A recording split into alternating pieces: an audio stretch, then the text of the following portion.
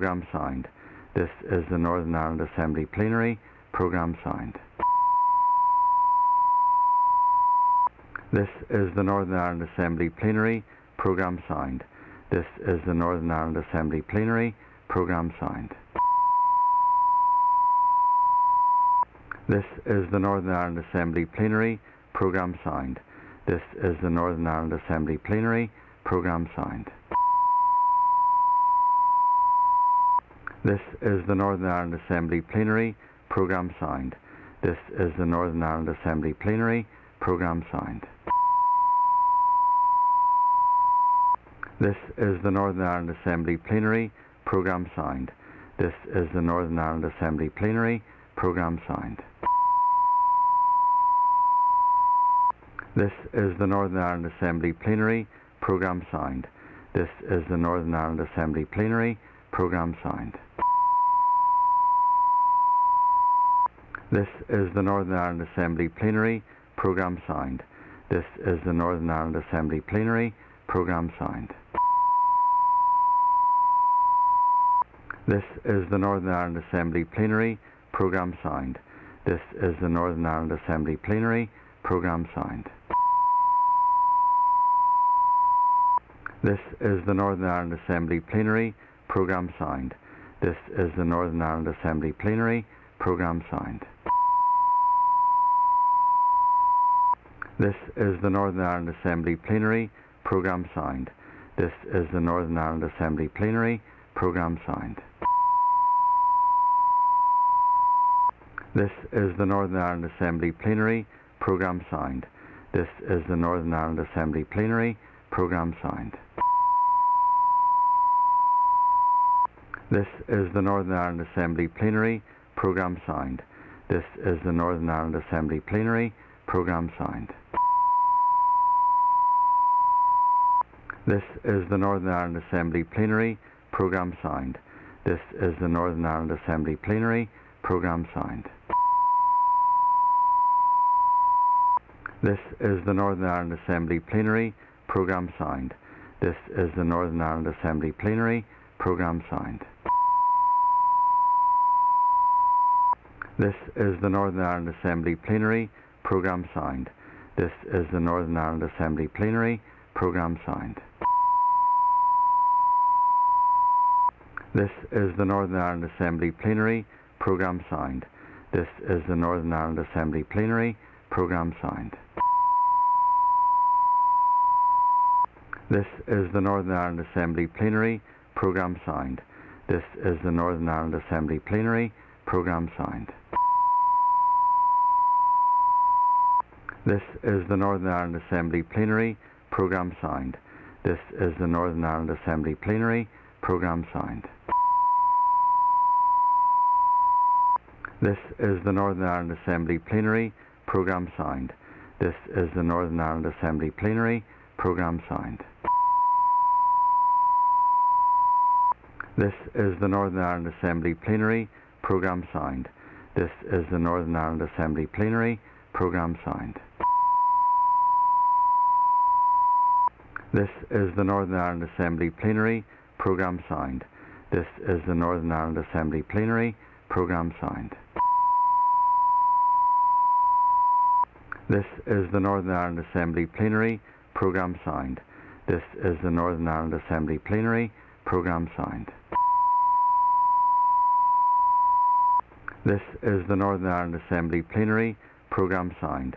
This is the Northern Ireland Assembly Plenary. Programme signed. This is the Northern Ireland Assembly Plenary. Programme signed. This is the Northern Ireland Assembly Plenary. Programme signed. This is the Northern Ireland Assembly Plenary. Programme signed. This is the Northern Ireland Assembly Plenary. Programme signed. This is the Northern Ireland Assembly Plenary. Programme signed. This is the Northern Ireland Assembly Plenary. Programme signed. This is the Northern Ireland Assembly Plenary. Programme signed. This is the Northern Ireland Assembly Plenary. Programme signed. This is the Northern Ireland Assembly Plenary Programme Signed.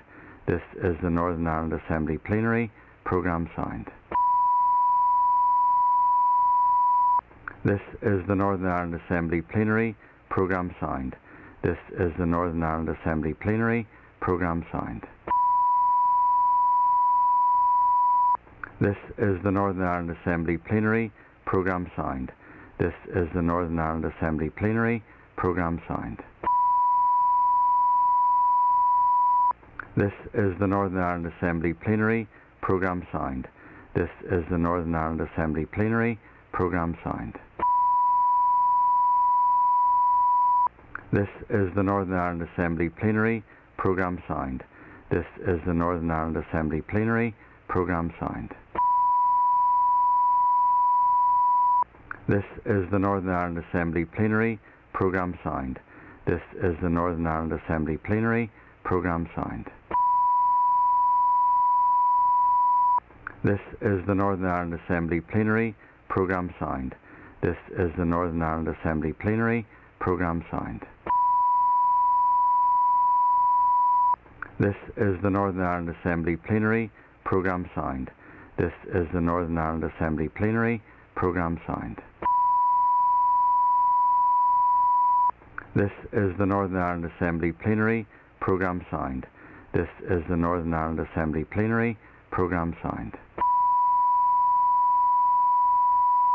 This is the Northern Ireland Assembly Plenary Programme Signed. This is the Northern Ireland Assembly Plenary Programme Signed. This is the Northern Ireland Assembly Plenary Programme Signed. This is the Northern Ireland Assembly Plenary Programme Signed. This is the Northern Ireland Assembly Plenary Programme Signed. This is the Northern Ireland Assembly Plenary Programme Signed. This is the Northern Ireland Assembly Plenary Programme Signed.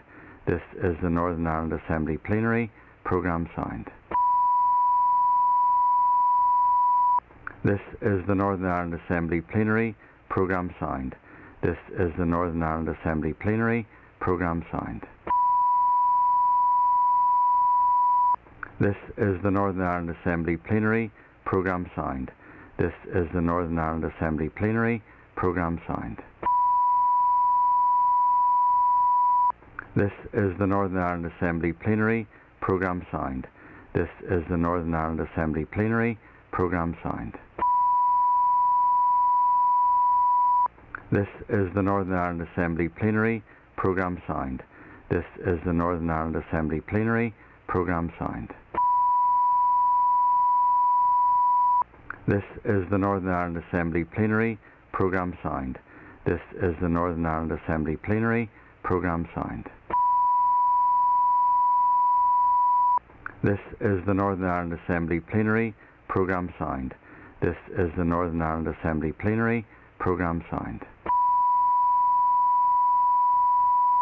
This is the Northern Ireland Assembly Plenary Programme Signed.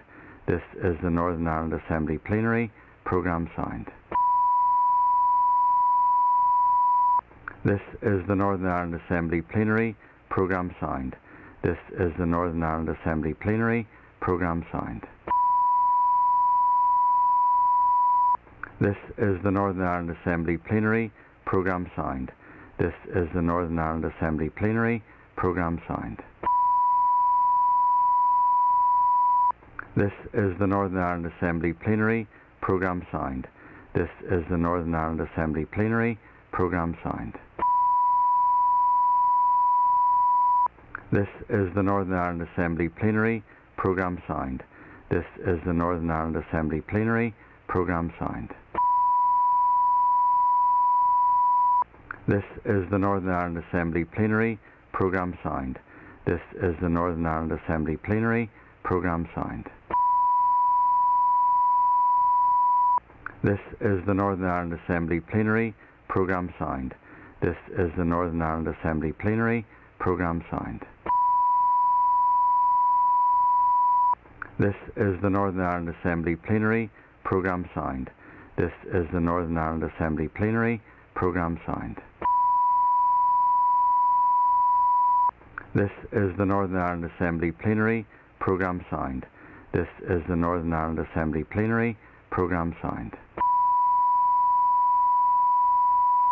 This is the Northern Ireland Assembly Plenary Programme Sound. This is the Northern Ireland Assembly Plenary Programme Sound. This is the Northern Ireland Assembly Plenary Programme Sound. This is the Northern Ireland Assembly Plenary Programme Sound. This is the Northern Ireland Assembly Plenary Programme Sound. This is the Northern Ireland Assembly Plenary Programme Sound.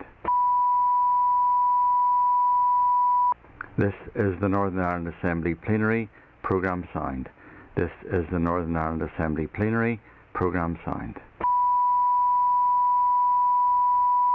This is the Northern Ireland Assembly Plenary Programme Sound. This is the Northern Ireland Assembly Plenary Programme Sound. This is the Northern Ireland Assembly Plenary Programme Sound. This is the Northern Ireland Assembly Plenary Programme Sound. This is the Northern Ireland Assembly Plenary Programme Sound. This is the Northern Ireland Assembly Plenary Programme Sound. This is the Northern Ireland Assembly Plenary Programme Sound. This is the Northern Ireland Assembly Plenary Programme Sound. This is the Northern Ireland Assembly Plenary Programme Sound. This is the Northern Ireland Assembly Plenary Programme Sound. This is the Northern Ireland Assembly Plenary Programme Sound. This is the Northern Ireland Assembly Plenary Programme Sound. This is the Northern Ireland Assembly Plenary Programme Sound. This is the Northern Ireland Assembly Plenary Programme Sound. This is the Northern Ireland Assembly Plenary Programme Sound. This is the Northern Ireland Assembly Plenary Programme Sound. This is the Northern Ireland Assembly Plenary Programme Sound. This is the Northern Ireland Assembly Plenary Programme Sound. This is the Northern Ireland Assembly Plenary Programme Sound.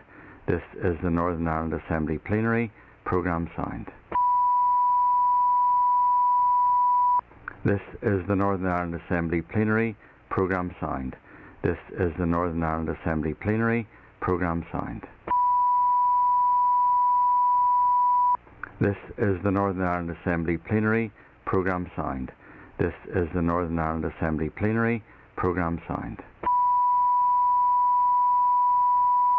This is the Northern Ireland Assembly Plenary Programme Sound. This is the Northern Ireland Assembly Plenary Programme Sound. This is the Northern Ireland Assembly Plenary Programme Sound. This is the Northern Ireland Assembly Plenary Programme Sound. This is the Northern Ireland Assembly Plenary Programme Sound. This is the Northern Ireland Assembly Plenary Programme Sound. This is the Northern Ireland Assembly Plenary Programme Sound. This is the Northern Ireland Assembly Plenary Programme Sound.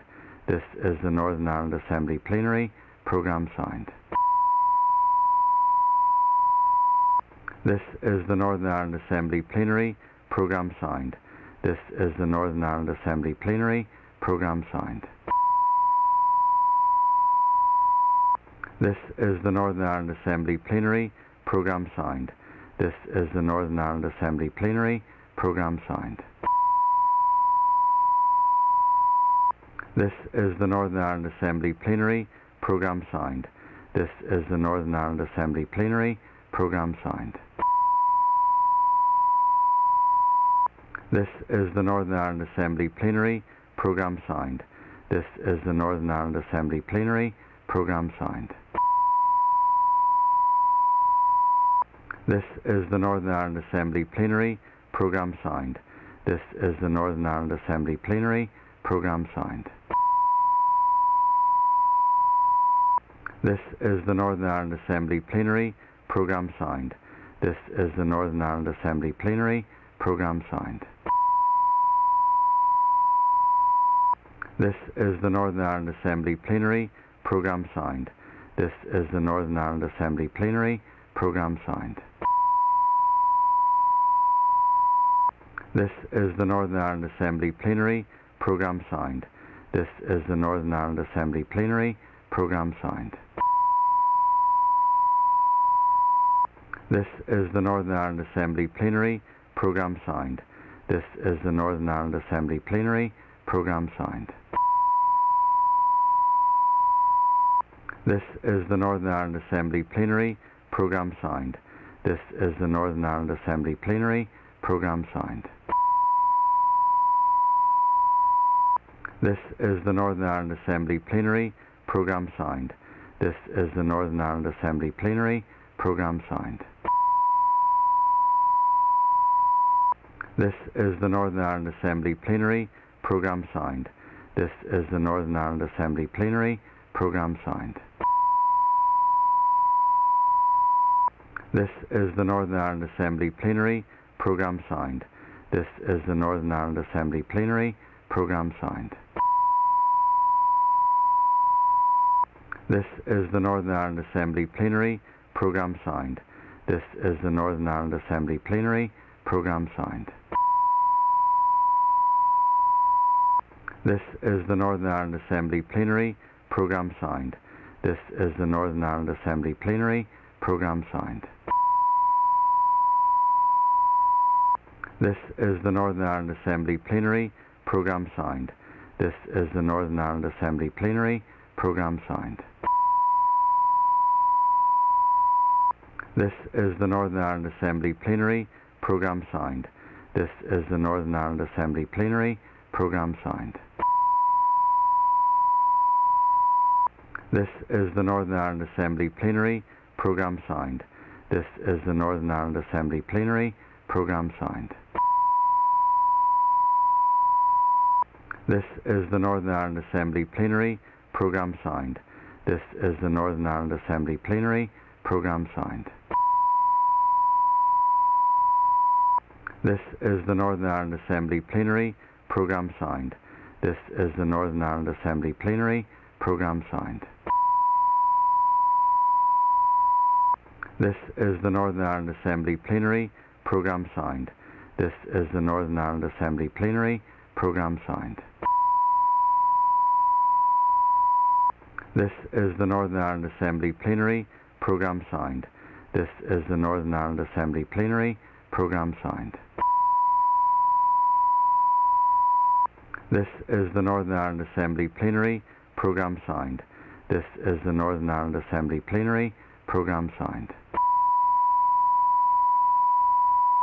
This is the Northern Ireland Assembly Plenary Programme Signed. This is the Northern Ireland Assembly Plenary Programme Signed. This is the Northern Ireland Assembly Plenary Programme Signed. This is the Northern Ireland Assembly Plenary Programme Signed. This is the Northern Ireland Assembly Plenary Programme Signed. This is the Northern Ireland Assembly Plenary Programme Signed. This is the Northern Ireland Assembly Plenary Programme Signed. This is the Northern Ireland Assembly Plenary Programme Signed. This is the Northern Ireland Assembly Plenary Programme Signed. This is the Northern Ireland Assembly Plenary Programme Signed. This is the Northern Ireland Assembly Plenary Programme Signed. This is the Northern Ireland Assembly Plenary Programme Signed. This is the Northern Ireland Assembly Plenary Programme Signed. This is the Northern Ireland Assembly Plenary Programme Signed. This is the Northern Ireland Assembly Plenary Programme Signed. This is the Northern Ireland Assembly Plenary Programme Signed. This is the Northern Ireland Assembly Plenary Programme Signed. This is the Northern Ireland Assembly Plenary Programme Signed. This is the Northern Ireland Assembly Plenary Programme Signed. This is the Northern Ireland Assembly Plenary Programme Signed. This is the Northern Ireland Assembly Plenary Programme Signed. This is the Northern Ireland Assembly Plenary Programme Signed. This is the Northern Ireland Assembly Plenary Programme Signed. This is the Northern Ireland Assembly Plenary Programme Signed. This is the Northern Ireland Assembly Plenary Programme Signed. This is the Northern Ireland Assembly Plenary Programme Signed. This is the Northern Ireland Assembly Plenary Programme Signed. This is the Northern Ireland Assembly Plenary Programme Signed. This is the Northern Ireland Assembly Plenary Programme Signed. This is the Northern Ireland Assembly Plenary Programme Signed. This is the Northern Ireland Assembly Plenary Programme Signed. This is the Northern Ireland Assembly Plenary Programme Signed. This is the Northern Ireland Assembly Plenary Programme Signed. This is the Northern Ireland Assembly Plenary Programme Signed. This is the Northern Ireland Assembly Plenary Programme Signed. This is the Northern Ireland Assembly Plenary Programme Signed. This is the Northern Ireland Assembly Plenary Programme Signed. This is the Northern Ireland Assembly Plenary Programme Signed. This is the Northern Ireland Assembly Plenary Programme Signed. This is the Northern Ireland Assembly Plenary Programme Signed. This is the Northern Ireland Assembly Plenary Programme Signed. This is the Northern Ireland Assembly Plenary Programme Signed.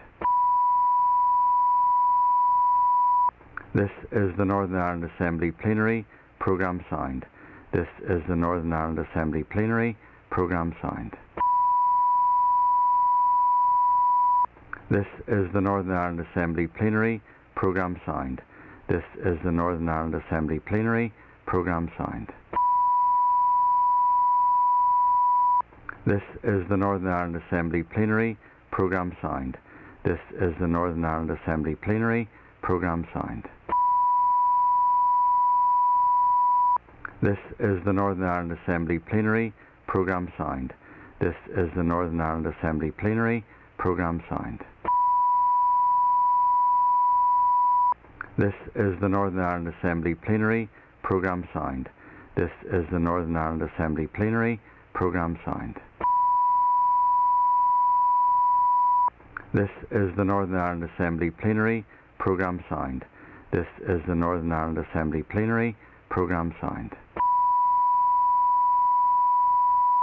This is the Northern Ireland Assembly Plenary Programme Signed.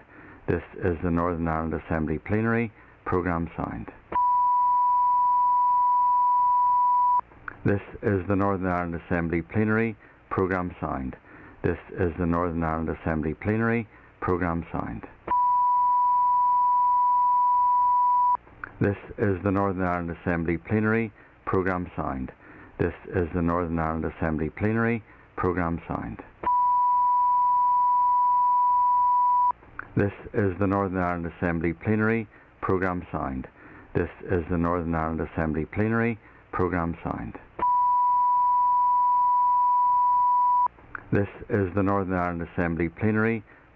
Signed.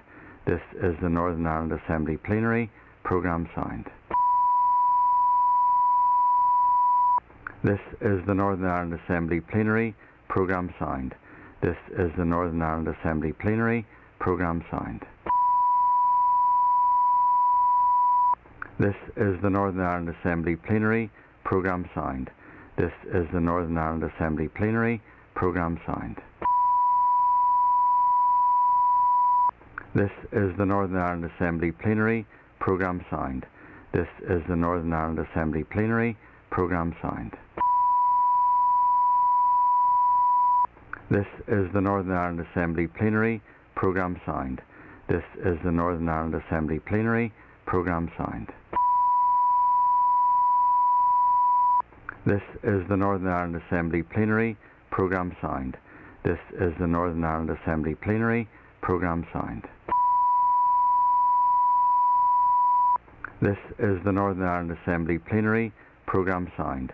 This is the Northern Ireland Assembly Plenary Programme Sound. This is the Northern Ireland Assembly Plenary Programme Sound. This is the Northern Ireland Assembly Plenary Programme Sound. This is the Northern Ireland Assembly Plenary Programme Sound. This is the Northern Ireland Assembly Plenary Programme Sound. This is the Northern Ireland Assembly Plenary Programme Sound. This is the Northern Ireland Assembly Plenary Programme Sound. This is the Northern Ireland Assembly Plenary Programme Sound. This is the Northern Ireland Assembly Plenary Programme Sound. This is the Northern Ireland Assembly Plenary Programme Sound. This is the Northern Ireland Assembly Plenary Programme Sound. This is the Northern Ireland Assembly Plenary Programme Sound. This is the Northern Ireland Assembly Plenary Programme Sound. This is the Northern Ireland Assembly Plenary Programme Sound. This is the Northern Ireland Assembly Plenary Programme Sound. This is the Northern Ireland Assembly Plenary Programme Sound. This is the Northern Ireland Assembly Plenary Programme Sound. This is the Northern Ireland Assembly Plenary Programme Sound. This is the Northern Ireland Assembly Plenary Programme Sound. This is the Northern Ireland Assembly Plenary Programme Sound. This is the Northern Ireland Assembly Plenary Programme Sound. This is the Northern Ireland Assembly Plenary Programme Sound. This is the Northern Ireland Assembly Plenary Programme Sound. This is the Northern Ireland Assembly Plenary Programme Sound. This is the Northern Ireland Assembly Plenary Programme Sound. This is the Northern Ireland Assembly Plenary Programme Sound. This is the Northern Ireland Assembly Plenary Programme Sound. This is the Northern Ireland Assembly Plenary Programme Sound. This is the Northern Ireland Assembly Plenary Programme Sound. This is the Northern Ireland Assembly Plenary Programme Sound. This is the Northern Ireland Assembly Plenary Programme Sound. This is the Northern Ireland Assembly Plenary Programme Sound. This is the Northern Ireland Assembly Plenary Programme Sound.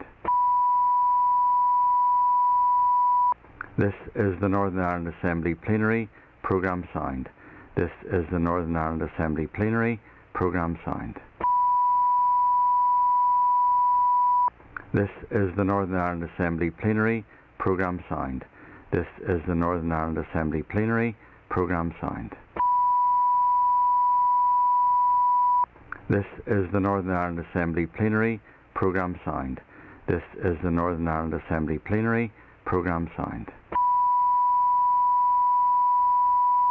This is the Northern Ireland Assembly Plenary Programme Sound. This is the Northern Ireland Assembly Plenary Programme Sound. This is the Northern Ireland Assembly Plenary Programme Sound. This is the Northern Ireland Assembly Plenary Programme Sound. This is the Northern Ireland Assembly Plenary Programme Sound. This is the Northern Ireland Assembly Plenary Programme Sound.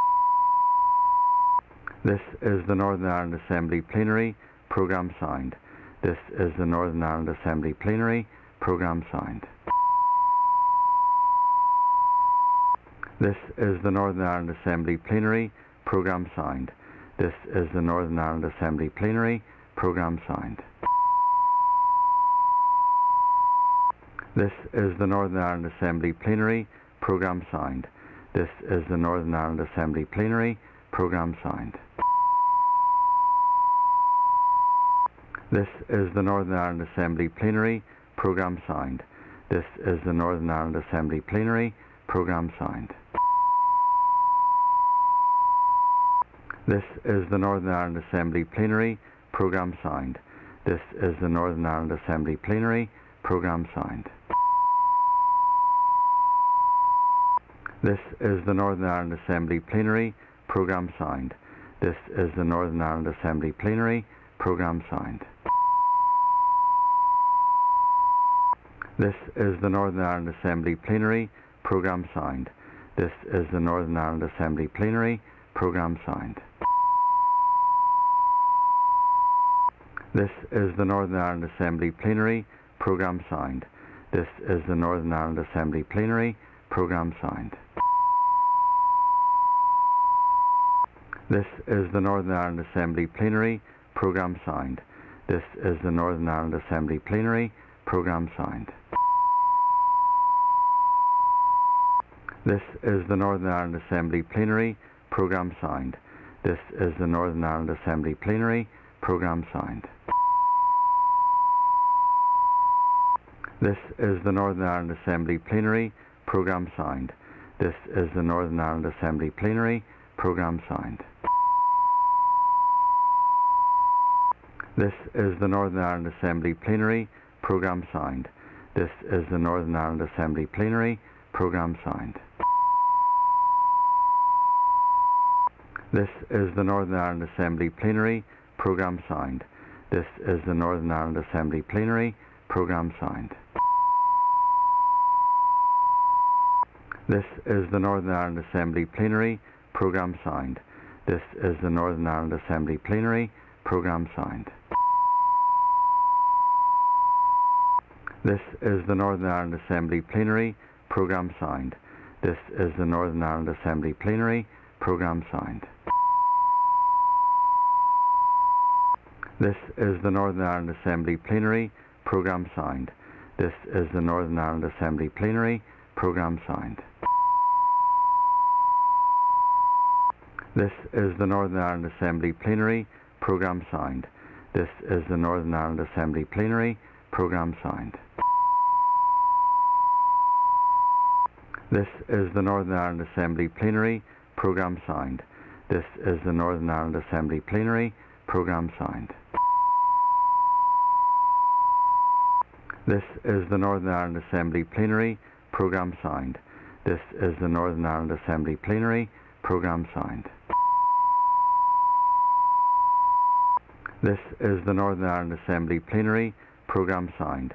This is the Northern Ireland Assembly Plenary Programme Signed. This is the Northern Ireland Assembly Plenary Programme Signed. This is the Northern Ireland Assembly Plenary Programme Signed. This is the Northern Ireland Assembly Plenary Programme Signed.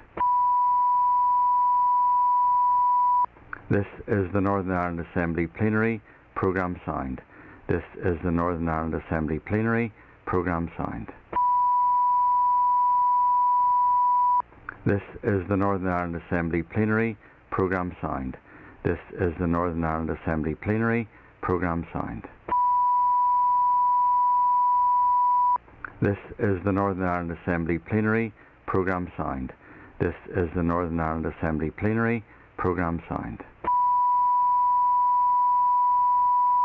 This is the Northern Ireland Assembly Plenary Programme Signed.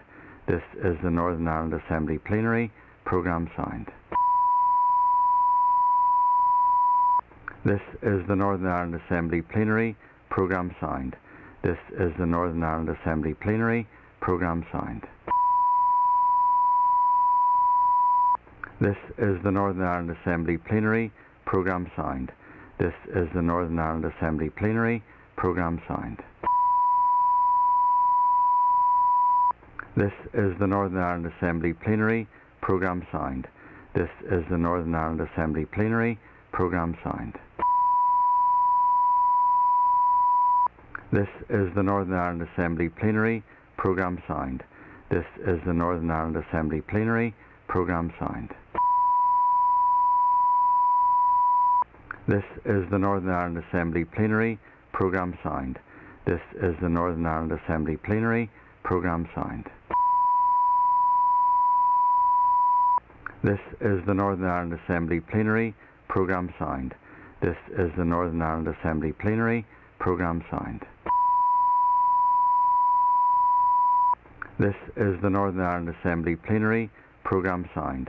This is the Northern Ireland Assembly Plenary Programme Sound. This is the Northern Ireland Assembly Plenary Programme Sound. This is the Northern Ireland Assembly Plenary Programme Sound. This is the Northern Ireland Assembly Plenary Programme Sound. This is the Northern Ireland Assembly Plenary Programme Sound. This is the Northern Ireland Assembly Plenary Programme Sound. This is the Northern Ireland Assembly Plenary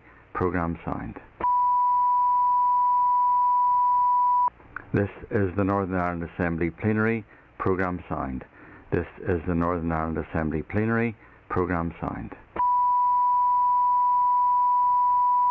This is the Northern Ireland Assembly Plenary Programme Sound. This is the Northern Ireland Assembly Plenary Programme Sound. This is the Northern Ireland Assembly Plenary Programme Sound. This is the Northern Ireland Assembly Plenary Programme Sound. This is the Northern Ireland Assembly Plenary Programme Sound. This is the Northern Ireland Assembly Plenary Programme Sound. This is the Northern Ireland Assembly Plenary.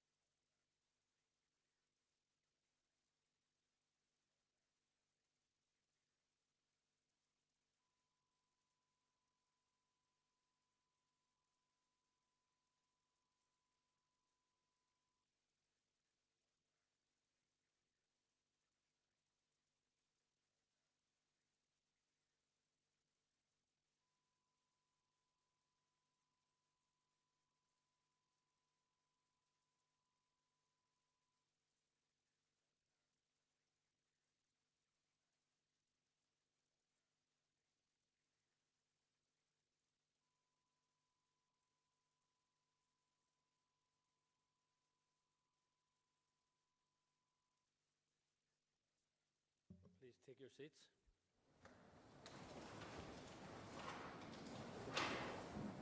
Members, the first item of business is a motion to approve a draft statutory rule. I will ask the clerk to read the motion. Please read the motion. That the draft Marketing of Plant and Propagating Material Legislative Functions Amendment EU Exit Regulations Northern Ireland 2020 be approved. Thank you. And I've been advised that Junior Minister Lyons will be moving this motion on behalf of the Minister of Agriculture, Environment and Rural Affairs, and the motion has been relayed by AFM and DFM to facilitate this arrangement. A revised order paper was issued this morning, and I call Junior Minister Lyons. Minister. Thank you, Mr. Speaker, and I'm sure you and indeed the House will be aware of the hugely significant day with the first rollout of the COVID-19 vaccinations across Northern Ireland, and I commend all those involved with this triumph. But would the Minister please advise under Standing Order 18A, paragraph 5, in relation to oral and written statements? I do find it quite bizarre that the Minister of Health is not before the House today to give such an oral statement, because I'm sure, like myself, members have many questions in relation to logistics, storage, addressing vaccine hesitancy and communications that rightly members in this House should deserve answers on. I thank the member for that. Well, obviously, it's always the prerogative of the Minister to, wish to come to the Assembly, and I would always encourage Ministers to come to the Chamber as often as possible and as early and as timely as possible, given the importance of all of their business. But the Minister hasn't came here to make a statement, so that's a choice of the Minister. But I would say, in fairness to the Minister, it's only last week that he was here, just, in response to a debate in the House, and the issue, I think, was thoroughly aired at that time. But the member's made his point.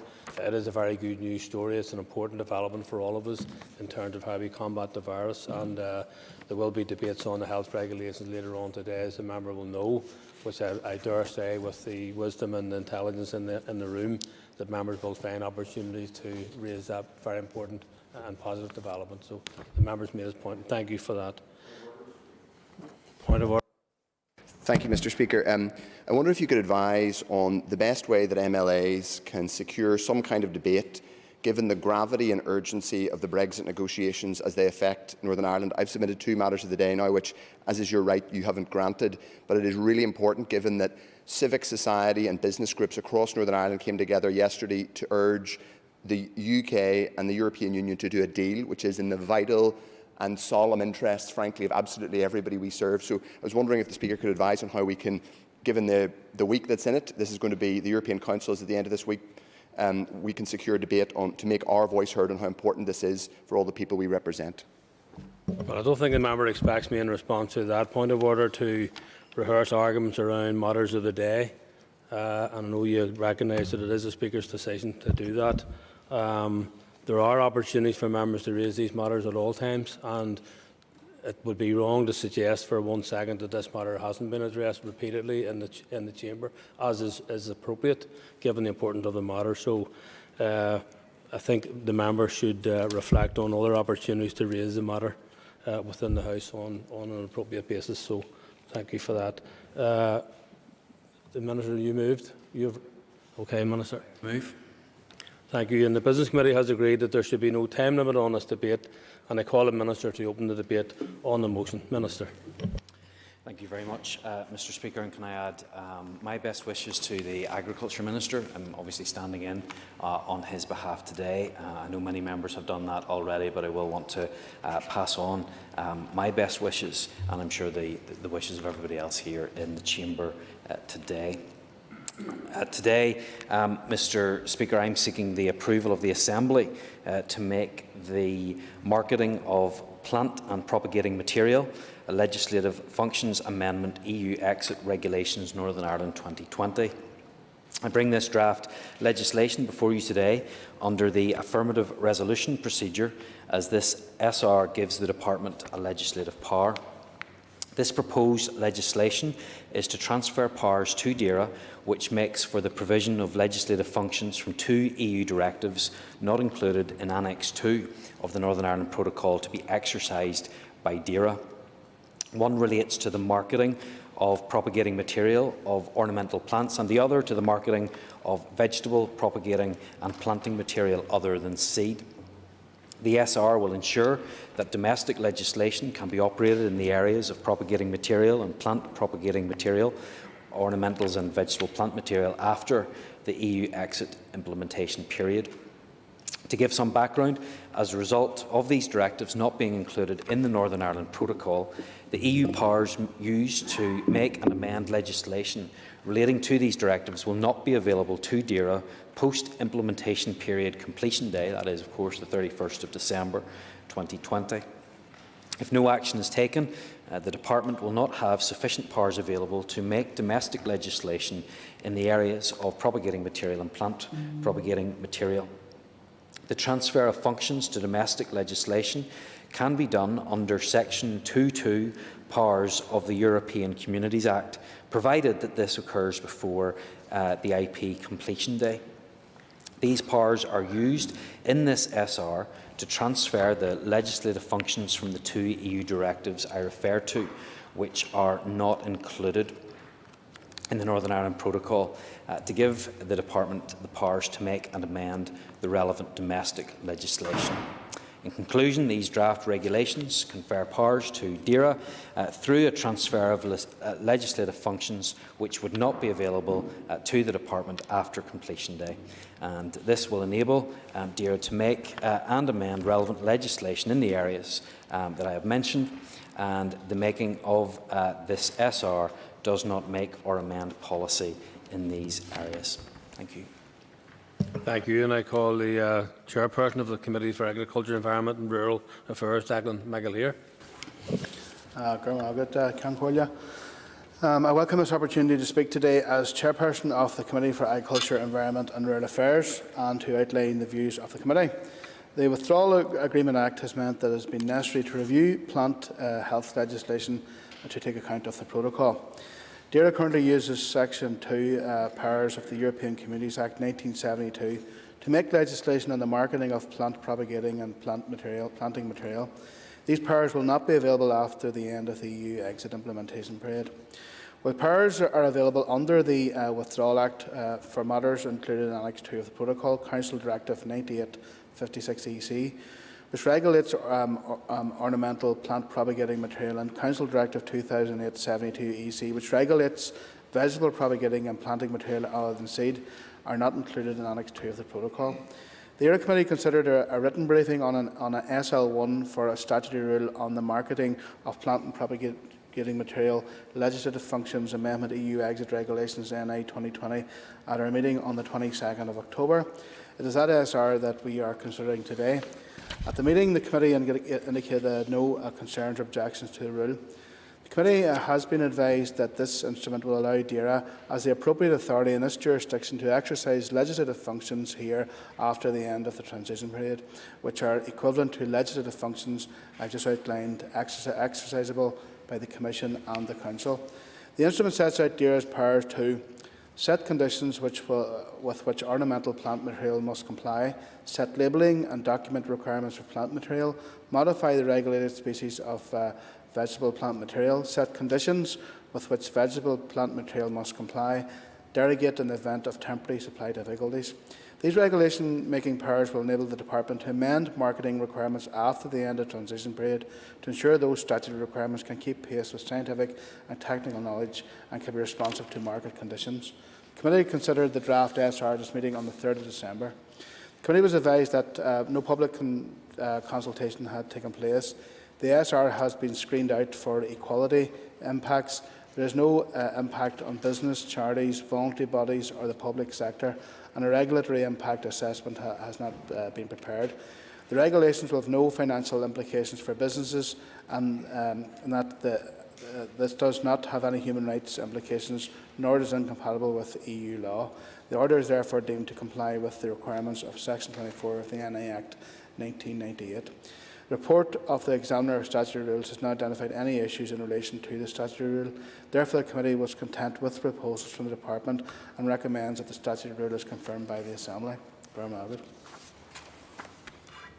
And I call William Irwin. Thank you, Mr. Speaker. And can I send my best wishes to Edwin Poots, the Minister, and wish him a speedy recovery. Again, thank you, Mr. Speaker. The two motions before the House today represent the latter stages of the Brexit transition process as we accelerate towards the 1st of January, and it is important that we have these regulations before the House today.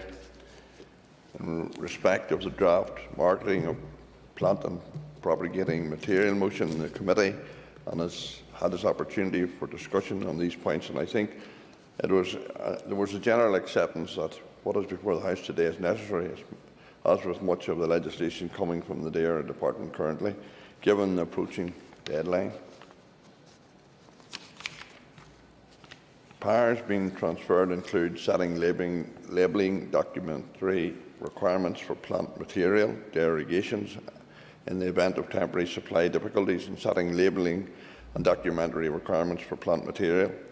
As the clock ticks down towards the deadline, I do note that efforts are intensifying, and at this late stage, there is still time for the Prime Minister and his negotiating team to ensure that post-transition that our economies across the United Kingdom are protected and that trading arrangements remain frictionless and without costly barriers.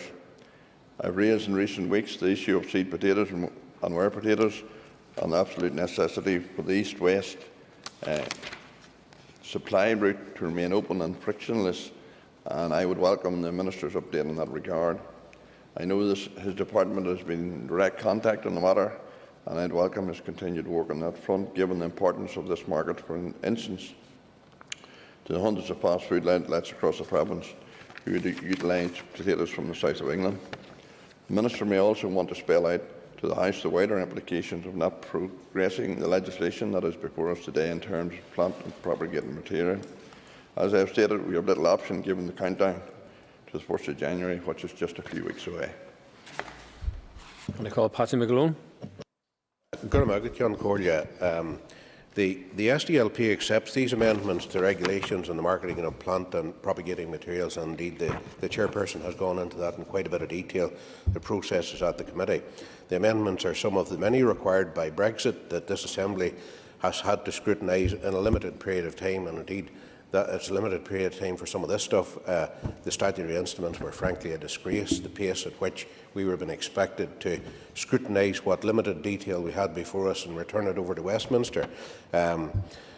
Maybe just those that think Brexit was a good idea in allowing us time to scrutinise should reflect on that. Back to these particular legislative functions. They will transfer those functions to the Department to allow for legislation in these areas after the end of the transition period. As the amendments are largely technical in nature, we don't see a problem with agreeing to them at this time. In fact, they're practically necessary. These powers, however, shouldn't be left in limbo nor surrendered to Westminster at any stage. It will be for the Assembly to scrutinise any future legislation the Department chooses to bring forward as a result of these and other future amendments. Thank you, Mr. Speaker. Call Rosemary Barton.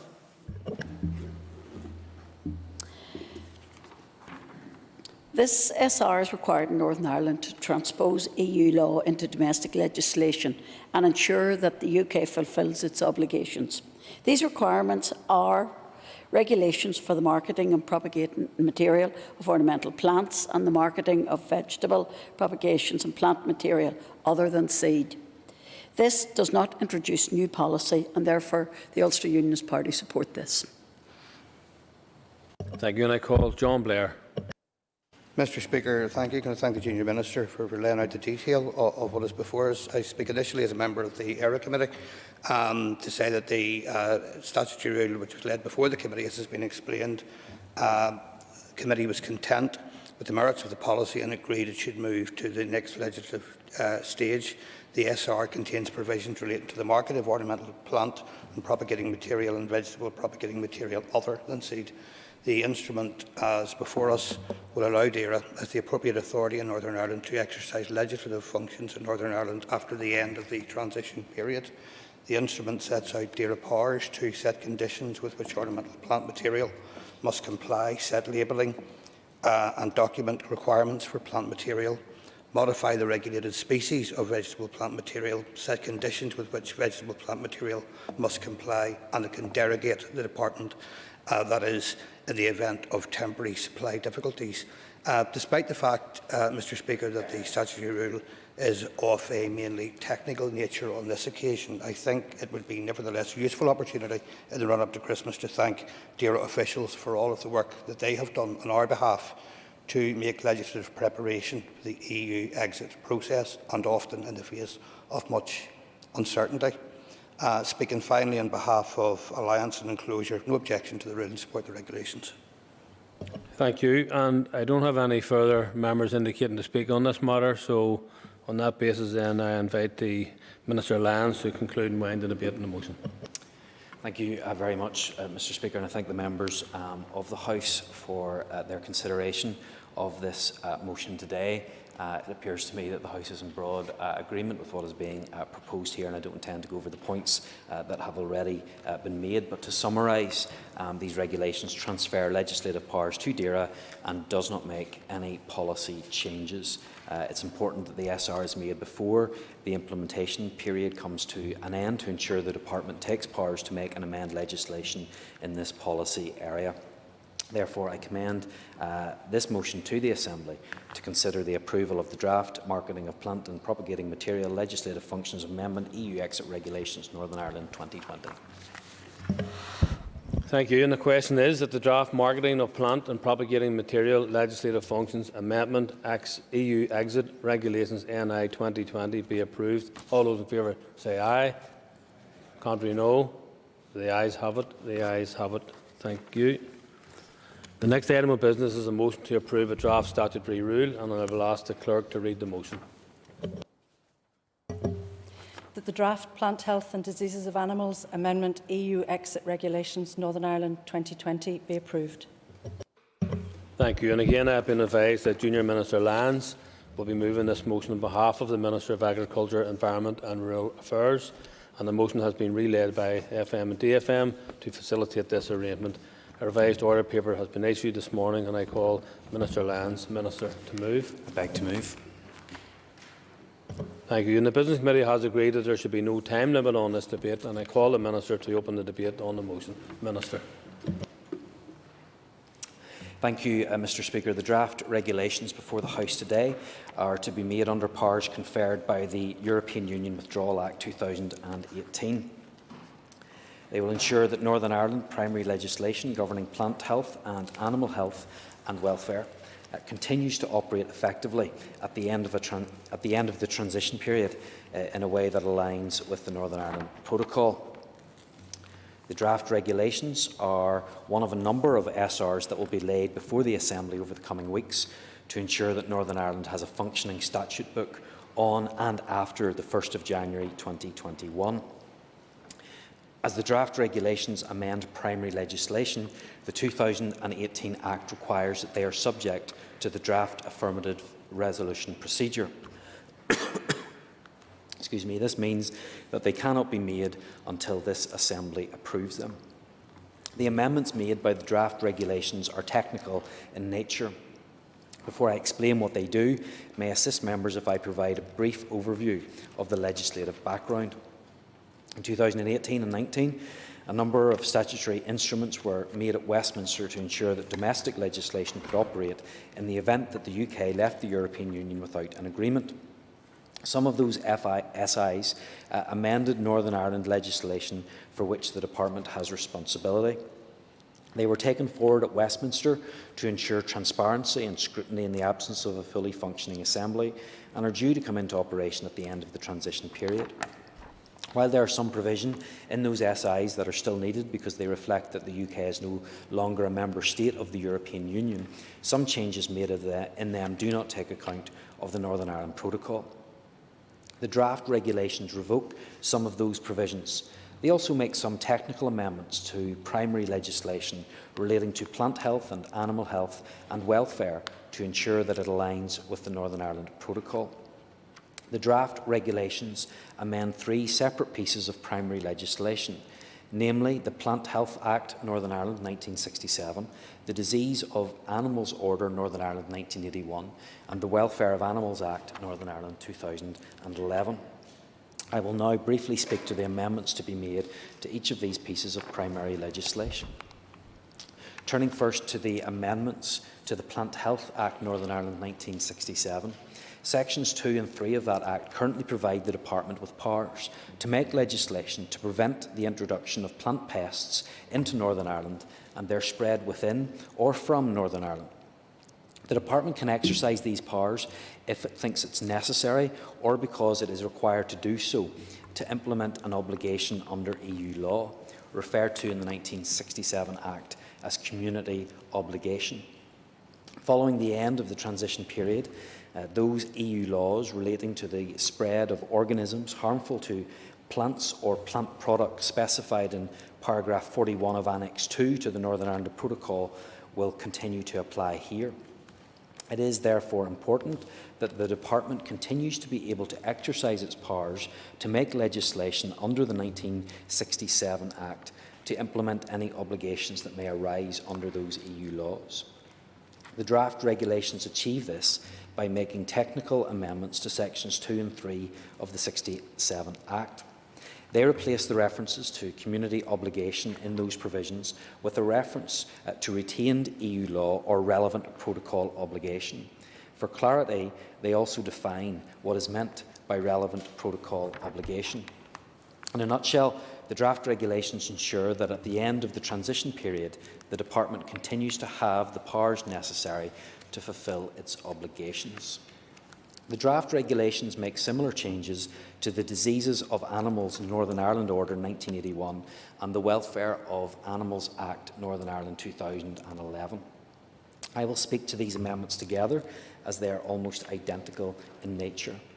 Article 46A of the 1981 Order and Section 28 of the 2011 Act provided powers for inspectors to enter premises to investigate alleged breaches of European Community obligations relating to animal health and animal welfare respectively.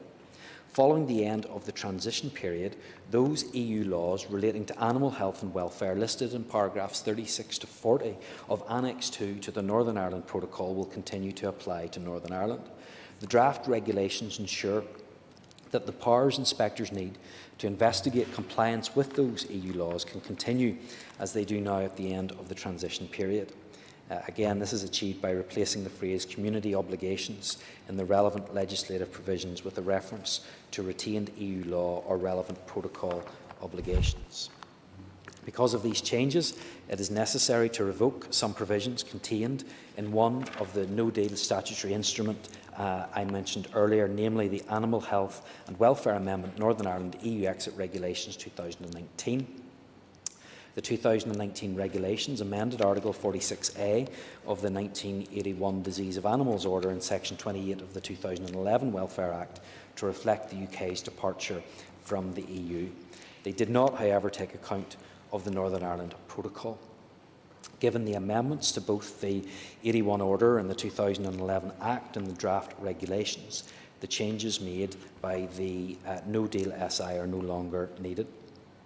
Finally, the draft regulations make a very minor amendment to a reference to the phrase other member states in Schedule 2 of the 1981 Order to reflect the fact that the UK is no longer a member of the EU. The Examiner for Statutory Rules has considered the draft regulations and has not raised any issue with them in her report. They have also been approved by the Office of Legislative Counsel and were scrutinised by the Agriculture, Environment and Rural Affairs Committee on the 22nd of October 2020. The committee agreed that they should proceed to the next legislative stage, approval before this chamber. To conclude, the changes contained in the draft regulations are technical and do not represent a change in policy. They ensure the relevant legislation can continue to operate at the end of the transition period as it does now. I commend the draft regulations to the Assembly. Thank you, Minister. And I call on the Chairperson of the Committee for Agriculture, Environment and Rural Affairs, Declan McAleer. And just the outset, I want to also add my best wishes to the Minister. I did record my best wishes yesterday and I was in contact with him yesterday as well. So I do wish him very well on an ongoing basis too, and commend Minister Lyons. He's looking very comfortable there at the dispatch box as the replacement dear Minister. So again, I want to welcome the opportunity to again speak as Chairperson of the ERA Committee to outline the views of the committee. Plant health and animal welfare are areas which fall under the protocol. Primary legislation in this jurisdiction is required to align with EU obligations in accordance with the protocol. This is so that it can continue to operate effectively at the end of the transition period. To be clear, the primary legislation that we are referring to is the Plant Health Act NI 1967, the Diseases of Animals NI Order 1981 and the Welfare of Animals Act NI 2011. The ERA Committee considered a written briefing on SL1 for a statutory rule on the Plant Health and Diseases of Animals Amendment EU Exit Regulations 2020 at its meeting on the 22nd of October. It is that SR that is subject for debate now. The committee indicated that no concerns or objections to the rule at the meeting on the 22nd of October.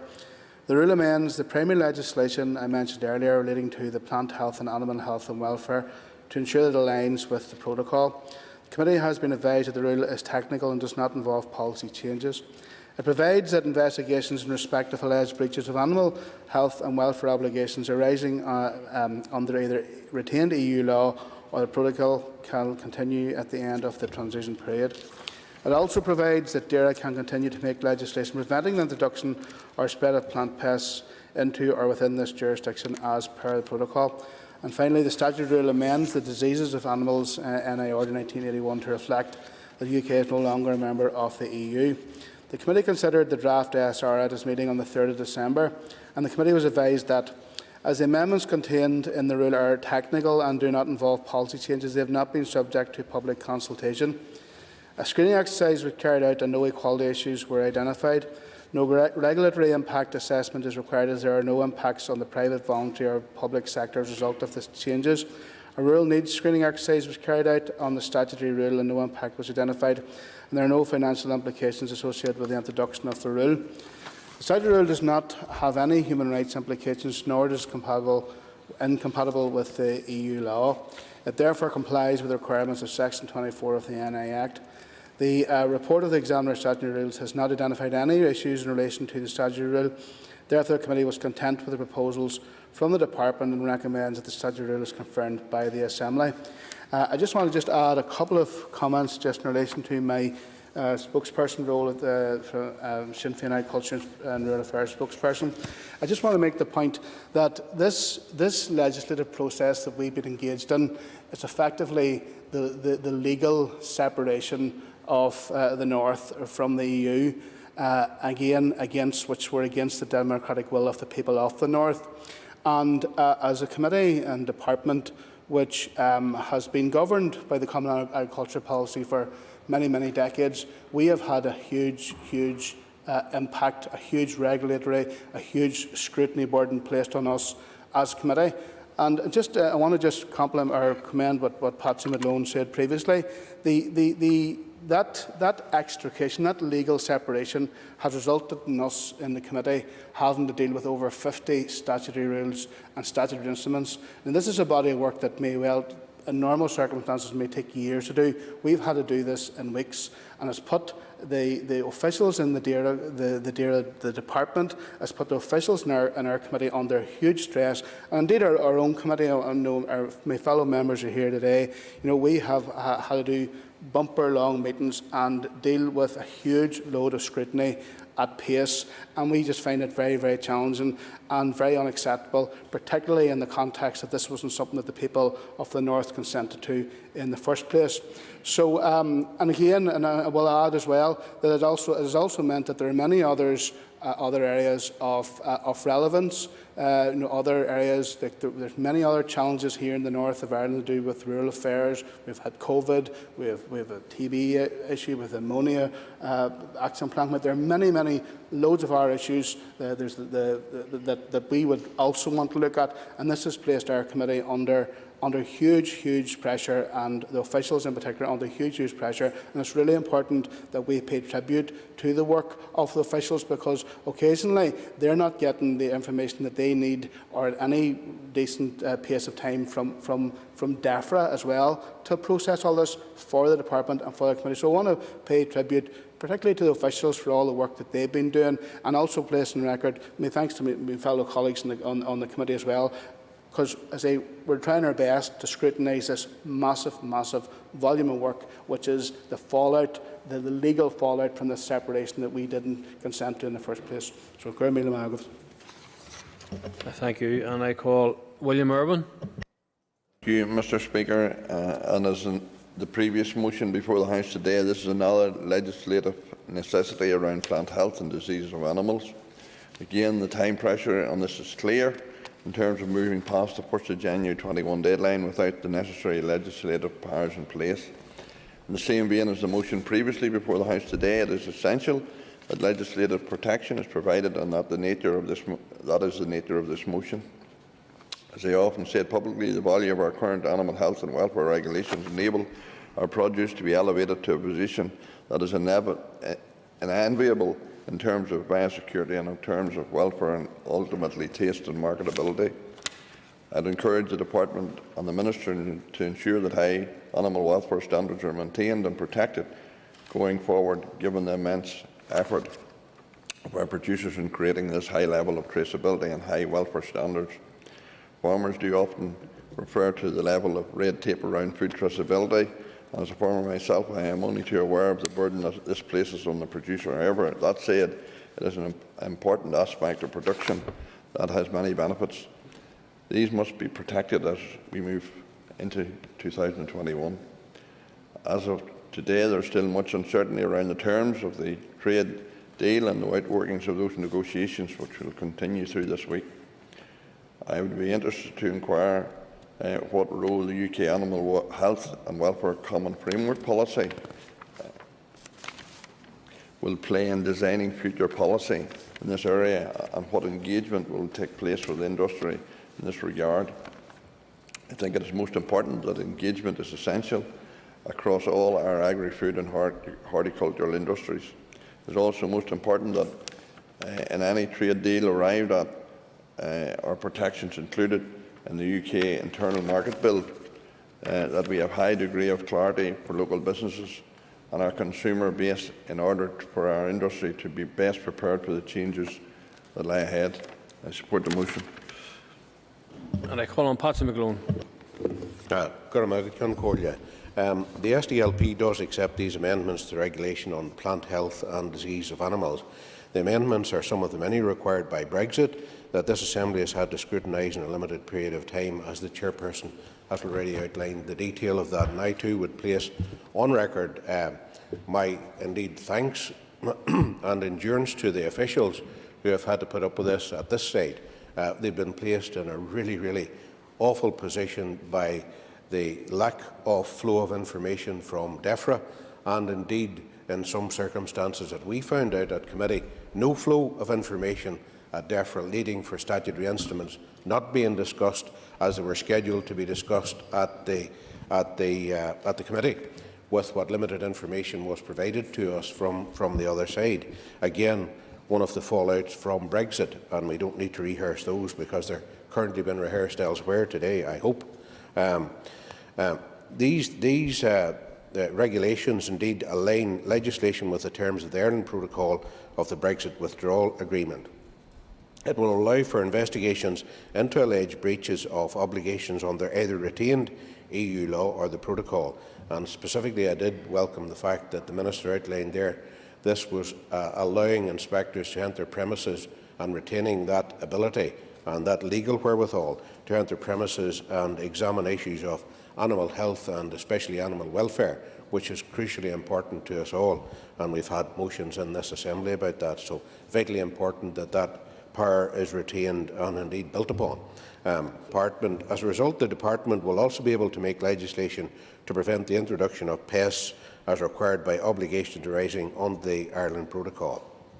The Protocol itself is an important safeguard whether or not a trade deal emerges from the ongoing negotiations between the British Government and the EU. It is essential that this Assembly is able to meet its responsibilities in maintaining that protocol, and the SDLP will hold the Minister and the Executive accountable for indeed meeting those responsibilities. Thank you, Mr. Speaker. Thank you for that. I call Rosemary Barton. Thank you very much, Mr. Speaker. The purpose of this statutory rule is to amend primary legislation relating to plant health and animal health and welfare, and to ensure that domestic legislation could operate in the event of the UK leaving without an agreement. This rule allows investigations in respect of alleged breaches of animal health and welfare obligations arising under the retained EU law. It allows the Department to continue to make legislation in Northern Ireland to prevent the introduction into or the spread of plant pests and animal diseases. These high welfare standards that we have here in Northern Ireland need to be protected as we move forward into the world market. The UUP supports this SR. Thank you, and I call John Blair. Speaker, thank you. Speaking firstly as a member of the ERA Committee, I am aware that the matters were laid before the Committee for approval. The Committee considered these and was content with the merits of the policies. ERA states that there have been no changes to policy since the information was submitted to the Committee. Speaking separately, Mr. Speaker, as Chair and as a member of the new Assembly All-Party Group on Animal Welfare, I note this provides that investigations in respect of alleged breaches of animal health and welfare obligations arising under either retained EU law or the protocol can continue as they do now at the end of the transition period. In light of that, Mr Speaker, I would appeal, as we face more uncertainty around EU exit in coming days and weeks, that animal welfare issues remain a high priority in this regard and that the Department keeps these matters under continual review. Finally, Mr Speaker, on behalf of Alliance, I can say that if the amendments are technical in nature and do not involve policy changes, I'm happy to support. Thank you. And I call Harry Harvey. Thank you, Mr Speaker, and thank you also, Junior Minister. I wish to make a few brief remarks in relation to these draft regulations before the House today. Firstly, it must be noted that both the marketing of plant and propagating material and also the plant health and diseases of animals draft regulations are necessary alterations to existing domestic legislation.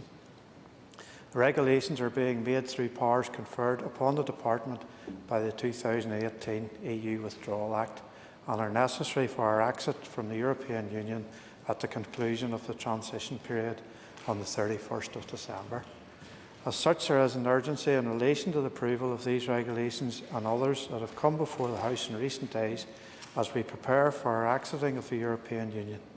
Both sets of regulations are technical in nature and do not involve any changes in current policy.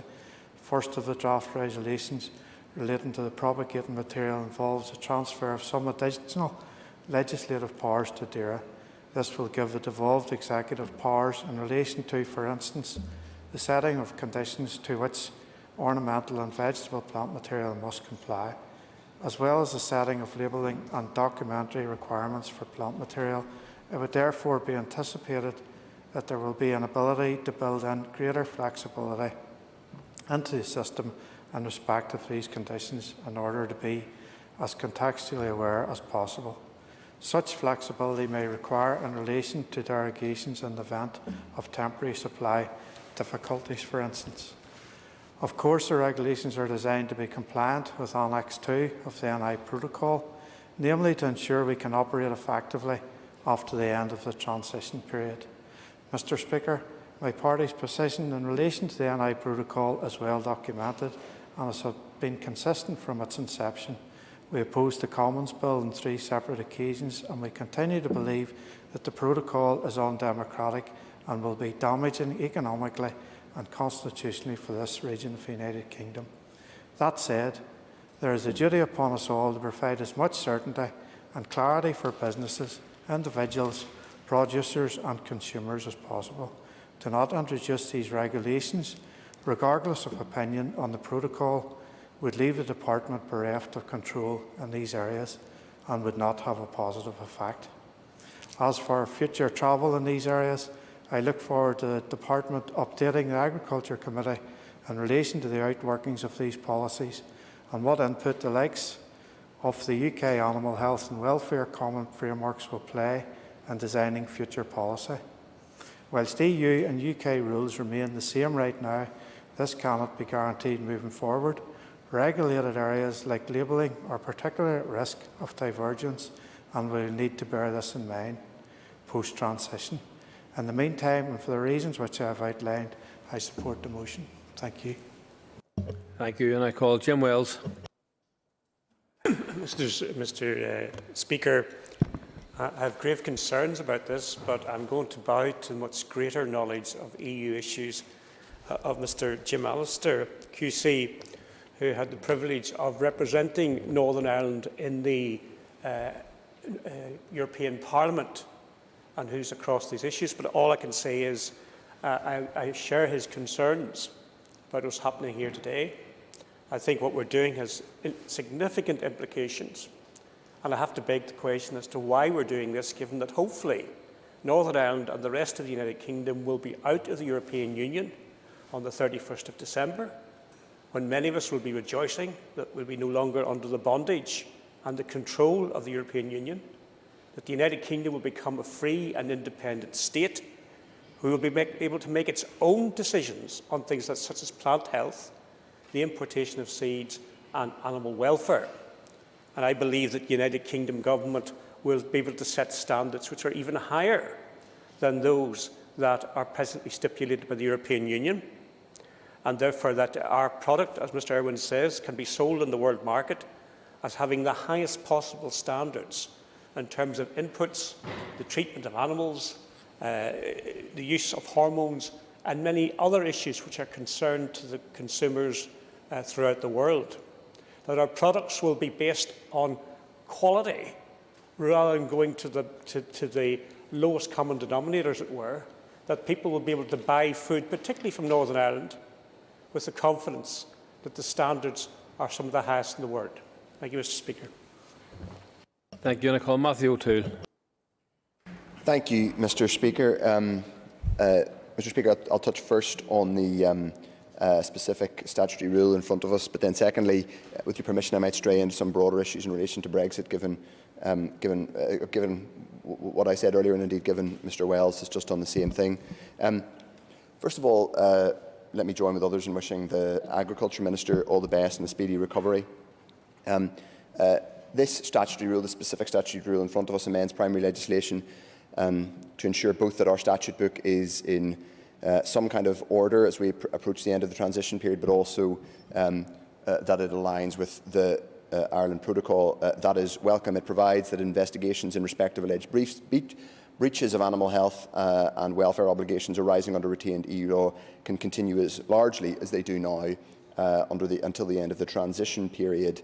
It also provides that the Department can continue to make any legislation pursuant to EU requirements under the protocol that prevent the introduction into or spread within Northern Ireland of plant pests and implement other obligations, as I said, under the protocol. That's welcome, it's sensible. But, Mr Speaker, as with lots of these statutory rules that have come before us in relation to Brexit, they've come with limited time and extremely abbreviated opportunity for scrutiny, whatever one's perspective on leaving or remaining in the European Union, whatever one's perspective on the protocol. It cannot be right that we have had such limited time to debate the implications of this, of either the secondary legislation. The chairman of the Agriculture Committee put clearly the pressure that not just the members of that committee, but also the staff, the clerical staff and the support staff of that committee have been under in terms of scrutinising the statutory regulations. We can only imagine the level of stress and scrutiny, the level of stress and demand that has been on civil servants within the department to prepare for these extremely novel arrangements. And let's not forget, the reason why they're being done at such a hurried pace, the reason why they're being done in extremis and in such extraordinary circumstance is because of the refusal of Boris Johnson's government to extend the transition period in the middle of the biggest pandemic, the biggest global health crisis, certainly in a century, possibly even longer than that. It is, frankly, unconscionable that that has happened. Let's take a step back. Let's think about this. We haven't been able to meet as an Assembly properly since March. We were only a few weeks in to the return of these institutions whenever the biggest public health crisis, as I said, in a century struck, and consequent to that, an enormous, unprecedented economic crisis struck. We're going to be dealing with the consequences for years, if not decades. It's completely transformed the way the communities we serve live. It's taken over, in large part, the business of this Assembly and Executive, and indeed, I'm sure it's filled up the inboxes of every MLA here with casework, not just routine casework, but the most extraordinary and difficult requests from constituents to support them in extreme economic distress and in extreme levels of concern and anxiety about public health. It's extraordinary, it's immoral, it's unconscionable that the transition period has not been extended in those circumstances, and that is why we're having to debate this legislation and to in such extraordinarily compressed circumstances. And it's also why businesses, small businesses across Northern Ireland, but not just across Northern Ireland, across the UK, across Ireland, across these islands, are having to process the change that's going to come upon them in a few weeks in such extraordinary circumstances. Many of them, as we heard clearly last night from business and civil society, simply will not be ready for the end of this year. They simply won't be ready. There's just no circumstance in which they can do the necessary legal and preparatory work to make them ready. So first and foremost, let's put on the record today, as we pass the statutory rule, which, as my colleague Patsy McGlone said, we don't have any specific objections to, but let's say clearly that it's immoral and unacceptable that not just this Assembly, we're MLAs, that's our job to scrutinise legislation, but that the businesses, the communities and the people we serve have been put under this extraordinary stress this year of all years. It's wrong. It shouldn't have happened. The transition period should have been extended, and it's unconscionable, as I said, Mr. Speaker, that it wasn't. I just want to come on briefly and talk about the broader issues around Brexit and around the upheaval we face in a few weeks' time. The member needs to stick to the statutory rule that you're debating here this morning. Stick to the statutory rule, Mr. Speaker, because this statutory rule is in a sense connected to the broader issue that we face in the next few days. And I will be very brief in saying that though this statutory rule does a largely technical job, it's part of a bigger picture. It's part of the extraordinary disruption that we face at the end of this year as a result of Brexit. But we still don't know, as several speakers have said, we still don't know the outcome of that. We're not going to find out probably for at least the next couple of days. The next 48 hours are completely critical to businesses here and to the communities and people that we serve, all of us, whatever your perspective on Brexit, whatever your perspective on the protocol. Last night, civil society and businesses from across this place came together and said that they need a deal, first of all, between the UK and EU. That deal hopefully will be done in the next couple of days, but if the UK government, if Boris Johnson himself is listening, perhaps he is, let's be absolutely clear. People in this Assembly and the people, communities and businesses we serve need a deal. We absolutely need that. We also need time to prepare for... Mr. O'Toole, I'm going to ask you to resume your seat if you continue on moving away from the statutory rule. I've given you plenty of latitude. Mr. Speaker, I'll come back to the statutory rule in order to say, finally, this statutory rule is important. It's a small technical bit of cleaning up our statute book and keeping us in line ahead of the end of the transition period. But let's be absolutely clear, it's part of an enormous upheaval that people and businesses here face at the end of this year. We need a deal. Anyone who still thinks that we can get by without a deal at the end of this year, don't do this to people and businesses in Northern Ireland. We need a deal, and we need goodwill from both the UK and EU to make the new arrangements work. Let's be absolutely clear. Let's send that message out clearly here today from everyone in the Assembly. We need a deal, and we need to make it work on the basis of goodwill. Thank you, Mr. Speaker. Thank you. And I call Jim Allister. Thank you, Mr. Speaker. This statutory instrument marks a seminal moment in this Assembly, and for me a most disturbing moment, and a moment which frankly should be equally disturbing to anyone with any fidelity to the Union of the United Kingdom of Great Britain and Northern Ireland. Because contrary to what some Unionist members of this House read from their weekly paper press release, this is not a statutory instrument which is merely technical and making no policy change.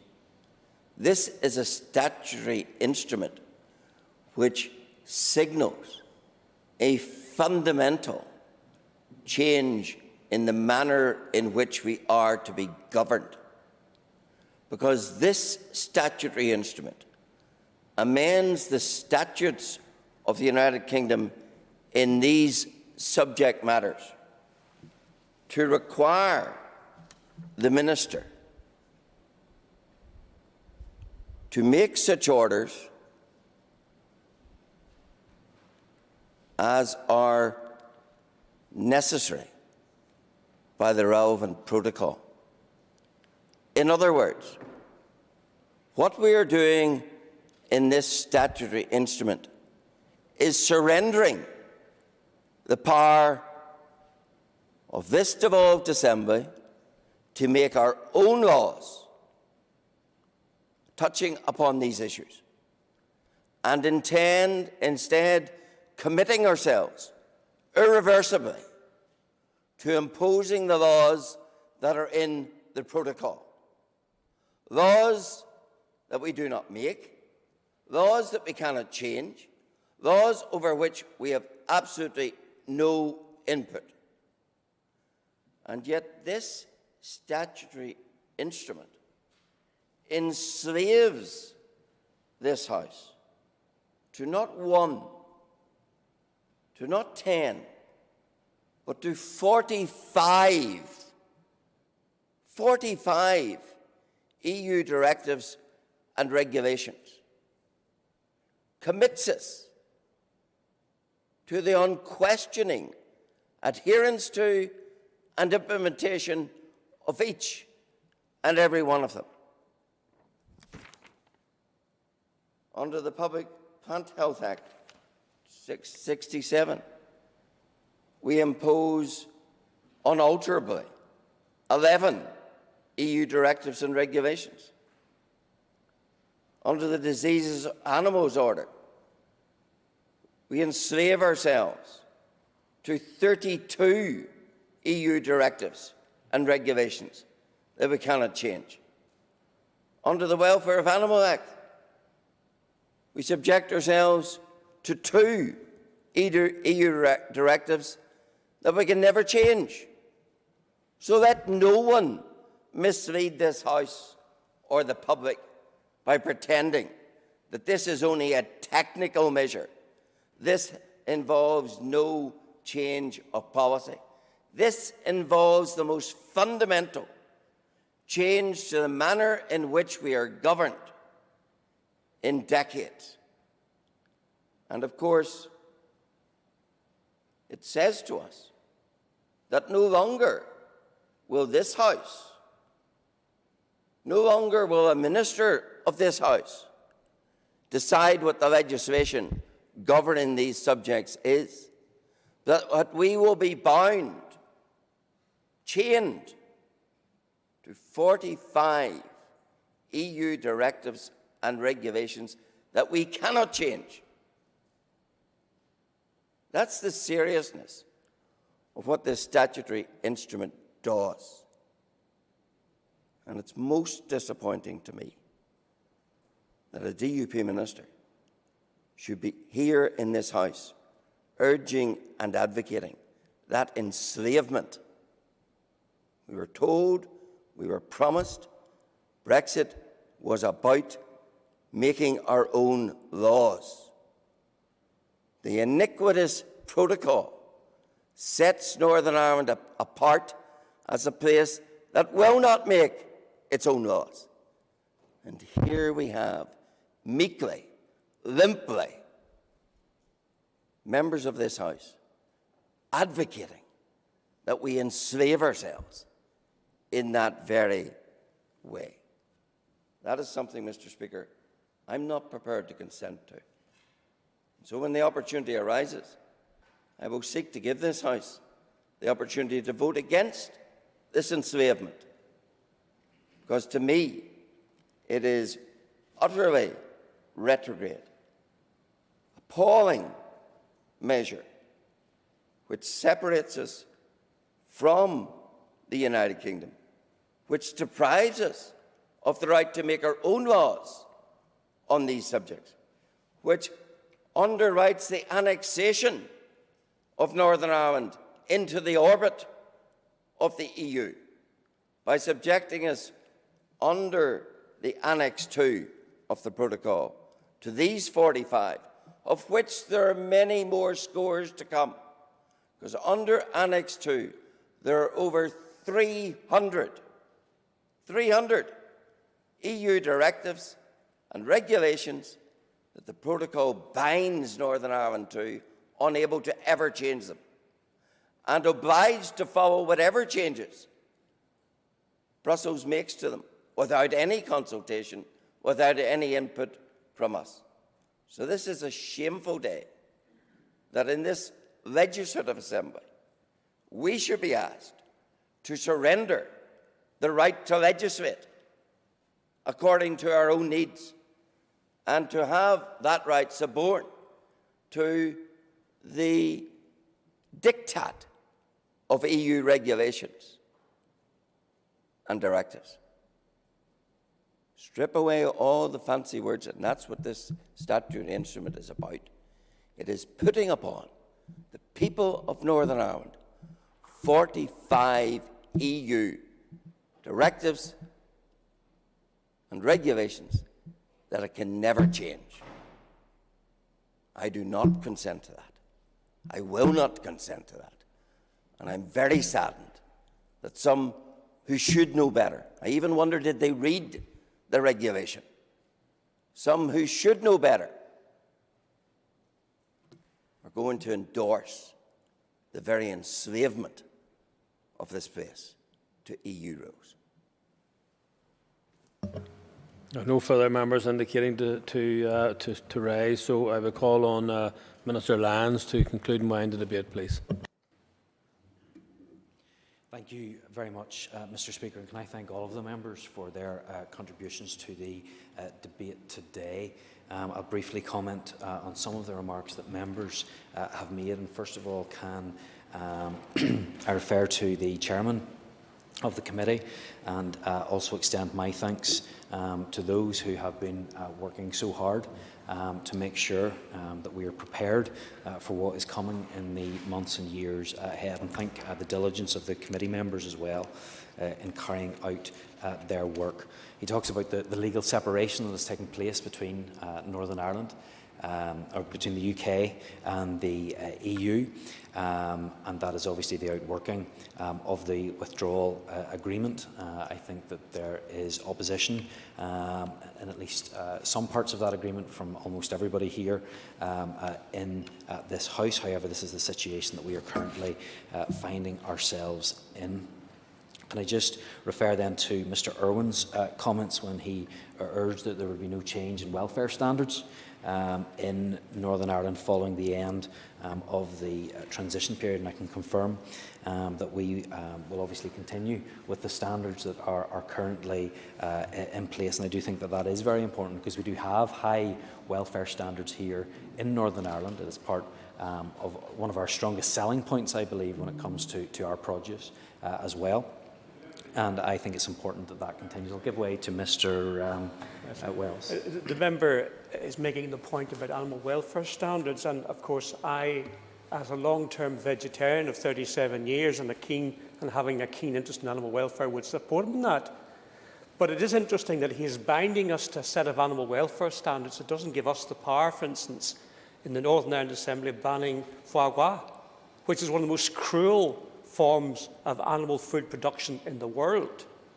So we, as United Kingdom and Northern Ireland, if we bind ourselves to these rules, will not be able to go further and enhance our animal welfare standards because we're bound to EU diktat.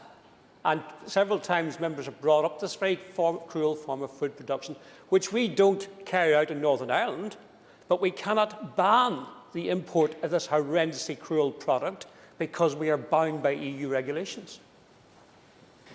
Of course, there will.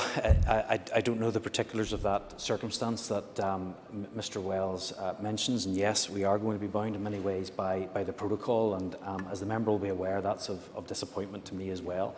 He'll be aware of the position of my party in relation to voting against the protocol, arguing against the protocol. In fact, it was members of this House, many of whom were so concerned about a border on the island of Ireland that was never going to happen, that are actually responsible for what is now happening in regards to the protocol. But there will still be levers there for us in relation to animal welfare and food standards, because in many ways it's a minimum requirement for us.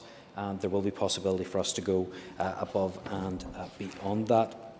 In relation to Mr Irwin's comments in regards to common frameworks, The Department has the same powers available to it after the end of the transition period as there are now.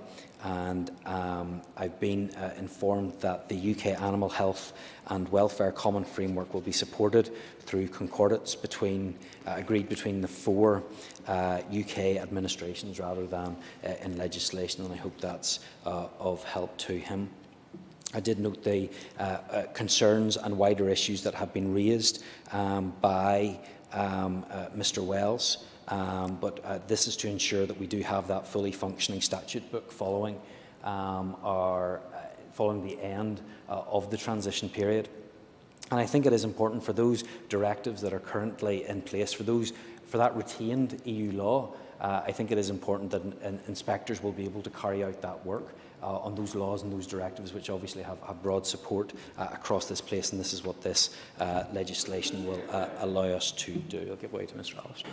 Is it not utterly fatuous to say that we couldn't have inspectors if we don't pass this statutory instrument? This statutory instrument is about robbing the Minister of any discretion. What it is amending each relevant clause in each of these current acts to say is the Minister will make such orders as are called upon by the protocol. Now, without the protocol, the Minister could make whatever directions he wants about inspections. But with the protocol, he can only make that which EU directives require him to, something he can never, ever change. It is enslavement. And the member well knows that. And shame on him for trying to put it upon this House. And I think the member has made his views known in the course of his contributions, and I don't think there's anything that I am going to be able to say that will change that or to change his point of view, and he's placed it well on the record. In regards to Mr O'Toole, he has put on the record a number of his concerns. Don't think any of them are particularly relevant to the SR that was in front of us today. However, I think the member was well aware that it had nothing to do with the SR that was in front of us either, but his points are made. I've referred to Mr Alistair already. I thank Mrs Barton for her support as well. And at this stage, Mr Principal Deputy Speaker, I commend the motion to the Assembly. Thank you. The question is that the draft Plant Health and Diseases of Animals Amendment EU Exit Regulations NI 2020 be approved. As many as are of that opinion say aye. Aye. Contrary, if any, no. Clear the lobbies. The question will be put in 3 minutes. I would remind you that we should continue to uphold social distancing and that members who have proxy voting arrangements in place should not come to the chamber.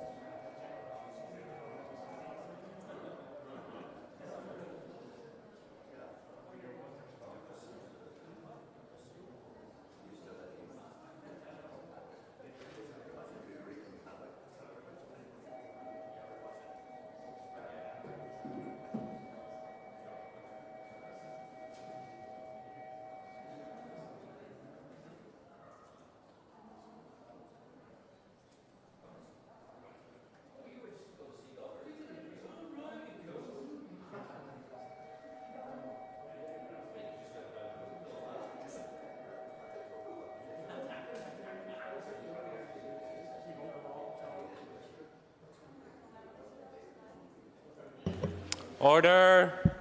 Members will please resume their seats. Thank you. Before I put the question, I would again remind those members present that, if possible, it would be preferable if we could avoid a division. The question is that the draft Plant Health and Diseases of Animals Amendment EU Exit Regulations NI 2020 be approved. All those in favour say aye. Aye. Contrary, if any, no. No. I think that's clear. Do we have tellers?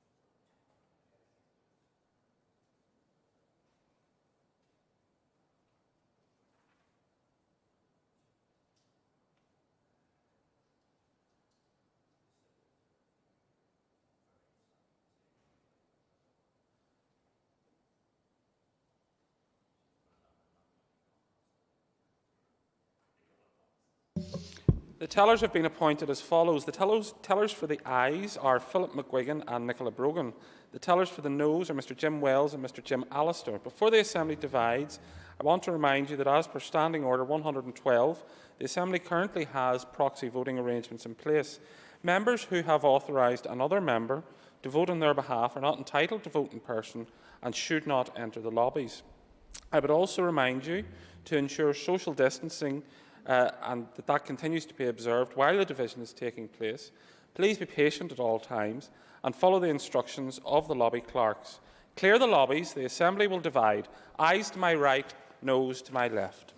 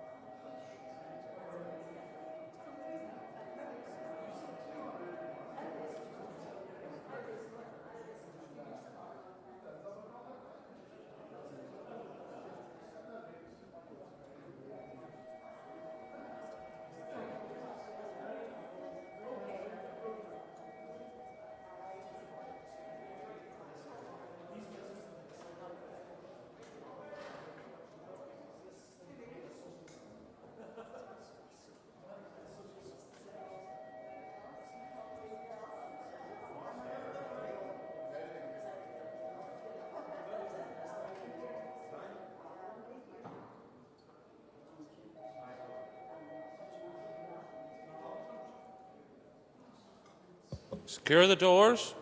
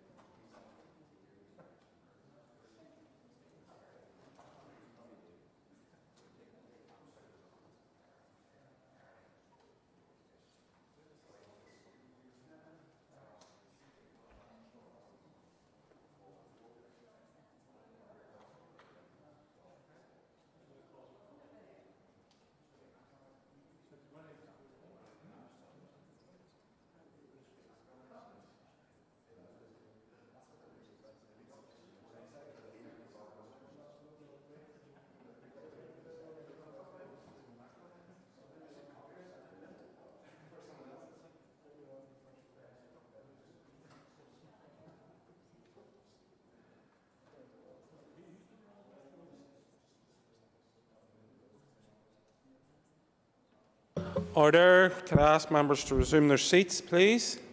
And I ask the clerk to please read the result. 83 members voted. 81 members voted aye. 2 members voted no. The motion is carried. 81 members voted aye and 2 members voted no. The motion is therefore carried. Unfasten the doors. The next item of business are motions to approve. I beg pardon. I'll ask members to take their ease for a few seconds just to allow the Minister to take her place. Just take your ease for a few seconds.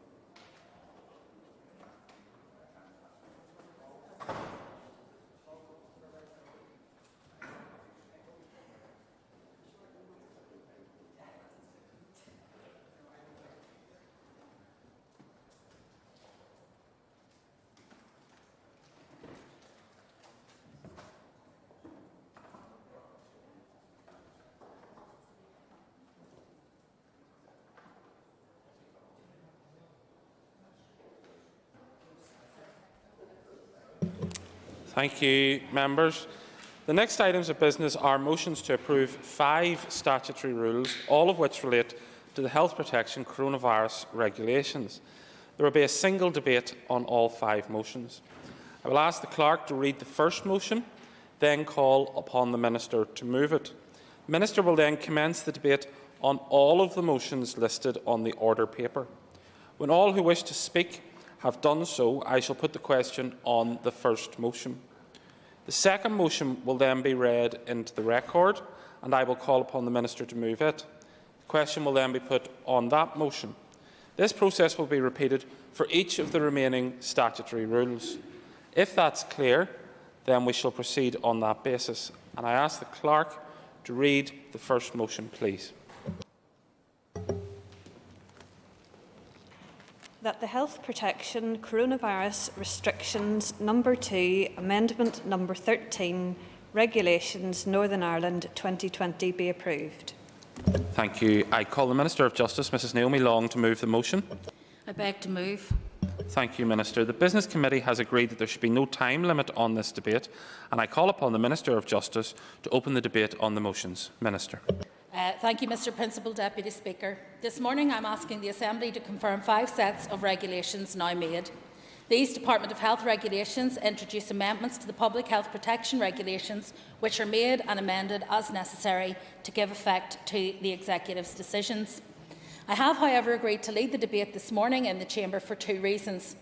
Firstly, whilst all of the regulations are prepared by the Department of Health, in the case of the first 2 sets of amendments concerned with the increase of fines and penalties, my department worked in collaboration with Department of Health officials. Colleagues will recall the Executive's agreement to the proposals that I brought forward in October to increase fines and penalties and to introduce a number of new offences on foot of the rapid review of fines and penalties requested by the Strategic Compliance Group. That group was set up earlier this year by the Executive to oversee arrangements for encouraging compliance with public health restrictions. It was a natural step, therefore, given my department's role, for me to lead this debate. Secondly, as my officials were preparing for the debate, 3 more sets of amendments to give effect to the Executive's decisions with regard to public health restrictions were made. I therefore further agreed to lead the debate on these sets of amendments in the interest of supporting the Health Minister and the Executive Office in a collaborative way. Turning now to the regulations. The first of these, the Coronavirus Restrictions Amendment No. 13 regulations, deals with a number of changes to the main public health regulations, commonly referred to as the Number 2 regulations, in respect of the offences and penalties that apply when the restrictions are breached. The second set of regulations, the fourth amendment to the regulations dealing with the wearing of face coverings, increases the level of fixed penalties for failure to wear face coverings in settings prescribed by the coronavirus regulations. Both sets of regulations came into effect at 5:30 p.m. on the 12th of November. The third set of regulations, the Coronavirus Restrictions Amendment No. 14, provide district councils with the powers to enforce the No. 2 regulations, including the issue of premises improvement notices. These regulations came into effect at 4 p.m. on the 13th of November. The fourth set of regulations, the Coronavirus Restriction Amendment No. 15 regulations, deal with the extension of the restrictions initially introduced on the 16th of October and the limited relaxation of these restrictions in respect of coffee shops, close contact services and off sales. The regulations came into effect at 6:30 p.m. on the 13th of November. The fifth and final set of regulations, the Coronavirus Restrictions Amendment No. 16, ensured that unlicensed premises which reopened on the 20th of November were restricted to no more than 6 people per table from no more than 2 households. These regulations came into effect at 8 p.m. on the 19th of November.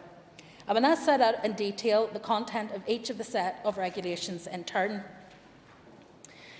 SR 2020 number 250, the Health Protection Coronavirus Restrictions No. 2 Amendment No. 13 Regulations Northern Ireland 2020, were signed at 5:30 p.m. on the 12th of November and laid before the Assembly at 9:30 a.m. on the 13th of November. Amendment No. 13 increases the previous fines and penalties and introduces new offences as follows. The fixed penalty, which previously started at £60, has been replaced by a single fixed penalty of £200, or, if paid within a period of 14 days of issue, £100. This penalty applies to breaches of restrictions relating to gatherings in public or private places, which remain punishable on conviction by a fine of up to £5,000. The regulations also provide that the recipient of a £200 fixed penalty cannot be issued with another one in respect of the same offence. The option of summary prosecution may be used instead.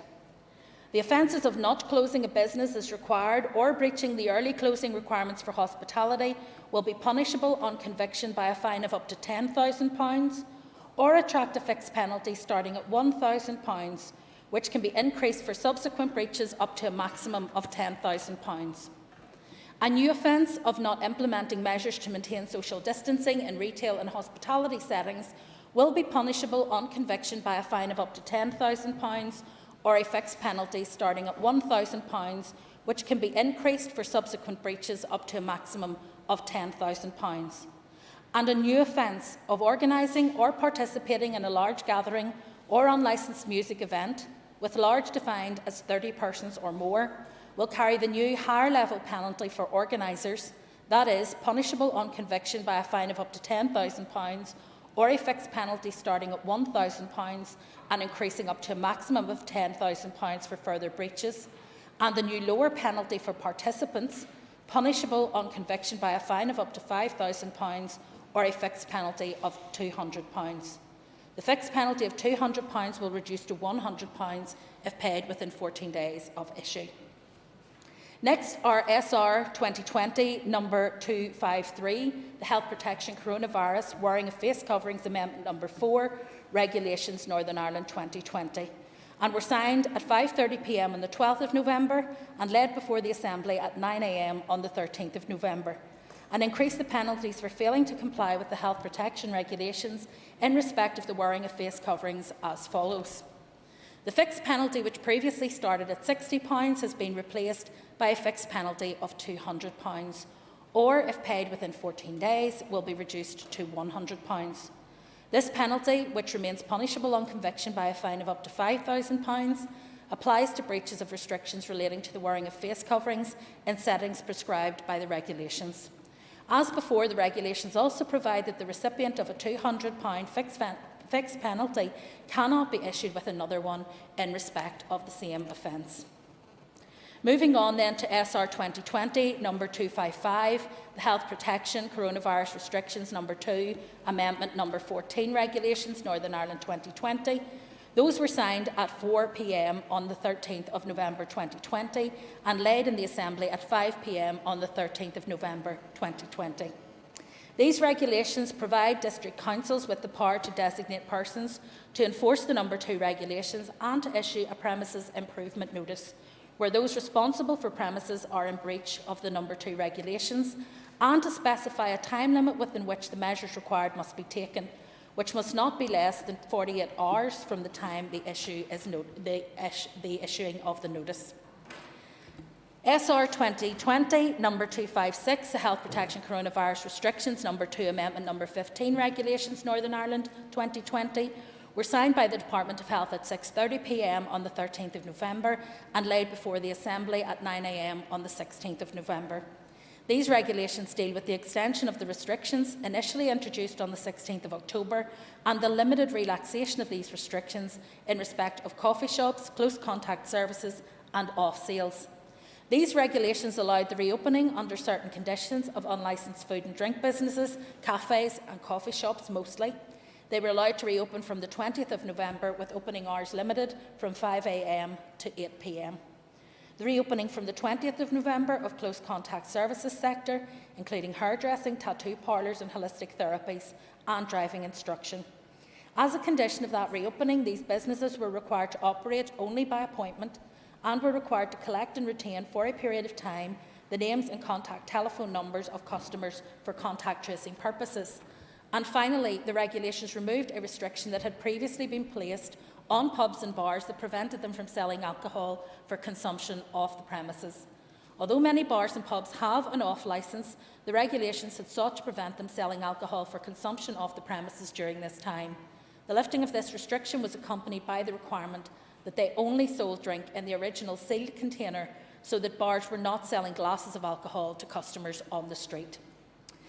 Then SR 2020 number 276, the Health Protection Coronavirus Restrictions number 2, Amendment number 16, Regulations Northern Ireland 2020, were signed at 8 p.m. on the 19th of November and laid in the Assembly at 9 a.m.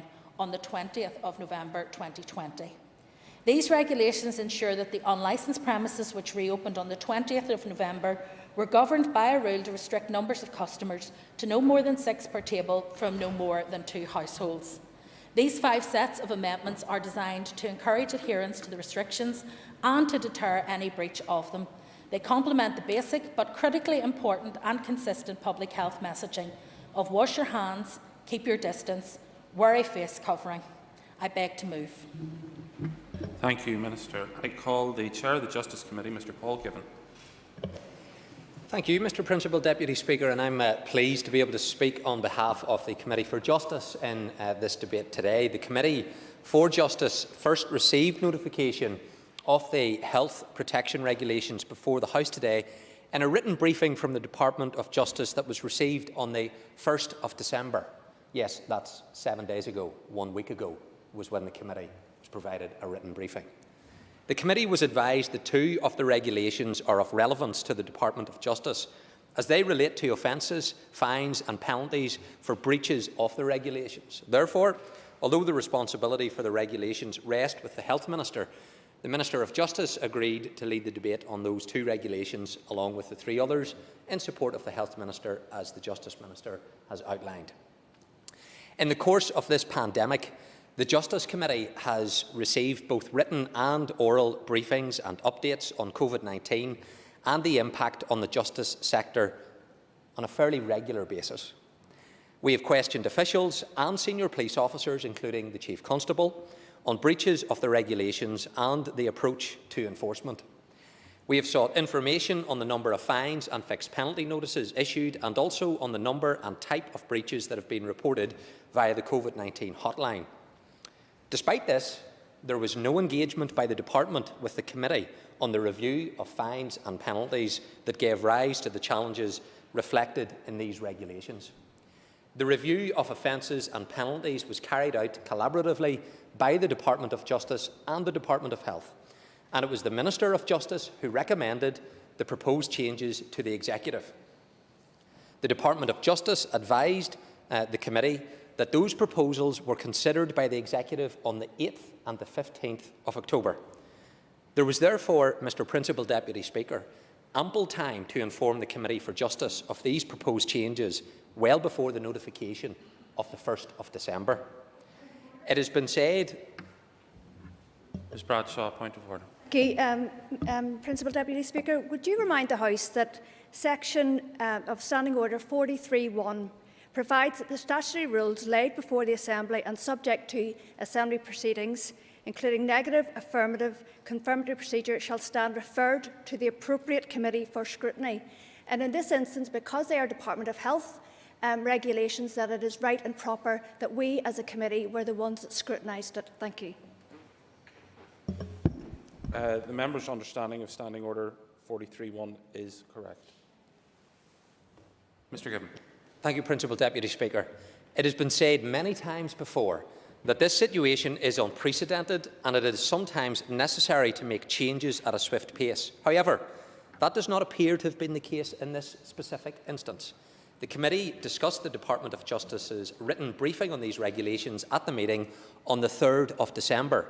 The committee recognises that the scrutiny of the health protection statutory rules is a matter for the Committee for Health, and that the committee is often required to consider regulations at short notice, which does not always allow for consultation with other committees. The committee is concerned, however, that there may be a more widespread scrutiny deficit, with statutory committees being either unaware or provided with last-minute notification of policy changes relevant to their department's remit that are being included in health protection regulations. I will therefore be writing to the First and Deputy First Ministers on behalf of the committee to ask all the departments to engage with their respective statutory committee on matters to be included in the health protection regulations that fall within their remit at the earliest opportunity. I am unable to provide the committee's position on the regulations, given that we have not had the opportunity to consider them or the policy intention behind them.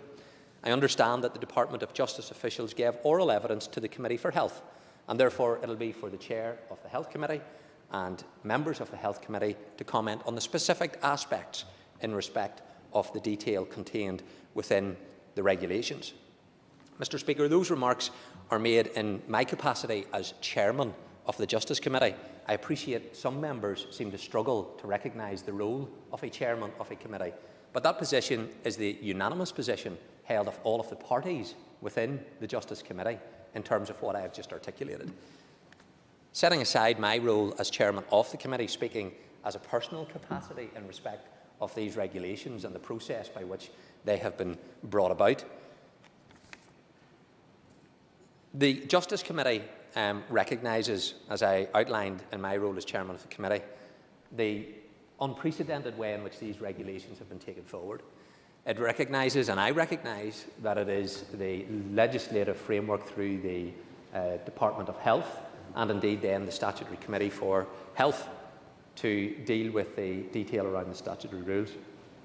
And indeed I received a letter from the First and Deputy First Minister yesterday outlining this issue, and I want to thank and put on the record my appreciation to Arlene Foster and Michelle O'Neill for writing to me in my capacity as Chairman of the Justice Committee.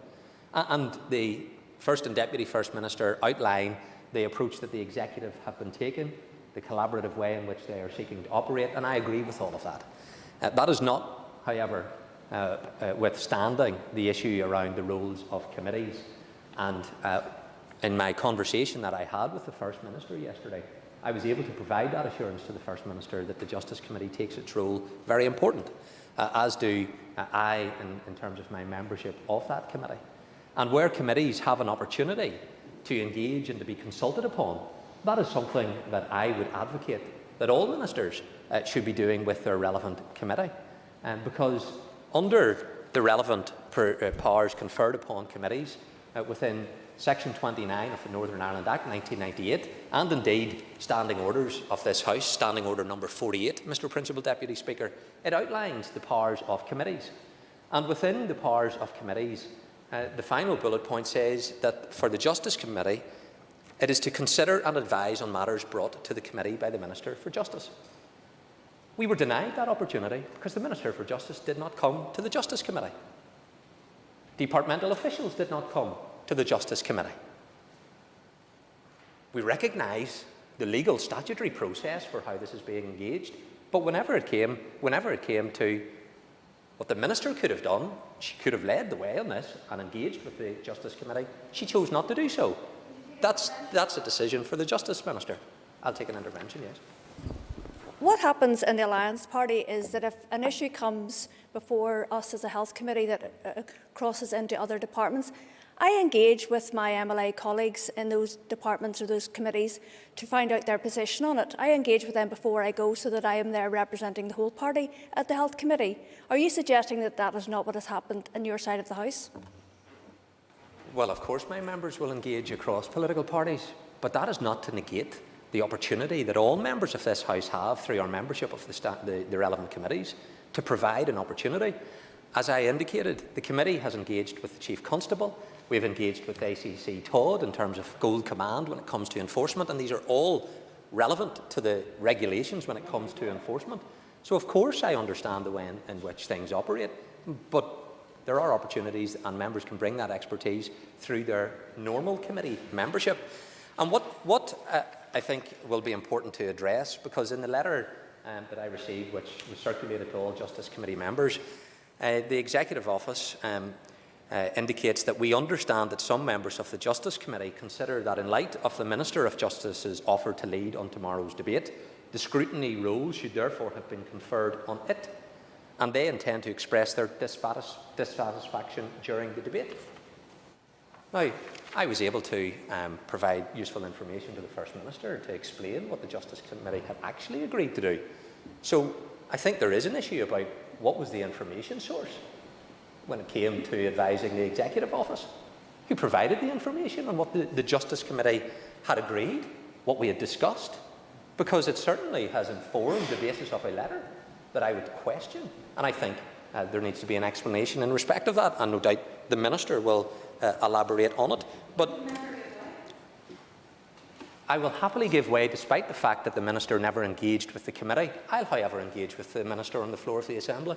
Is the committee chair aware that the sessions of committee are public and that people can watch them on television? Well, that'll be an interesting explanation if that is the basis upon which I received then this letter. Because if anyone watched the proceedings of the committee, they would know what the committee decided. Just for members' benefit, because the minutes of that committee meeting has now been published. So members will now know what the committee agreed. The committee agreed unanimously of all parties. At the meeting on the 3rd of September, the committee has agreed to write to FM-DFM, asking that all ministers engage with their respective statutory committees on relevant aspects of COVID-19 health regulations that cover policy areas that are the responsibility of their departments. That correspondence is going to be copied to all chairmen, madam chairs of the different committees. The committee also agreed to ask the Department of Justice why there was no engagement with it or information provided on the review of offences or penalties and the proposed changes prior to the 1st of December, given that this falls within the remit of the Department of Justice. The committee also agreed to ask for the protocol advising the committee when DOJ officials are providing oral evidence to another statutory committee. At no stage did the Justice Committee seek to usurp the legal responsibility of the Health Committee in carrying out its role when it came to the statutory rule. However, there is nothing stopping, and indeed I would encourage the Justice Minister, as she seeks to work with the Justice Committee. We have an important role. We can provide you with advice and support, and we can give an insight. But, Minister, we can only do that when you decide to engage with the Justice Committee, and I hope that in future you seek to take a more constructive approach when it comes to these COVID-19 regulations. I'm sorry to interrupt the member, but could I remind him that comments should be directed through the chair? Of course, Principal Deputy Speaker. So turning to the specific regulations that relate to enforcement, and this is an issue that we have had to consider in the Justice Committee, and we have had the police in before us, because whenever you introduce, Principal Deputy Speaker, enforcement measures, the fines that are being introduced or that have already taken effect, What is vitally important is that we see a consistency of approach then in their application. We know from the early months that it took the police a period of time to quality assure, if I can put it in that way, the way in which they were dealing with checking people's activities, and we had those cases where the police were looking into people's shopping bags and wanting to know was that an essential item that was being bought, and we know the furore that created. So the police had to put measures in place to ensure that there was a consistency of approach being applied, and I welcomed the way in which the police put those measures in place. Of course, we would have, had we been given an opportunity, we would have considered the proportionality of the fines being associated with it. Obviously, the Justice Committee, we would look at issues around fines for speeding offences, for example. We all know that speeding kills, and we would have been able to look at what is the current fine when it comes to speeding and compared it to this fine that has been introduced. However, we weren't able to do that because we weren't engaged. And then we need to consider how different breaches have been handled by the police service. I know members have raised the issue of policing protests, the Black Lives Matter protests that took place where fines were issued. Indeed, in the most recent regulations that have been introduced, we now have cases where church authorities have been interviewed by the police because of alleged breaches of those regulations. And then, of course, people compare and contrast that to the lack of police interviews when it comes to a particular funeral in West Belfast. And then we raise the issue about the public having confidence in the administration of these fines that are being put in place. So I would say, Principal Deputy Speaker, that in having enforcement measures, we then need to see them being equally applied to everybody in society. There cannot be a two-tier approach to policing. And the Minister for Justice has a particular role in ensuring public confidence in the administration of justice, and I know she will say these are operational matters for the PSNI, and that is a position that she has taken from assuming office. But whenever that operational decision-making process then impinges upon public confidence, I do think then that engages the scope of the Justice Minister. I'll give way to Mr Wells. I give way that there's deep concern within the community that the police, we understand, have indicated that they're going to be swift to take action against Tandragee Baptist Church for its alleged breach of the coronavirus restrictions, whilst we understand that the police have yet to interview the leader of the party opposite in Northern Ireland, Michelle O'Neill, about what occurred and the disgraceful scenes we witnessed at the Bobby Story funeral. Well, the member makes the point very well, and that is, whenever I look at these regulations that are going through the House today, we are increasing the level of fines, and we are making it clear as an Assembly that an enforcement is an important tool. It is the application then of that tool that requires consistency of approach by the Police Service of Northern Ireland. So I share the concerns that the member has elaborated upon. And so, Principal Deputy Speaker, it is important that effective enforcement measures are in place. But, Principal Deputy Speaker, we all have the power in our own hands to act in a way which is responsible, to apply common sense, that we shouldn't need enforcement within our community when it comes to policing these regulations. The best form of policing any society is self-policing, it is self-regulation, it is that awareness of one's own personal responsibility, and that's ultimately where we need to get to.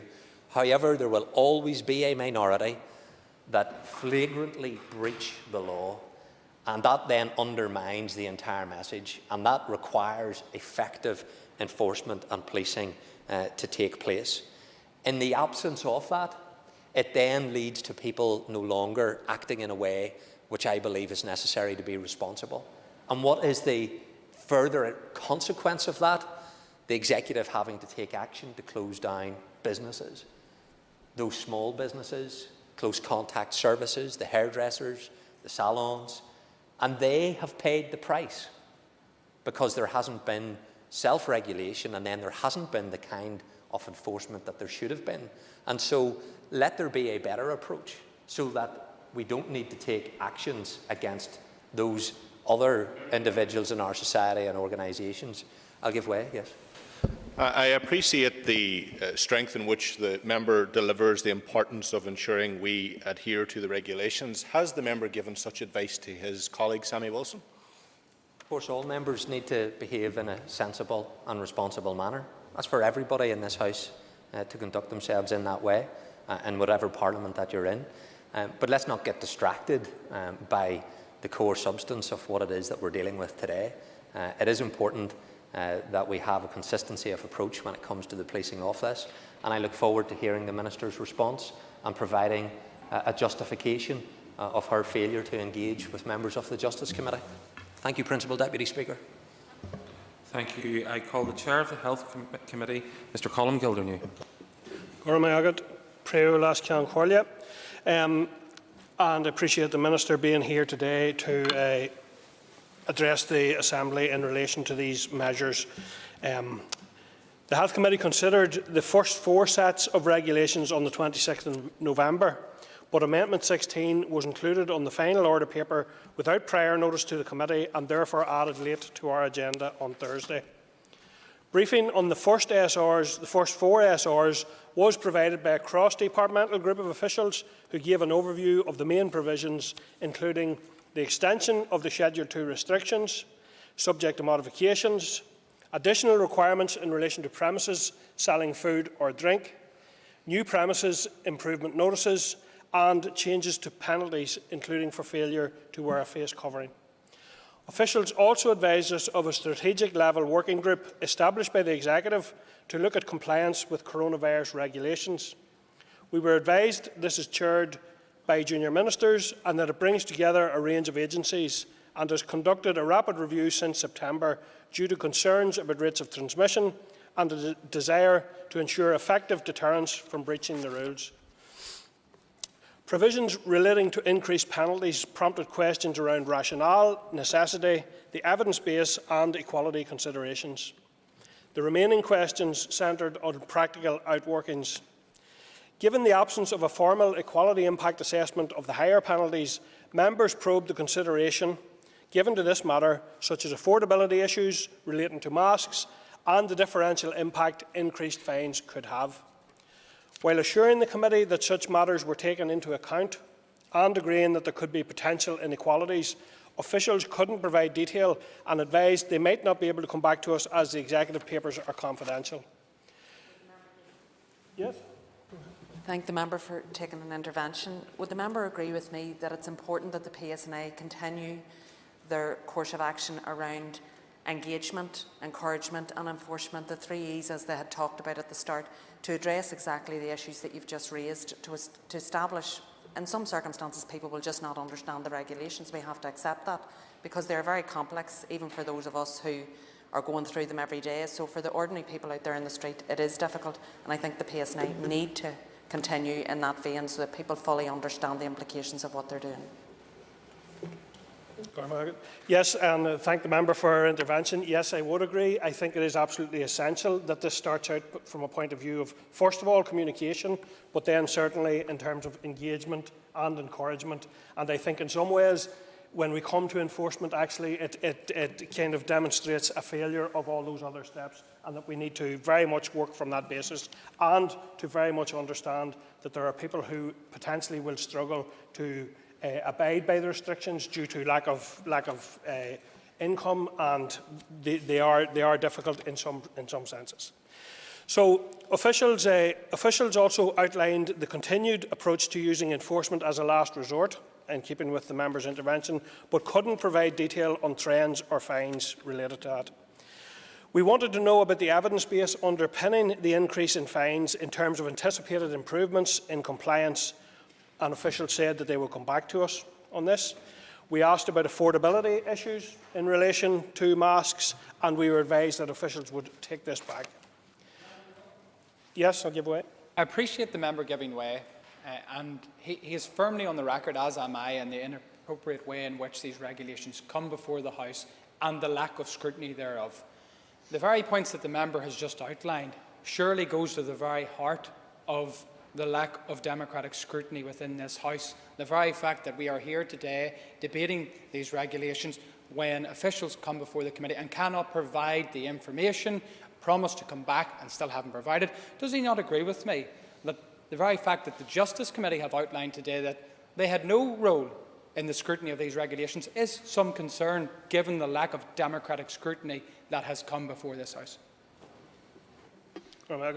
Thank the member for his intervention. I have been consistent that we need to see good information and good engagement coming across whatever committees are relevant to the scrutiny of these. I think the pertinent thing is that while we recognise that these are unusual situations, unusual circumstances, and I will later deal with the fact that we would not in normal circumstances be considering legislation in this way or changes to rules in this way. However, I think it is incumbent on all the departments and everyone concerned to provide that level of data and analysis. If committees, as the member has indicated, are being asked to support regulations, it should be provided with a clear sense of why that legislation is needed and why this particular approach is best versus another approach, and that we would be able to assess that. I'm quite sure these questions are asked. Yes, I will.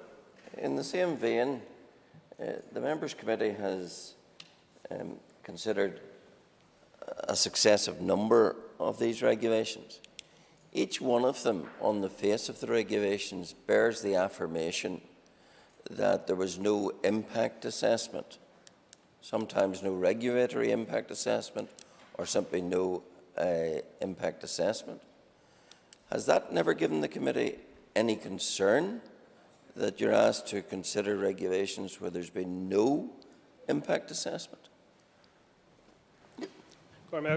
Thank the member for his intervention. Yes, that is one of the issues of concern and one of the issues that the committee are increasingly seeking to ensure that whatever vehicle is used, that there is a maximum consideration given. But as we move further into what should be normal ways of operating, I believe that there should be equality impact, or there should be some attempt made to address the lack of equality impact. So on a practical note, the detail of information to be gathered by hospitality settings was raised. A member suggested that the requesting an address might support businesses wishing to comply with the rule restricting numbers of persons at a table to no more than 6 and from no more than 2 households. And so responding to a question on the distinction, and I recognise that is difficult. Actually, I've spoke this morning with someone who's involved in the hospitality business who reports that is a very difficult thing to establish. Responding to a question on the distinction between retail and office settings, officials explained that health and safety legislation deals with workers, whereas the present suite of regulations is aimed at protecting the public. The committee is, as ever, seeking to be constructive, but also to provide the appropriate scrutiny on behalf of the public.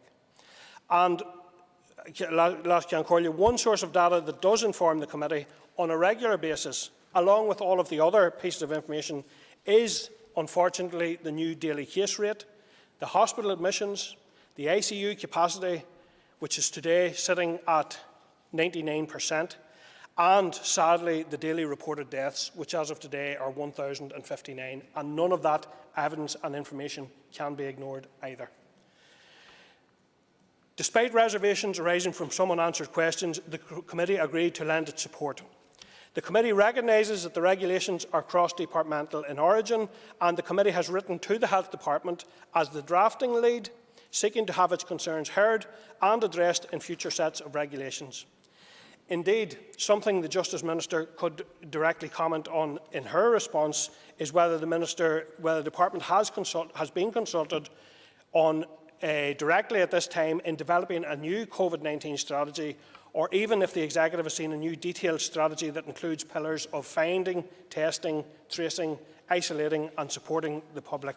This was a Health Committee motion agreed by consensus in the committee and again agreed by consensus here in this House. We have called for a new COVID strategy developed by the Department of Health and supported by the wider Executive to end a cycle of lockdowns. That was passed last month in this chamber, and as we enter the early phases of Christmas and the vaccination programme, it would be timely to hear in progress to date on any development of that new robust strategy. So, with your permission, I'd now like to address members briefly in my role as MLA and Sinn Féin spokesperson for health. I'm sure many members will make similar points as the debate goes on, but I am concerned about the steady number of new cases announced daily. To put it bluntly, we're not seeing the drop in case numbers, in admissions and sadly in deaths that we had hoped for. I cannot help but think of the absolute mess when public health proposals were voted against in the Executive using a cross-community vote, and where we could be now, or maybe now, if the Executive had been able to act quicker. However, we are where we are. I note what the member has said in relation to where we are today, but had the member the same concerns when most of his colleagues on the benches round him actually attended a funeral in breach of the same regulations? And that matter has been addressed multiple times in this Assembly. However, we are where we are, and one constant feature during the COVID-19 pandemic has been the ever-present lack of time. So I think it is to be expected that some of the technical amendments that tidy up the original intentions of the decisions are brought forward.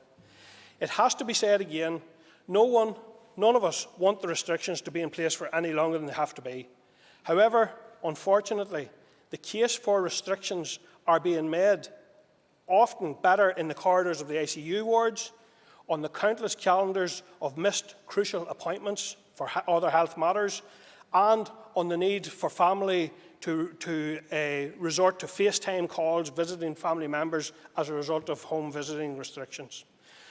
I support these amendments, and let's continue to do all we can individually and collectively to help stop the spread of COVID-19. Thank you. I call the Chair of the Executive Office Committee, Mr Colin McGrath. Thank you very much, Mr Principal Deputy Speaker, and I'll be making my remarks as an SDLP member. I want to thank you for getting the opportunity to be able to speak in this debate today, and I thank the Justice Minister for coming to the House today and actually bringing some legislation forward and participating in the debate. Mr Speaker, the regulations which we are being asked to debate and ratify today do take us back somewhat to about the middle of November. And that is a time which, on reflection, many in this House would choose to forget, given the chaos that was allowed to take hold at that stage. But today is a momentous day in terms of the fight against COVID-19, and we must keep our eyes fixed firmly on the future and how we will do things from here. And I think it's important that we note that the first COVID vaccine has been given to Margaret Keenan over in England, although hailing from Enniskillen, and the first vaccine has been given here in the north to a constituent from South Down, to Joanna Sloan, who is a nurse, and we welcome that she has received that and wish her and everybody else that receives that vaccine the very best as they move forward to deliver the vaccine to people right across Northern Ireland. To the amendments themselves, Mr Principal Deputy Speaker, amendments number 13 provide additional requirements in relation to food and drink establishments, further provision for social distancing and large gatherings, and increase the fines that a breach of these carried. Amendment number 4 for the face coverings also increased the level of fines on those who breach the regulations. Amendment number 14 gives district councils the power to attach premise improvement notices to businesses who needed to amend their protection in light of the regulations. And then Amendment 15 concerned the circuit breaker that allowed the phased reopening for close contact services and the gradual reopening of hospitality. Finally, Amendment number 16 concerns those in close contact services working in film and television production and the number of households at a table in hospitality. I don't know about anybody else in here, but getting the timeline of events that happened back then and mapping them out can be quite confusing. There are so many different amendments that are being updated. Some of those amendments lapse by the time that we have the conversations here in the House. Some of the amendments have since changed, even though we're discussing them in the House. And I'm sure that everybody here in the House today can resonate with getting asked a question, be it from a constituent or constituency office staff, that requires you to stop and think back in your head to work out exactly what the regulation is and what the impact of it is. But let's not be under any illusions. This role of scrutiny and legislating is definitely not for the weak of heart. But what I do know, however, is that these regulations were and are necessary. We needed to do and need to continue to do all that we can to stop the spread of the virus and to help our beloved healthcare staff, who frankly have been the absolute heroes in this. We need this more now than ever as this vaccine is rolled out. But how do we actually do some of that? Well, we have to normalise some behaviours that previously would have seemed improbable or potentially even impossible. For example, the wearing of face masks has become, for most of us, normalised. When someone in the public is not wearing a face mask and they are coughing or sneezing, you become very aware of the fact that they are not wearing a face mask. And how do you encourage the wearing of face masks? Well, you can do it through the science, and you detail the reasons for actually doing it.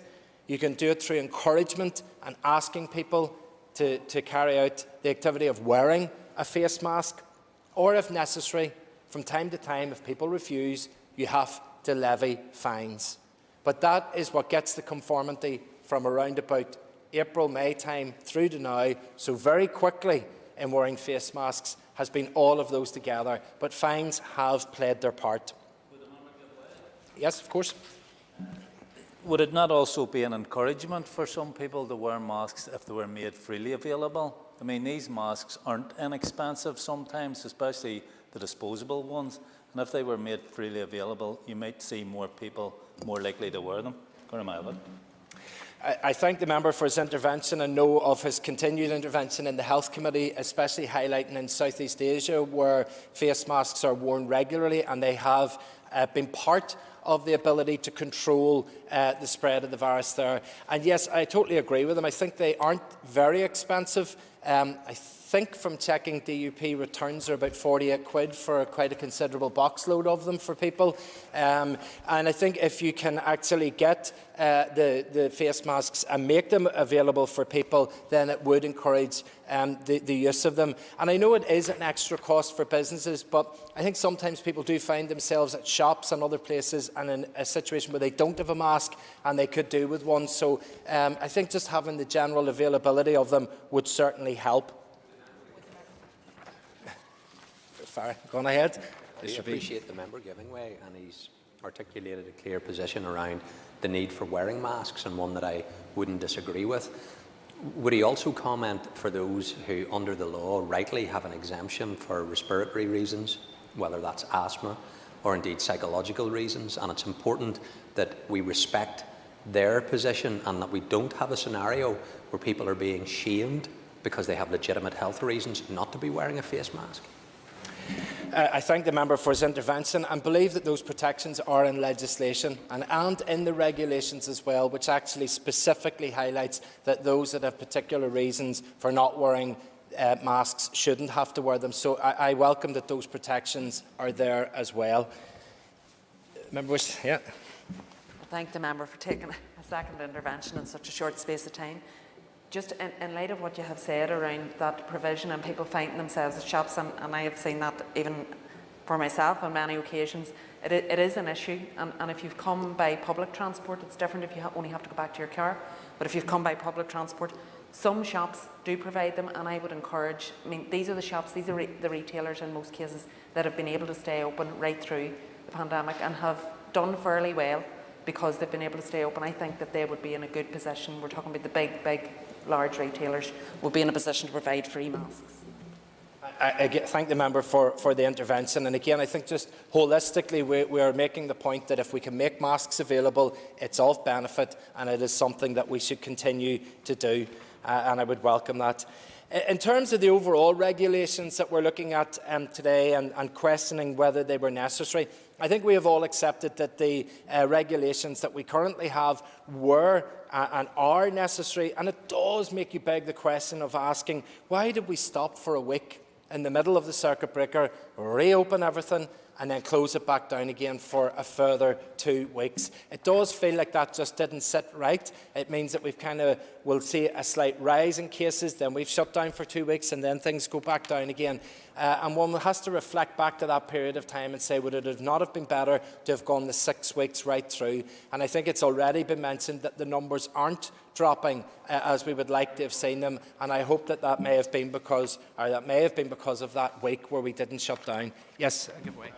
For being so generous in giving way. Will the member agree with me that intervention is absolutely essential to help support businesses through this very difficult time? However, the Eat Out to Help Out scheme may have been too generous and far too early in that intervention, given that it absolutely has fed into the level of infection in our communities.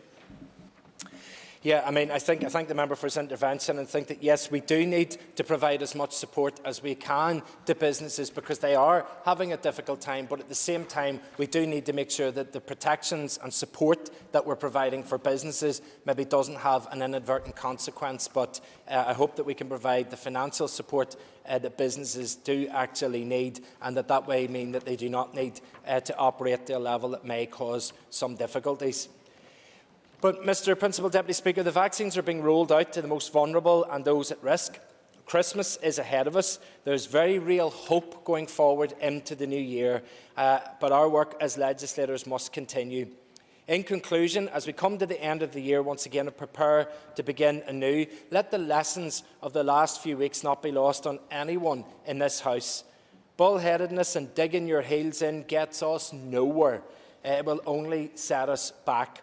Let's approach the new year with a sense of optimism of what has been done, where we will have let the public down, and a renewed sense of clarity, collective purpose and cohesion for the Executive. Therefore, Mr Principal Deputy Speaker, while I have issues with what's happened and in the way that it's happened in November, we continue to be looking forward to the future, and we support the amendments as they're presented today. Thank you.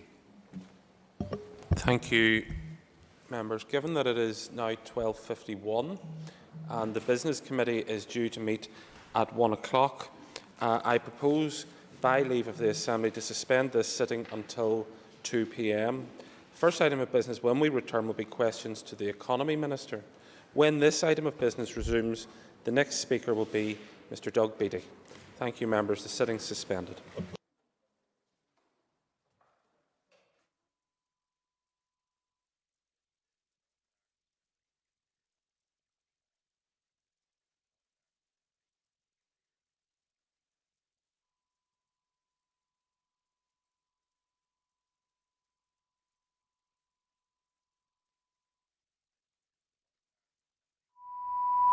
This is the Northern Ireland Assembly Plenary, programme signed. This is the Northern Ireland Assembly Plenary, programme signed. This is the Northern Ireland Assembly Plenary, programme signed. This is the Northern Ireland Assembly Plenary, programme signed. This is the Northern Ireland Assembly Plenary, programme signed. This is the Northern Ireland Assembly Plenary, programme signed. This is the Northern Ireland Assembly Plenary, programme signed. This is the Northern Ireland Assembly Plenary, programme signed. This is the Northern Ireland Assembly Plenary, programme signed. This is the Northern Ireland Assembly Plenary, programme signed. This is the Northern Ireland Assembly Plenary, programme signed. This is the Northern Ireland Assembly Plenary, programme signed.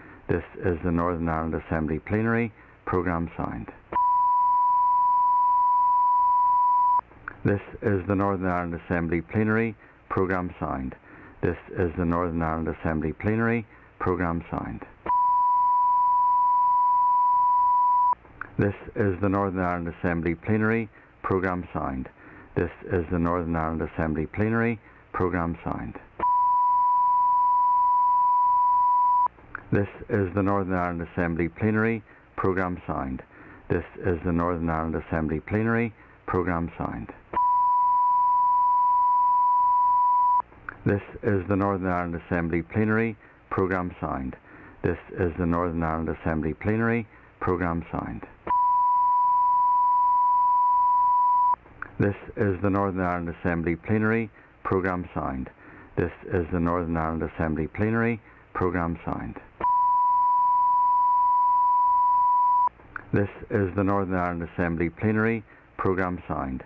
This is the Northern Ireland Assembly Plenary, programme signed. This is the Northern Ireland Assembly Plenary.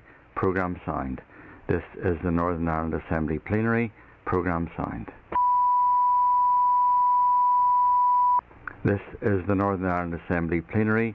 Programme signed. This is the Northern Ireland Assembly Plenary. Programme signed. This is the Northern Ireland Assembly Plenary. Programme signed. This is the Northern Ireland Assembly Plenary. Programme signed. This is the Northern Ireland Assembly Plenary. Programme signed. This is the Northern Ireland Assembly Plenary. Programme signed. This is the Northern Ireland Assembly Plenary. Programme signed. This is the Northern Ireland Assembly Plenary. Programme signed. This is the Northern Ireland Assembly Plenary. Programme signed. This is the Northern Ireland Assembly Plenary. Programme signed. This is the Northern Ireland Assembly Plenary. Programme signed. This is the Northern Ireland Assembly Plenary. Programme signed. This is the Northern Ireland Assembly Plenary. Programme signed. This is the Northern Ireland Assembly Plenary. Programme signed. This is the Northern Ireland Assembly Plenary. Programme signed. This is the Northern Ireland Assembly Plenary. Programme signed.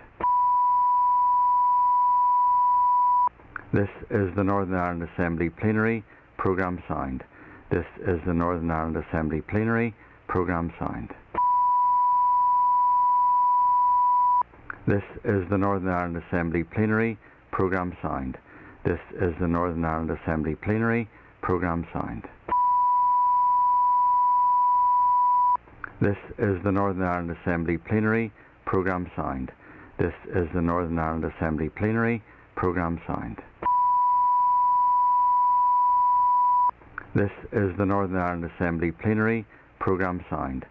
This is the Northern Ireland Assembly Plenary. Programme signed. This is the Northern Ireland Assembly Plenary. Programme signed. This is the Northern Ireland Assembly Plenary. Programme signed. This is the Northern Ireland Assembly Plenary. Programme signed. This is the Northern Ireland Assembly Plenary. Programme signed. This is the Northern Ireland Assembly Plenary. Programme signed. This is the Northern Ireland Assembly Plenary. Programme signed. This is the Northern Ireland Assembly Plenary. Programme signed. This is the Northern Ireland Assembly Plenary. Programme signed. This is the Northern Ireland Assembly Plenary. Programme signed. This is the Northern Ireland Assembly Plenary. Programme signed. This is the Northern Ireland Assembly Plenary. Programme signed. This is the Northern Ireland Assembly Plenary. Programme signed. This is the Northern Ireland Assembly Plenary. Programme signed. This is the Northern Ireland Assembly Plenary. Programme signed. This is the Northern Ireland Assembly Plenary. Programme signed. This is the Northern Ireland Assembly Plenary. Programme signed. This is the Northern Ireland Assembly Plenary. Programme signed. This is the Northern Ireland Assembly Plenary. Programme signed. This is the Northern Ireland Assembly Plenary. Programme signed. This is the Northern Ireland Assembly Plenary. Programme signed. This is the Northern Ireland Assembly Plenary. Programme signed. This is the Northern Ireland Assembly Plenary. Programme signed. This is the Northern Ireland Assembly Plenary. Programme signed. This is the Northern Ireland Assembly Plenary. Programme signed. This is the Northern Ireland Assembly Plenary. Programme signed. This is the Northern Ireland Assembly Plenary. Programme signed. This is the Northern Ireland Assembly Plenary. Programme signed. This is the Northern Ireland Assembly Plenary. Programme signed. This is the Northern Ireland Assembly Plenary. Programme signed. This is the Northern Ireland Assembly Plenary. Programme signed. This is the Northern Ireland Assembly Plenary. Programme signed. This is the Northern Ireland Assembly Plenary. Programme signed. This is the Northern Ireland Assembly Plenary. Programme signed. This is the Northern Ireland Assembly Plenary. Programme signed. This is the Northern Ireland Assembly Plenary. Programme signed. This is the Northern Ireland Assembly Plenary. Programme signed. This is the Northern Ireland Assembly Plenary. Programme signed. This is the Northern Ireland Assembly Plenary. Programme signed. This is the Northern Ireland Assembly Plenary. Programme signed. This is the Northern Ireland Assembly Plenary. Programme signed. This is the Northern Ireland Assembly Plenary. Programme signed. This is the Northern Ireland Assembly Plenary. Programme signed. This is the Northern Ireland Assembly Plenary. Programme signed. This is the Northern Ireland Assembly Plenary. Programme signed.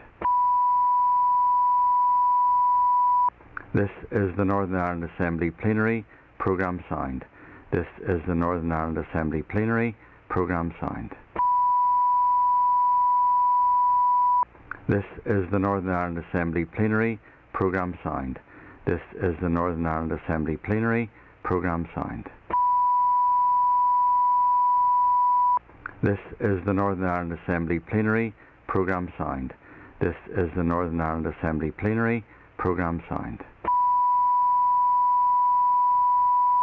This is the Northern Ireland Assembly Plenary. Programme signed. This is the Northern Ireland Assembly Plenary. Programme signed. This is the Northern Ireland Assembly Plenary. Programme signed. This is the Northern Ireland Assembly Plenary. Programme signed. This is the Northern Ireland Assembly Plenary. Programme signed. This is the Northern Ireland Assembly Plenary. Programme signed. This is the Northern Ireland Assembly Plenary. Programme signed. This is the Northern Ireland Assembly Plenary. Programme signed. This is the Northern Ireland Assembly Plenary. Programme signed. This is the Northern Ireland Assembly Plenary. Programme signed. This is the Northern Ireland Assembly Plenary. Programme signed. This is the Northern Ireland Assembly Plenary. Programme signed. This is the Northern Ireland Assembly Plenary. Programme signed. This is the Northern Ireland Assembly Plenary. Programme signed. This is the Northern Ireland Assembly Plenary. Programme signed. This is the Northern Ireland Assembly Plenary. Programme signed. This is the Northern Ireland Assembly Plenary. Programme signed. This is the Northern Ireland Assembly Plenary. Programme signed. This is the Northern Ireland Assembly Plenary. Programme signed. This is the Northern Ireland Assembly Plenary. Programme signed.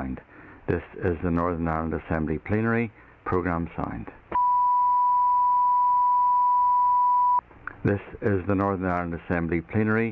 Programme signed. This is the Northern Ireland Assembly Plenary. Programme signed. This is the Northern Ireland Assembly Plenary. Programme signed. This is the Northern Ireland Assembly Plenary. Programme signed. This is the Northern Ireland Assembly Plenary. Programme signed. This is the Northern Ireland Assembly Plenary. Programme signed.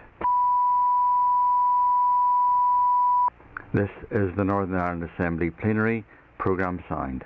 This is the Northern Ireland Assembly Plenary. Programme signed.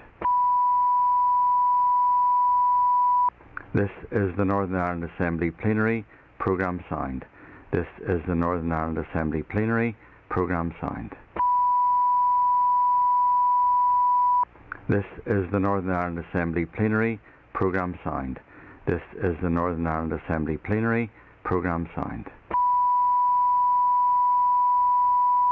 This is the Northern Ireland Assembly Plenary Programme Signed. This is the Northern Ireland Assembly Plenary Programme Signed. This is the Northern Ireland Assembly Plenary Programme Signed. This is the Northern Ireland Assembly Plenary Programme Signed. This is the Northern Ireland Assembly Plenary Programme Signed. This is the Northern Ireland Assembly Plenary Programme Signed.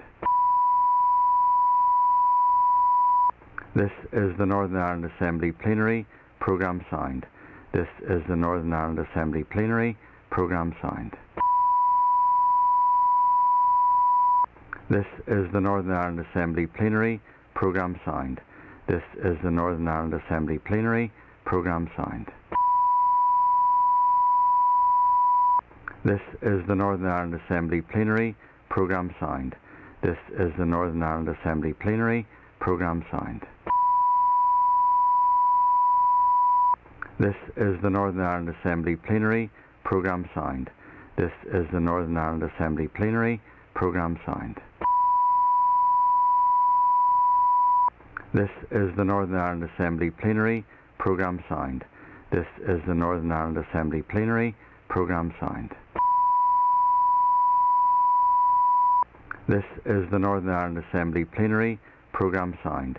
This is the Northern Ireland Assembly Plenary Programme Signed. This is the Northern Ireland Assembly Plenary Programme Signed. This is the Northern Ireland Assembly Plenary Programme Signed. This is the Northern Ireland Assembly Plenary Programme Signed. This is the Northern Ireland Assembly Plenary Programme Signed. This is the Northern Ireland Assembly Plenary Programme Signed. This is the Northern Ireland Assembly Plenary Programme Signed. This is the Northern Ireland Assembly Plenary Programme Signed. This is the Northern Ireland Assembly Plenary Programme Signed. This is the Northern Ireland Assembly Plenary Programme Signed. This is the Northern Ireland Assembly Plenary Programme Signed. This is the Northern Ireland Assembly Plenary Programme Signed. This is the Northern Ireland Assembly Plenary Programme Signed.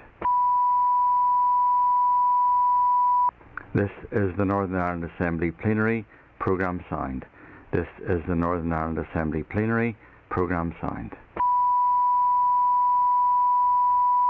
This is the Northern Ireland Assembly Plenary Programme Signed. This is the Northern Ireland Assembly Plenary Programme Signed.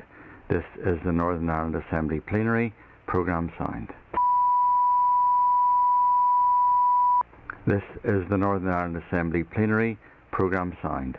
This is the Northern Ireland Assembly Plenary Programme Signed. This is the Northern Ireland Assembly Plenary Programme Signed.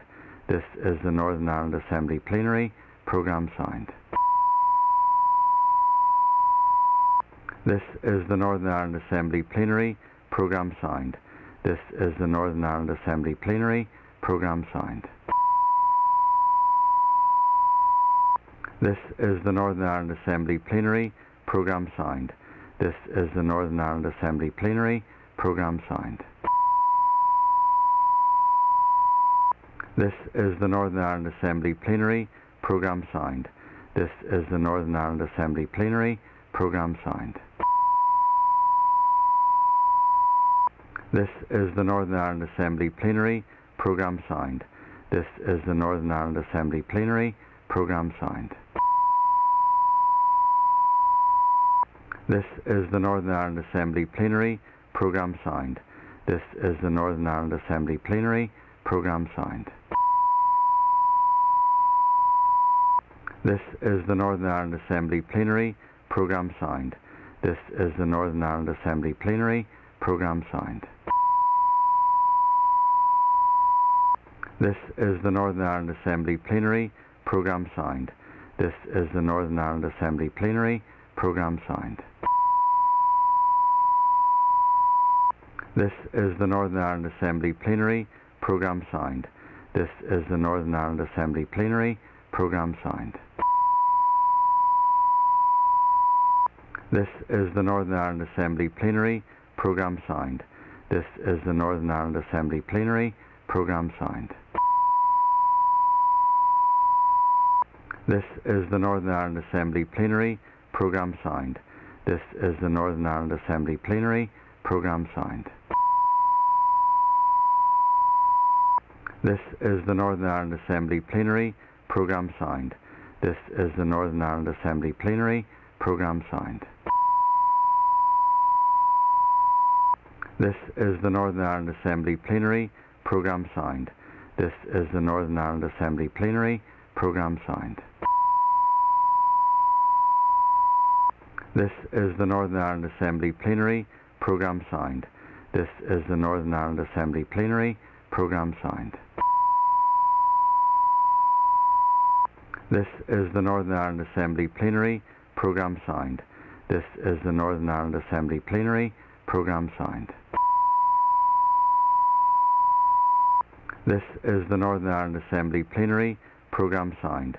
This is the Northern Ireland Assembly Plenary. Programme signed. This is the Northern Ireland Assembly Plenary. Programme signed. This is the Northern Ireland Assembly Plenary. Programme signed. This is the Northern Ireland Assembly Plenary. Programme signed. This is the Northern Ireland Assembly Plenary. Programme signed. This is the Northern Ireland Assembly Plenary. Programme signed. This is the Northern Ireland Assembly Plenary. Programme signed. This is the Northern Ireland Assembly Plenary. Programme signed. This is the Northern Ireland Assembly Plenary. Programme signed. This is the Northern Ireland Assembly Plenary. Programme signed. This is the Northern Ireland Assembly Plenary. Programme signed. This is the Northern Ireland Assembly Plenary. Programme signed. This is the Northern Ireland Assembly Plenary. Programme signed. This is the Northern Ireland Assembly Plenary. Programme signed. This is the Northern Ireland Assembly Plenary. Programme signed. This is the Northern Ireland Assembly Plenary. Programme signed. This is the Northern Ireland Assembly Plenary. Programme signed. This is the Northern Ireland Assembly Plenary. Programme signed. This is the Northern Ireland Assembly Plenary. Programme signed. This is the Northern Ireland Assembly Plenary. Programme signed. This is the Northern Ireland Assembly Plenary. Programme signed. This is the Northern Ireland Assembly Plenary. Programme signed. This is the Northern Ireland Assembly Plenary. Programme signed. This is the Northern Ireland Assembly Plenary.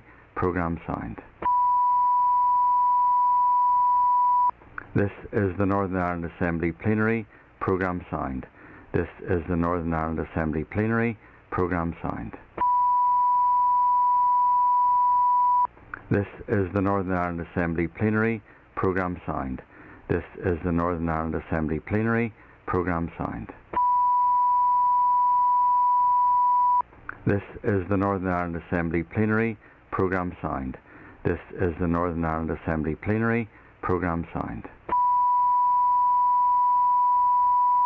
This is the Northern Ireland Assembly Plenary. Programme signed. This is the Northern Ireland Assembly Plenary. Programme signed.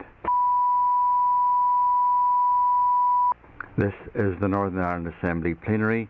Programme signed. This is the Northern Ireland Assembly Plenary. Programme signed. This is the Northern Ireland Assembly Plenary. Programme signed. This is the Northern Ireland Assembly Plenary. Programme signed. This is the Northern Ireland Assembly Plenary. Programme signed. This is the Northern Ireland Assembly Plenary. Programme signed. This is the Northern Ireland Assembly Plenary. Programme signed. This is the Northern Ireland Assembly Plenary. Programme signed. This is the Northern Ireland Assembly Plenary. Programme signed. This is the Northern Ireland Assembly Plenary. Programme signed. This is the Northern Ireland Assembly Plenary. Programme signed. This is the Northern Ireland Assembly Plenary. Programme signed. This is the Northern Ireland Assembly Plenary. Programme signed. This is the Northern Ireland Assembly Plenary. Programme signed. This is the Northern Ireland Assembly Plenary. Programme signed. This is the Northern Ireland Assembly Plenary. Programme signed. This is the Northern Ireland Assembly Plenary. Programme signed. This is the Northern Ireland Assembly Plenary. Programme signed. This is the Northern Ireland Assembly Plenary. Programme signed. This is the Northern Ireland Assembly Plenary. Programme signed.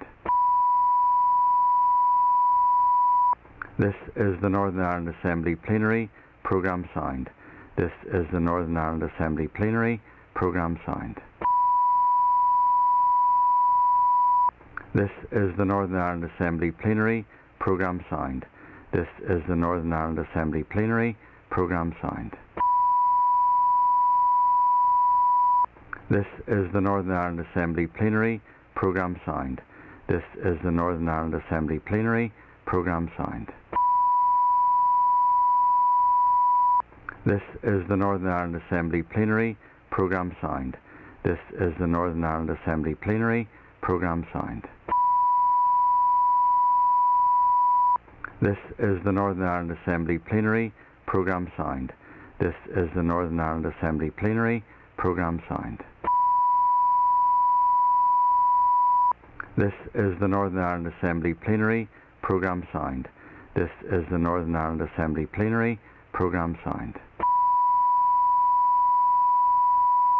This is the Northern Ireland Assembly Plenary. Programme signed. This is the Northern Ireland Assembly Plenary. Programme signed. This is the Northern Ireland Assembly Plenary. Programme signed. This is the Northern Ireland Assembly Plenary. Programme signed. This is the Northern Ireland Assembly Plenary. Programme signed.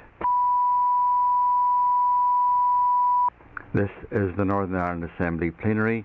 Programme signed. This is the Northern Ireland Assembly Plenary. Programme signed. This is the Northern Ireland Assembly Plenary. Programme signed. This is the Northern Ireland Assembly Plenary. Programme signed.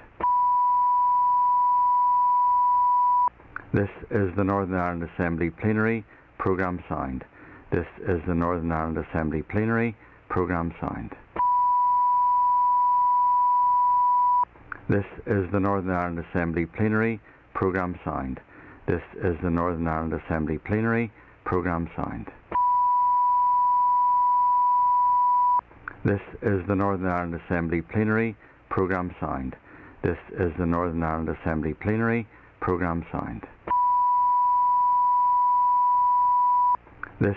Northern Ireland Assembly Plenary. Programme signed.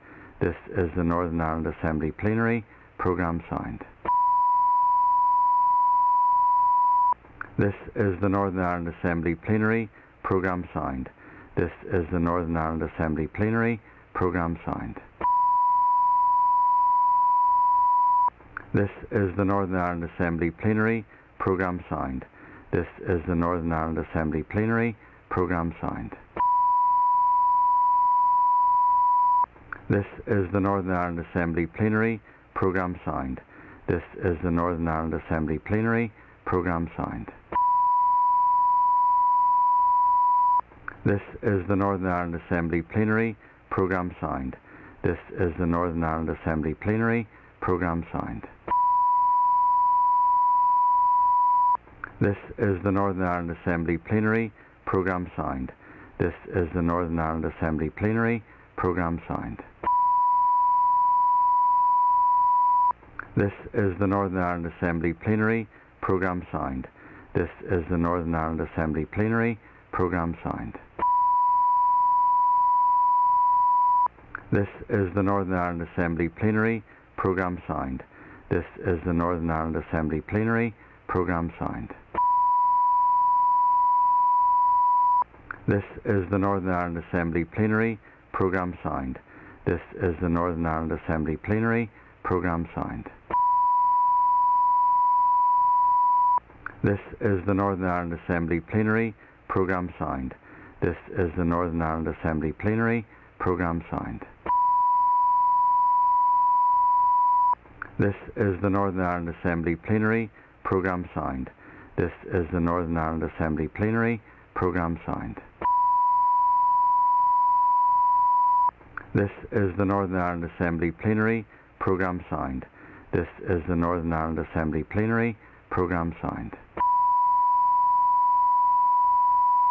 This is the Northern Ireland Assembly Plenary Programme Sound.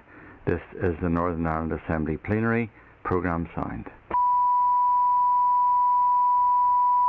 This is the Northern Ireland Assembly Plenary Programme Sound.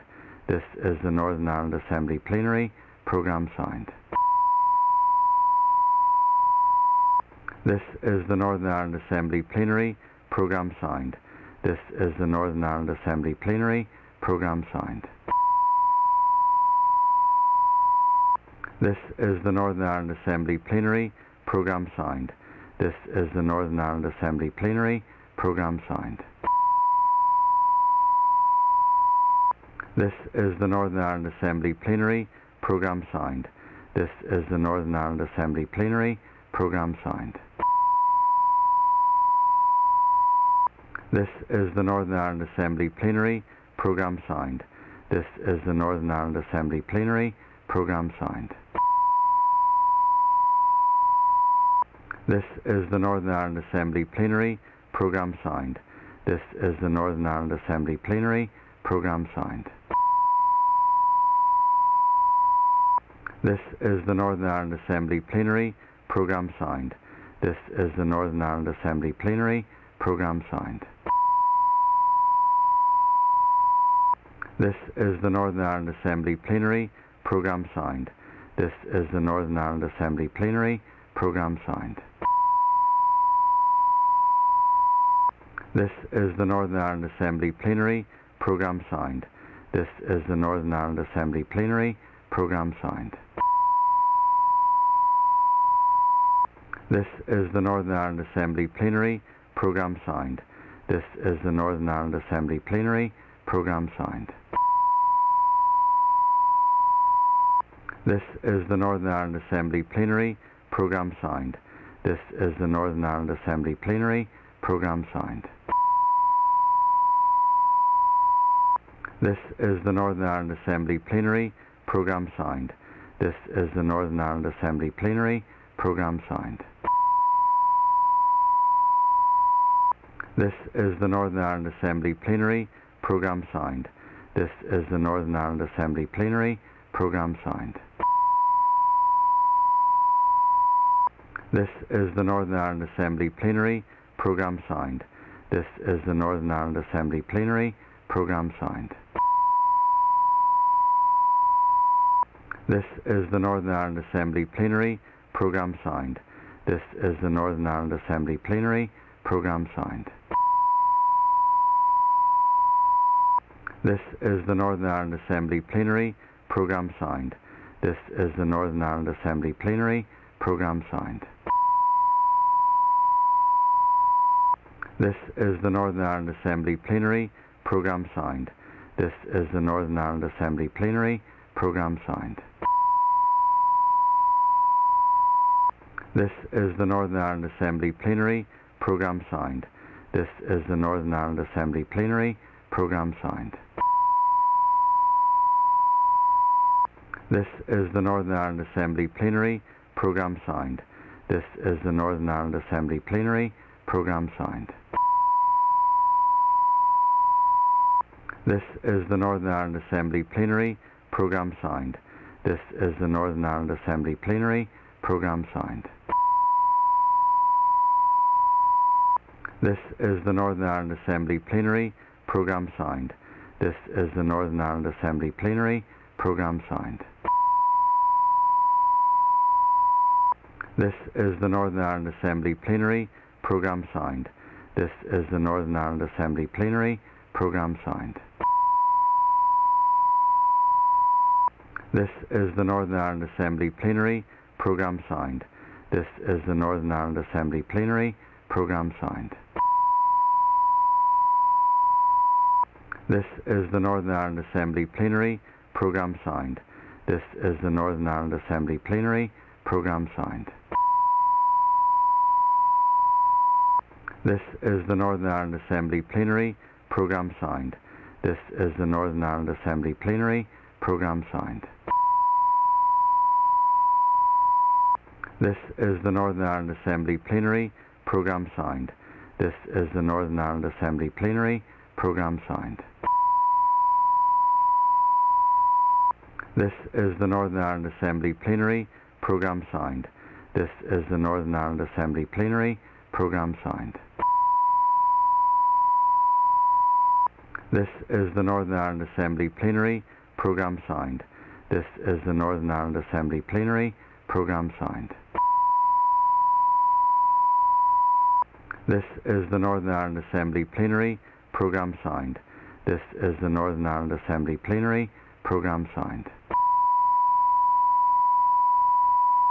This is the Northern Ireland Assembly Plenary Programme Sound. This is the Northern Ireland Assembly Plenary Programme Sound. This is the Northern Ireland Assembly Plenary Programme Sound. This is the Northern Ireland Assembly Plenary Programme Sound. This is the Northern Ireland Assembly Plenary Programme Sound. This is the Northern Ireland Assembly Plenary Programme Sound. This is the Northern Ireland Assembly Plenary Programme Sound. This is the Northern Ireland Assembly Plenary Programme Sound. This is the Northern Ireland Assembly Plenary Programme Sound. This is the Northern Ireland Assembly Plenary Programme Sound. This is the Northern Ireland Assembly Plenary Programme Sound. This is the Northern Ireland Assembly Plenary Programme Sound. This is the Northern Ireland Assembly Plenary Programme Sound. This is the Northern Ireland Assembly Plenary Programme Sound. This is the Northern Ireland Assembly Plenary Programme Sound. This is the Northern Ireland Assembly Plenary Programme Sound. This is the Northern Ireland Assembly Plenary Programme Sound. This is the Northern Ireland Assembly Plenary Programme Sound. This is the Northern Ireland Assembly Plenary Programme Sound. This is the Northern Ireland Assembly Plenary Programme Sound. This is the Northern Ireland Assembly Plenary Programme Sound. This is the Northern Ireland Assembly Plenary Programme Sound. This is the Northern Ireland Assembly Plenary Programme Sound. This is the Northern Ireland Assembly Plenary Programme Sound. This is the Northern Ireland Assembly Plenary Programme Sound. This is the Northern Ireland Assembly Plenary Programme Sound. This is the Northern Ireland Assembly Plenary Programme Sound. This is the Northern Ireland Assembly Plenary Programme Sound.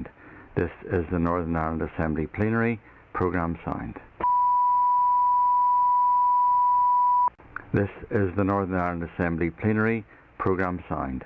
This is the Northern Ireland Assembly Plenary Programme Sound. This is the Northern Ireland Assembly Plenary Programme Sound. This is the Northern Ireland Assembly Plenary Programme Sound.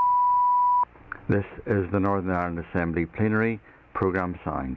This is the Northern Ireland Assembly Plenary Programme Sound. This is the Northern Ireland Assembly Plenary Programme Sound.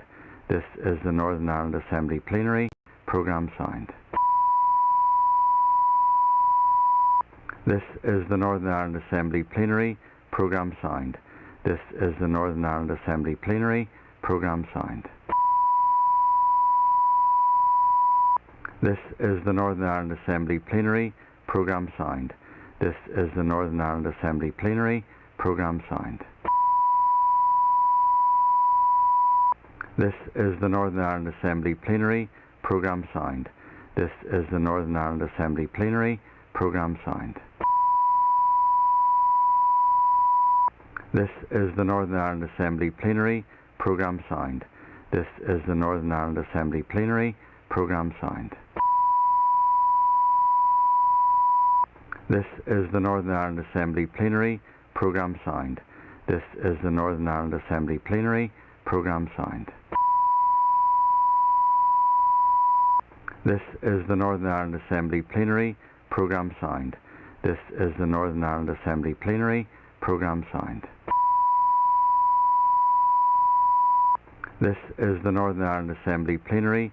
Programme signed. This is the Northern Ireland Assembly Plenary. Programme signed.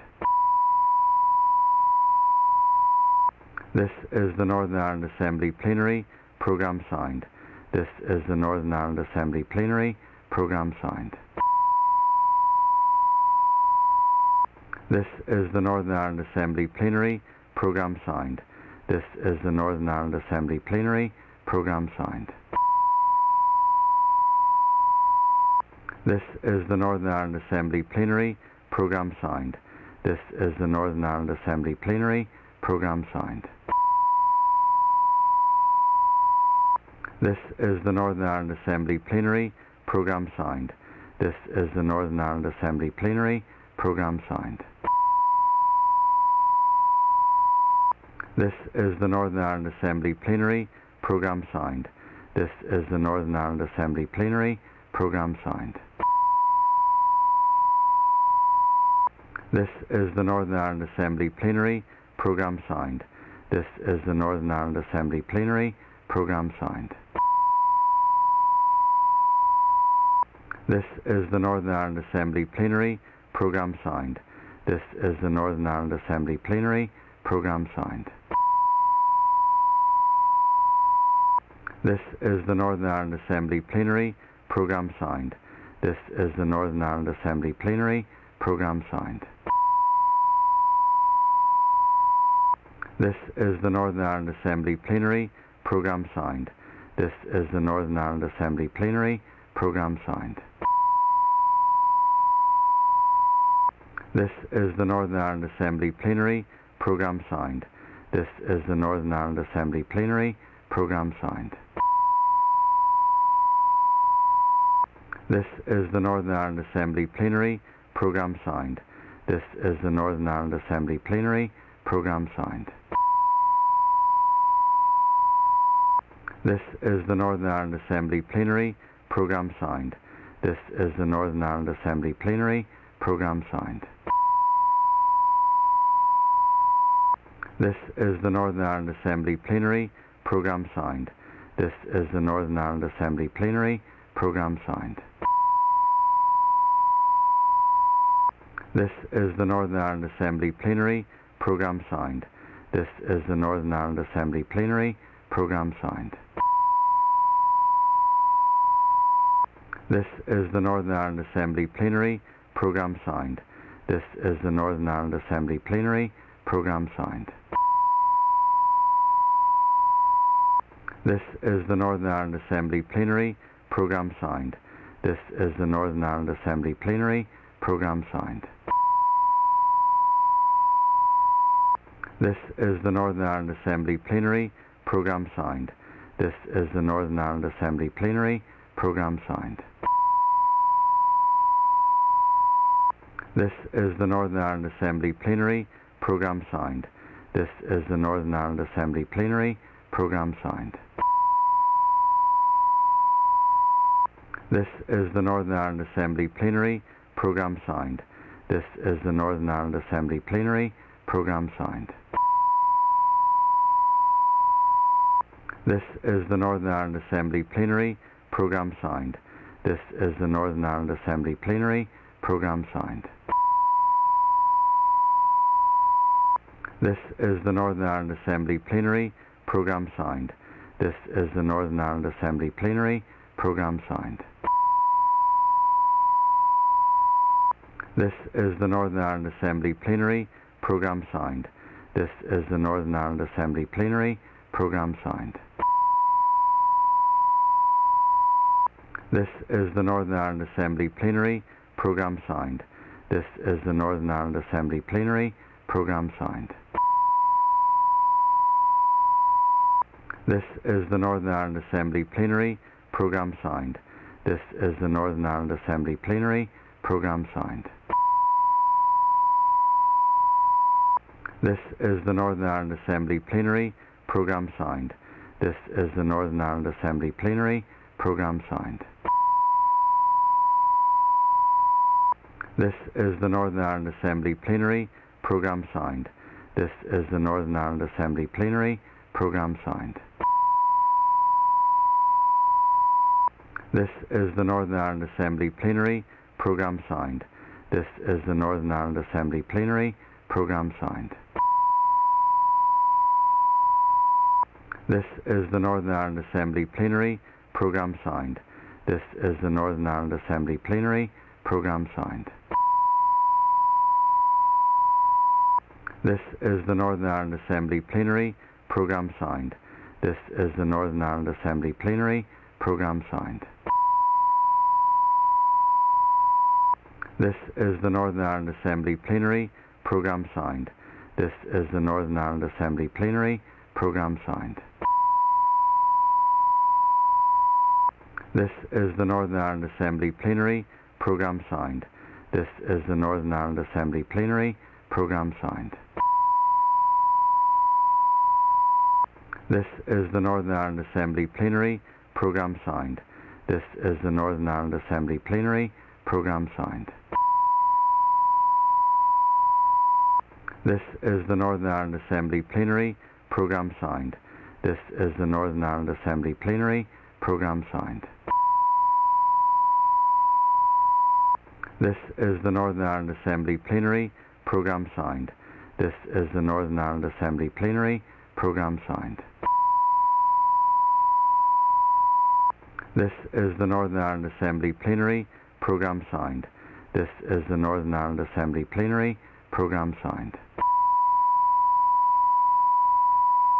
This is the Northern Ireland Assembly Plenary Programme Sound. This is the Northern Ireland Assembly Plenary Programme Sound. This is the Northern Ireland Assembly Plenary Programme Sound. This is the Northern Ireland Assembly Plenary Programme Sound. This is the Northern Ireland Assembly Plenary Programme Sound. This is the Northern Ireland Assembly Plenary Programme Sound. This is the Northern Ireland Assembly Plenary Programme Sound. This is the Northern Ireland Assembly Plenary Programme Sound. This is the Northern Ireland Assembly Plenary Programme Sound. This is the Northern Ireland Assembly Plenary Programme Sound. This is the Northern Ireland Assembly Plenary Programme Sound. This is the Northern Ireland Assembly Plenary Programme Sound. This is the Northern Ireland Assembly Plenary Programme Sound. This is the Northern Ireland Assembly Plenary Programme Sound. This is the Northern Ireland Assembly Plenary Programme Sound. This is the Northern Ireland Assembly Plenary Programme Sound.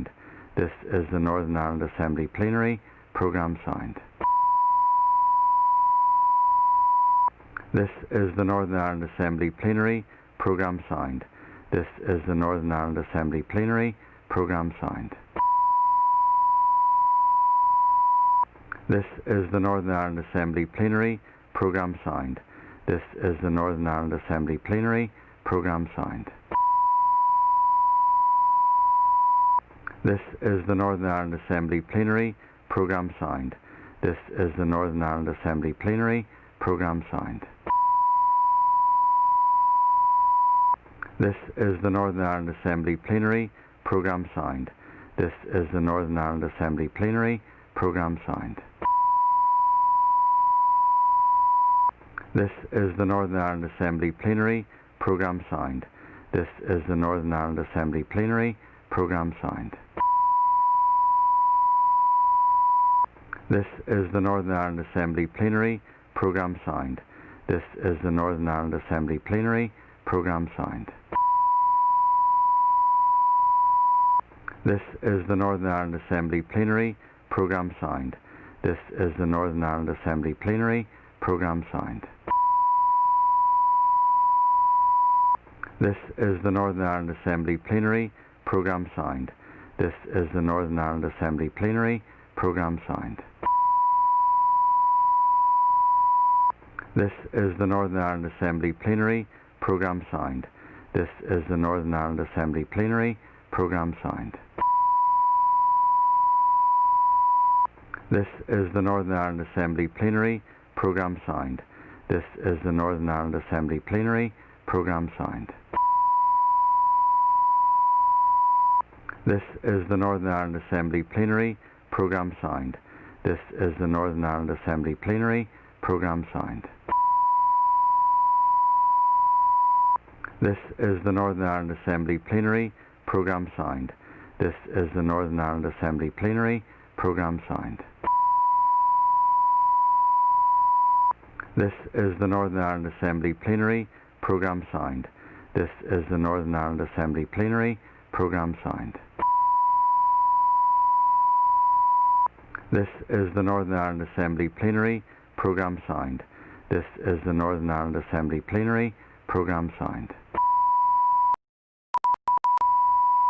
This is the Northern Ireland Assembly Plenary. Programme signed. This is the Northern Ireland Assembly Plenary. Programme signed. This is the Northern Ireland Assembly Plenary. Programme signed. This is the Northern Ireland Assembly Plenary. Programme signed. This is the Northern Ireland Assembly Plenary. Programme signed. This is the Northern Ireland Assembly Plenary. Programme signed. This is the Northern Ireland Assembly Plenary. Programme signed. This is the Northern Ireland Assembly Plenary. Programme signed. This is the Northern Ireland Assembly Plenary. Programme signed. This is the Northern Ireland Assembly Plenary. Programme signed. This is the Northern Ireland Assembly Plenary. Programme signed. This is the Northern Ireland Assembly Plenary. Programme signed. This is the Northern Ireland Assembly Plenary. Programme signed. This is the Northern Ireland Assembly Plenary. Programme signed. This is the Northern Ireland Assembly Plenary. Programme signed. This is the Northern Ireland Assembly Plenary. Programme signed.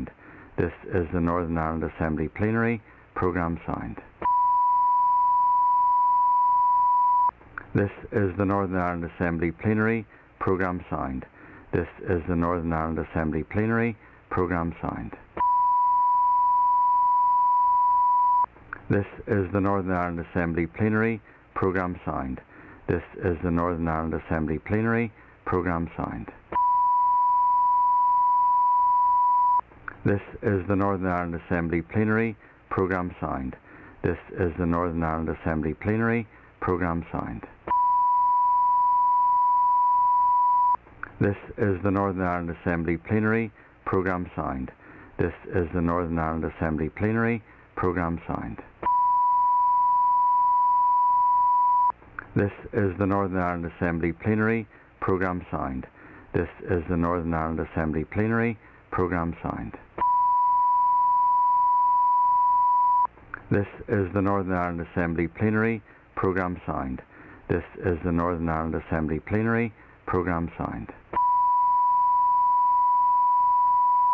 This is the Northern Ireland Assembly Plenary. Programme signed. This is the Northern Ireland Assembly Plenary. Programme signed. This is the Northern Ireland Assembly Plenary. Programme signed. This is the Northern Ireland Assembly Plenary. Programme signed. This is the Northern Ireland Assembly Plenary. Programme signed. This is the Northern Ireland Assembly Plenary. Programme signed. This is the Northern Ireland Assembly Plenary. Programme signed. This is the Northern Ireland Assembly Plenary. Programme signed.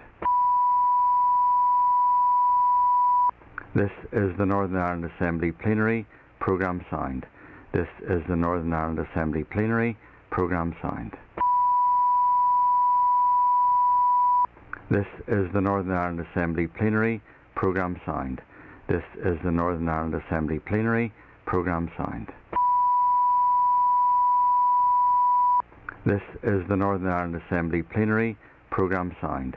This is the Northern Ireland Assembly Plenary Programme signed. This is the Northern Ireland Assembly Plenary Programme signed. This is the Northern Ireland Assembly Plenary Programme signed. This is the Northern Ireland Assembly Plenary Programme signed. This is the Northern Ireland Assembly Plenary Programme signed. This is the Northern Ireland Assembly Plenary Programme signed. This is the Northern Ireland Assembly Plenary Programme signed. This is the Northern Ireland Assembly Plenary Programme signed. This is the Northern Ireland Assembly Plenary Programme signed. This is the Northern Ireland Assembly Plenary Programme signed. This is the Northern Ireland Assembly Plenary Programme signed. This is the Northern Ireland Assembly Plenary Programme signed. This is the Northern Ireland Assembly Plenary Programme signed. This is the Northern Ireland Assembly Plenary Programme signed. This is the Northern Ireland Assembly Plenary Programme signed. This is the Northern Ireland Assembly Plenary Programme signed. This is the Northern Ireland Assembly Plenary Programme signed. This is the Northern Ireland Assembly Plenary Programme signed. This is the Northern Ireland Assembly Plenary Programme signed. This is the Northern Ireland Assembly Plenary Programme signed. This is the Northern Ireland Assembly Plenary Programme signed. This is the Northern Ireland Assembly Plenary Programme signed. This is the Northern Ireland Assembly Plenary Programme signed. This is the Northern Ireland Assembly Plenary Programme signed. This is the Northern Ireland Assembly Plenary Programme signed. This is the Northern Ireland Assembly Plenary Programme signed. This is the Northern Ireland Assembly Plenary Programme signed. This is the Northern Ireland Assembly Plenary Programme signed. This is the Northern Ireland Assembly Plenary Programme signed. This is the Northern Ireland Assembly Plenary Programme signed. This is the Northern Ireland Assembly Plenary Programme signed. This is the Northern Ireland Assembly Plenary Programme signed. This is the Northern Ireland Assembly Plenary Programme signed. This is the Northern Ireland Assembly Plenary Programme signed. This is the Northern Ireland Assembly Plenary Programme signed. This is the Northern Ireland Assembly Plenary Programme signed. This is the Northern Ireland Assembly Plenary Programme signed. This is the Northern Ireland Assembly Plenary Programme signed. This is the Northern Ireland Assembly Plenary Programme signed. This is the Northern Ireland Assembly Plenary Programme signed. This is the Northern Ireland Assembly Plenary Programme signed. This is the Northern Ireland Assembly Plenary Programme signed. This is the Northern Ireland Assembly Plenary Programme signed. This is the Northern Ireland Assembly Plenary Programme signed. This is the Northern Ireland Assembly Plenary Programme signed. This is the Northern Ireland Assembly Plenary Programme signed. This is the Northern Ireland Assembly Plenary Programme signed. This is the Northern Ireland Assembly Plenary Programme signed. This is the Northern Ireland Assembly Plenary Programme signed. This is the Northern Ireland Assembly Plenary Programme signed. This is the Northern Ireland Assembly Plenary Programme signed. This is the Northern Ireland Assembly Plenary Programme signed. This is the Northern Ireland Assembly Plenary Programme signed. This is the Northern Ireland Assembly Plenary Programme Sound. This is the Northern Ireland Assembly Plenary Programme Sound.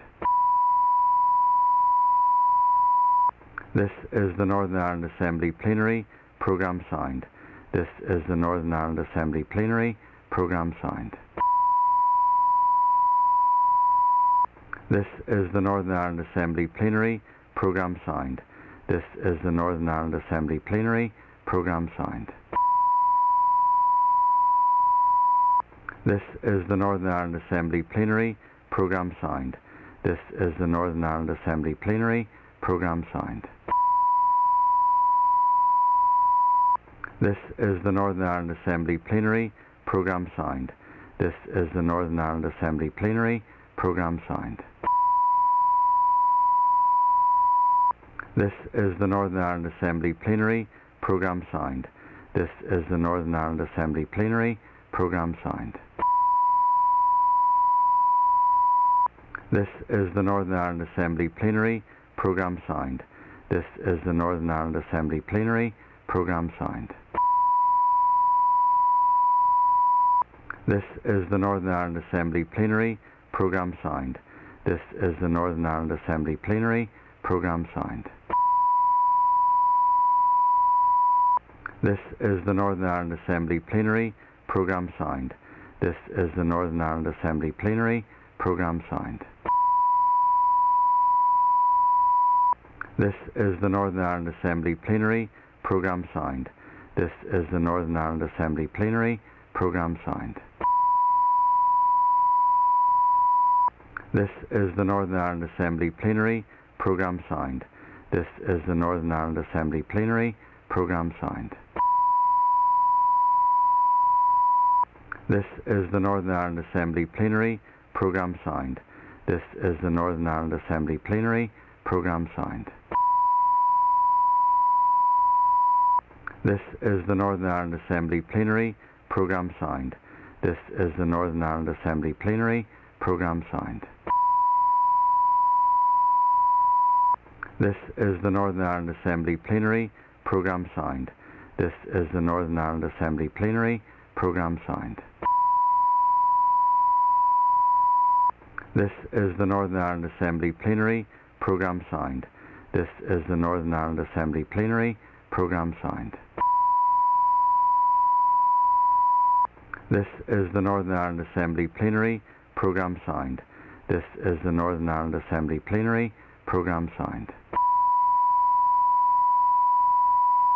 This is the Northern Ireland Assembly Plenary Programme Sound. This is the Northern Ireland Assembly Plenary Programme Sound. This is the Northern Ireland Assembly Plenary Programme Sound. This is the Northern Ireland Assembly Plenary Programme Sound. This is the Northern Ireland Assembly Plenary Programme Sound. This is the Northern Ireland Assembly Plenary Programme Sound. This is the Northern Ireland Assembly Plenary Programme Sound. This is the Northern Ireland Assembly Plenary Programme Sound.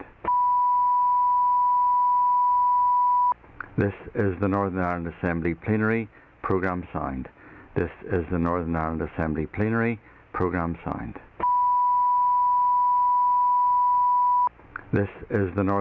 Assembly Plenary Programme Sound. This is the Northern Ireland Assembly Plenary Programme Sound. This is the Northern Ireland Assembly Plenary Programme Sound. This is the Northern Ireland Assembly Plenary Programme Sound. This is the Northern Ireland Assembly Plenary Programme Sound. This is the Northern Ireland Assembly Plenary Programme Sound. This is the Northern Ireland Assembly Plenary Programme Sound. This is the Northern Ireland Assembly Plenary Programme Sound. This is the Northern Ireland Assembly Plenary Programme Sound. This is the Northern Ireland Assembly Plenary Programme Sound. This is the Northern Ireland Assembly Plenary Programme Sound. This is the Northern Ireland Assembly Plenary Programme Sound. This is the Northern Ireland Assembly Plenary Programme Sound. This is the Northern Ireland Assembly Plenary. Programme signed. This is the Northern Ireland Assembly Plenary. Programme signed. This is the Northern Ireland Assembly Plenary. Programme signed. This is the Northern Ireland Assembly Plenary. Programme signed. This is the Northern Ireland Assembly Plenary. Programme signed. This is the Northern Ireland Assembly Plenary. Programme signed. This is the Northern Ireland Assembly Plenary. Programme signed. This is the Northern Ireland Assembly Plenary. Programme signed. This is the Northern Ireland Assembly Plenary. Programme signed. This is the Northern Ireland Assembly Plenary. Programme signed. This is the Northern Ireland Assembly Plenary. Programme signed. This is the Northern Ireland Assembly Plenary. Programme signed. This is the Northern Ireland Assembly Plenary. Programme signed. This is the Northern Ireland Assembly Plenary. Programme signed. This is the Northern Ireland Assembly Plenary. Programme signed. This is the Northern Ireland Assembly Plenary. Programme signed. This is the Northern Ireland Assembly Plenary. Programme signed. This is the Northern Ireland Assembly Plenary. Programme signed. This is the Northern Ireland Assembly Plenary. Programme signed. This is the Northern Ireland Assembly Plenary. Programme signed. This is the Northern Ireland Assembly Plenary. Programme signed. This is the Northern Ireland Assembly Plenary. Programme signed. This is the Northern Ireland Assembly Plenary. Programme signed. This is the Northern Ireland Assembly Plenary. Programme signed. This is the Northern Ireland Assembly Plenary. Programme signed. This is the Northern Ireland Assembly Plenary. Programme signed. This is the Northern Ireland Assembly Plenary. Programme signed. This is the Northern Ireland Assembly Plenary. Programme signed.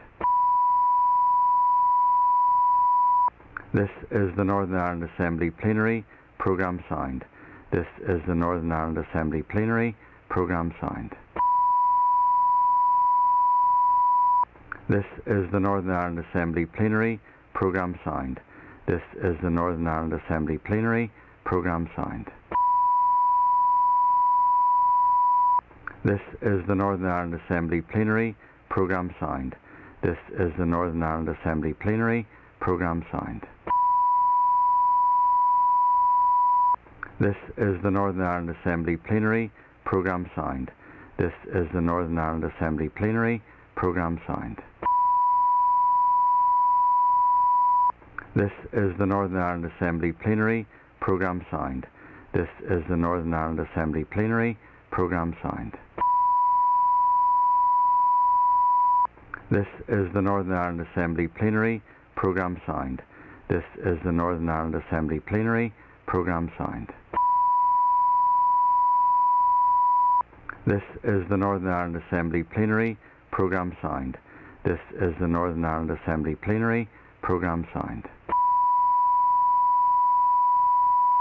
This is the Northern Ireland Assembly Plenary. Programme signed. This is the Northern Ireland Assembly Plenary. Programme signed. This is the Northern Ireland Assembly Plenary. Programme signed. This is the Northern Ireland Assembly Plenary. Programme signed. This is the Northern Ireland Assembly Plenary. Programme signed. This is the Northern Ireland Assembly Plenary. Programme signed. This is the Northern Ireland Assembly Plenary. Programme signed. This is the Northern Ireland Assembly Plenary. Programme signed.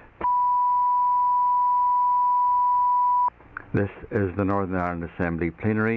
Programme signed. This is the Northern Ireland Assembly Plenary. Programme signed.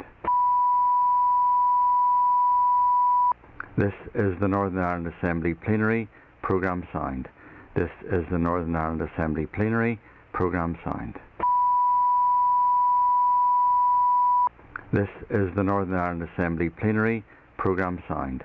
This is the Northern Ireland Assembly Plenary Programme Sound. This is the Northern Ireland Assembly Plenary Programme Sound. This is the Northern Ireland Assembly Plenary Programme Sound.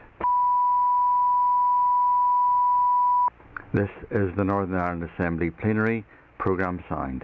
This is the Northern Ireland Assembly Plenary Programme Sound. This is the Northern Ireland.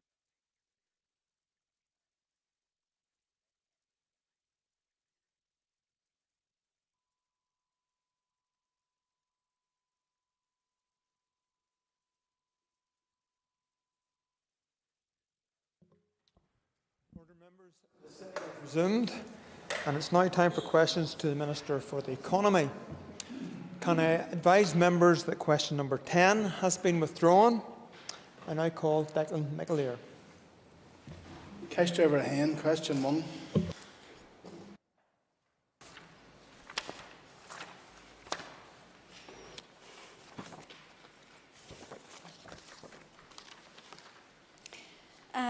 Mr Deputy Speaker, with your permission, I would wish to group questions number 1, 2 and 4. And again, with your permission, Mr Deputy Speaker, I'd like to avail of the extra minute to answer this grouping. I am delighted that Project Stratum, delivered through the DUP Confidence and Supply deal, is now up and running. Project Stratum will utilise public funding together with fibrous networks investment to deliver gigabit-capable broadband infrastructure to more than 76,000 primarily rural premises across Northern Ireland. The citizens and businesses in these areas have waited far too long for acceptable broadband, and their struggles have been deepened by the COVID-19 crisis.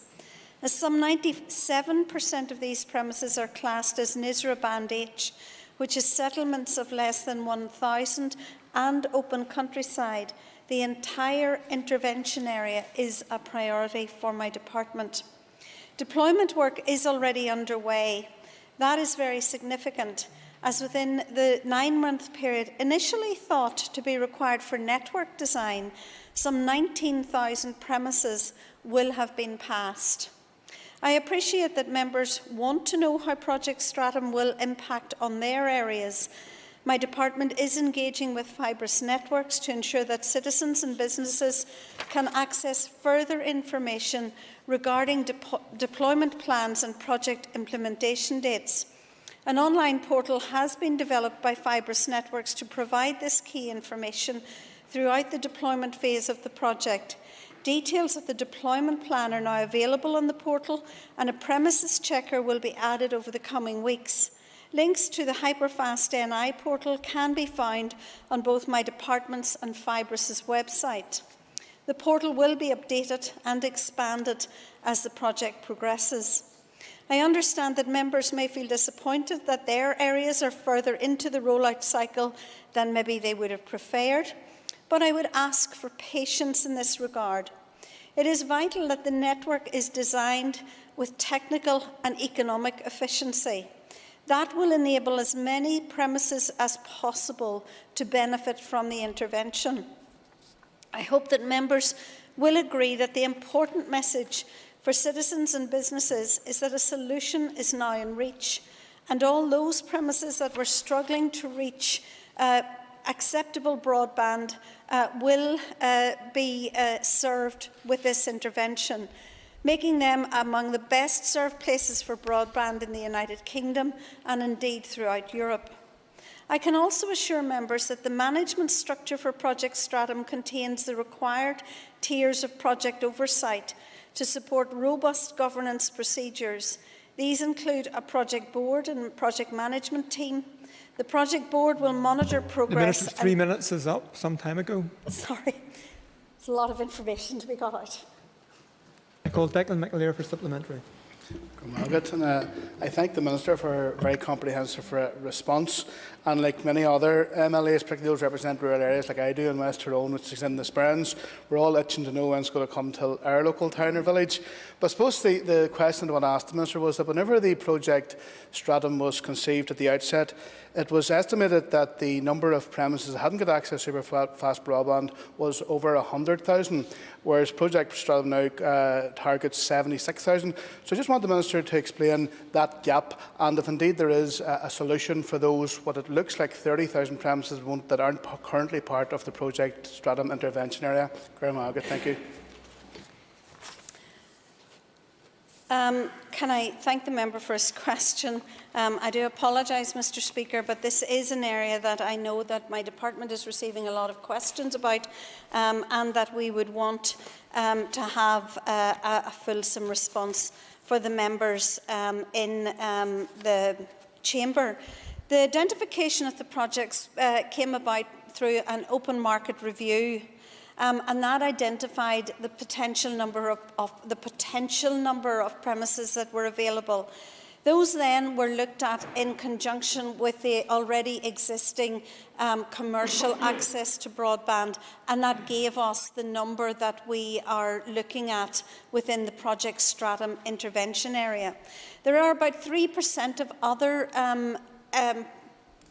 premises that we would like within that intervention area, and we are currently working with our national government to try to work out a solution for those premises, and will come back to the House as quickly as possible within that.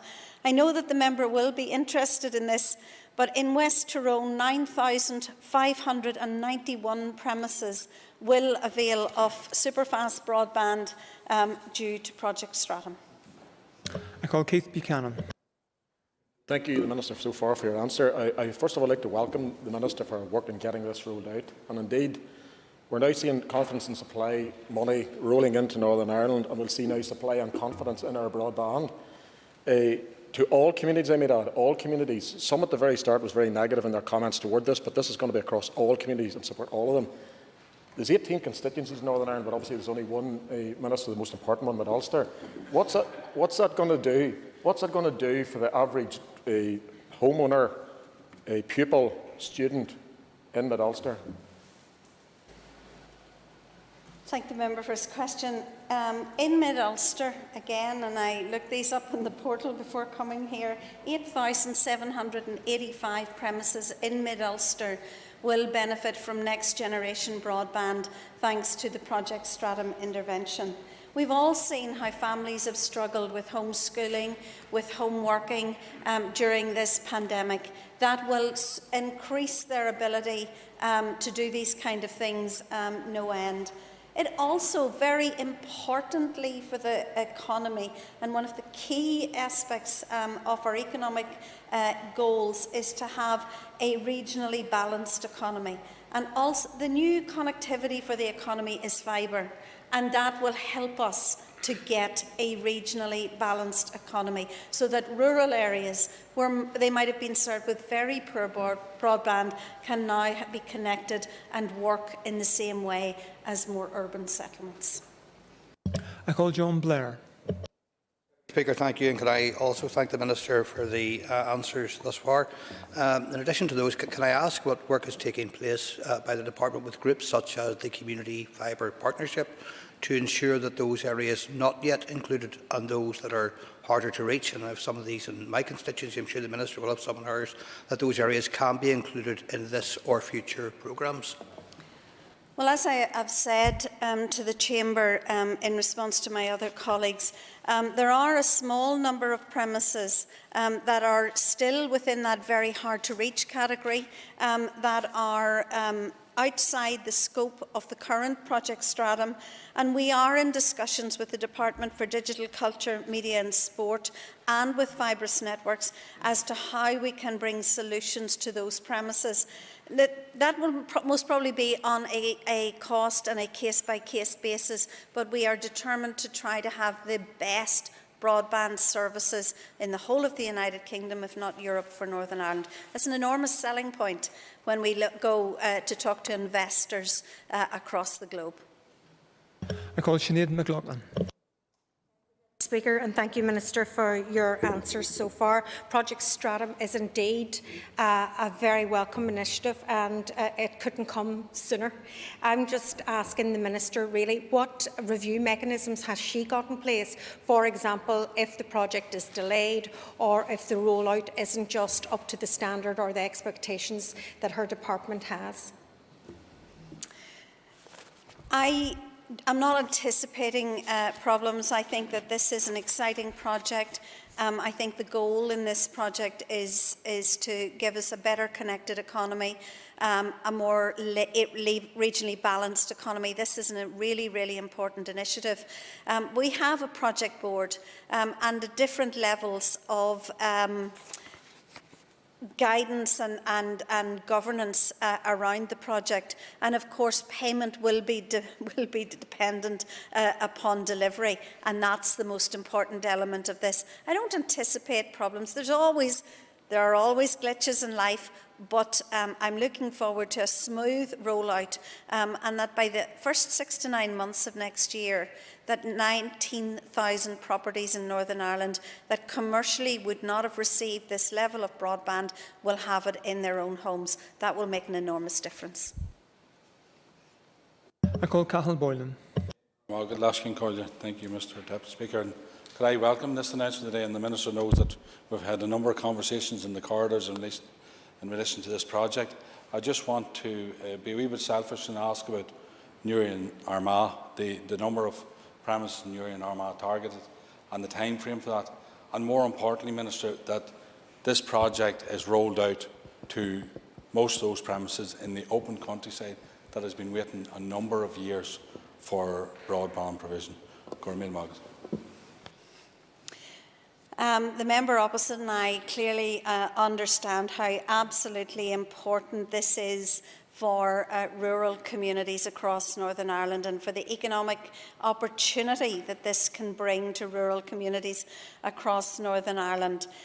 Project Stratum for Newry and Armagh will target 8,101 premises in the Newry and Armagh constituency. And that will give an average coverage that have access to next generation broadband in that whole constituency of 99.5%. That's a pretty good record when we reach it. I call Pam Cameron. To number 3, please.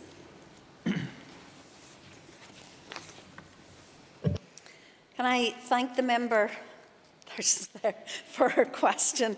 I fully appreciate that many pubs have been asked to close under the regulation and as a result have had no income or limited income. It is vital that we provide support to prevent permanent pub closures and job losses. That is why I want to see these businesses receiving this additional top-up support as soon as possible. My department has been allocated a funding envelope of €10.6 million and is designing a scheme within that budget which will go forward to the Executive for agreement. The aim of the scheme is to provide compensation to wet pubs that were required to remain closed under the health regulation restrictions for a further 12-week period from the 4th of July to the 23rd of September, when the rest of the hospitality sector were permitted to open and trade. I call Pam Cameron for supplementary. Thank you, Mr. Deputy Speaker, and thank the Minister for her answers so far. I'm sure the Minister will agree that longer-term financial support may well be needed well into 2021 to assist the hospitality industry back onto its feet and protect those jobs following so many months of lost income this year. Can I ask the Minister how we can help the sector recover next year once the rollout of the vaccine is at a more advanced stage? I'm on record many times in this House as saying that the best way to help the economy is to have an economy that is open, that is functioning, and where people can go about their daily business. We are in the midst of a health pandemic. That sadly has brought great suffering, I think, to the hospitality sector, and particularly to these traditional pubs who have not been able to open for pretty much most of the year, maybe bar a week or two in late September, October. And therefore, that is why it is incumbent upon us to try to bring the support to them. I will be bringing forward the scheme to the Executive, hopefully this week. We are waiting on details of verification checks, and I know that the member will appreciate that it will have to be done in a way that we can authenticate applications and check them. Thank you. I call Kiva Archibald. And I thank the Minister for her responses so far, and it will be welcome news to the sector that is hopefully going to the Executive this week. All of these schemes are really very welcome, and last week the newly self-employed criteria were published and that scheme opened, and it became apparent that some people will still be excluded on the basis of the criteria, in particular in relation to the requirement for 50% of the trading income to have been from self-employment in 2019-20. And this will exclude those who became self-employed later in the year. Would the Minister commit to looking at that particular criteria to ensure those who previously missed get paid? Well, I am, of course, going to provide a full answer in relation to the self-employed scheme. We launched the scheme specifically to deal with those who had access to any interventions whatsoever. We have employed the same criteria broadly as the schemes in Scotland and Wales, and therefore is in line with the criteria in the CESS self-employment scheme. And therefore, that is why the scheme is designed and launched in the way that it was. We are, of course, always willing to look at any of these issues, but we would need to have a rationale, and the reason for the 50% is to make sure and protect those who are genuinely self-employed, that this is their main source of income. I call Steve Aiken. Thank the Minister for her answers so far, and indeed with the Minister and the Deputy Speaker's indulgence, I would like to ask the question, are the Executive looking to provide some sort of grant support for licensed sport and social clubs to help them make it through the rest of the winter? And could she indeed join me in welcoming and wishing Mr Stuart Dixon a very happy birthday? That is stretching the question, but I'll pass that to the Minister to decide if she wishes to respond. Mr Deputy Speaker, I could not resist. I'm not going to sing it, but I wish you a very, very happy birthday. And given all the challenges that you've been through, it's very welcome. So he's always willing to embarrass you at every opportunity, isn't he? Yes, those licensed premises who have been closed and have been instructed to close will be available to apply in the same way as others who have applied for other grant schemes. Moving on, I call Cara Hunter. Thank you. Mr Deputy Speaker, question 5, please.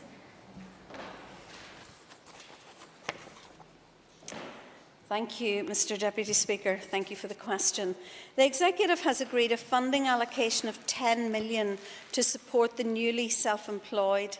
The newly self-employed support scheme opened at 6 p.m. on the 3rd of December and will provide financial support to newly self-employed individuals whose business is adversely impacted by COVID and have not been able to access support from the UK Government's Self-Employed Income Support Scheme.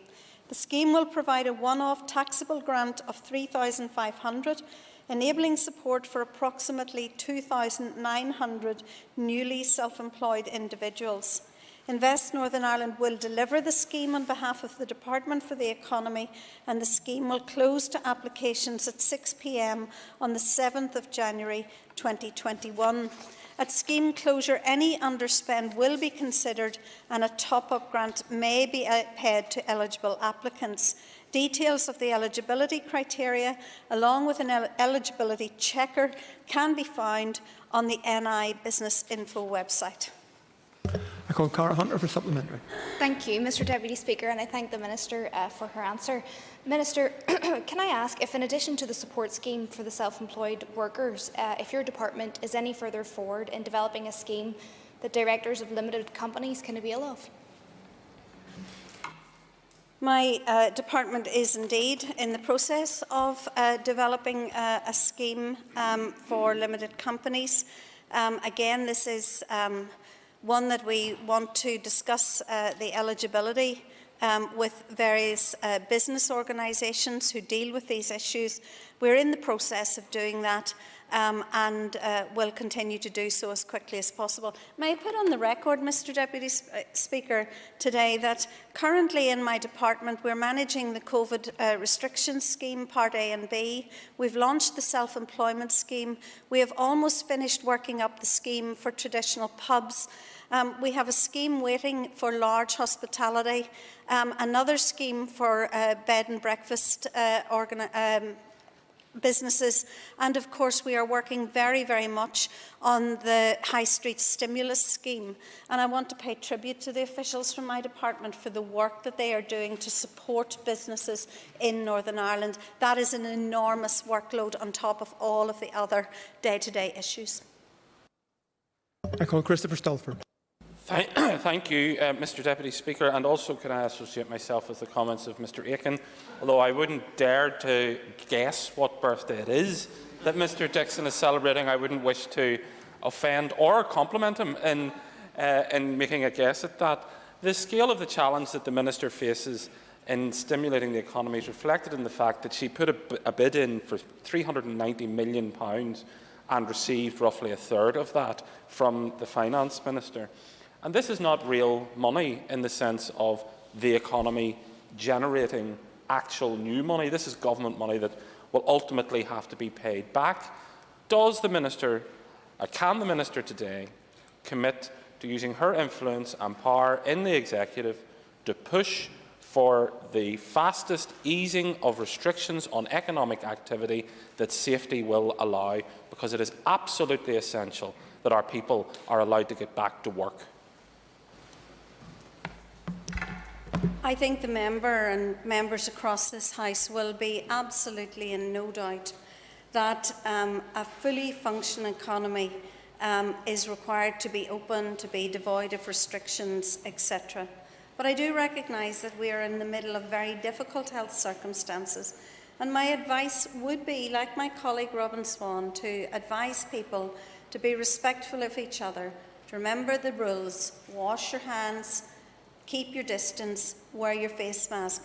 If we do these things, then we can have an economy that is freer and more open and able to trade. And I noticed today that the first woman in the world to receive the vaccine, although she lives in Coventry, we'll forgive her for that, but she's from Northern Ireland, and I take that as a great sign of hope for the future, recognising, of course, that this is a mammoth challenge that we have in getting the vaccine rolled out. I call John O'Dowd. Minister, I want to return to the self-employed and the newly self-employed. I understand that representatives of the self-employed are bringing forward proposals to the Minister which would in fact meet her objectives of ensuring that the public purse is protected and that money is going to those most in need. Will the Minister take those proposals seriously and undertake to assist those who are newly self-employed? I think the member knows well enough that I receive delegations of people from right across the spectrum of Northern Ireland, and I will treat their representations to me with respect and look at all of the suggestions that are put forward. Rachel Woods is not in her place. We now move on to I call Rosemary Barton. Question 7, Minister.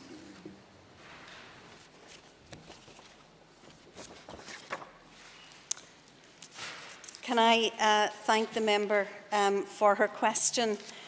Given the tweets that we have just seen and some of the issues that have been aired today, it is indeed very, very timely. Since I took office, my priority has been to ensure Northern Ireland businesses continue to enjoy unfettered access to our largest market in Great Britain. I have engaged with our government on a regular basis to ensure this, and I am pleased that those efforts are yielding results. Unfettered access can be guaranteed by the United Kingdom through the Internal Market Bill, by agreement in the Joint Committee, and I note the latest reports, but I also note and I think this House should note, that I spoke to businesses this morning and all agree that a pragmatic and practical outcome is absolutely desired. The SI covering goods from Northern Ireland into GB is, in my view, too vague. It is not a fulsome definition of a Northern Ireland qualifying good. And while international trade, including which measures will be taken to ensure that EU goods do not use Northern Ireland as a backdoor to the GB market, are for the United Kingdom Government, it is important that the quality and provenance of Northern Ireland goods is preserved. The Government has yet to outline specific anti-avoidance measures which would be used against EU businesses who are attempting to avoid tariffs through bringing goods into Northern Ireland. I welcome the commitment to developing a sustainer longer-term qualifying definition and anti-avoidance measures. Engagement with industry and the Executive on this is essential. The Executive has written to the Government supporting proposals from NIFTA, which would act as an effective model for the agri-food sector, ensuring unfettered access. Rosemary Barton for supplementary. Thank you, Minister, for your answer so far. Minister, can you advise on the country of origin of goods that have been produced using products from several countries? For example, cheese or Bailey's drink, etc. The member will be glad to know I actually spoke to the Chief Executive of Dairy UK this morning in this very precise issue. And I'm presuming that the member refers to milk in Northern Ireland, maybe processed in the Republic of Ireland into cheese, etc., etc. And we do need a practical outcome to this so that it is treated, if it's done in this way, as a product of origin of one or other.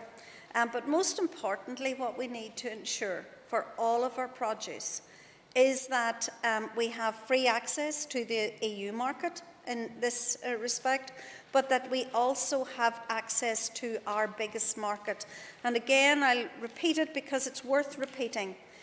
Northern Ireland sells more in the Great Britain market than it does in the Republic of Ireland, the rest of Europe, and the rest of the world all added together. That unfettered access to GB is absolutely vital. I call Declan McAleer. And I thank the Minister for her answer. The Minister made reference to the anti-avoidance measures that the British Government are supposed to put in place to prevent the North becoming a back door into the British market. That has the potential to become a huge impediment to trade from heading east, and there's only 23 days to go towards the end of the transition period. Does she have any assessment or any sense of what shape these anti-avoidance measures might take?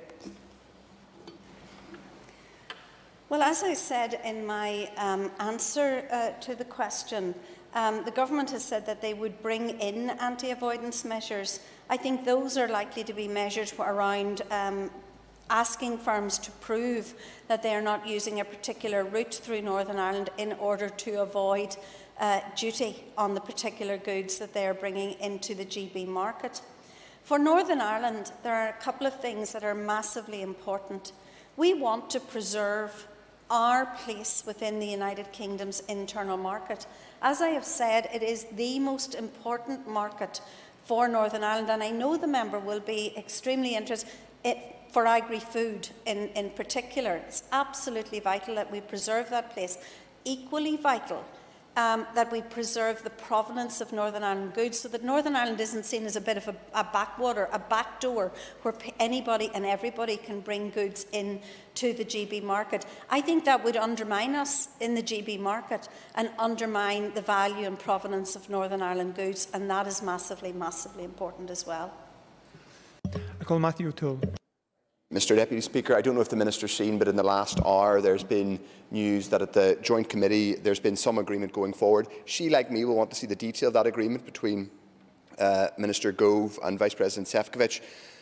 But can I ask her, pursuant to that, once we see the detail, is she willing, with others in the Executive, to press for full access for Northern Ireland businesses to existing EU trade deals. That's something that via the Joint Committee we should be able to agree that we do get that access both to UK deals and of course the UK market, and I agree with her on that, but also those existing EU trade deals. That offers real opportunity for businesses here. It's also essential for businesses, particularly the dairy business. Thank you. I think the Chief Executive of Dairy UK will be very pleased that we were listening to him this morning. I, like you, will want to see the detail of what has been agreed. I have read the statement that has followed the discussions this morning that have been ongoing for a number of days. And as I've said in this House on many, many occasions, for Northern Ireland, for the rest of the United Kingdom, it would be better if we were able to achieve that zero tariff, zero quota deal. And I think that we need the practical outcomes for the protocol to be agreed. As I said in an earlier answer, we can do them either through the Internal Market Bill, but we could also do those with the agreement of the EU through the Joint Committee. So I will be very interested in the outcome of those discussions today, and particularly when the Minister makes a statement to the House tomorrow in relation to those. It is important on trade deals that we have access, and this is a huge, huge issue for us, that we have access to those trade deals that the United Kingdom will do as new. Of the 37 trade deals that the EU has, most of those, bar I think about 3 now, are actually rolled over. So as members of the United Kingdom, we will have automatic access to those EU rolled over trade deals. What we really need to make sure is that we have access to the new trade deals, that trade deal with the US, that trade deal with New Zealand, that trade deal with Australia, and that we have that access on the same basis as every other part of the United Kingdom. And that is the end of our period of time for listed questions, and we now move on to topical questions. And I call Paula Bradshaw. Thank you, Deputy Speaker. Minister, can I ask what proposals you have to bring forward a scheme to assist PAYE earners excluded from both furlough and from the newly self-employed support scheme? Thank you. I'm presuming the member means the self-employed scheme, the CESS scheme, the national scheme, and the scheme that we currently have. Well, as I have indicated, we have launched a scheme for the self-employed. That's for those who became self-employed after March 2019 and therefore 2019, and therefore could not have supplied a tax return to HMRC before COVID struck us in March 2020. The scheme that we have brought forward is broadly the same scheme as that was developed in Scotland and in Wales. I look forward to those who have not been able to access any support, being able to access support through that particular scheme. Those who, and I'm presuming again that the member is talking about those people who were maybe became self-employed, say, in 2018 or maybe late in 2019, for whom CESS has not been a particularly successful outcome. Those are not included within our scheme. Those that would require a completely separate scheme. Of course, that will be up to the Executive to decide whether they will, because then they will be getting into the position of topping up national schemes, and they will have to decide whether that's a position that they want to get into and whether the Finance Minister is the funding for the same. I call Paula Bradshaw for supplementary. Thank you, Minister, for your response. There is the correspondence I've received from constituents recently, including where they're frustrated that when they've applied for the self-employed support scheme, is that there seems to be a mismatch in the definitions used between the Go For It programme and what the department are using in terms of eligibility. Is that something that you could look into? Because a lot of the people who fall between the cracks, as you know, Minister, are in very dire straits, and this is having such an impact on their mental well-being. I am completely aware of how difficult life has been over the last number of months. And that is why in the 3 support schemes that we brought out in the early part of the year, we paid out over $340 million to those individuals who required help.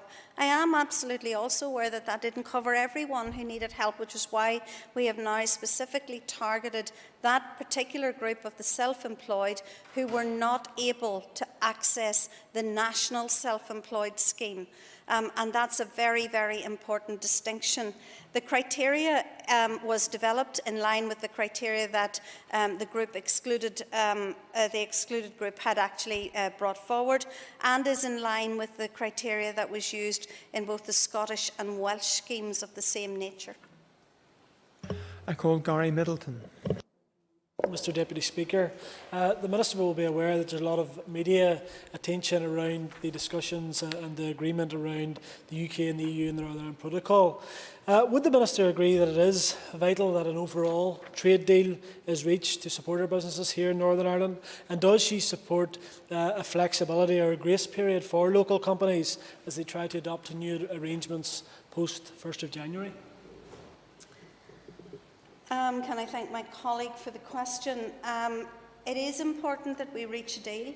I've said many times that is the best outcome for Northern Ireland, and it is important that we reach a conclusion to the issues that the protocol have thrown up for Northern Ireland. I don't support the protocol. I'm not pretending about it to anyone in this House. Everyone knows my view. But we have practical issues to resolve for the good of the business community and the economy in Northern Ireland, and to support jobs, and that's important.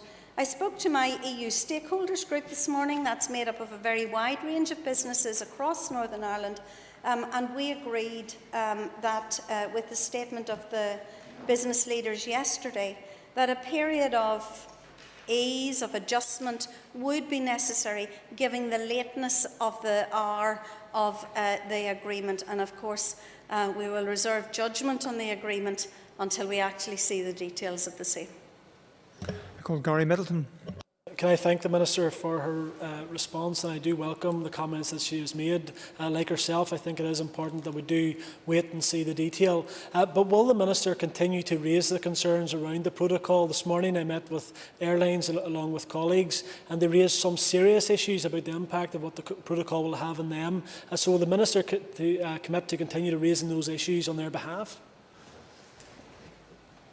I absolutely will. I think that what we will possibly see from the discussions in the Joint Committee are high-level agreements that will come out over the next number of days. But underneath that, there are always a myriad of practical issues that need to be resolved that the protocol has imposed upon us.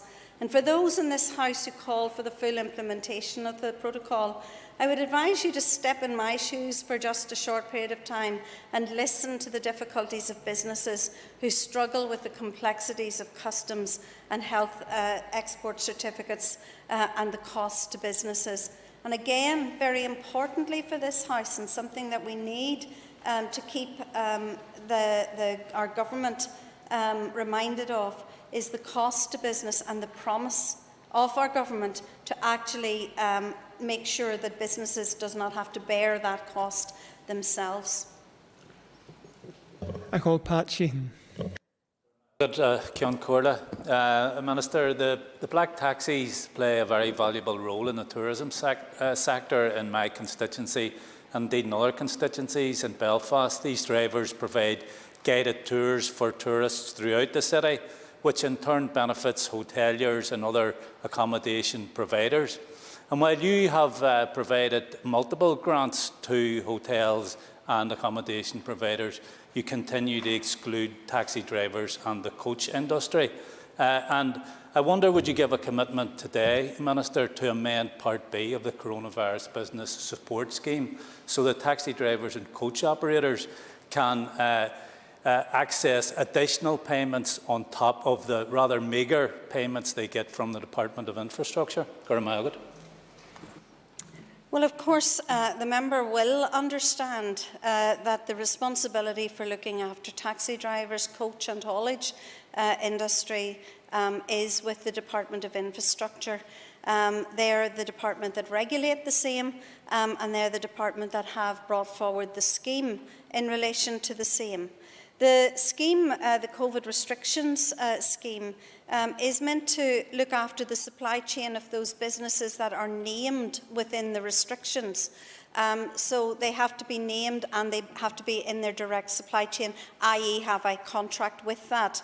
However, the best way to support the taxi drivers is to have an open economy, a free economy, and of course, absolutely, and one of the most utmost priority pieces of work that we will do in the next year is to restart and reboot our tourism economy so that we can see those people come back to Northern Ireland, and we will make sure that jobs in that sector are secure for the future. I believe we have a lot to offer in Northern Ireland for tourism, and I look forward to working with the sector to see that renewal, and I hope to make announcements about that in the near future.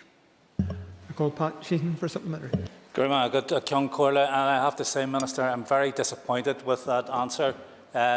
Taxi drivers in particular, who under normal circumstances work very long and antisocial hours for very little recompense, have been left behind in this pandemic. It took a long time to get the scheme from the Department of Infrastructure launched, and you have the power. And has the member a question? To amend Part B of the Coronavirus Business Support Scheme, which would ensure that taxi drivers and coach operators get additional payments. I certainly sympathise with either taxi drivers or coach operators.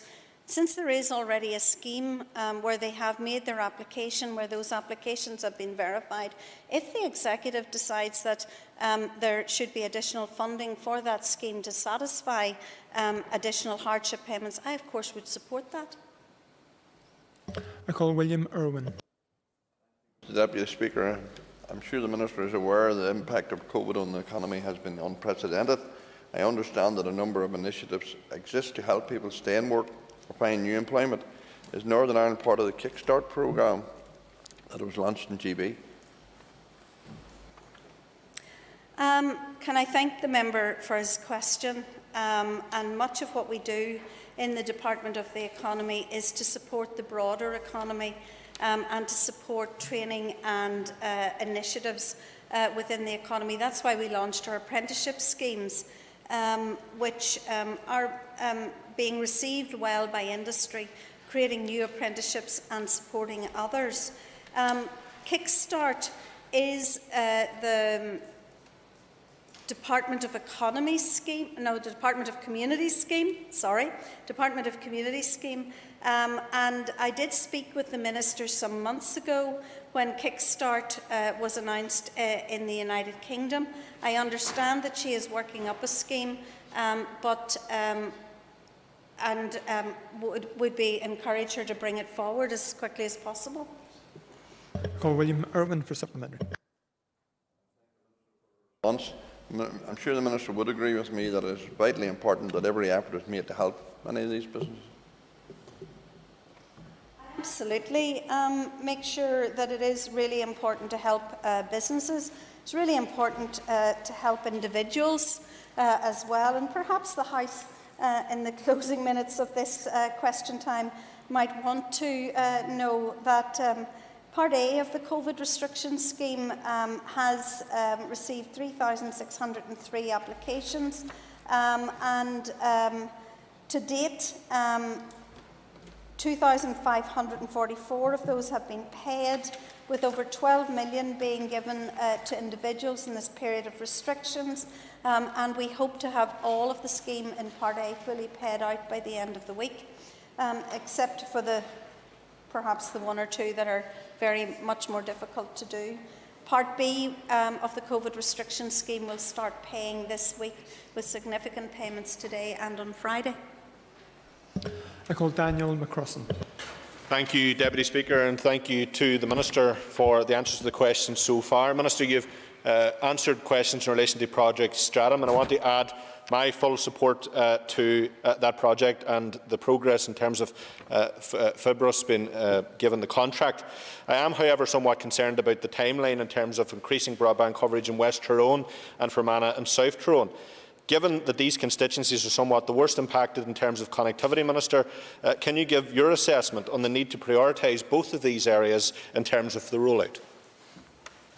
Well, of course, I've made my view very clear on this, and the contract was awarded so that the company that would get the contract would be able to roll out the contract in a way that made most economic and technical sense.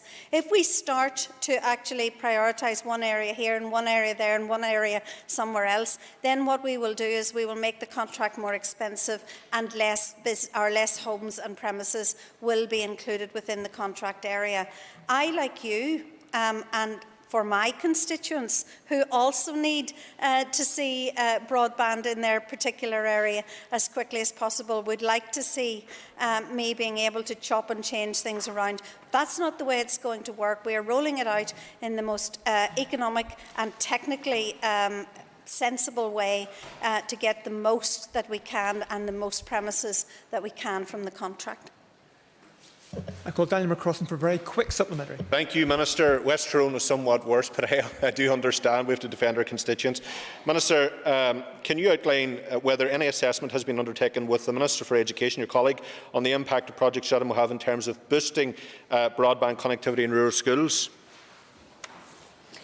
I haven't specifically spoken to the Minister of Education on this particular issue, but we all know that connectivity is key. It is king, and fibre is the new method of connectivity.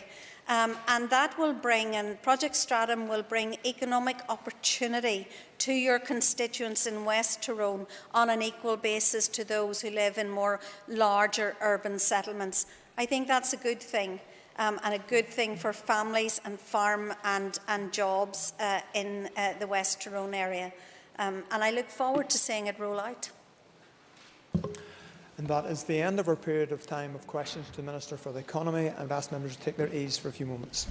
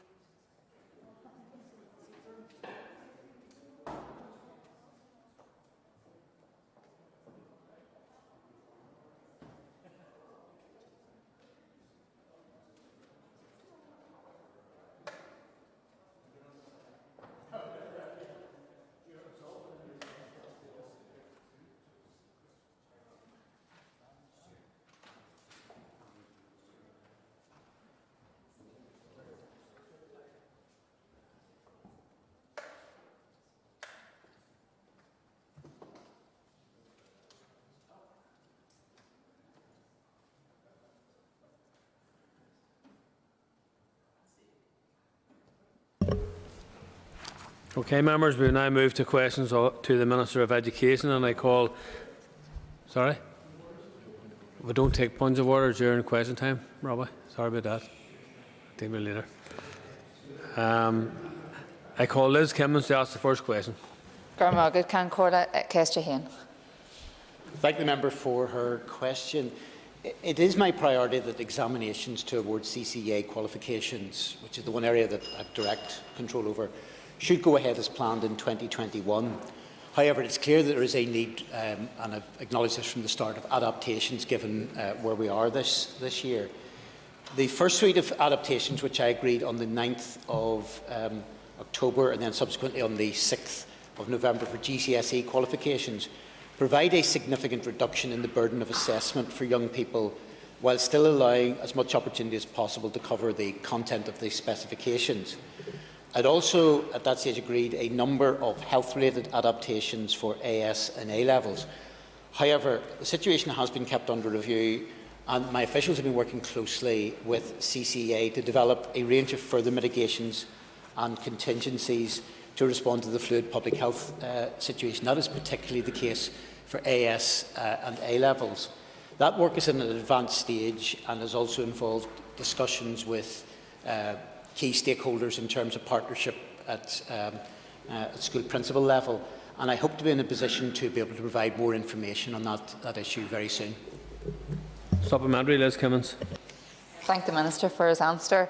And having read the public exam guidance that was published in November, I and many others would still be deeply concerned that the Minister and CCA continue to ignore the concerns of young people, their families and teachers. There will be no level playing field when it comes to the public exam series for next year, and many young people will have had multiple periods of self-isolation as we move forward, so the education experience is very varied. Will the Minister consider directing CCA to add greater optionality on the exam papers for 2021 to try and reduce some of the stress felt by our young people? And I suppose, as with a lot of things in education, sometimes it depends what you define as a particular term. Optionality, as it's been generally speaking considered within a pure educational point of view, which is generally speaking the issue of having more exam questions from which to choose. There has been direct concerns have been raised. That's one of the options that has been looked at and continues to be looked at.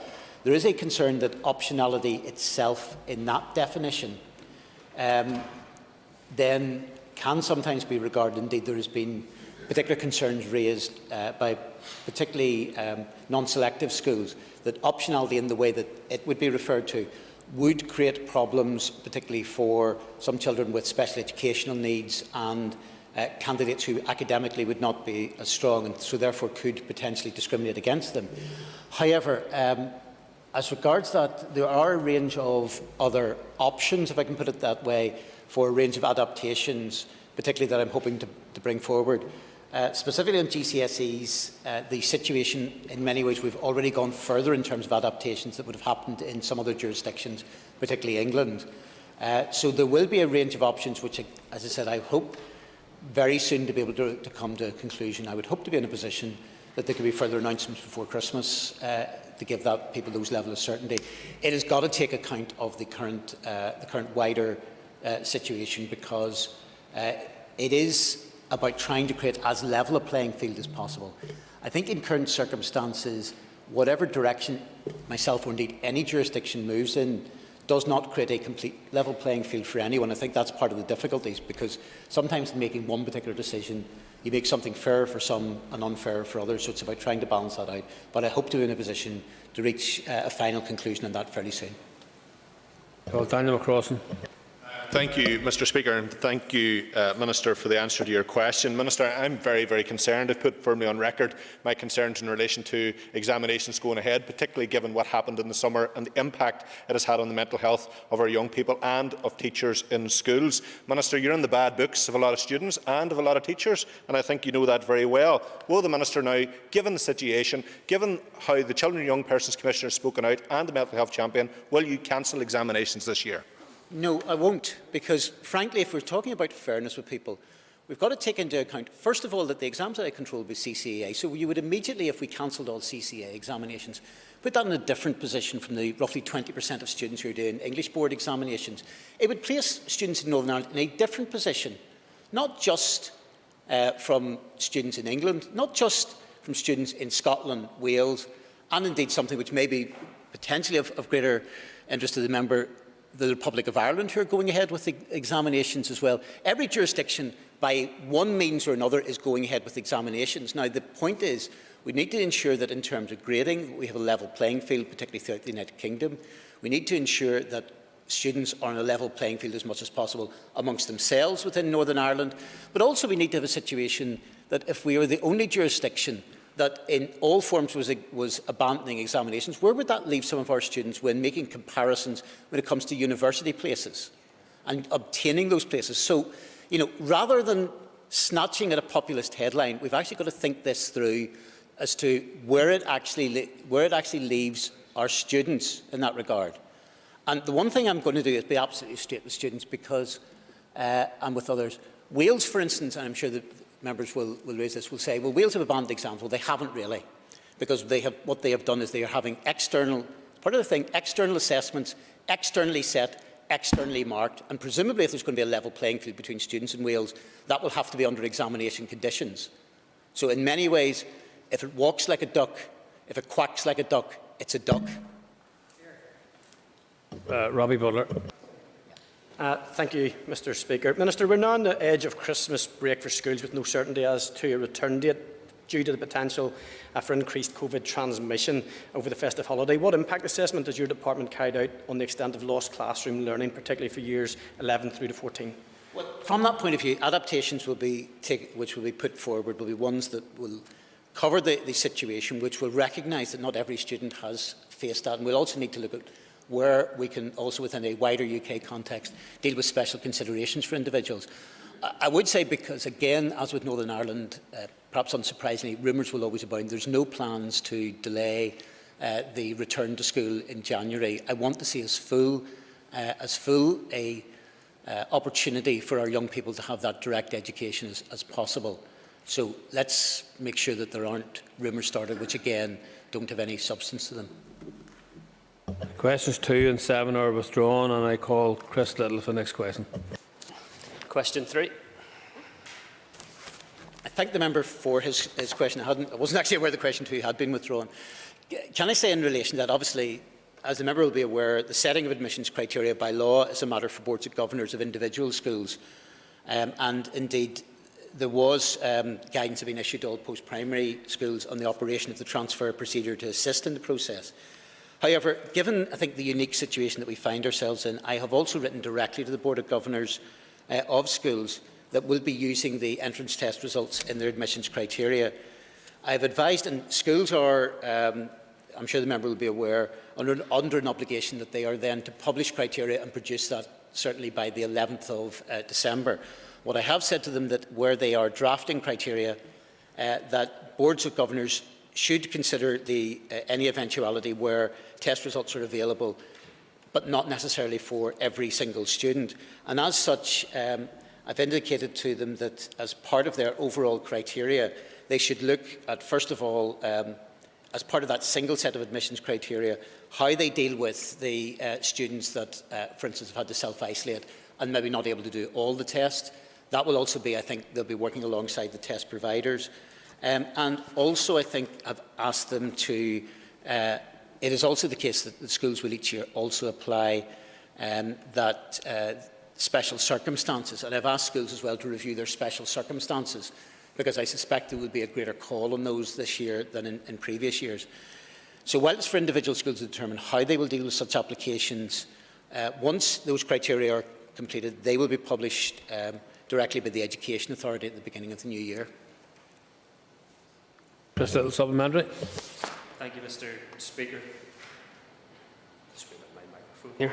There we go. Thank you, Mr. Speaker.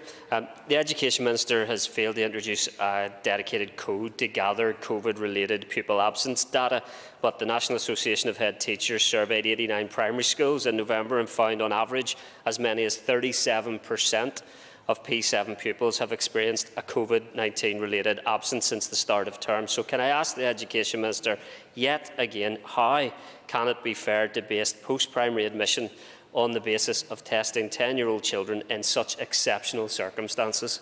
I do admire the member with the inventive ways his attacks on academic selection seem to take slightly different twists and turns in relation to that. And under the cover of COVID is now the route in relation to that. The figures that we have in terms of the absences, we have direct information on those who are absent and still able to engage and those who are self-isolating.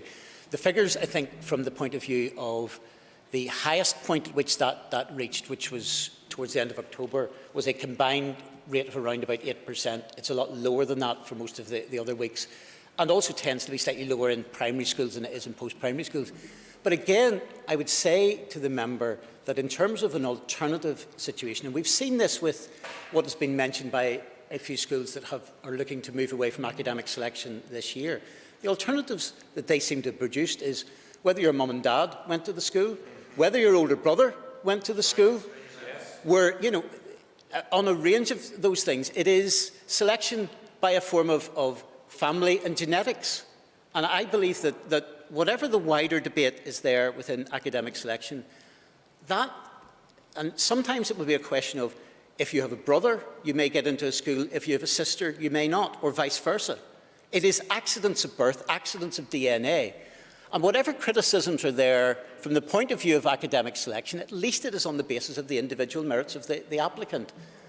And as such, while there is a wider debate which has gone on for quite a long period of time with a range of views in terms of academic selection, to jump in and put those sort of measures in place, I think is only one which will actually exacerbate difference and actually make it for some people utterly impossible to get into a school which is based around academic selection. Be they the greatest genius in the land, they would simply be denied because of who they were related to. That doesn't seem to me a particularly satisfactory way to select children for an oversubscribed school. They call Patsy. Minister, you'll be well aware of Sinn Féin's position in relation to academic selection and rejection of children. And participation in these tests shouldn't be equated to support for them. Often it's the only way that children can get into a school that's nearest to their home. So I'm wondering, what alternatives is the Minister considering to post-primary transfer this year in the context of COVID, of absences from school, of self-isolation and from mental health issues? The point and look, I appreciate the position of your party has been very consistent on the issue, has been very clear-cut in terms of where it comes from. Can I say in terms of that, I've indicated that academic selection, I'd be supportive of academic selection, I'm also supportive of the right of academic selection. Academic selection is enshrined in law, and the criteria that schools choose, unless they choose something which takes them outside of the law, it is up to the individual boards of governors. Now, we can give them advice which says you need to have a range of criteria to be able to look at eventualities for individuals. But it is ultimately a choice for those schools. Now, there are many fine schools that across the system that have never used academic selection, only use it partially, and also get absolutely brilliant results. And I welcome those schools as well. So I'm not intending to force academic selection on anyone on that basis. But neither am I intending to take that right away from schools. So I'm not planning, from that point of view, for an alternative. We will give advice, particularly around what is required on health and safety issues. We will give advice that schools need to be more cognizant this year on a wide range of criteria to cover those eventualities. We will give guidance which says that particularly the special circumstances that each individual school has to apply. It can't be something which can be done on a blanket basis. That those schools need to examine those closely to make sure that they are fit for purpose for this year. But I'm not going to impose a solution on those schools which takes away their right of academic selection. I call Rosemary Barton. Thank you very much, Minister, for your questions so far, or your answers so far. Minister, in regard to the use of academic selection for this cohort of pupils, can you outline any contingency planning discussions you or your department has had with the grammar schools in response to the recently successful Committee for Education's motion on the same issue? Look, I thank the member for her question. Look, I have made it very clear that not only is academic selection is something which is there in legislation, it is also up to the boards of governors. So it's not a question of me coming up with some form of criteria, my department coming up with some criteria within that. The grammar schools who are using academic selection are perfectly entitled to do so, and I am not going to interfere in that right. Now, as I said, there are a range of mitigations that are being put in place this year, because anybody doing any form of public examination will have to follow a range of guidelines in terms of health and safety. That will apply in all sets of circumstances, but I'm not going to take that away. I will not be the Minister who is seeking by the front door or the back door to destroy our grammar school system. I call Jonathan Buckley. Question number 4, Mr. Speaker. Thank the member for his question. To help support schools address many of the new pressures arising as a result of COVID-19, I've announced a significant additional funding with the support of the Executive to help support the education sector. To date, extra allocations of £6.9 million have been made to the Education Authority, specifically earmarked for special educational needs pressures arising from COVID-19 and the education restart. I've asked the EA to continue to monitor funding requirements as the pandemic progresses in order to inform potential departmental bids for additional resources as required. Jonathan Buckley, supplementary. Thank you, Mr. Speaker. And I know the Minister will fully appreciate the devastating impact COVID-19 has had on those children with special educational needs, and join with me in appreciating their tenacity, both the children, teachers and parents that look after these young people. Can the Minister provide an update in relation to the transformation and improvement programme of special educational needs services? I'll be happy to. Could I maybe say as well at the start, the member mentions teachers and parents. I would want to place on record, I've done so before, but I think it's important as we move towards the Christmas period, particularly for those with special educational needs, but across the board, my thanks and appreciation for all of us, for the role that parents, principals, teachers, indeed all educational staff have played in ensuring that education continues. Specifically, I think on the question that he asked, in September, the SEN governance group was established to maintain strategic oversight of the implementation of improvements being made by within the EA and the department. There's obviously been considerable levels of criticisms and various reports have been produced, and it's important, I think, those are done on that those are answered on a strategic direction. The EA has recently established a programme of improvements through its SEND Strategic Development Programme, which provides a single coordinating governance structure for the SEND transformation agenda across Northern Ireland. The programme draws together ongoing multi-agency SEND development work, but is also defining a single strategic plan to address the wide-ranging recommendations for further change, which have resulted from various review reports across the last year or two, including the 2020 Northern Ireland Office SEND report, the SEND Learning Journey recommendations, and indeed the recent report by the Northern Ireland Children's Commissioner. Stuart Dixon. Thank you, Minister. Minister, could you explain to the House why the School Restart Fund does not apply to special schools, and the failure to not apply it, is that an act of discrimination against special schools? No, it's not. And the member, I'm being a little bit pedantic, I think he's actually referring to the Engage programme and Restart, because Restart is the wider package of measures that are being taken into account. As I indicated in terms of Restart, 6.9 million has been directly put in terms of special educational needs. Engage, because it is targeted across the 11.2 million at the mainstream schools, I've instructed directly, because there's more of a one-to-one intervention is required in terms of special schools, for the EA to work directly with the special schools to provide provision that would be of a similar nature to Engage. So that is why, because the way the budgets go, Engage has been delegated down to schools. As the member would also be aware, school budgets within special educational needs, and I think there's a good argument as to whether there should be a lot more flexibility put into that, but they are actually not devolved down to the schools themselves. They're handled at an EA level, so therefore I've given the instructions to EA. Whereas the Engage programme, the flexibility on how that money is used is devolved down directly to the individual schools. So that need will be met within special schools, but it will come through the EA rather than the Engage programme. I call Karen Mullen. Minister, the Education Committee heard evidence a number of weeks ago which suggested the Department of Health did not fulfil its obligations in cooperation with education for children with special education needs. Can the Minister give an assessment of the current levels of cooperation which exist between education and health when it comes to supporting children with special education needs? I think we'll look at that, and I think I'd also maybe should say at this stage, taking on board some of the suggestions. I know one of the suggestions, I think, to be fair, while we will often clash, I think there was a reasonable enough suggestion that came from the Chair in terms of looking at where we could develop a stakeholder engagement, I think, of a better nature, and of some form of reference group for vulnerable children. I'm trying to take that forward with officials. As the member to some extent alludes to, that's not something which is purely something that can happen within the Department of Education. It is that level of cooperation.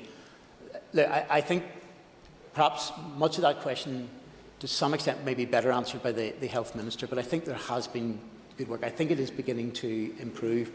But there's no doubt that turning the aspirations of what is there in terms of cooperation into real cooperation on the ground at times can be challenging in that regard, and it is a continual effort to be able to do that. It is why I think it is important also that as we work towards, as consultation comes to an end on the SEN regulations, that is also something which can be brought forward in terms of particularly, because allied to the regulations as well will be the code of practice, which I think will also be a driver for improvement in what we can do for our young people with special educational needs. Call Jim Allister.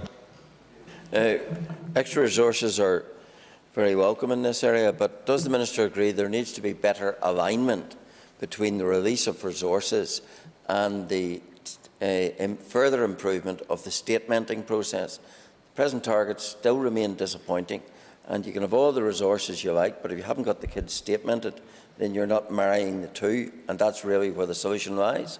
Well, I agree with them, yes, up to a point. I mean, look, sometimes with all things, I mean, resources are required to be able to do certain things in that regard. Resources in and of themselves are not the complete picture. I mean, as such, as I think I gave answers, don't think I have the figures directly to hand, but in terms of the statementing process, there has been considerable improvements in terms of the timescales. The timescales have come down in that bit, and they started from a very, very poor base from a year or two ago. The timescales have reduced considerably. Well, you know, I see somebody shaking their head from the sedentary position who clearly doesn't have the figures either in front of me. I did reveal those at the last question time. To be fair, for once, before he gets a little bit paranoid, I'm not accusing the chair of doing that. For once, he is an innocent man in that regard.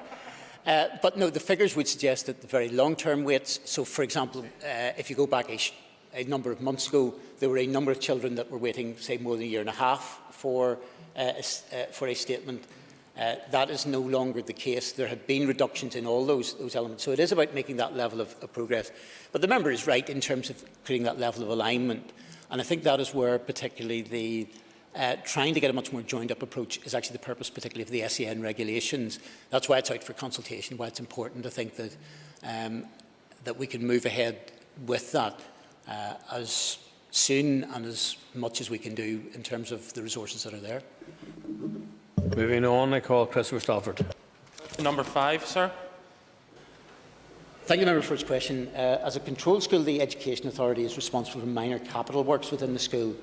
So they've advised that, subject to availability of funding and prioritisation of other works, consideration is being given to progressing minor works at Nettlefield Primary. I know the member takes close interest in Nettlefield. I believe it was one of the schools that myself and the Permanent Secretary had visited, one of the earliest schools, even pre-COVID. It does seem a long time ago.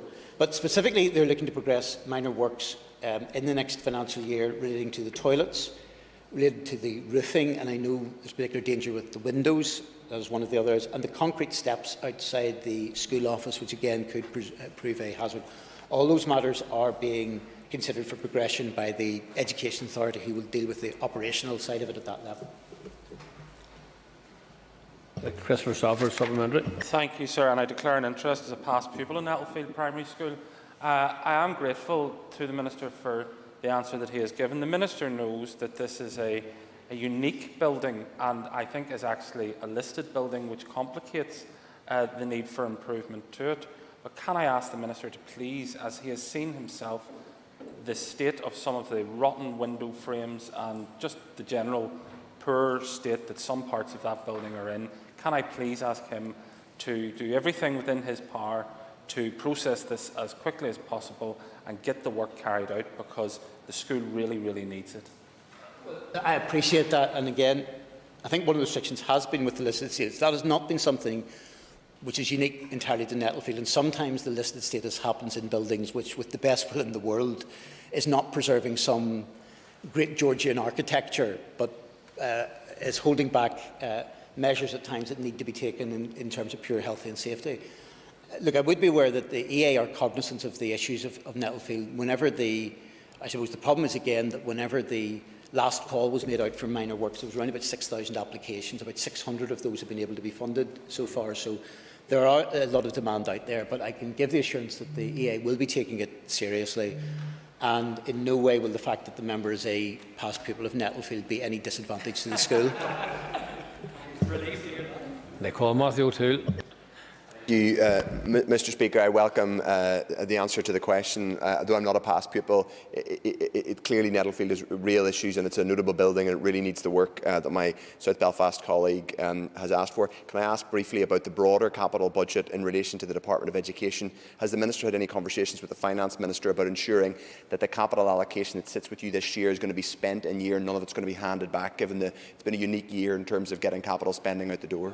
Look, I understand that, and I think that the department was well aware of that. And as such, for instance, there has been, someone has been able to be released through discussions with DOF into, for instance, the EA on issues such as even in terms of additional bus allocation, in terms of procurement on that basis, and in terms of a range of other procurements. As much as possible, I appreciate particularly there was a level of disruption around the spring period in terms of capital spend. I think some of that has been captured back up. And in terms of the broader budget as we move ahead towards 2021, on both capital resources, while things will still be very tight across the board, I had very useful conversations with the Minister of Finance just yesterday on the broader budgetary issues covering both resource and capital demands. Call Mike Nesbitt. Thank you, Mr. Speaker. I'm sure the Minister would join with me in congratulating Nettlefields in surviving the many challenges it's faced down the years. I understand the Minister has visited West Winds Primary in the constituency we both serve. Would he join me in congratulating the senior leadership team in terms of the energy they brought to school life, and also support their desire to see the same improvements in the infrastructure of the school that has been seen in other primaries in the area in recent years? Yes, certainly I would congratulate, I think, the hard work and success of the school, not just obviously under its current principal, but under the previous principal as well. I think it has been a success story and particularly a beacon of success and light. I should perhaps indicate, then just in case people are checking the register, so to speak, that I visited in the capacity, I think as the member did as well, separately in my capacity as an MLA for the area, rather than my capacity as Minister for Education. I was able to view, I think, some of the challenges that are there, some of the improvements that need to be made from a physical infrastructure, and certainly speaking as an MLA, I'm very much in favour of those, and indeed I want to see the best possible availability of space and construction for all our pupils, not just in the great constituency of Strangford, but beyond the constituency throughout Northern Ireland. Call Nicola Brogan. And I thank the Minister for his update on Nettlefield Primary School. Can I also ask the Minister for an update on the Strual Educational Campus in Omagh, which is my constituency of West Tyrone, please? The member will be aware from that there's a determination to carry. I should first of all, I suppose, this is the first education question time, and I suppose I'll be seeing her tomorrow at the Education Committee. Welcome her to her place. Work is continuing to go on with that. Recently, I'd taken a position to the Executive, which the Executive all agreed that we need to move ahead with Strual. I think there is still some work to be absolutely finalised between the Department of Finance and Treasury. It was something, again, without breaking any confidentiality, I was able to directly raise with the Finance Minister yesterday, where Finance is pushing ahead.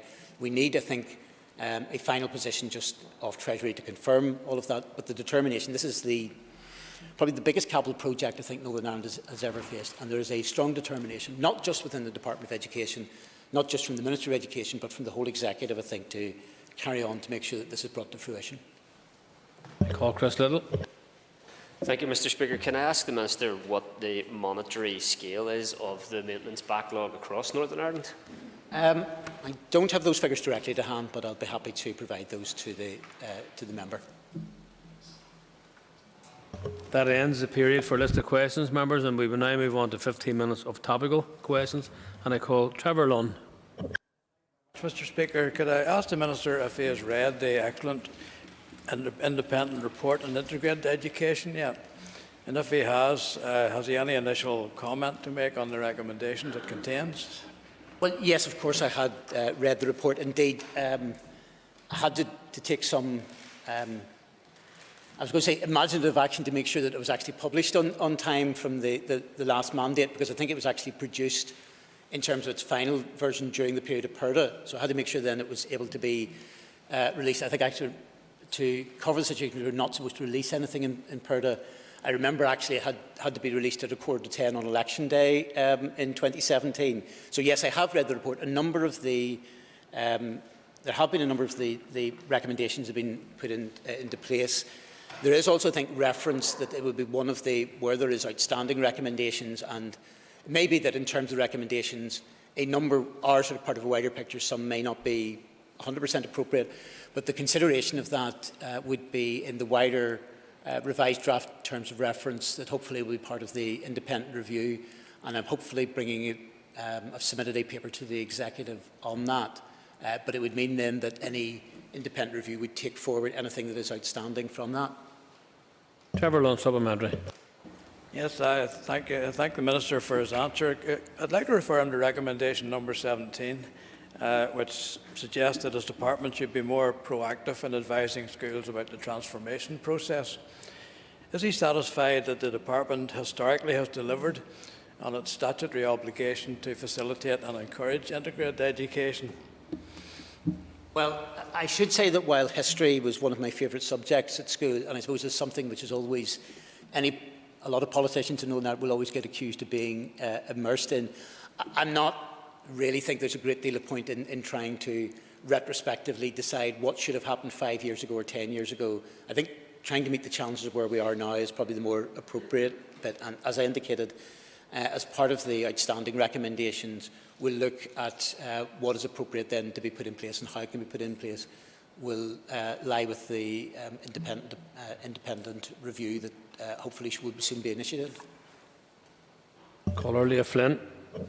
And I would just like to state first of all that I welcome the recent announcement from the Minister, the £5 million that was going towards schools to help support students with their mental health and well-being. Although, if I'm correct, 1.5 million of that came from the Department of Health. So my question to the Minister is, does he think that that amount of 5 million was sufficient, and is he planning to submit any further bids in relation to this? Thank the member for your question. There's actually two funds, and you may slightly be mixing up the two. The 5 million that was recently allocated, I think strictly speaking 4.75 million of that was directly to schools. The other $250,000 was particularly the youth services, because obviously there would be gaps there within that. That was specifically money that I'd put forward as a proposal. The executive then endorsed that and provided that money via the COVID side of things. The 1.5 million that she's referring to, there are plans to have a wider embedded 6.5 million within budget. That's in addition to the 5 million. And the 6.5 million would be from mental health and well-being, with that contribution from health because of the level of crossover issues that are there. And the aim would be for that to roll out in the new year. Whereas the 5 million for COVID, and there's no doubt while there may be some possibilities to look at what could be done next year, while COVID funding will still be available in 21-22, as I'm sure the Finance Minister who's here would indicate, it's of roughly about a quarter of what it was in total. So there's still the possibility to bid for some further element of COVID money. But I think the aim is, in addition to the COVID money, to have something secured within the budget that will be there on a rolling annual basis. Of the original 6.5 million that will be intended, as this is the first year of this additional funding, some of that will be on a levels of pilot programming, because we have to actually see what works in practice, what, I suppose, if you like, may work in West Belfast won't necessarily work in West Tyrone. What works in a primary sector, what works in a special school, what works in a post-primary may not be the same. So part of it will be a certain level of testing out, and then trying to embed what is very successful, and maybe there will be a level of shift of resources.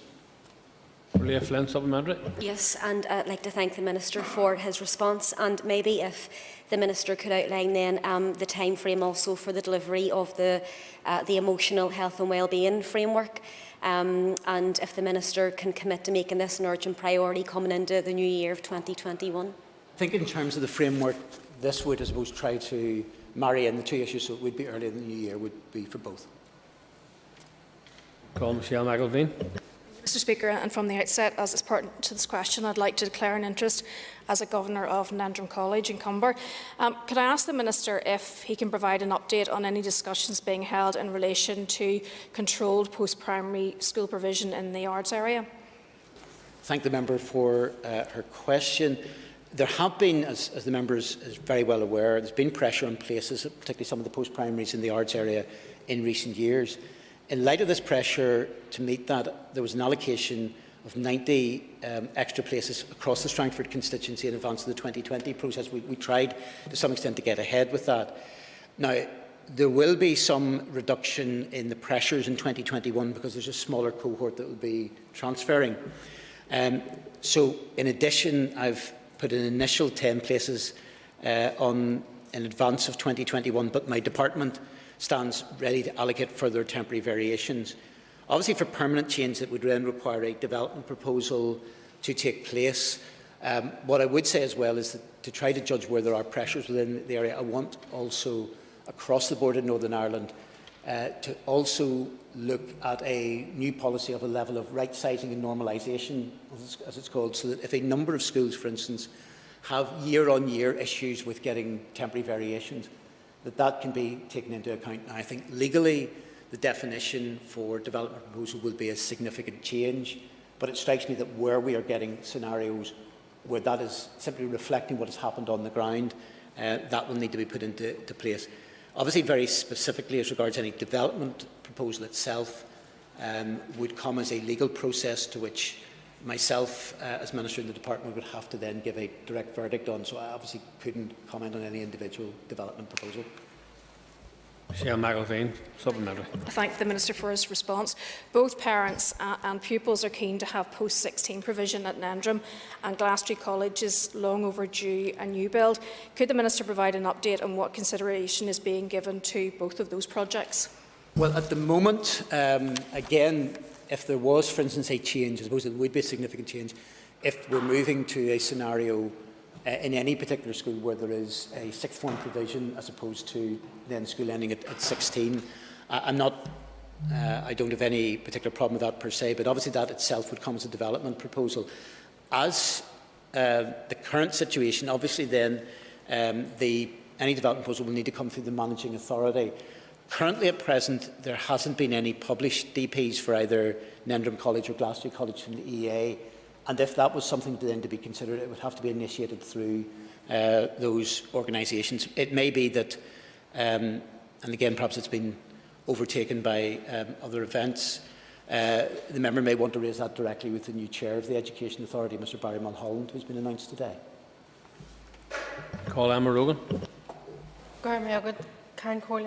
Minister, we are all too aware of the shortcomings in recent years in terms of administrative and operational processes involving the provision for children with special educational needs.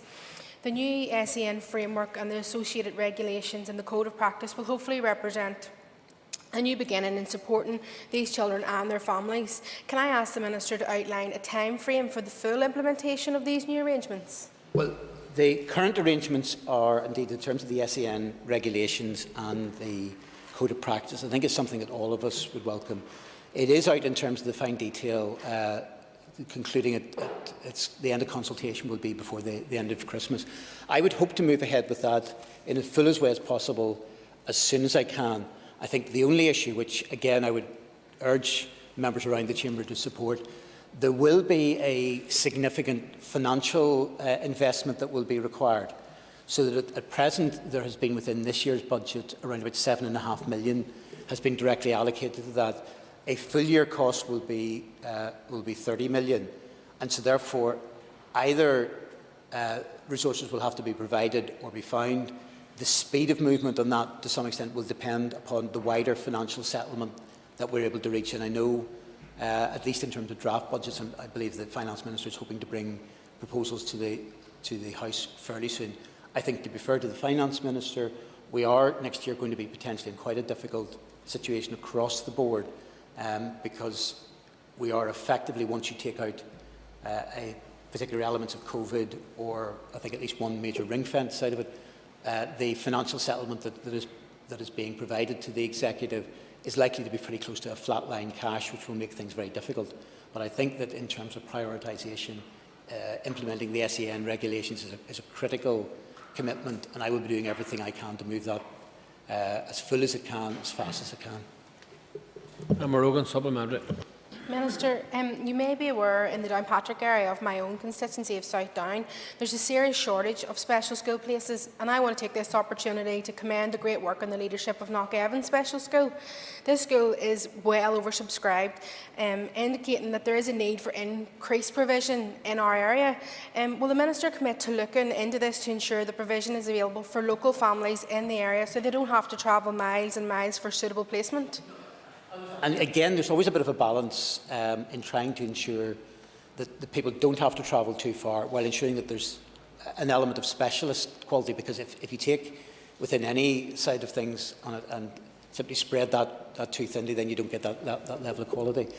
If there is, for instance, to be either additional provision, certainly in terms of either additional school or units, directly, I suppose, at first instance would be for the EA. If it requires a development proposal, then that will be something that as Minister I would have to sign off on. But certainly we want to make sure that every provision is made for special educational needs students. I call Keith Buchanan. Thank you, Mr. Speaker. Minister, you're obviously aware of the trends in international mathematics and science study, and how to write that down. Tim's recent report into Northern Ireland's position in mathematics. Can you give the House an update on your opinion on that? A good report, and obviously what Northern Ireland did in that? Certainly, I would welcome that report. It is in dark days that we've had fairly sort of good news. Across the world, I think we've ended up on the Tim's report that's been published today on mathematics, it being the 7th highest performer in the world of those who put in. I think there was around 58 countries that were in. Of those countries that are wholly within Europe, we actually were the top European country, and that indeed. We significantly outperformed, and I suppose do this on a cross-community basis, we suitably outperformed pupils in both England and the Republic of Ireland in relation to that. There was also, I think, in science a strong performance with about 18 countries being grouped ahead of us, 28 below us. And it should also be remembered that a number of jurisdictions did not participate in TIMSS, possibly with a suspicion that they wouldn't have got the result that they wanted, which makes our position even more impressive. The findings, I think, emphasise that education, particularly for Year 6 pupils in Northern Ireland, have a high academic success. There's very little problems with school discipline. We have very safe and orderly classrooms. It is also the case, I think, this is maybe a lesson as well, that where the most successful countries are the ones with the smallest gap between those of socio-economic advantage and disadvantage. And while, again, there's a good deal of work to be done on this in Northern Ireland, it is noticeable that our figures show that the gap between more affluent and more socially deprived children was considerably lower at both maths and science than it would be for the international comparators of those that were involved in TIMSS. So it shows actually in many ways that there's been a lot of good work, but of course there's a lot of further good work still needed to be done. About a minute left to call Keith Buchanan supplementary. Thank you, Mr. Speaker. Thanks, Minister, for your answers so far. Just with regard to, obviously, this year and the difficult year it's been with regard to digital learning and online learning, etc., what's your opinion on the TIMSS findings on that learning environment, basically by digital means? Again, there's been a situation, the TIMSS findings, again, showed that we were considerably ahead of the international comparators. There is issues around, which I know even in the previous ministerial question mark, over ensuring that there's broadband availability, and there's always more that can be done. But what it did show that 96% of students said they had access to a computer or tablet. That compares, it's much well ahead of what is there. Now, that doesn't necessarily mean they have individual access at home. And I suppose to cover the situation, particularly during lockdown, there's been so far over 10,000 devices have been provided to our most disadvantaged and vulnerable learners. Again, there is further work to be done.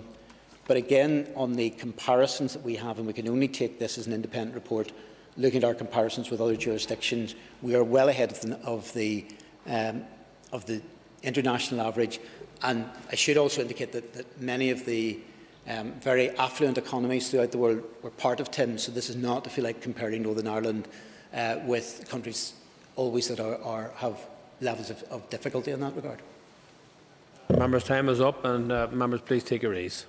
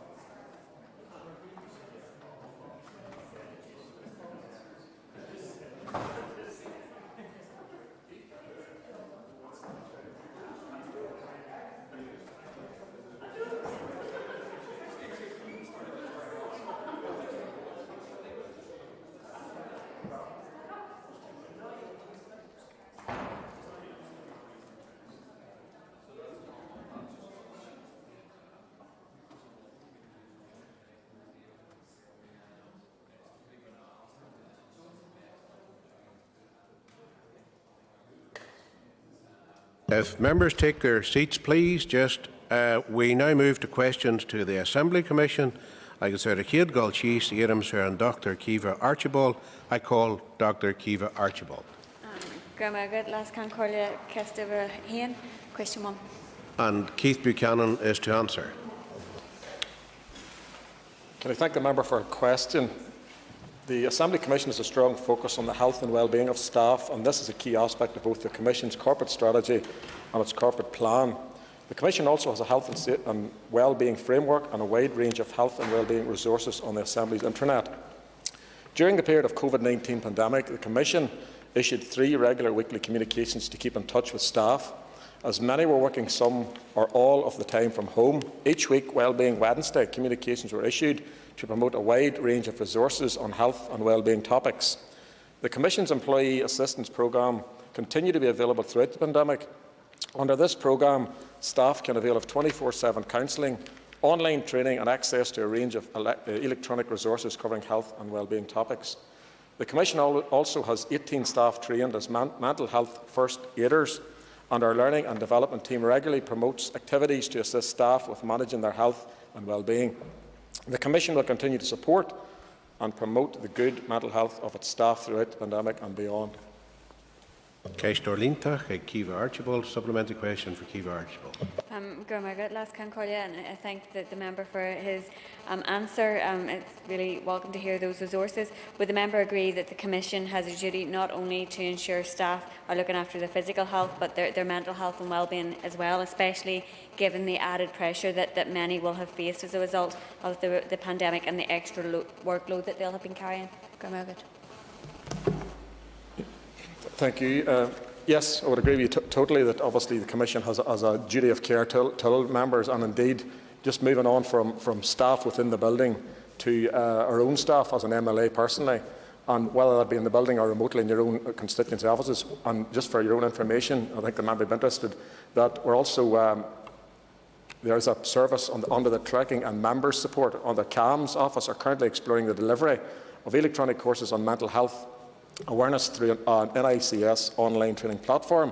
These short training courses will then be available to all members and their staff. So it's not only members in the building, whether they be employees of the Commission, but our own employees directly. I call Cara Hunter. Thank you, Mr Deputy Speaker, and I'd like to thank yourself for being here today to answer questions. My question is, what steps is the Assembly Commission taking to encourage further uptake of the specific mental health support offered by the Commission during the pandemic? Well, there's obviously some parts that I maybe need to get more written clarity for the member. If you don't mind, I will do that. So through the Commission, if you're happy, that we'll write to you and give you more information.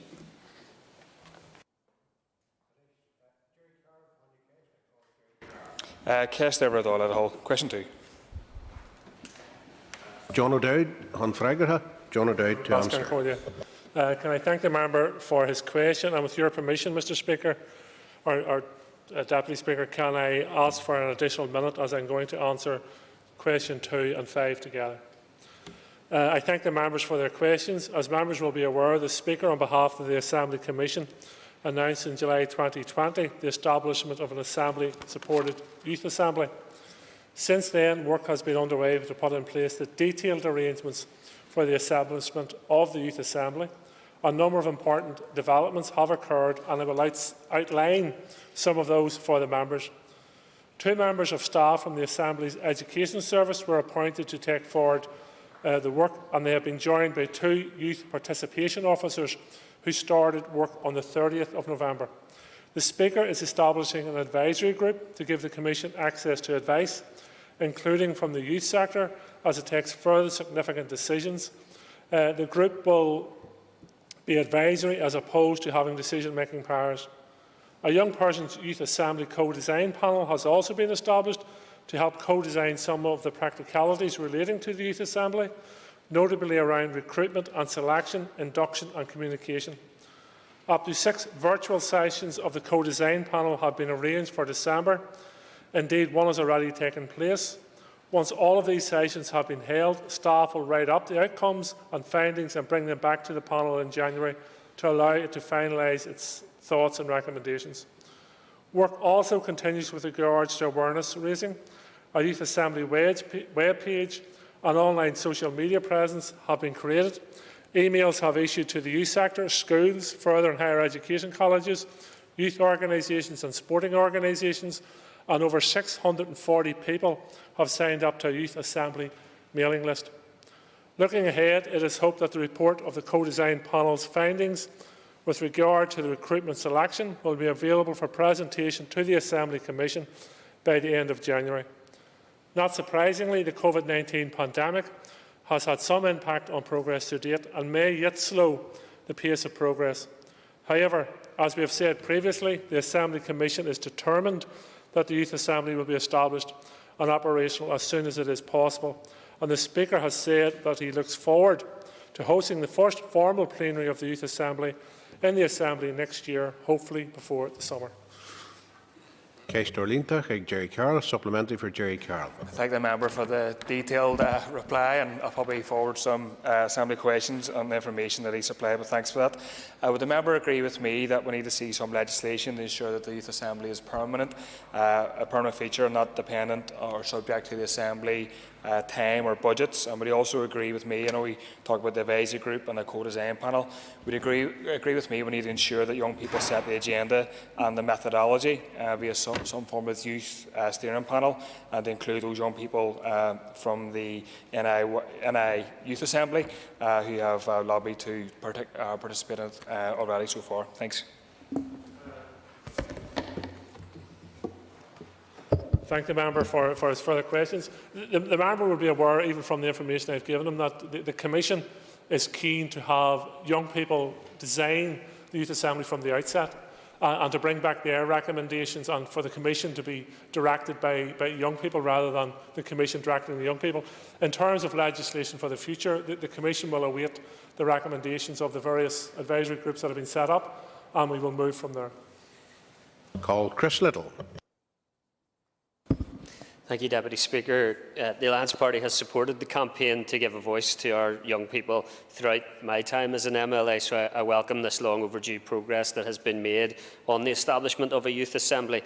Can I ask how members of the Youth Assembly are likely to be appointed, and in what way members of the Youth Assembly will be able to interact with procedures of this Assembly?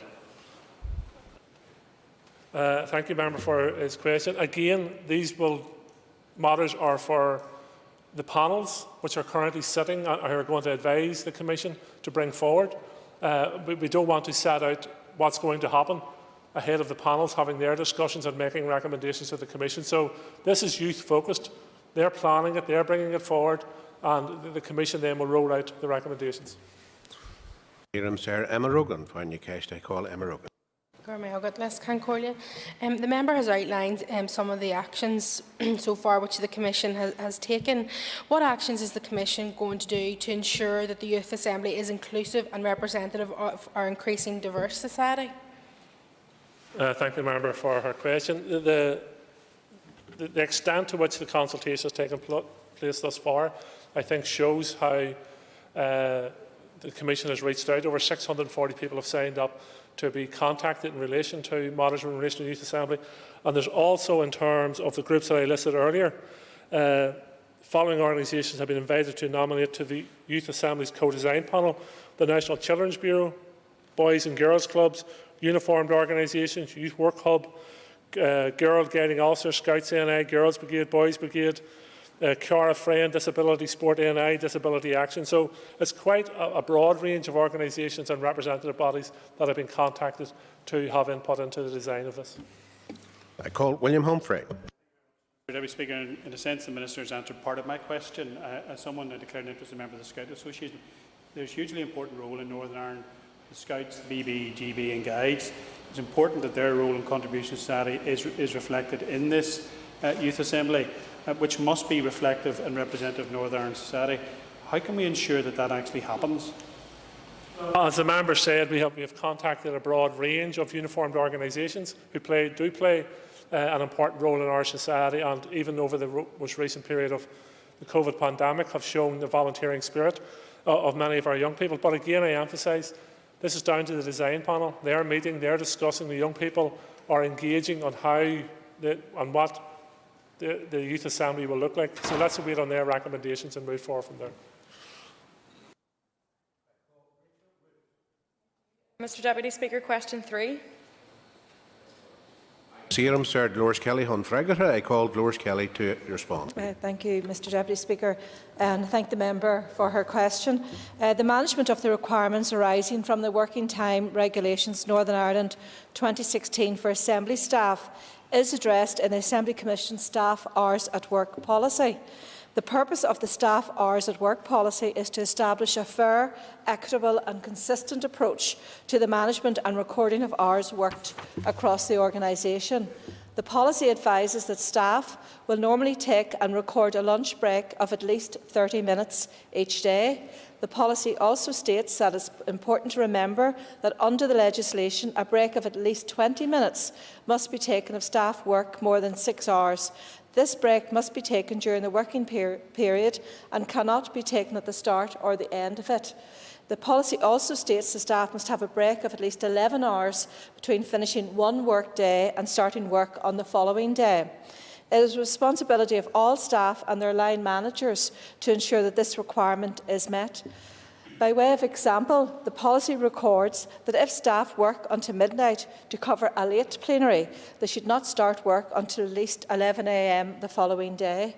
Staff record their hours worked, including breaks, during the working day in a personal electronic record, which must be reviewed by their line manager at least monthly. For assembly staff who work within a shift pattern, the shift rota is developed to comply with the legislative requirements. Rachel Woods for a supplementary. I thank the member for her answer, and the member has touched upon it, but the member will be aware that in recent weeks plenary has gone on into the wee hours of the morning, and under the working time regulations a worker is entitled to a rest period of not less than 11 hours in each 24-hour period during which the worker works for an employer, as you've outlined. So can I ask that the Commission to ensure staff who are here to 3 a.m. are not back in here at 8 or 9 in the morning?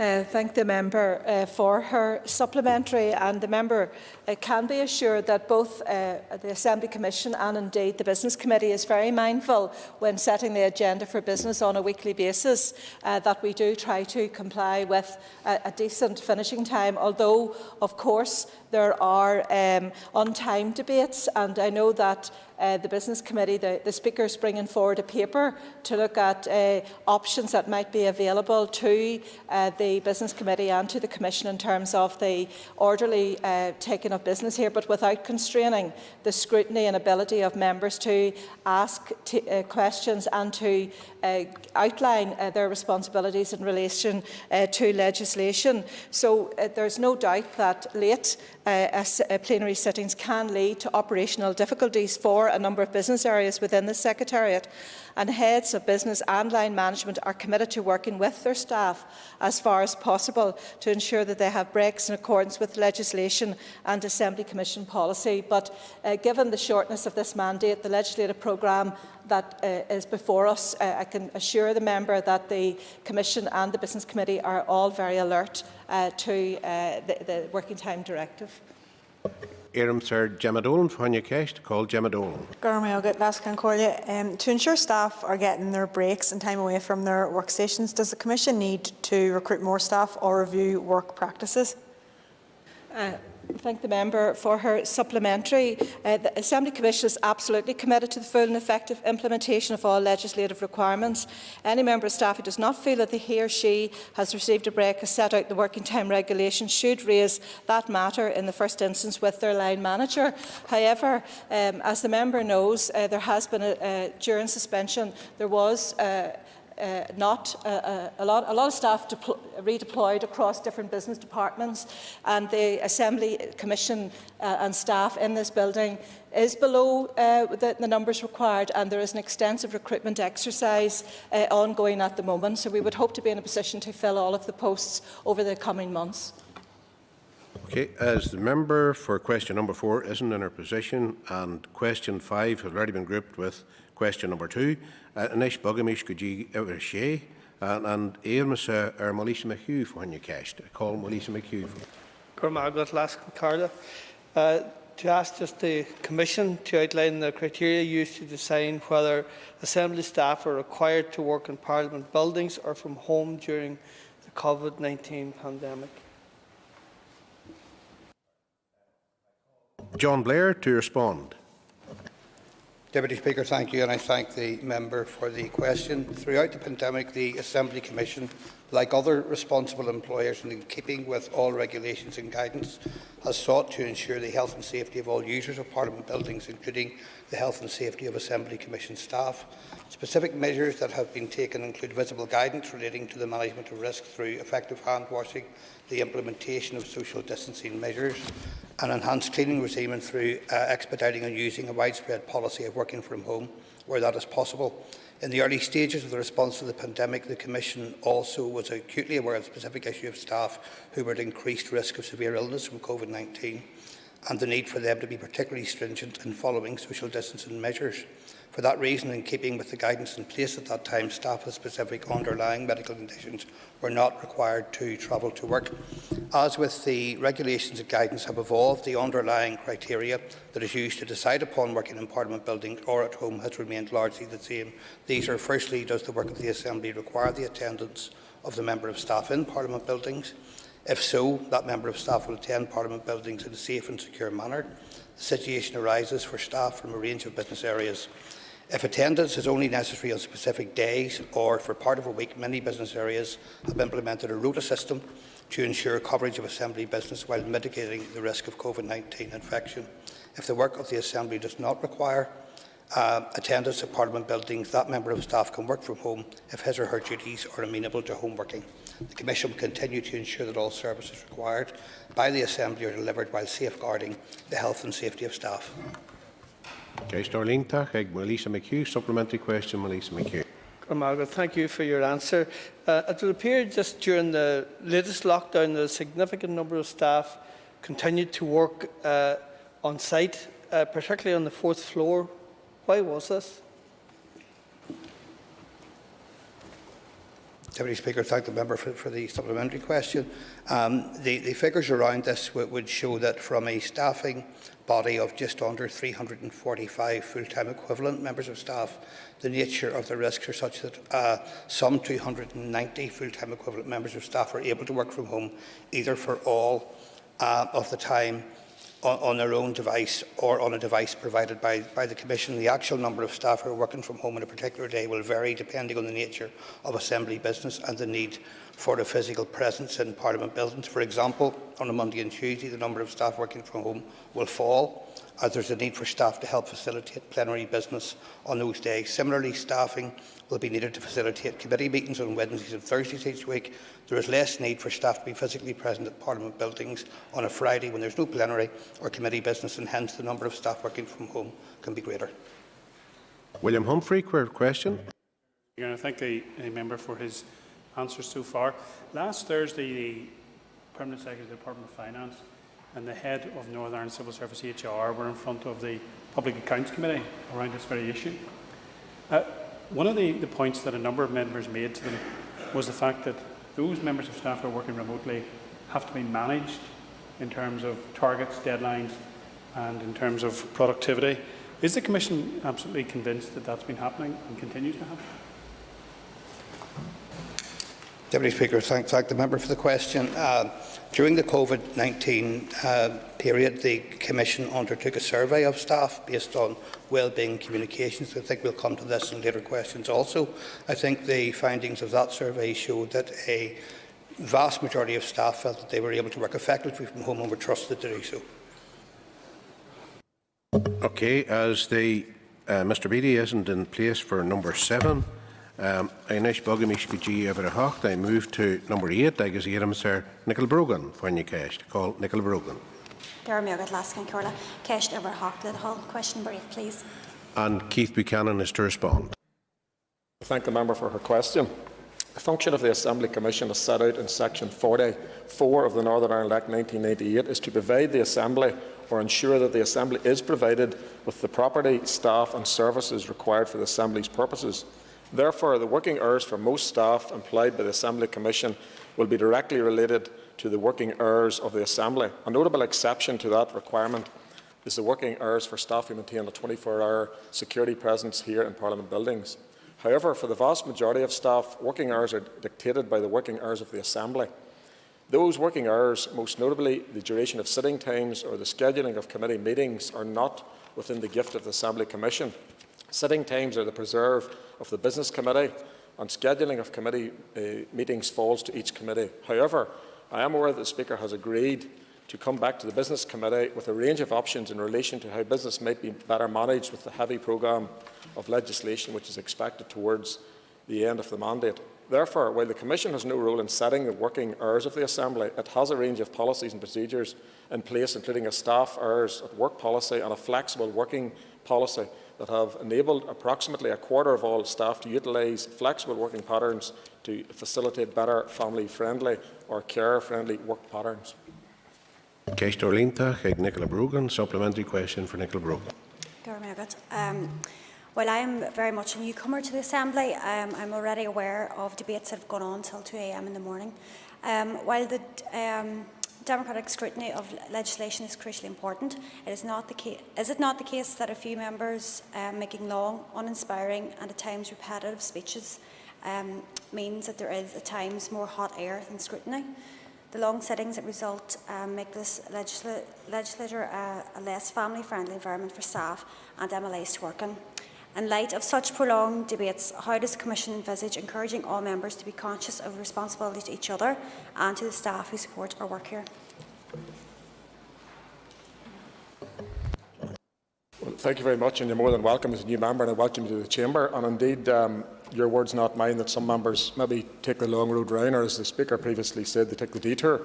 That said, I believe that is brought up and discussed maybe about 2 weeks ago at a Business Committee meeting, which I am a member of. With respect to, we don't want to deter debate or stifle debate, but sometimes some members, and I wouldn't want to dare look anywhere around the Chamber to indicate who, some members may take an extremely long sentence to say a short sentence where it's dude. That said, the Business Committee has discussed this, and the Speaker's way to look at that with regard to controlling debate, because I appreciate whenever you go on to 2, 3 o'clock in the morning, it's not family friendly. There's no way of putting that. So it is on hand through the Business Committee and not the Commission. Call Pat Catney. As an ex-employer myself, I just did, thanks for your answers so far. When was the last time the Assembly Commission surveyed the staff for their views on their working conditions at the Assembly? Thank you, the member, for your answer. I'm not actually sure, but I have no doubt my colleagues in the box will take note of that question. Right, if you're more than happy with that answer at the minute, we'll get clarity for the member. Sir Orlia Flynn for your cast. I call Orlia Flynn. Question number 9, Nedhall. And I call Glorish Kelly to respond. Thank you very much, and I thank the member, Mr. Deputy Speaker, for their question. I understand that this is an issue which the Commission has considered on a number of occasions over the years. Progress has proven difficult for a range of reasons, including that it has not been possible to obtain suggestions of items which are available to meet these objectives or indeed to achieve political agreement. Most recently, the Commission considered a request for a permanent display of some of the artefacts owned by Assembly Commission, including some which are currently kept in storage.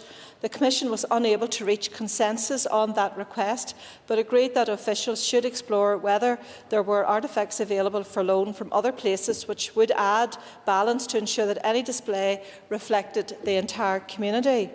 Initial contacts by officials were unsuccessful in identifying potential objects.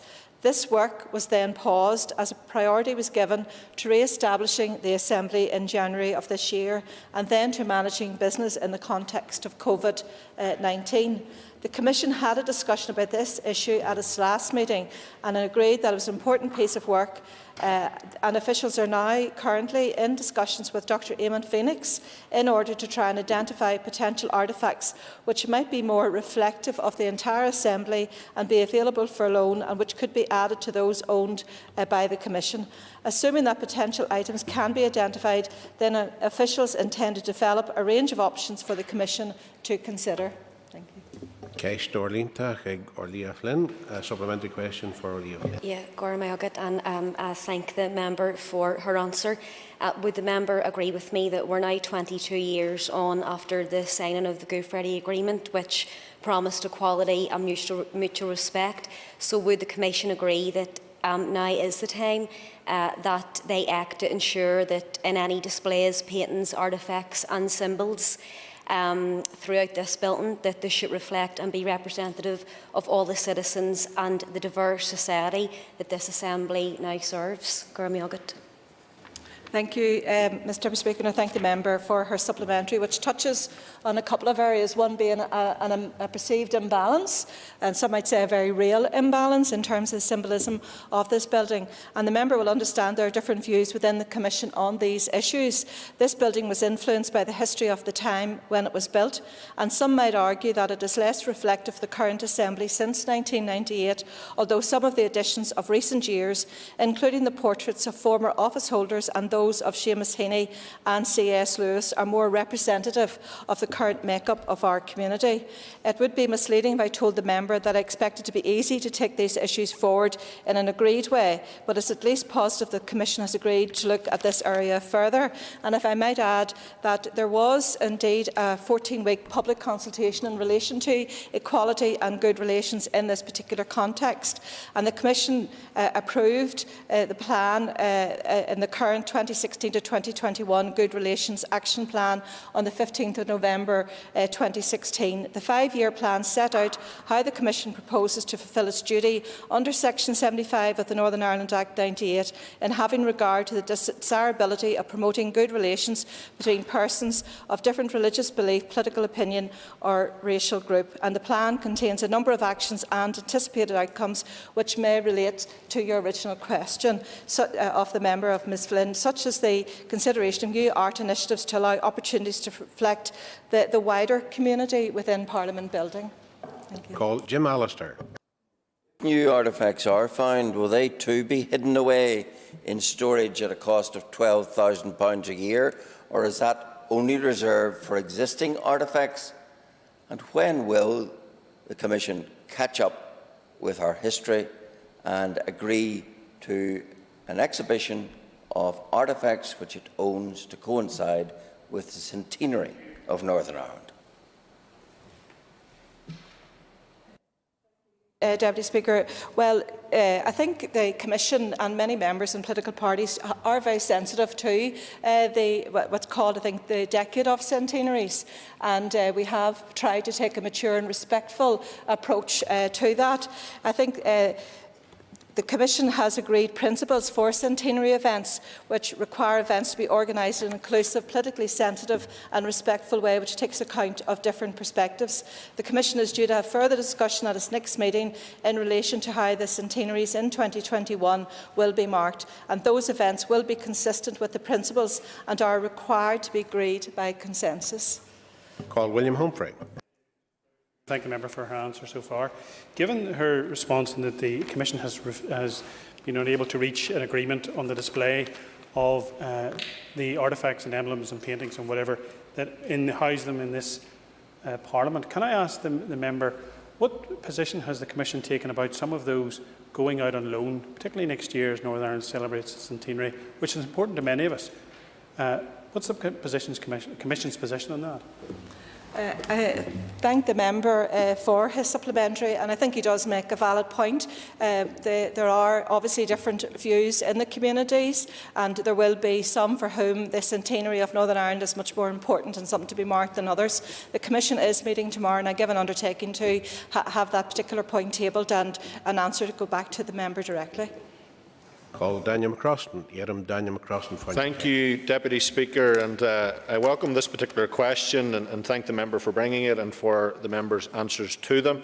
Has the Commission given any consideration to a lasting monument or memorial to the late John Hume as a key architect of these power-sharing institutions?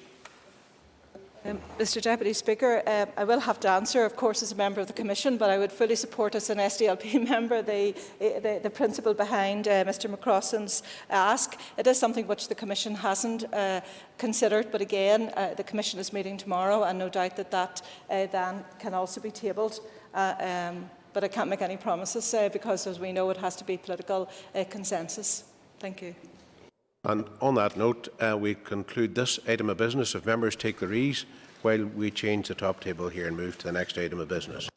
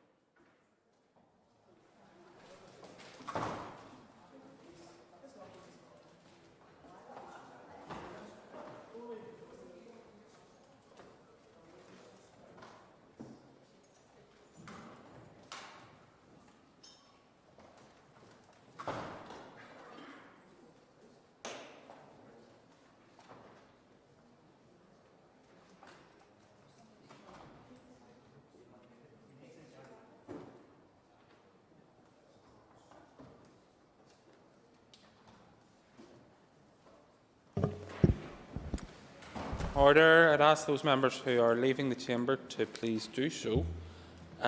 We return now to the Health Protection Amendment Regulations, and the next person that I have on my list to speak is Mr Doug Beattie.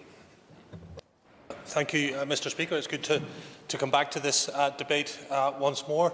I suppose I'm always mindful and conscious when we look back to when this whole pandemic started and how fast-flowing things were and how we had to make decisions extremely quickly. And multiple MLAs were talking about unprecedented times, extraordinary measures that we all had to take.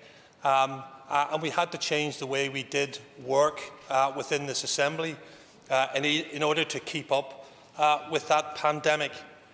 And we gave considerable leeway to the Executive because of the threat that we faced from COVID. We give the First and Deputy First Minister considerable leeway, and the Education Minister and the Economy Minister and the Infrastructure Minister and the Finance Minister all were given considerable leeway in regards to scrutiny. And therefore, today I'm happy to give the Justice Minister the same leeway in regards to scrutiny. But I will start by thanking the Justice Minister for coming here today and moving these amendments. And some of these amendments are the amendments that she brought as proposals, as papers to the Executive. And therefore it's right that she's here today moving those amendments. And I wish other ministers would do similar. Those who brought papers to the Executive and then had them somebody else, in this case the Health Minister, move it for them while their colleagues chirped and complained from the sidelines. Because we have a collective responsibility here, and our Health Minister has moved amendments, our Justice Minister has now moved amendments, our junior ministers have moved amendments, and the Economy Minister, I believe, the Communities Minister has also moved amendments. And that's what we have, and that's what we call that collective responsibility. And we all just need to be really mindful of what things were like at the start of this pandemic and what we were like as MLAs trying to keep up with what we were trying to achieve in regards to that. Having thanked the Minister, and it was a genuine thank, I must start by saying that I remain disappointed that the Minister did not, when asked by the Executive, head up the Enforcement and Compliance Working Group. I accept this is not just a justice issue and that it involves health, communities, infrastructure, of course. First of all, for his thanks, which is very much appreciated. But can I ask on what basis he says that I wouldn't head that up and how he knows whether or not I was asked at Executive? My understanding is that Executive conversations are confidential. This allegation has been made on a number of occasions and is not factually accurate, but I'd be interested to know why the member feels that that is the case. Well, I thank you, Minister, but I've asked this question on multiple occasions, and I think that's the first time that you have actually said, no, it's not accurate. So if you're saying to me that you were not asked in writing, if you were not asked in person by the Executive to head it up, then I will say, Order. Sorry. Could I ask the member to resume his seat? I fear that we are straying from the content of the regulations. I think it's important. Yes, I know someone was having fun, and if I was in your place, I would probably be enjoying a bit of sport, too. But I think that we need to try and get back to the content of the regulations rather than the internal operations of the Executive Committee. Mr. Beattie. And I'll stand to give way if the Minister still wishes. Of course, if the Speaker permits. But I mean, the member has now made reference to me being written to be asked to do this particular role, which of course, again, is not accurate, but it does beg the question why the member would have access to written communications from the Executive Office to any minister. So I would like some clarification on this, because it is an important point, Mr. Speaker. Whilst it may not be pertinent to this debate, it does go to the very heart of confidentiality of discussions in the Executive Committee. The Minister has put her comments on the record, and she is right. It is standing practice and convention that the proceedings of the Executive Committee are to be kept private. Mr. Beattie. Yes, and I hope, Mr. Speaker, that I can just say that, you know, sometimes as an MLA you use a scatter approach. You throw out, were you asked? You throw out, was it an email? You throw out, was it a letter? It was a scatter approach. I threw out a scatter approach. The Minister has answered that scatter approach, and I will accept what the Minister says, as we all should do within this House. Absolutely, give way. The member for giving way, and I mean, with the Speaker's indulgence, I suppose, given that there has been a lot of interest around this particular subject, and indeed in the Minister's own words about how we've arrived at this situation, it would actually be very good if the Minister would put in record today what the actual position was around all of that, of course. Well, look, I'm going to take what the Speaker has said, and I'm not going down that rabbit hole. But it's suffice to say, the point that I was making is that, of course, that enforcement is not a justice issue. It does involve health and communities and infrastructure and economy and finance. And enforcing regulations are important. They are a tool. But I'll just say and agree with what Ms Dillon said earlier, and I think repeated by Mr Sheehan, in regards to the enforcement stance, that it shouldn't just be about enforcement. It should be about encouragement. It should be about giving information so people understand what is expected of them and what's not expected of them, in particular in regards to face coverings.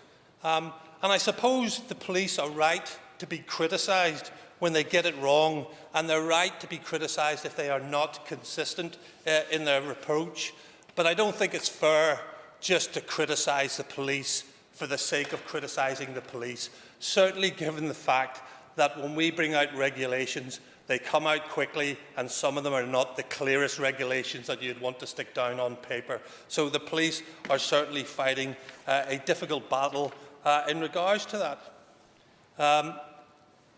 The amendments that we're talking about today are largely redundant because come Friday, many of them will be overhauled. And I'm not really in this place where I want to just keep talking about redundant amendments.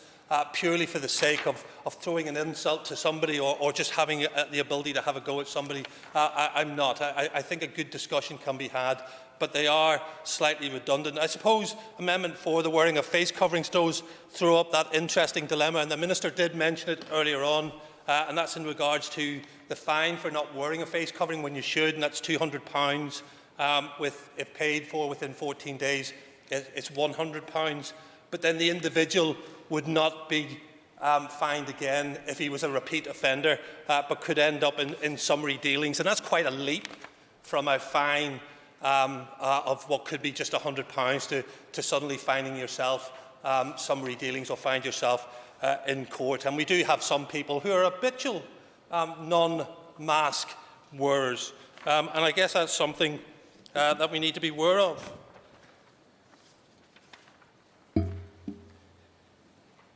The whole issue about the mentioning of face masks is extremely complex, and I can't remember who it was, and I apologise, but somebody says that we should not stigmatise those people who can't wear face masks because they have a medical condition, and that's absolutely right. We shouldn't, but we certainly should go after those people who can wear face masks and deliberately do not. Because it's important that we all buy into this, because this is a societal issue and we need to be wearing face masks. And I suppose there's an argument for those people who can't wear face masks because they're claustrophobic on them when you wear them over their face, is that instead of wearing a face mask, maybe they could be issued or given visors that would give you at least some protection. There's an argument there, and I think it's a fair discussion. But we certainly can't stigmatise, but we do need to go after those people who are not wearing face masks. And the last point I'll mention is about vaccines. And this is a good news story, and it's really important that we have a positive uptake and that we in this Assembly, every single MLA, leads by example to get people to take this vaccine, because this vaccine is a thing that will take us out of this pandemic. I've seen somebody saying that all MLAs should take it first to make sure it works, and there's no adverse effect, and we should all do it publicly, and I would be more than happy to do that. But then they would all start clamouring and complaining, saying MLAs are jumping the vaccine queue, so you can't win. But I suppose the point I make, and again thanking the Minister, of course. For giving way, and I do share his sentiment in relation to the good news story of a vaccine. But would he also agree with me that it is important that we respect the well-enshrined principle within the United Kingdom that vaccines are not mandatory, because there is those for their own purposes will not want to protect?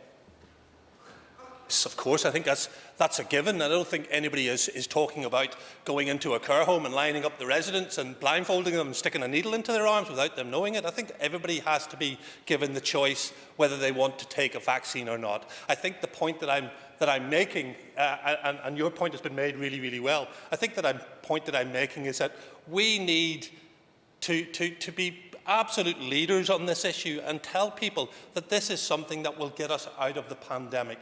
And if we don't, if we show any division on this, if we show people who are promoting something completely different, no matter whether it is something that their constituents are concerned about and they are just promoting that issue, then we will have a real problem, because if we don't have an uptake of this vaccine, we are not going to get out of this pandemic, and we're going to live this over and over and over again, and we're going to lose our people. And over 1,000 dead at the minute. Over 1,000. So over 1,000 grieving families. And we can't keep that on. And just in finishing, again, I'll take this opportunity to thank the Minister for moving these amendments, thanking the Minister for challenging my points of view. And I think that's the way it should be done, because tone is important. How we do things here is important. How we talk to each other is important. How we respect each other is incredibly important. But what's mostly important is how we deal with this pandemic. And we all need to focus on that. Thank you, Mr. Speaker.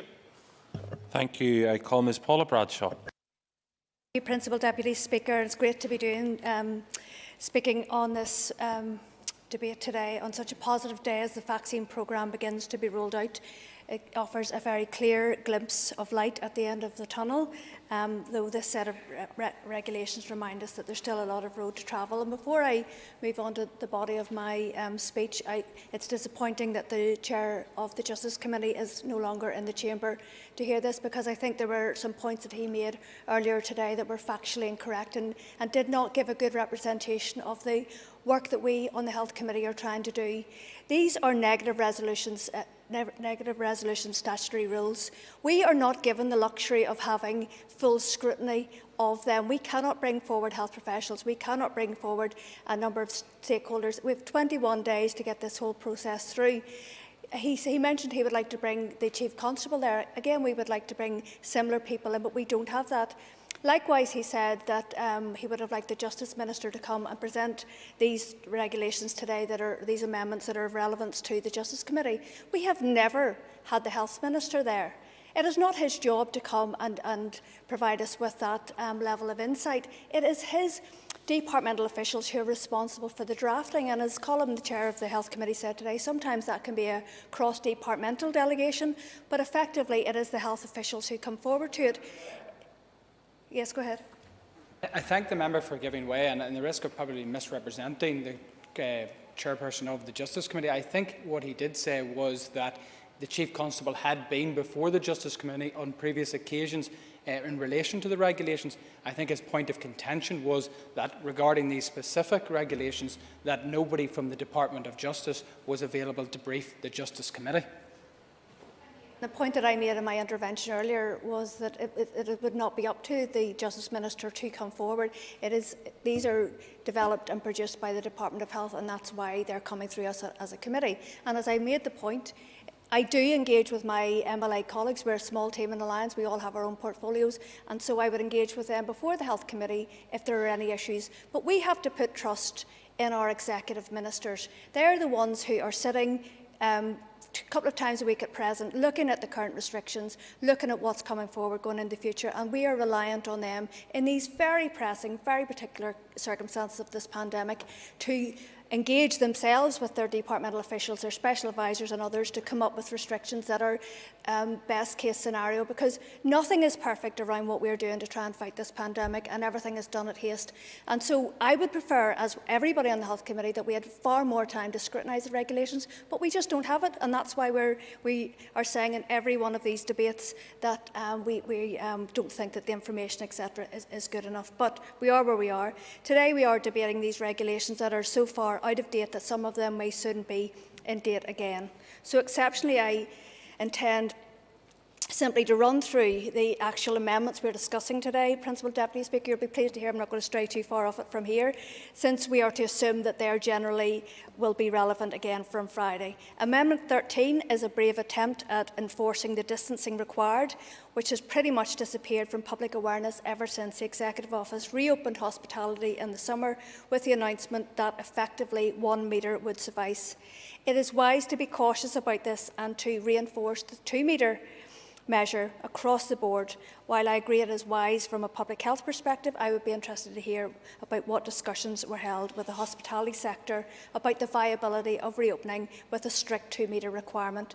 We've heard this morning, any of us who were listening to the Nolan show this morning, one of the restaurants in my constituency has already determined that come Friday they will not be reopening again for the foreseeable future because it is not financially viable, not least given the risk of having to close again anyway if there was a case on the premises to reopen this side of Christmas. Nevertheless, the whole thing does leave us to wonder why the 2 metre requirement was ever abandoned in the first place.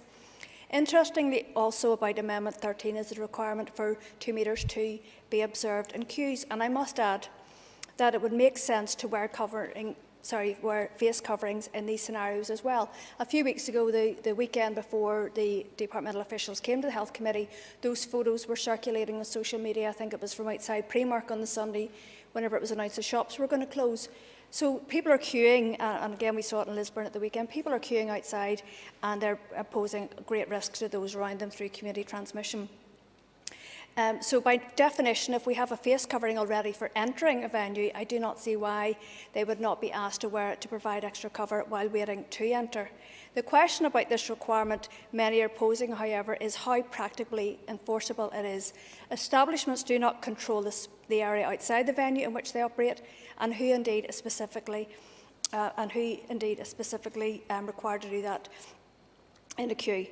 I wonder if we should be looking to other authorities, perhaps councils, for other assistance with enforcement, particularly around the busy Christmas periods. And again, we know where the hotspots are, certainly in the city centre and in South Belfast.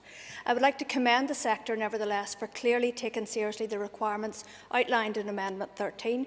In principle, as many have already calculated, this will mean lower footfall, but it will also mean safer custom, and that can only be to everyone's benefit. I would also like to ask the public in general not to wait for enforcement. It is in the interest of us all and of public health that we adhere to the regulations at all times, including in spirit. The more we crowd, the faster the virus spreads and the quicker we potentially are back in absolute lockdown again. Amendment 14 follows on from a suggestion made some time ago that in the same way that premises must display hygiene ratings in Northern Ireland, they must also display improvement notices if they are not set out in a manner as to adequately enforce the regulations. I think this is an excellent idea in theory, and I hope it works equally well in practice. And again, when we ask the officials around this, there's still some way to go in terms of how they can ensure that best practice from one premise can be shared with the next. Amendment 15 is also clear improvement, requiring contact details for every customer, not just the person who makes the booking or the first one who makes it through the door. This is essential if we are to have any hope of using this information for contact tracing, which is ultimately the objective. The question does remain, however, does this information suffice, and how precisely is it to be used? I do wonder whether it is enough to take down contact numbers and names, and whether we should not be asking for the full address of every customer. My colleague Pam Cameron from the Health Committee as well have raised this, in that this would go some way to ensuring that the 6 people around the table are only from 2 households. Even if we did this, the question arises if we have adequately resourced contact tracing service to make any use of it, while cases are still over 150 per 100,000 population every week, perhaps moving towards 200 by Christmas Day. Put simply, do we have the right information, and what exactly is being done with it so that it can be used to enhance public health and public safety? Moving on then, Amendment 16, which was only debated by the committee last week, is another one which would probably which should probably have been in place a long time ago. I'm fully supportive of raising the fine for non-wearing of face coverings where required, but I remain of the view that the regulations themselves are still too difficult to enforce in practice, essentially because they enable too many exemptions.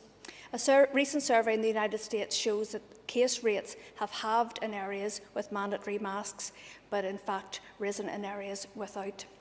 Mr Principal Deputy Speaker, I have no hesitation in commending each of these amendments to the House, with my only real quibble being that it should have taken so long to get to this point. The question I would like answered by the Minister at the end of the debate concerns the practical implications of those amendments to make us all safer and more confident about using venues as they reopen over the Christmas period. Thank you. Mrs Pam Cameron. Thank you, Mr Principal Deputy Speaker, and you'll be glad to know that I intend to be brief. In relation to the Health Protection Coronavirus Restrictions number 2, Amendment number 13 regulations, it's worth noting once again the huge sacrifice that we have asked of our hospitality trade, those who own and manage premises and their employees. Uncertainty and disruption like never before has placed a huge strain on this trade. I sincerely hope that this reopening in the very near future is one that heralds their new start. I am conscious too, though, Mr Principal Deputy Speaker, that the social distancing element within hospitality can make a business sustainable or unsustainable, and I would ask for clarity around that 2 metre versus 1 metre allowance for the hospitality settings. Moving on to the Health Protection Coronavirus Wearing of Face Coverings, Amendment number 4 regs. Mr Principal Deputy Speaker, This deals with the penalties and enforcement, and it is regrettable that we have to have such provisions. The vast majority of people have taken on board the regulations and adhered to them, but as in life, the minority do not. And it is right, therefore, that we do have a penalty framework that is in place as a last resort.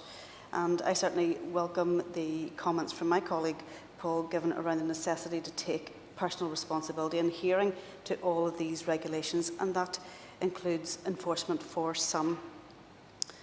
Mr. Speaker, I want to touch on the relationship with the local councils as referenced in the Health Protection Coronavirus Restrictions number 2, Amendment number 14.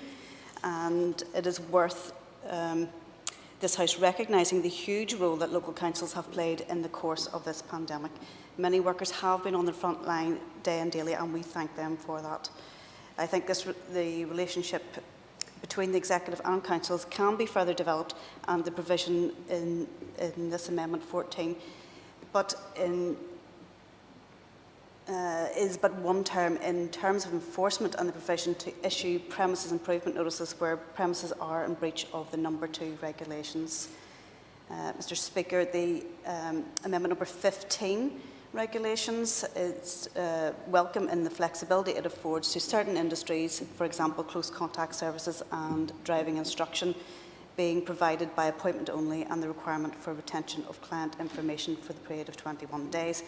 The opening hours allowed for unlicensed premises and the opportunity for bars to provide off-sales business and clarity around packaging. And I suppose it is worth mentioning, as my colleague from the Health Committee, Paula Bradshaw, has already mentioned, that the contact tracing is very vital going forward. If we're collecting this information and intending to use this information, it's really important that we have the resource and the staffing behind that system to make that powerful and effective. The Health Protection Coronavirus Restrictions number 2, Amendment number 16 regulations is the final regulation for this debate and makes minor corrections to the drafting of the regulations, ensuring that unlicensed premises serving food and drink for consumption on premises, which reopened on the 20th of November, were governed by a rule to restrict numbers of customers to 6 per table from no more than 2 households. And I have raised this in the past, and I would ask the Minister if she can get some clarity around what specific contact details are required in legislation for the premises to retain. I have asked this question before at the Health Committee and was told the legislation does not specify what detail is to be taken and held, and surely it would make sense to require a postal address along with a name and contact telephone number or email, for example, in order to encourage those to abide by the rules, and even to actually make people aware of the rules, because we know how often they've changed and it's quite hard even for us to keep up with them, never mind everybody else. So I would like to see some clarity around that detail that is required in legislation, and understanding that, you know, these rules are they're here for a reason. They've been put into law for the protection of health. I think it would be appropriate that this useful information is provided, especially when we expect that enforcement to happen. And enforcement is very, very critical, and we want to see more enforcement where necessary. But it's right too that, you know, we need to concentrate. We can't legislate for every area of life, as we are trying to do, and we can't enforce every area of these rules and regulations, and it really is up to individuals to follow the rules, to make themselves aware of what the rules and guidelines are, and to follow those to protect each other. Mr. Principal Deputy Speaker, it is regrettable that these debates are effectively meaningless as they come to the House long after the horse has bolted, and this frustration has been well aired on many occasions. And no doubt that same frustration will make its appearance at today's debate once again. Mr. Principal Deputy Speaker, it would be wrong. Hello, yes. Grateful to the member for giving way, and the member will know that that's a point I've made before. And can I just say, in terms of messaging and getting the message out clear and consistent to the people of Northern Ireland, having these regulations discussed, debated and agreed at the time when they're going to be released is hugely important to that messaging. Otherwise, it causes confusion. And I thank the member for his intervention and agree entirely. And we know where we are, and we know what that we've agreed as emergency legislation back at the beginning of this pandemic, and this is the outworking of it, but certainly not where I don't think any of us in this chamber want to be in terms of legislating. But Mr. Principal Deputy Speaker, it would be wrong for me not to mention on this historic day that we are in, that seeing this morning the first woman, originally from Fermanagh, 90-year-old Margaret Keenan, living in Coventry, being the first person to have the COVID vaccine. And I think this is truly a day to celebrate. This is the light at the end of the tunnel that we are seeing today, so I think it's very, very welcome news. We all understand that there's a long way to go in order to protect all those who are most vulnerable to becoming seriously ill or dying from this coronavirus. And we see that reflected in even the numbers reported today of 14 deaths since yesterday.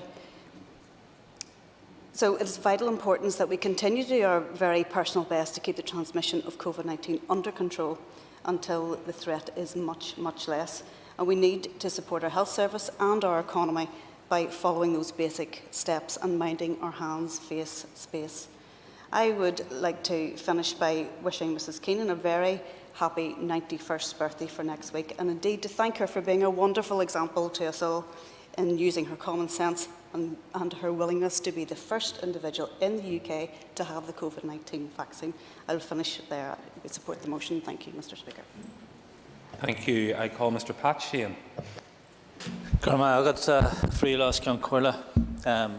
And I suppose we've been here before. It's a bit like Groundhog Day when these regulations arrive on the floor of the Assembly, and it becomes a bit of a blur sometimes. So if I get a bit confused, I can't call about the regulations I'm talking about. Forgive me for meandering a bit off the topic. I'll do my best to focus on the regulations. And I mean, some of the regulations we're dealing with now have already been superseded, but irrespective of what we're dealing with here today, I think we have to look on them all of the regulations we've dealt with, as part of a contract with the population.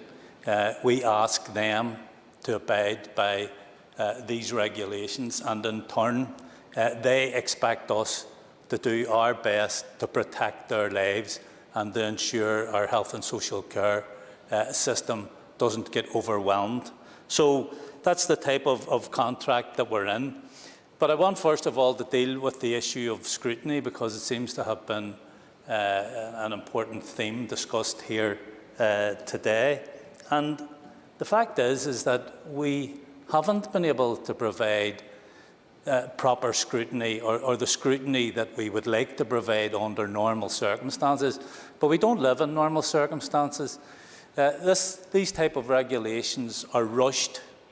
They're made in haste. Sometimes there will be mistakes. Sometimes there's mistakes in drafting. And there are other problems with them. And they arrive late. And to be honest, in my view, it doesn't really matter which committee does the scrutiny, because we're all going to face the same problems.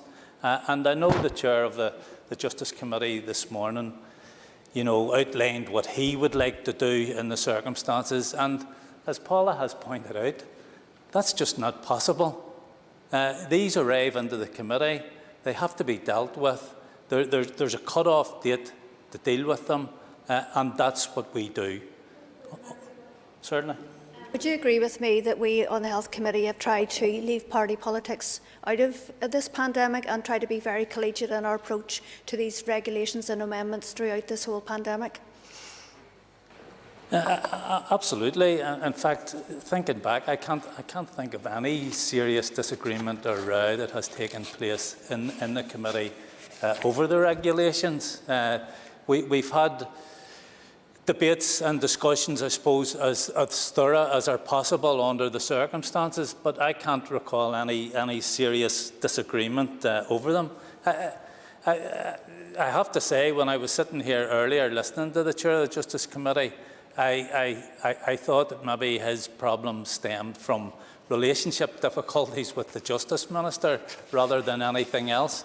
And it's unfortunate he's not in his place here now to discuss that. But if he needs some marriage guidance counselling, I'm happy to offer my services there. So, but sure, go ahead. For the record, I don't believe that he's away seeking marriage guidance counsel at the moment, but I actually think he's chairing the Justice Committee. Sorry, I missed that. But irrespective of what regulations we're dealing with here today, it's important that everyone adheres to all the regulations, and especially today when we have the beginning of the rollout of the vaccination programme. It's light at the end of the tunnel. We're also coming into the teeth of Christmas, and the restrictions have been relaxed. So with those two things, there is a possibility that people will let their guard down. And of course, coming up to Christmas, everyone's more sociable and more friendly and convivial, and that may lead to the lowering of people's guards in all of this. But we have to be sure that that doesn't happen. We have to be sure that we... Sure? I thank the member for giving way on something which I think is actually one of the most important points that we could be discussing today, which is the relaxation of the restrictions before Christmas, Mr Principal Deputy Speaker. And there will be a desire within the population to get out and celebrate Christmas as much as they can. There's a lot of hope there, but there's also anger and there's frustration within the community. How important do you agree with me that it is vital that at every level of government here, whether that's executive, committee chairs and committees, that we are collegiate in our message over this next number of weeks to give that leadership to the public who have not enjoyed the best examples of leadership throughout this pandemic from certain elements at times, but now we can get it right. We have 2 or 3 weeks to Christmas, and it is vital and it is important that we get the message right and we're collegiate to fight this challenge which is still there and will remain to be there for some time. Absolutely, couldn't disagree with a word of that. And what I was going to say was that the messaging over the next few weeks is absolutely important. It's vital that all of us are on the same page on all of this because, as I said, I mean, the arrival of the vaccine has raised people's hopes. We're coming into Christmas and the restrictions have been relaxed. So there is that possibility of people letting their guards down, and we have to guard against that. And I mean, I'm sure plenty of people here now, maybe before this pandemic arrived, weren't too familiar with who Gabriel Scally was. I think probably everybody here now definitely knows who he is, and he's one of the most preeminent public health doctors on these islands. And of course, he's originally from here, from the north, and he says, by all means, go out and celebrate with your friends and family before Christmas and go out and mix and do whatever you want to do and socialise, but be prepared to bury some of your family and friends after Christmas. And that's how serious it is. And that's the message I think that we have to get across. If people disregard the restrictions, if they disregard the messaging of social distancing, of washing your hands, wearing a mask and so on, then we're going to be faced with increased transmission, if not before, certainly after Christmas.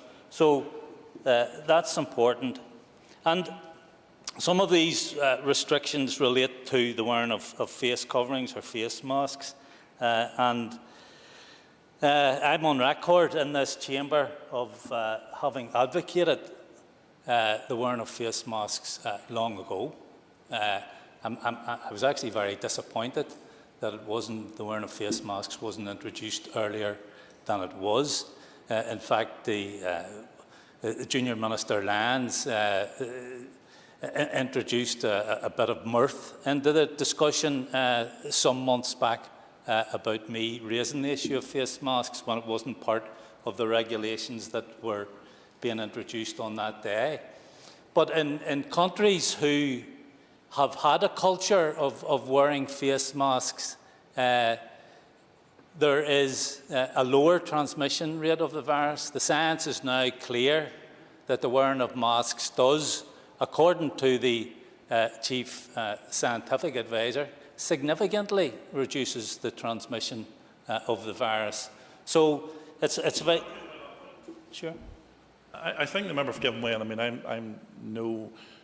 have no opinion one way or another on that. I mean, I accept what the member is saying. However, I think whenever you get scientists coming out at the start of the pandemic questioning the use, I think that brings in the scepticism of people. Now we're actually trying to change that message to encourage the use. Now, I comply, I carry my mask with me, I use it on every occasion, but I think the confusion comes whenever scientists actually give out a different message at the start of the pandemic and encourage people actually saying not to use them at that stage. Well, first of all, that may be the case at the start of the pandemic, I don't know, but from very early on in the course of this pandemic, as far back as March, there was scientific evidence emerging about the efficacy of wearing masks and face coverings. And in those countries where they're worn habitually, in places like South Korea, Hong Kong, Taiwan, and so on, the rate of transmission of the virus, and indeed the rate of deaths as a result of this, as a result of COVID-19, are a lot lower than they are here. And there are other reasons for that too, you know, in terms of their contact tracing operation, controls at their ports and airports, and enforcement of isolation, and all of those issues. So I'm not suggesting that face masks on their own are responsible for those lower transmission rates, but they're certainly a significant factor. And as time has gone on over the last number of months, the evidence in support of wearing the masks has certainly increased. And I know, and I've heard a few members saying, you know, well, you have to bear in mind that there are people who can't wear masks. There are medical reasons why people can't wear masks. There's psychological reasons and so on. And I heard a reputable doctor on the TV recently saying there really isn't any reason why anyone should be refusing to wear a mask. There may well be some small number of exceptions, but by and large, everybody should be wearing masks or face coverings, particularly indoors, and particularly when they're coming into contact indoors with other people. So, and my criticism about the fact that we didn't introduce face masks earlier is again because the countries that have been most successful in dealing with this virus are the ones who have acted with speed. They haven't waited for the science to be absolutely 100% sure. If there was any suggestion at all that a measure was going to work, then they moved quickly. When the virus first arrived in South Korea, the government called in all the pharma companies and told them to develop a test. And the pharma companies came back and said they could only develop a test that was 90% accurate. The government told them to go ahead. Better 90% accurate than not carrying out any tests. And the same with these other issues, such as face masks and so on. You know, speed is of the essence. We need to move quick. We can't sit and discuss. And, you know, it's similar to these regulations. We can't thrash them out and introduce them here in the Assembly and debate them until we're blue in the face. We need to move quickly. And in those circumstances, sometimes mistakes are going to be made. But that's what happens in these circumstances. Sure. I thank the member for giving way. I'm just a little bit concerned with some of his speech talking about face masks and that the majority of people can wear them, because certainly I'm chairing a newly formed group, the all-party group on lung health, and there are very many serious conditions out there which do not, certainly would not be complementary to wearing of masks, whilst I wear my mask on every occasion where I need to and where it's appropriate. I think it is good that we recognise that there are people who absolutely should not be wearing them. It's detrimental to their health, and I also think we can't dismiss some mental health aspects of face coverings as well for those people, even for instance with claustrophobia or severe asthmatics. There are certainly cases where wearing of mask is not appropriate and certainly not good for health. So I think it's important that we do keep it real around this, and not everybody can wear a mask, but all those that should do. Well, I accept what the member says. I have no difficulty with that, and I'm quoting what a doctor said. You know, there's always an alternative. If you can't wear a face mask, there's probably no reason why you can't wear a visor, for example. And a visor, they say, isn't as good as a face mask, but it's better than not wearing anything at all. And that's the issue that I'm trying to bring forward here. But I think there are also quite a few chancers who say they can't wear a face mask, and they get away with it because they don't have to prove that they can or can't. And I suppose in terms of, you know, I talked about part of these regulations are part of a contract, and there are issues around enforcement, compliance, support, and in my view, they are all part of the one continuum. I mean, you start off supporting people, you ask them to comply, you do what you can to ensure that they can comply, and that was the reason I raised earlier with the chair of the TEO committee the issue of providing masks free of charge in some circumstances. Maybe people who are on benefits or something like that, the low paid, that masks could be made available to them. So, I mean, it's an important day. This is the day the vaccine rollout has started. And I hope, and I suppose most people will be praying, that the timetable that has been announced will be kept to. And I have to say, without wanting to rain on anybody's parade here, I have some scepticism about the ability to roll this vaccine out in the timescale that has been announced. And there are a number of reasons for that. First of all, we're dependent on this British government to supply this vaccine. And everything this government has touched so far in relation to this pandemic has been shambolic. Every single aspect of the pandemic that they have dealt with, they've made a mess of it. And we are dependent on them to get this vaccine. Sure. I thank the member for giving way. And Principal Deputy Speaker, would the member not acknowledge the fact, and I know he's been critical of the British government's and Her Majesty's government's approach on COVID thus far, and on some points for very good reason, but would he acknowledge that the very fact that people have been able to access the vaccination today was because of the world-leading scientists that have made the vaccine possible for UK use today? Well, first of all, I'm not making a political point about this in terms of, you know, constitutional issues and where the vaccine's coming from. All I'm saying is the source it's coming from is not reliable. And I'm on record as welcoming the introduction of the vaccine.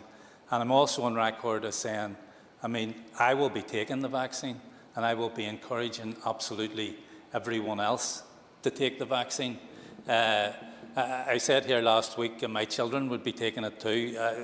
I was a bit quick off the mark there because my understanding is that children won't be getting the vaccine. But in any event, I'd certainly be encouraging as many people as possible to take it.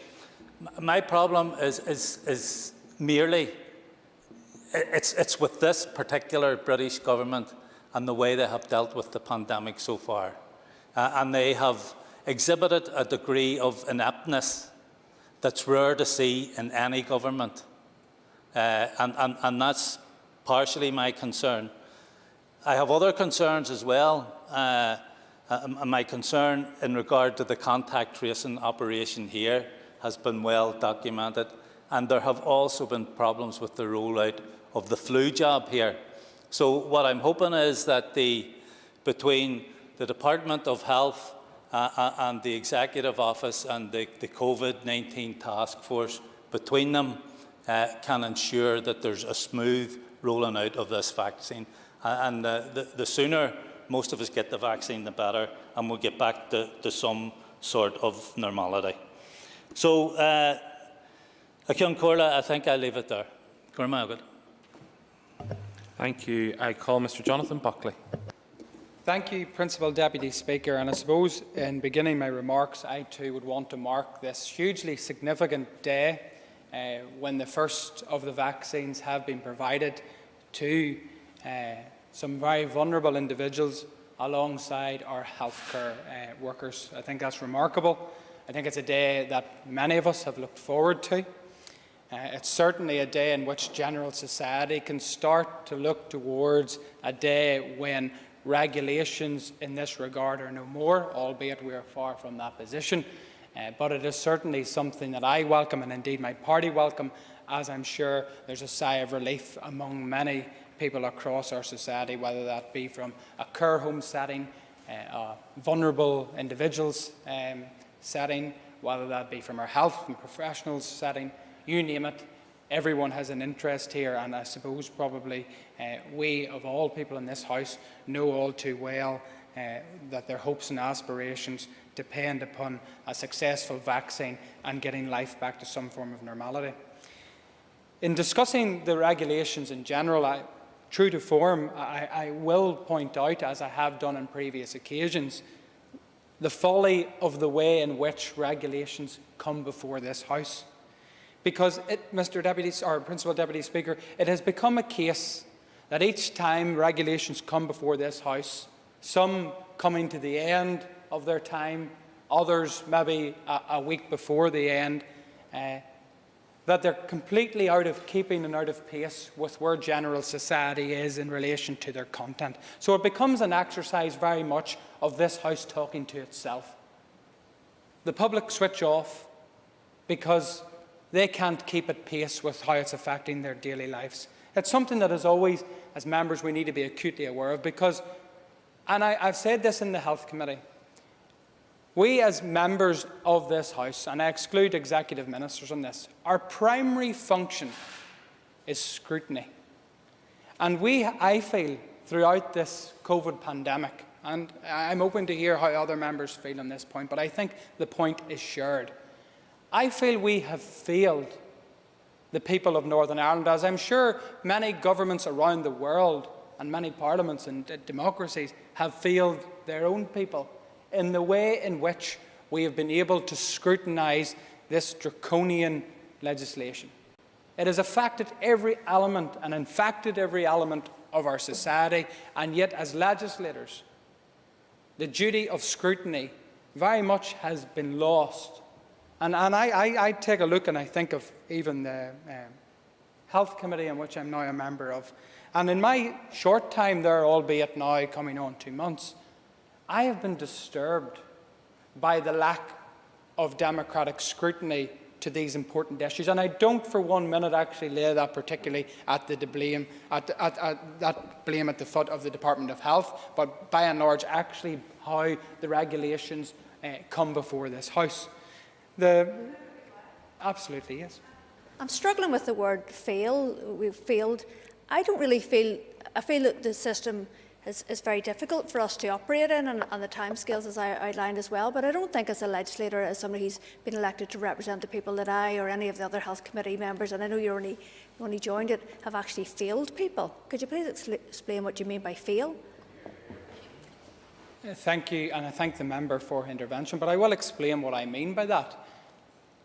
I, by all means, stand firm to say that I think members' endeavours have been true, and their endeavours to best serve their constituents have been put forward in the best manner. But what I mean by that is that we as members have failed in the scrutiny of such important legislation. These restrictions are so draconian that they require thorough, detailed investigation. And by the very means by which they have come before the committee and indeed this House, I feel we have failed our constituents in our ability to scrutinise. Of course. Well, I do take the point, and we've all said how frustrated we are with the very limited time and the lack of actual witnesses and stuff, but we do it and we support the regulations when they come here, because we know that if we waited another 4 weeks or 6 weeks to do the scrutiny, a lot more people could actually be dead and our hospitals could be even more fuller. And so a lot of this is about balancing risk against us in terms of our role. I thank the member for her intervention, and her point in principle is well on the record, but I cannot distract from how I feel about the way in which this Assembly has been able to scrutinise the regulations that are before us.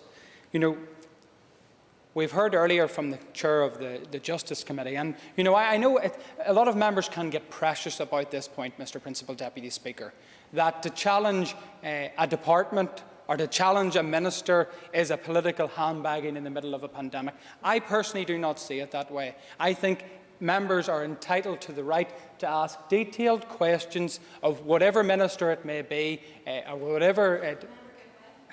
When I finish this point, I will. I feel that members are totally entitled to that point, and I, for one, as a member of the Health Committee, welcome any form of scrutiny. I think it was Mr. Sheehan that said it, from any committee in relation to these regulations, because I do not have all the answers. Members in this very chamber don't. But collectively, we have to scrutinise these regulations and give our constituents the best form of services possible. On that point, I will give way to the Minister. I thank the member for his generosity in giving way, and I completely agree that there is obviously a need for scrutiny. However, there is also an issue of due process, and would you agree that it may be seen, I think you described it as political handbagging, I'm not going to go that far, but it may be seen as slightly inappropriate to hold someone to account. In my position, for example, where out of an act of generosity I offered to bring this forward in the interest of collegiality, and I have found out to my cost that unfortunately no good deed in this place goes without punishment. I thank the Minister for her intervention. I did note a comment from the Chair of the Justice Committee where he suggested that the Minister led on these very regulations within the Executive. Certainly had a key part to play. So I do feel that, yes, while I recognise when I finish this point, I will. While I recognise the point that the Minister has come before the Assembly to talk about these particular sets of regulations that pertain to her department or her remit, I also want to put on record that I think it is only but right that if the Justice Minister is appearing before the House to talk of such regulations that pertain to her remit, that the committee chair of the Justice Committee has every right to ask on behalf of the members of the committee, as I would expect my own chair of the Health Committee to represent the needs and musts of the own committee in which I sit on, that being health. I'll give way again for Member Wright. I thank the member for giving way. There are two issues that need to be clarified. First of all, there are 5 sets of regulations, only 2 of which my department had any direct input into. We did not lead on any of the regulations, but we worked collaboratively with the Department of Health and their officials in order to produce what are health regulations and remain within the purview of the Health Minister. And on a further issue, it was not the case that we did not give the Justice Committee its place. In fact, we sought advice from the Executive Office Committee as to how to handle this, and we followed exactly the same procedures that have been used with the TEO Committee and any other committee where a different minister led in the House. I'm not standing here today as Minister of Justice reporting on issues to do with the Ministry of Justice and my department. I am standing here today as a member of the Executive, and I'm reporting on work that has been done by the Executive collectively. I thank the Minister for her intervention, and I have no doubt she will be able to articulate her position quite well whenever she responds to the debate at the end. But what I will say is that while she has mentioned that she worked collaboratively, and I did say it in particular reference to 2 of the regulations, I feel that if she did work collaboratively with the Executive, of which I have no doubt, I feel that the Minister will be well able to answer the questions that members may have here in our only form of in-depth scrutiny, if we can call it that we have in this chamber today. I want to look particularly at the enforcement and policing regulation, that being SR 2020-253, an issue that has caused a lot of concern among many general members of the public, because I, for one, do regard enforcement and COVID compliance as a key way in which we can allow business in which we can allow society to, in some sense, live with COVID. And, you know, Mr. Principal Deputy Speaker, I have been concerned. I've been concerned from the beginning of this process that we were paying mere lip service to enforcement. But that became less clear as time went on throughout this pandemic. And I want to make reference to it because I think it's only but right. And I'm not for 1 minute saying that this is for the Justice Minister to directly answer, but indeed it is for the wider policing question. There is no doubt that for many, COVID two-tier policing has existed. That is firmly my view. It's the firm view of many within our society as they have watched the police reaction to certain events that have happened throughout this pandemic and their eagerness to enforce in some sense and to dismiss in others. I think of the West Belfast Bobby Story funeral, 5 months on, still no fines, still no action. I think of house parties that have happened in the Holy Lands, limited action has taken place, much to the detriment actually of those residents that have had to live in constant state of panic with house parties continually on their doorstep.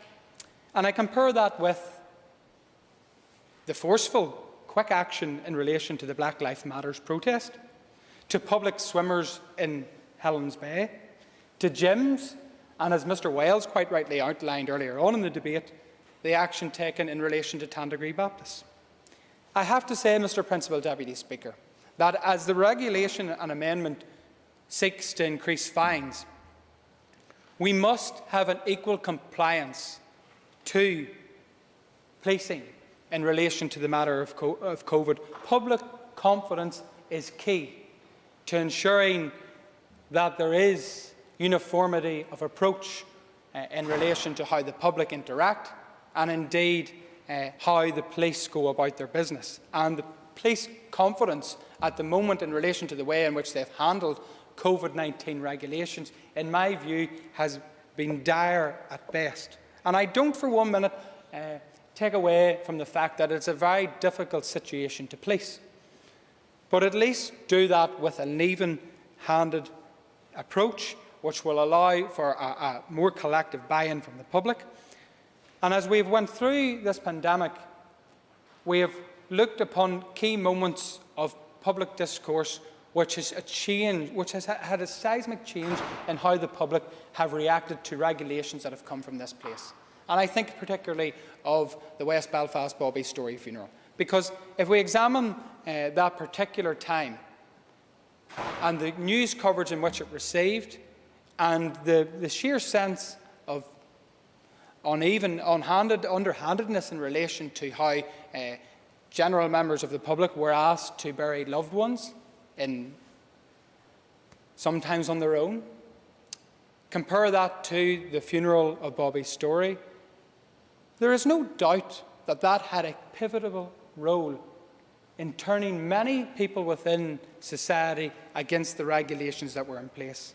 But I want to say that as we debate and discuss these regulations, I, for one, as a member of the Health Committee, I do welcome the interventions of other committees. And I want to also talk about that of the Communities Committee, because we do have a regulation before us, I think it is number 14, which talks about the powers that district councils will have to rate particular premises to make them COVID compliant or COVID insured. And I think this was a point in which the committee really did try to home in on, but unfortunately the evidence that was forthcoming was lacklustre at best. I, for one, would like to see council leaders being given the opportunity to inform both the Health Committee and indeed maybe even the Communities Committee as to how effective this approach may be. Because in the quick pace in which we're moving, I don't think anybody is under the illusion that the COVID vaccine is going to cease the need for regulations in the short term. But we need to prepare society for what life looks like after January. And I, for one, will continue to argue that COVID compliance, that a level of enforcement that a vaccination are all part of the puzzle that will allow our society to safely interact, to allow businesses to get on with their day-to-day work and keep our communities safe. But this can only be done if we have attention to detail in relation to scrutiny. And I'm open for any suggestions from members about how we may do that. We've had plenty of debate about the dissatisfaction in the way in which the regulations come before the House. But we have had relatively little debate as to the form of scrutiny role that other committees can play. The Health Committee has a huge agenda. Its workload is immense. I recognise that as coming onto the committee, and I pay tribute to the members of the Health Committee that have been there throughout this entire pandemic. But what I will say is that while we now debate issues of importance such as a vaccine programme and continue to deliberate upon the COVID response via the Minister and CMO, the level of questioning that we can give that particular subject has been so strained. In some cases, members only being given the opportunity for 1 minute of questioning. When you compare that to the body of work which must be involved in the scrutiny of these regulations, I think it is only but right and fitting that other committees be given the opportunity to play their part. On that point, Mr. Principal Deputy Speaker, I do welcome this day for what it is with the vaccination, and I do hope and pray that we can all have a safe Christmas with our loved ones, but indeed mindful of the effects that COVID still has on the wider community. Thank you. Thank you. I call Ms Orlea Flynn.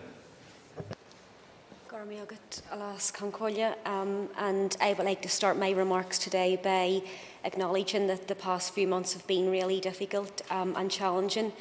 And I am genuinely struggling to think of anyone who has had an enjoyable time throughout the period of the restrictions. But I'm aware, and I'm sure we're all aware, of the many people who have had a very stressful and a very lonely time.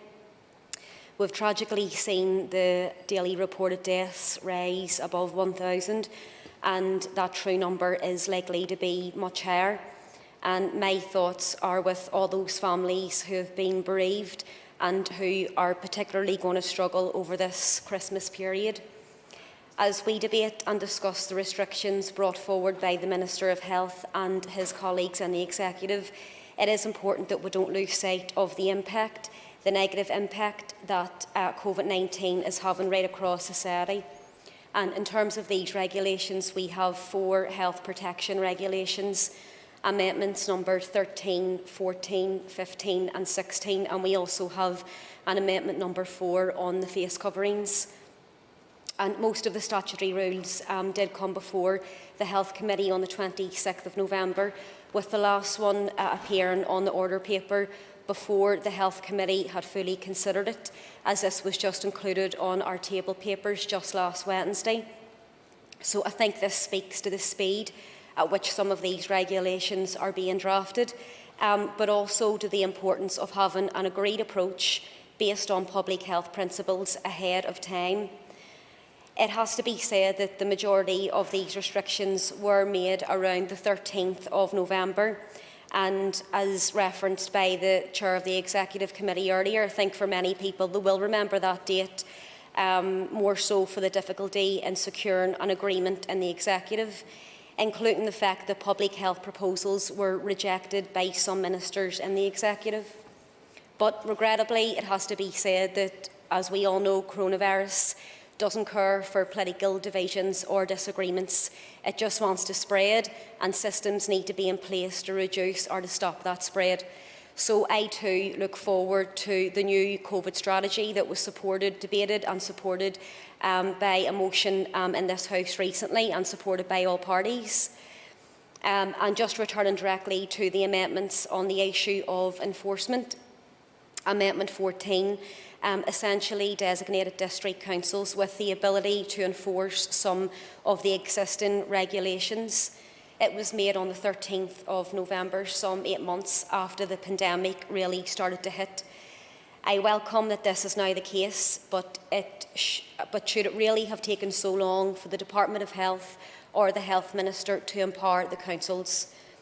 On the numbers of fines being raised, namely the face covering regulations, it's raised the fixed penalty amount from £60 to £200. And it's important to note that when we introduce fines, there needs to be a measure as to their effectiveness.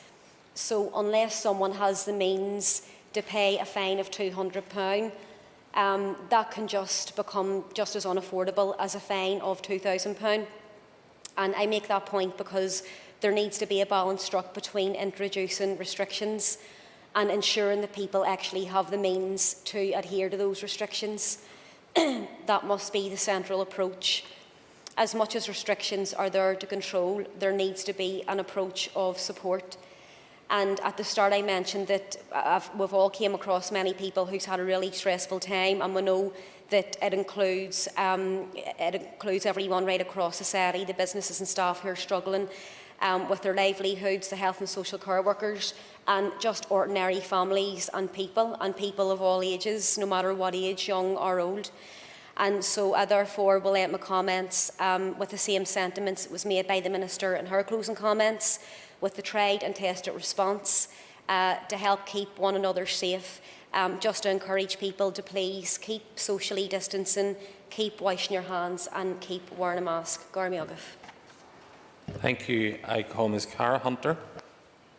Thank you, Mr Principal Deputy Speaker, and I'll try and be brief. I welcome the opportunity today to speak on this motion of health protection regulations. Mr Speaker, we are now moving into our 10th month living with restrictions as a result of the COVID-19 pandemic. Little did any of us think back in March that we'd be here nearly as we celebrate Christmas, that we would be living still with these restrictions.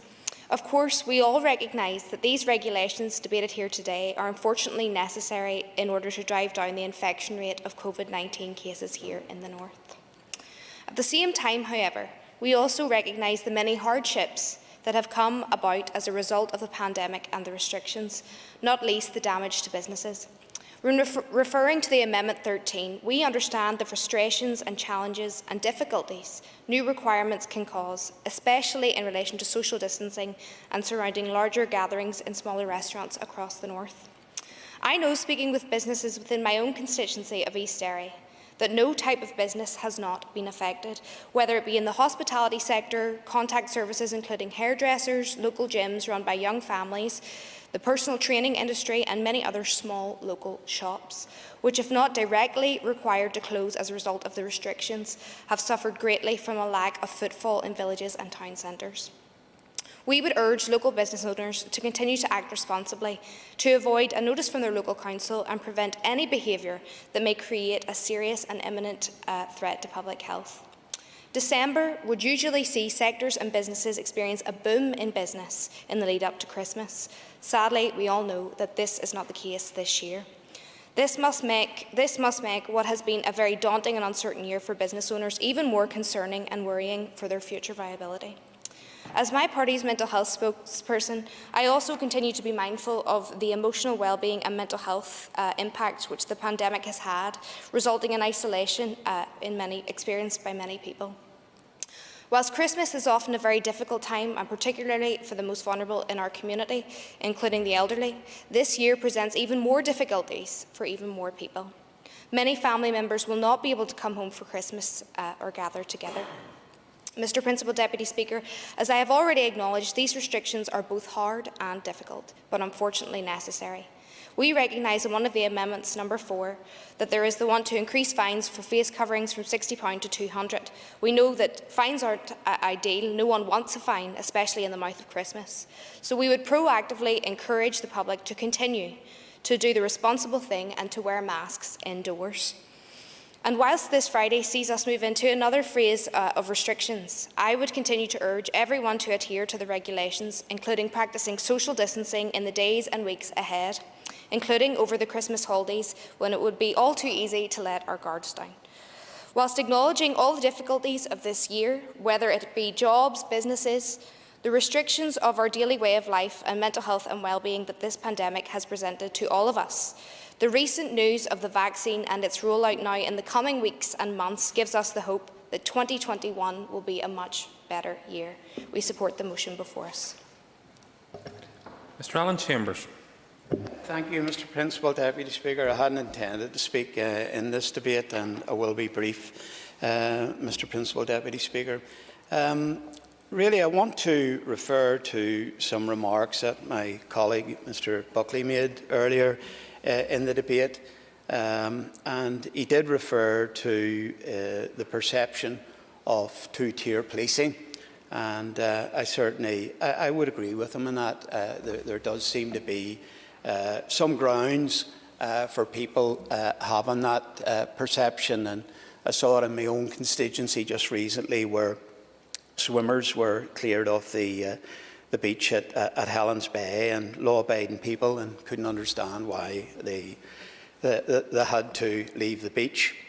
But all the talk here about and the dissatisfaction, and it's been well rehearsed in this House, it's been well rehearsed at the committees, and we all are not entirely satisfied with the way regulations have been brought through the system. And in normal circumstances, we wouldn't give some of these regulations, nor the way that they're brought to us, we wouldn't give them house room. But unfortunately, we are in the middle of a pandemic. People are dying. Over 1,000 people have died because of this pandemic. All over the world, hundreds of thousands of people have died. So I think most of us get it, that we are in the midst of an emergency. But some people still seem to be struggling to come to terms with that, and they want everything done just the right way, all the T's crossed, all the I's dotted. But unfortunately, in the middle of a situation like this, people are doing the best that they can to protect life and limb. And in fact, these regulations that have been coming through the last lot of months, we will never know the number, but there are people out there alive today because of those regulations. So we'll have to take that into consideration. And the other most important thing about these regulations, and Mrs Bradshaw alluded to it earlier, delay costs lives. If you hold back for another 3 weeks introducing something that you think is absolutely necessary to protect the health of the population of Northern Ireland, you are inevitably going to cost lives, and you're going to put more pressure on the NHS. And Mr Buckley used the word fail. We'd failed. But we have to be careful. We have to be careful when we use words like that people who are absolutely knocking their pan in, for the want of a better expression, in the NHS to save lives, we have to be very careful that those people don't feel that somehow we're referring to them. We have to be careful that people in the social care sector who are going the extra mile for people that are shielding, for instance, we have to be careful as well that we don't taint them with the word failure. And the public have played their part.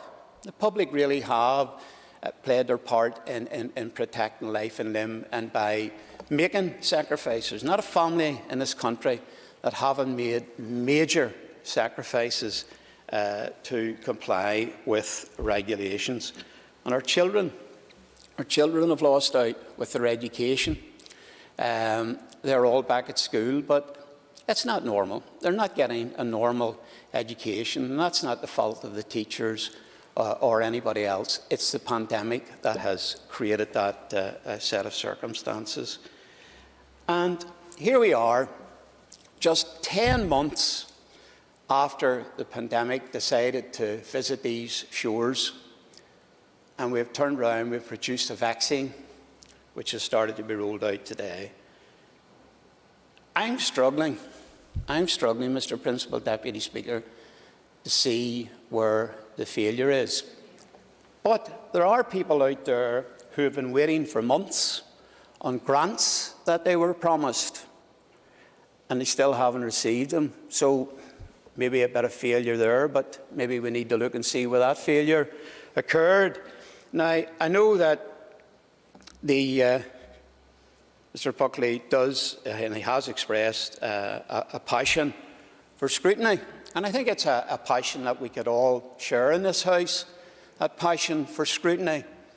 But before I sit down, can I just say, Mr Principal Speaker, if some of his colleagues in the DUP had exercised a level of scrutiny during the RHI debacle and during the run-up to Brexit, we may not have found ourselves in those situations. Thank you very much, Mr Principal Deputy Speaker. Right, two things. Firstly, let's not bark up and down the bench at each other. And secondly, the member knows that the last element of that speech was way beyond the regulations under consideration. But it's on the Hansard, and you've got your views on the record. Mr Jerry Carroll. Thank you, Mr Deputy Speaker. Before I speak on the amendments in front of us, Mr Deputy Speaker, I want to reiterate the point that I've continually made, that it is astounding that we haven't had a chance to discuss the latest ramifications of the latest amendments that will come into effect later this week, which will see a further opening up of the economy and society once again. It's absurd that we aren't discussing these as they come in.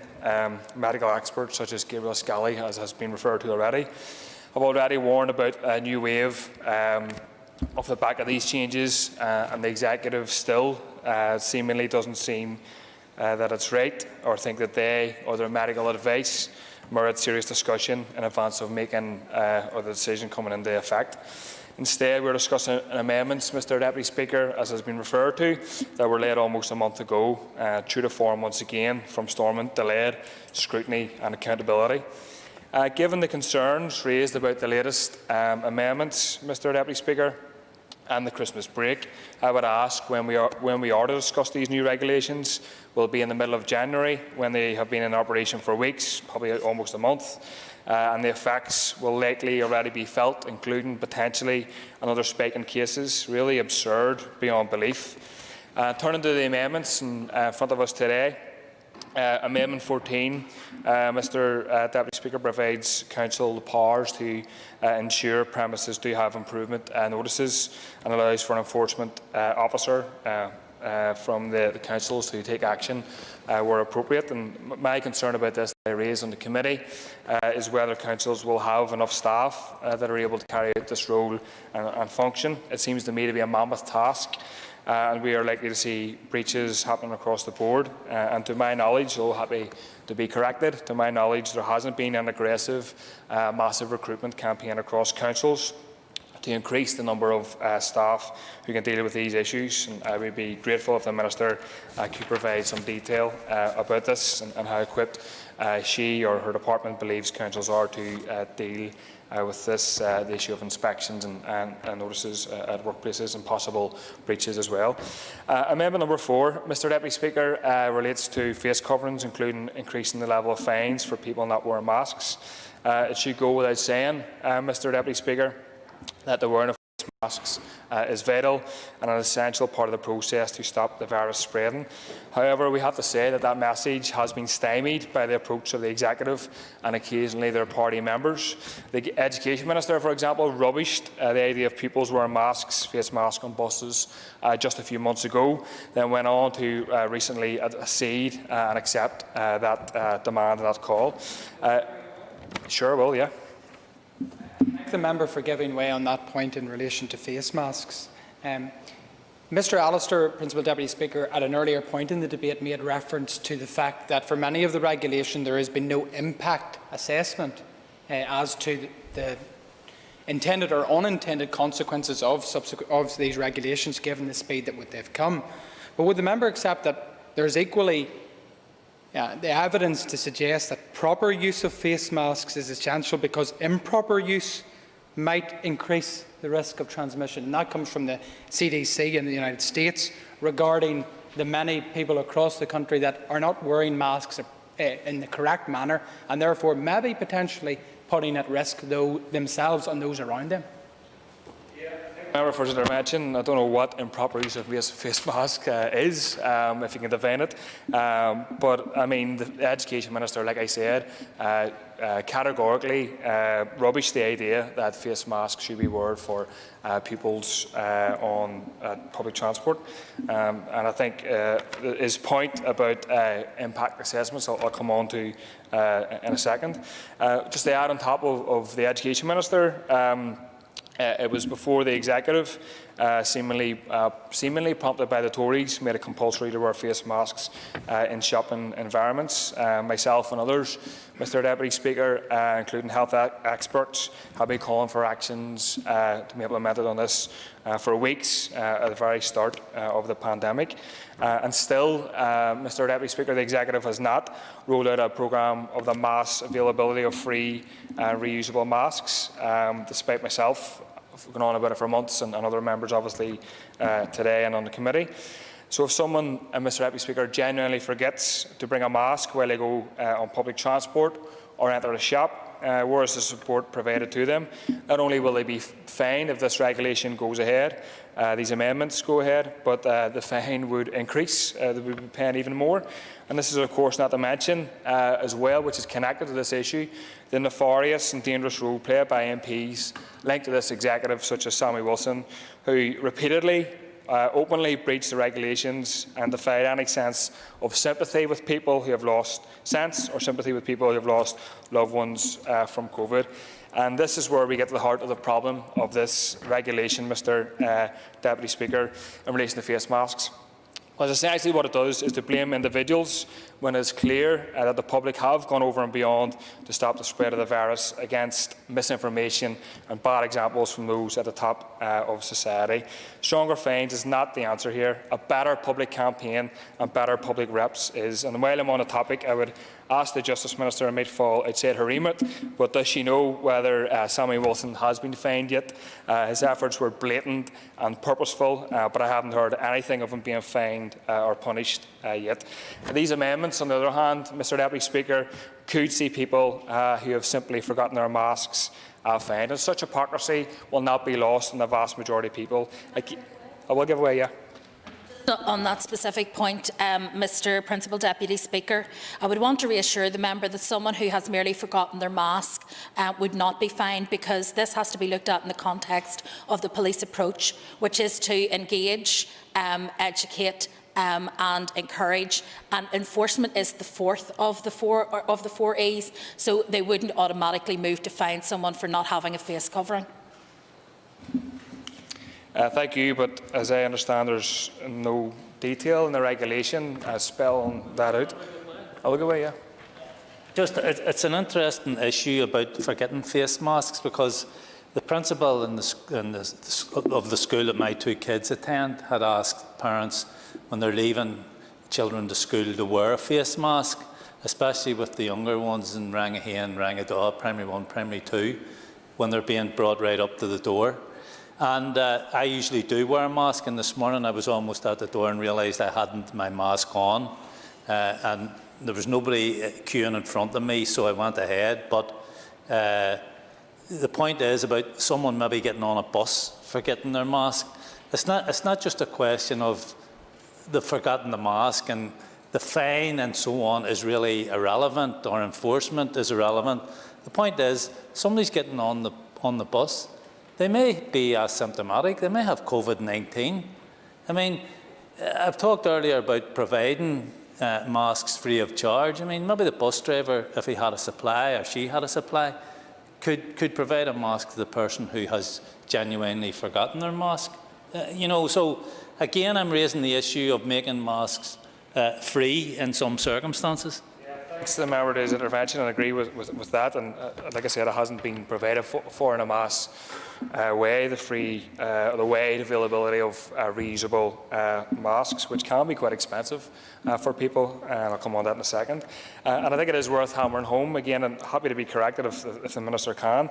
If someone forgets or doesn't have access to a face mask, was they can't afford it, a new pack, or they don't have access to a pack of disposable ones. Rather than implementing the executive, implementing the measures to ensure that people have every single opportunity to get a mask, as Mr Sheehan kind of alluded to, the executive is pushing forward with a strategy of increasing fines instead. And I'm happy to be corrected, but I don't know where in the regulation specifies there will be exemptions in specific cases. And my fear is that the way these issues have been proceeded with over the last few months, that people will be fined, and there will be an increase in fine as well. So, for example, can we really rule out a mother rushing out of the house to do her Christmas shopping, and in the rush to get the kids ready and out the door, if she forgets her mask or masks, she will be hit with a fine, and not only a fine but an increased one under this proposal, which will go up to £100 or £200. So I think that's important stuff. And how can we rule this out with this regulation, this amendment being put forward? And if this wasn't bad enough, Mr. Speaker, Mr. Deputy Speaker, when this amendment was presented to the Health Committee last week, we were told effectively that the rate of non-compliance hadn't markedly increased or shot up. Where is the rationale? And hopefully the Minister can come back on this. Where is the rationale? Where is the research, the evidence to suggest or to back up the increasing of fines, to increase the threshold of fines?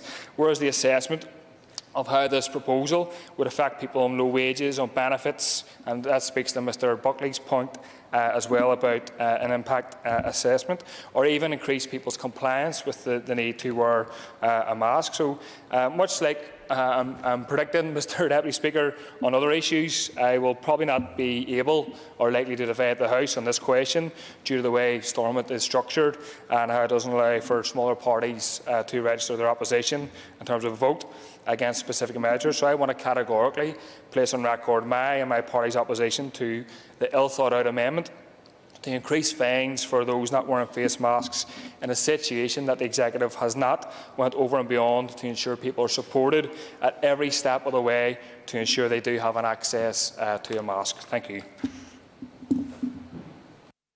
Thank you. No other member has indicated to me that they wish to speak. I therefore call upon the Minister for Justice, Mrs Naomi Long, to conclude and wind up the debate on all 5 motions. Mrs Long. Thank you, Mr Speaker, and I think this has been a very useful and mainly constructive debate this afternoon. I'm grateful to members for their contributions to the debate. I appreciate the degree of goodwill that the Assembly shows towards what is a very unusual process, whereby the role of legislative scrutiny is applied after the event rather than before. Nevertheless, I believe it is important that this scrutiny takes place in order to examine and comment upon measures that have been taken and to inform how we go forward. In the current context, things move fast, and the observations and concerns of Assembly members are taken on board as we develop policy and work on the next set of amendments. However, it remains the case that it is important the public have confidence that the Executive is not acting without scrutiny. In beginning so, I want to turn my attention, therefore, to the comments of Mr Paul Given. Mr Speaker, as I said earlier, it would appear that no good deed will go unpunished. And unfortunately, it seems that by stepping into this role, I have created somewhat of a controversy in offering to help the Health Minister, who I believe has been in this chamber almost every day since this pandemic began, on almost every sitting occasion. And therefore, I felt that it was appropriate, given that my own department had had some involvement, though was not in control of these regulations, that I would offer to help. And of course, then the Health Department did as I would have done myself and asked me to take forward some additional and rather unexpected changes, which I'm more than happy to do in the spirit of collegiality. With respect to the issue of lack of opportunity for the Justice Committee to scrutinise the regulations, as I said in my opening comments, these are Department of Health regulations made by the Minister of Health. I was asked to lead a short, sharp review on behalf of the Executive in support of the Minister of Health. The review was not a Department of Justice review, and I do not believe it is right to characterise enforcement as being solely a justice issue either. My officials work collaboratively on the review with their counterparts in the Department of Health, the Executive Office, the Department for the Economy and the Department for Communities.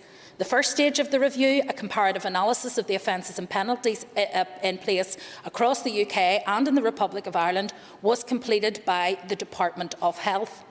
After which my department developed proposals, given that we have an advisory role only on the creation of new offences and penalties in relation to other committees and departments' responsibilities. We sought clarity from the Executive Office on the Assembly procedures that should be followed, and it was confirmed that policy responsibility for the regulations lie with the Department of Health, and the role of scrutiny therefore falls to the Health Committee, with the Justice Committee requiring notification only. As a matter of professional courtesy, however, the Justice Committee were notified in a letter by me, and a copy of the regulations made available to them on the 1st of December. All of these regulations failed to be scrutinised by the Committee for Health. We were asked by the Department of Health to make an official available to join for the committee meeting at which these regulations were being considered, and we agreed to this. The Department for Communities also fielded an official who had assisted with the number 14 regulations. There was no requirement or expectation that either department should have to notify their respective committee, or that their respective committee scrutiny functions would be engaged by doing so. I believe that such collaborative working across departments is to be encouraged, not criticised or impeded. I'm in the Chamber today in that spirit of collaborative working, and in recognition of the extreme demands that have been and are continuing to be placed on the Health Minister and on his officials, and indeed on the Executive Office. I have always said that my department and I will play our full part to support efforts to keep us all safe during this pandemic, and that is what we are doing today. In respect of his concerns in relation to policing of the regulations, the Chair of the Committee rightly noted that I would not be drawn into a debate about operational matters, which are the responsibility of the Chief Constable. However, he is incorrect in suggesting that this is something which I introduced when I came into office. It is a convention which has been in place since justice was devolved, as the legal position in this regard is clear. The Chief Constable is responsible for operational decisions and is directly accountable to the Northern Ireland Policing Board. Complaints about such decisions are the purview of the Ombudsman's Office. I am both bound and determined to respect the operational independence of each of those structures, as my office and position demands. Moving on to the Chair of the Health Committee, he expressed his concern that these issues and the scrutiny process used around these restrictions are, I think, quite complex and frustrating for a number of members. And I have some sympathy in that regard, a point reinforced, I believe, by Mr Colin McGrath and also by Mr Paul Given.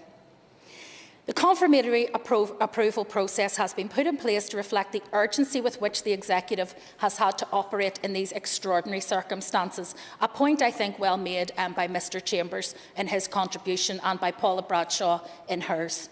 The normal Assembly scrutiny has been adjusted in order to accommodate the making of regulations in short order, to reflect the requirements of the changing context in which the Executive is working in response to COVID-19. Debates are held at the earliest opportunity available to the Department. The Assembly approved the confirmatory approval process for these emergency regulations, and therefore, with respect, we are following the approach that the Assembly itself has agreed. Whilst it is undoubtedly a frustrating approach, it is nevertheless the appropriate means by which we bring these issues forward. The timing of the debate is also a matter for the Assembly, given the Assembly's own requirements for the input of the Examiner of Statutory Rules and the timing of scrutiny by the Health Committee, which has to be allowed and given its space. The confirmatory approval process allows the Department of Health to make and then lay the regulations quickly. In practice, this has often been in a matter of days or even hours after an Executive decision.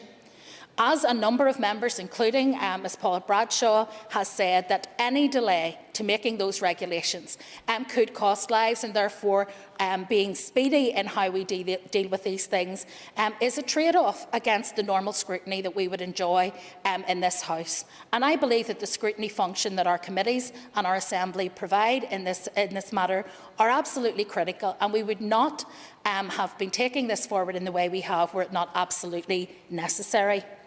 Normally, the regulations are then scheduled for debate at the first opportunity after the Health Committee session. Given some regulations, however, are only in place for a fortnight, this means that some will be debated after they have ceased to have effect, and I completely understand the frustration of members in that regard. Following the making of regulations, the timing of the scrutiny and debate is largely in the hands of the Assembly. It is worth noting, however, that the process of developing and scrutinising regulations would normally take a matter of months and not days. We therefore cannot follow the normal procedures in these circumstances. And these are not normal circumstances, nor would I or anyone in the Executive or in this House argue that this current procedure is a model for scrutiny in normal times. With respect to the issues raised by the Chair in relation to my issues raised with my officials in respect to the human rights assessment, in regard to the regulations. This matter was raised with the Executive Office following the committee session, and we are awaiting their response in that regard. However, on the wider issue of the queries, my officials are also awaiting a response from the Health Department's Assembly Liaison Officer in order to ascertain the process for responding to the committee. Normally, with the Department of Justice, we would receive a letter from the committee clerk and we would respond in writing to that. And when we receive such a letter, or indeed an alternative mechanism, we will, of course, endeavour to respond. With respect to the consideration of human rights implications, I'm not at liberty to share the exact content of papers presented to the Executive, including legal advice that is provided. However, there is an established convention, as you will be aware, that this type of information is not shared. I can, however, say that the Executive considers a range of factors when discussing potential restrictions and sanctions, including human rights considerations. In particular, we give due attention to whether any measures we are contemplating are necessary and proportionate. As part of the review of offences and penalties, we look carefully at the level of penalties that are applied across these islands and for other offences that would also be dealt with by a fixed penalty. There will always be a careful balance to be struck between keeping people safe and people's individual freedoms. We have heard much about the balance between life and livelihood. But there is a third angle to this, and I think Jerry Carroll made a reference to this. There is life, livelihood, but also liberty. And we need to keep all three of those in mind as we make the decisions and take this forward. And we should not give up our freedoms as a society easily or lightly. We should question when those freedoms are constricted. But that doesn't mean that where it is sensible, we should resist the cooperative kind of efforts that we have been making in order to protect life. So we do keep our balance under careful review whenever we seek to recalibrate our approach to restrictions and the penalties that are associated with them. Following the making, just to return then to track and trace, I think that was another issue that was raised by the Health Chair. There is already, as he will be aware, a developed programme of test, track, trace, isolate and support. And indeed, there is support available for those who have to self-isolate through the Department for Communities. However, it would be more appropriate, I believe, for the Health Minister to make any announcements in respect of how he will approach the motion that was debated in the Chamber and passed with all-party support. I can, however, say that there is a COVID task force being headed up by the interim head of civil service, though the scope of that is to be further clarified, and that has been agreed by all of the Executive. Our hope is that that will bring a strategic focus, not only to the cross-executive approach to tackling the pandemic itself, but also to our plans for recovery, which are hugely important at this juncture. Mr. Beattie, yes. Thank the Minister for giving way. Could you maybe provide clarity in relation to the task force, whether the enforcement element will be included in that piece of work? There will be a number of elements included in that piece of work. One of the key things, and I'm going to come on to enforcement so the member may get his answer there, but one of the key issues of the task force is not to duplicate structures that are already in place to deliver on executive priorities, but to streamline and coordinate cooperation so that it is a more effective and more efficient system that we use. So it is unclear whether those will be rolled into the task force or whether the current compliance group will continue in its operations and simply work through the task force in terms of coordination.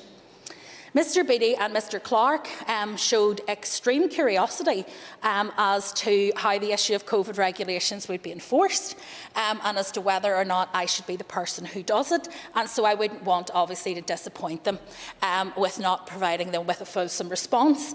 I will, of course, not open up executive confidentiality, but suffice to say, Principal Deputy Speaker, I have always been clear that promoting adherence to the COVID restrictions is a cross-cutting matter.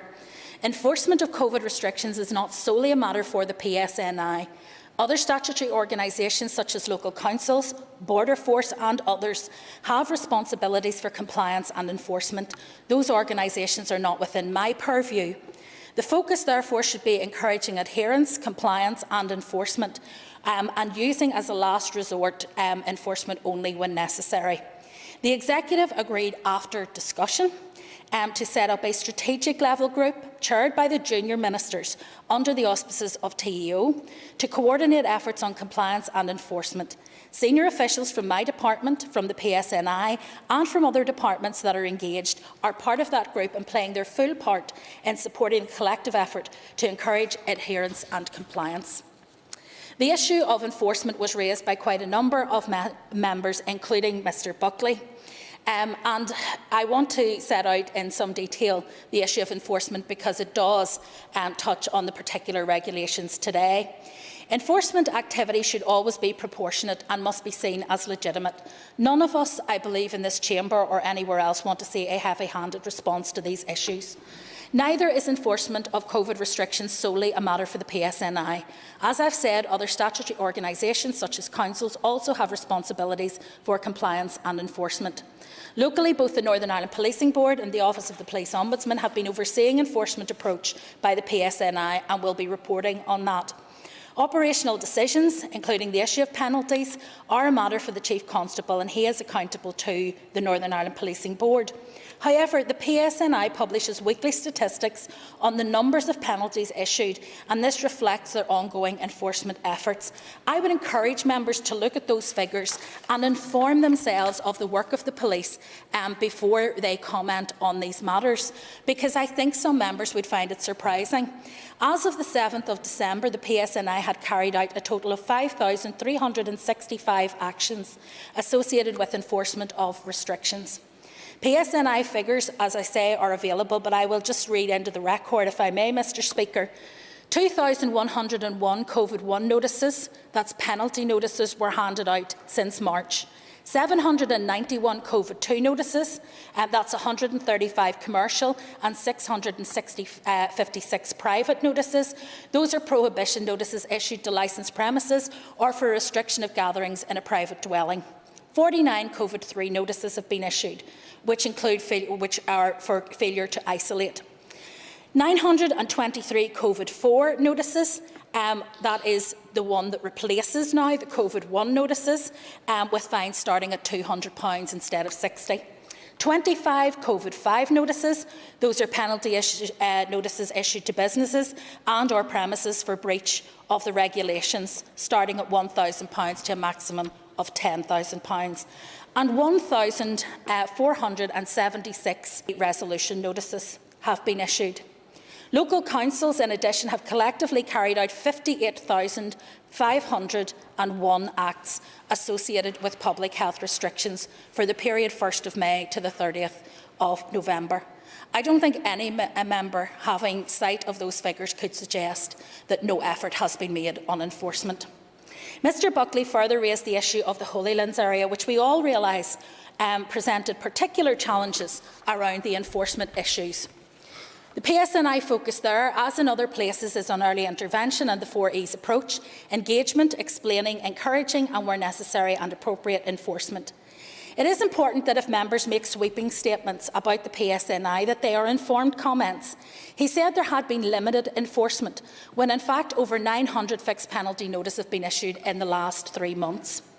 In addition to arrest and other interventions, such as the issuing of COVID tickets, the police report all actions taken against students to the universities to consider disciplinary investigations and sanctions.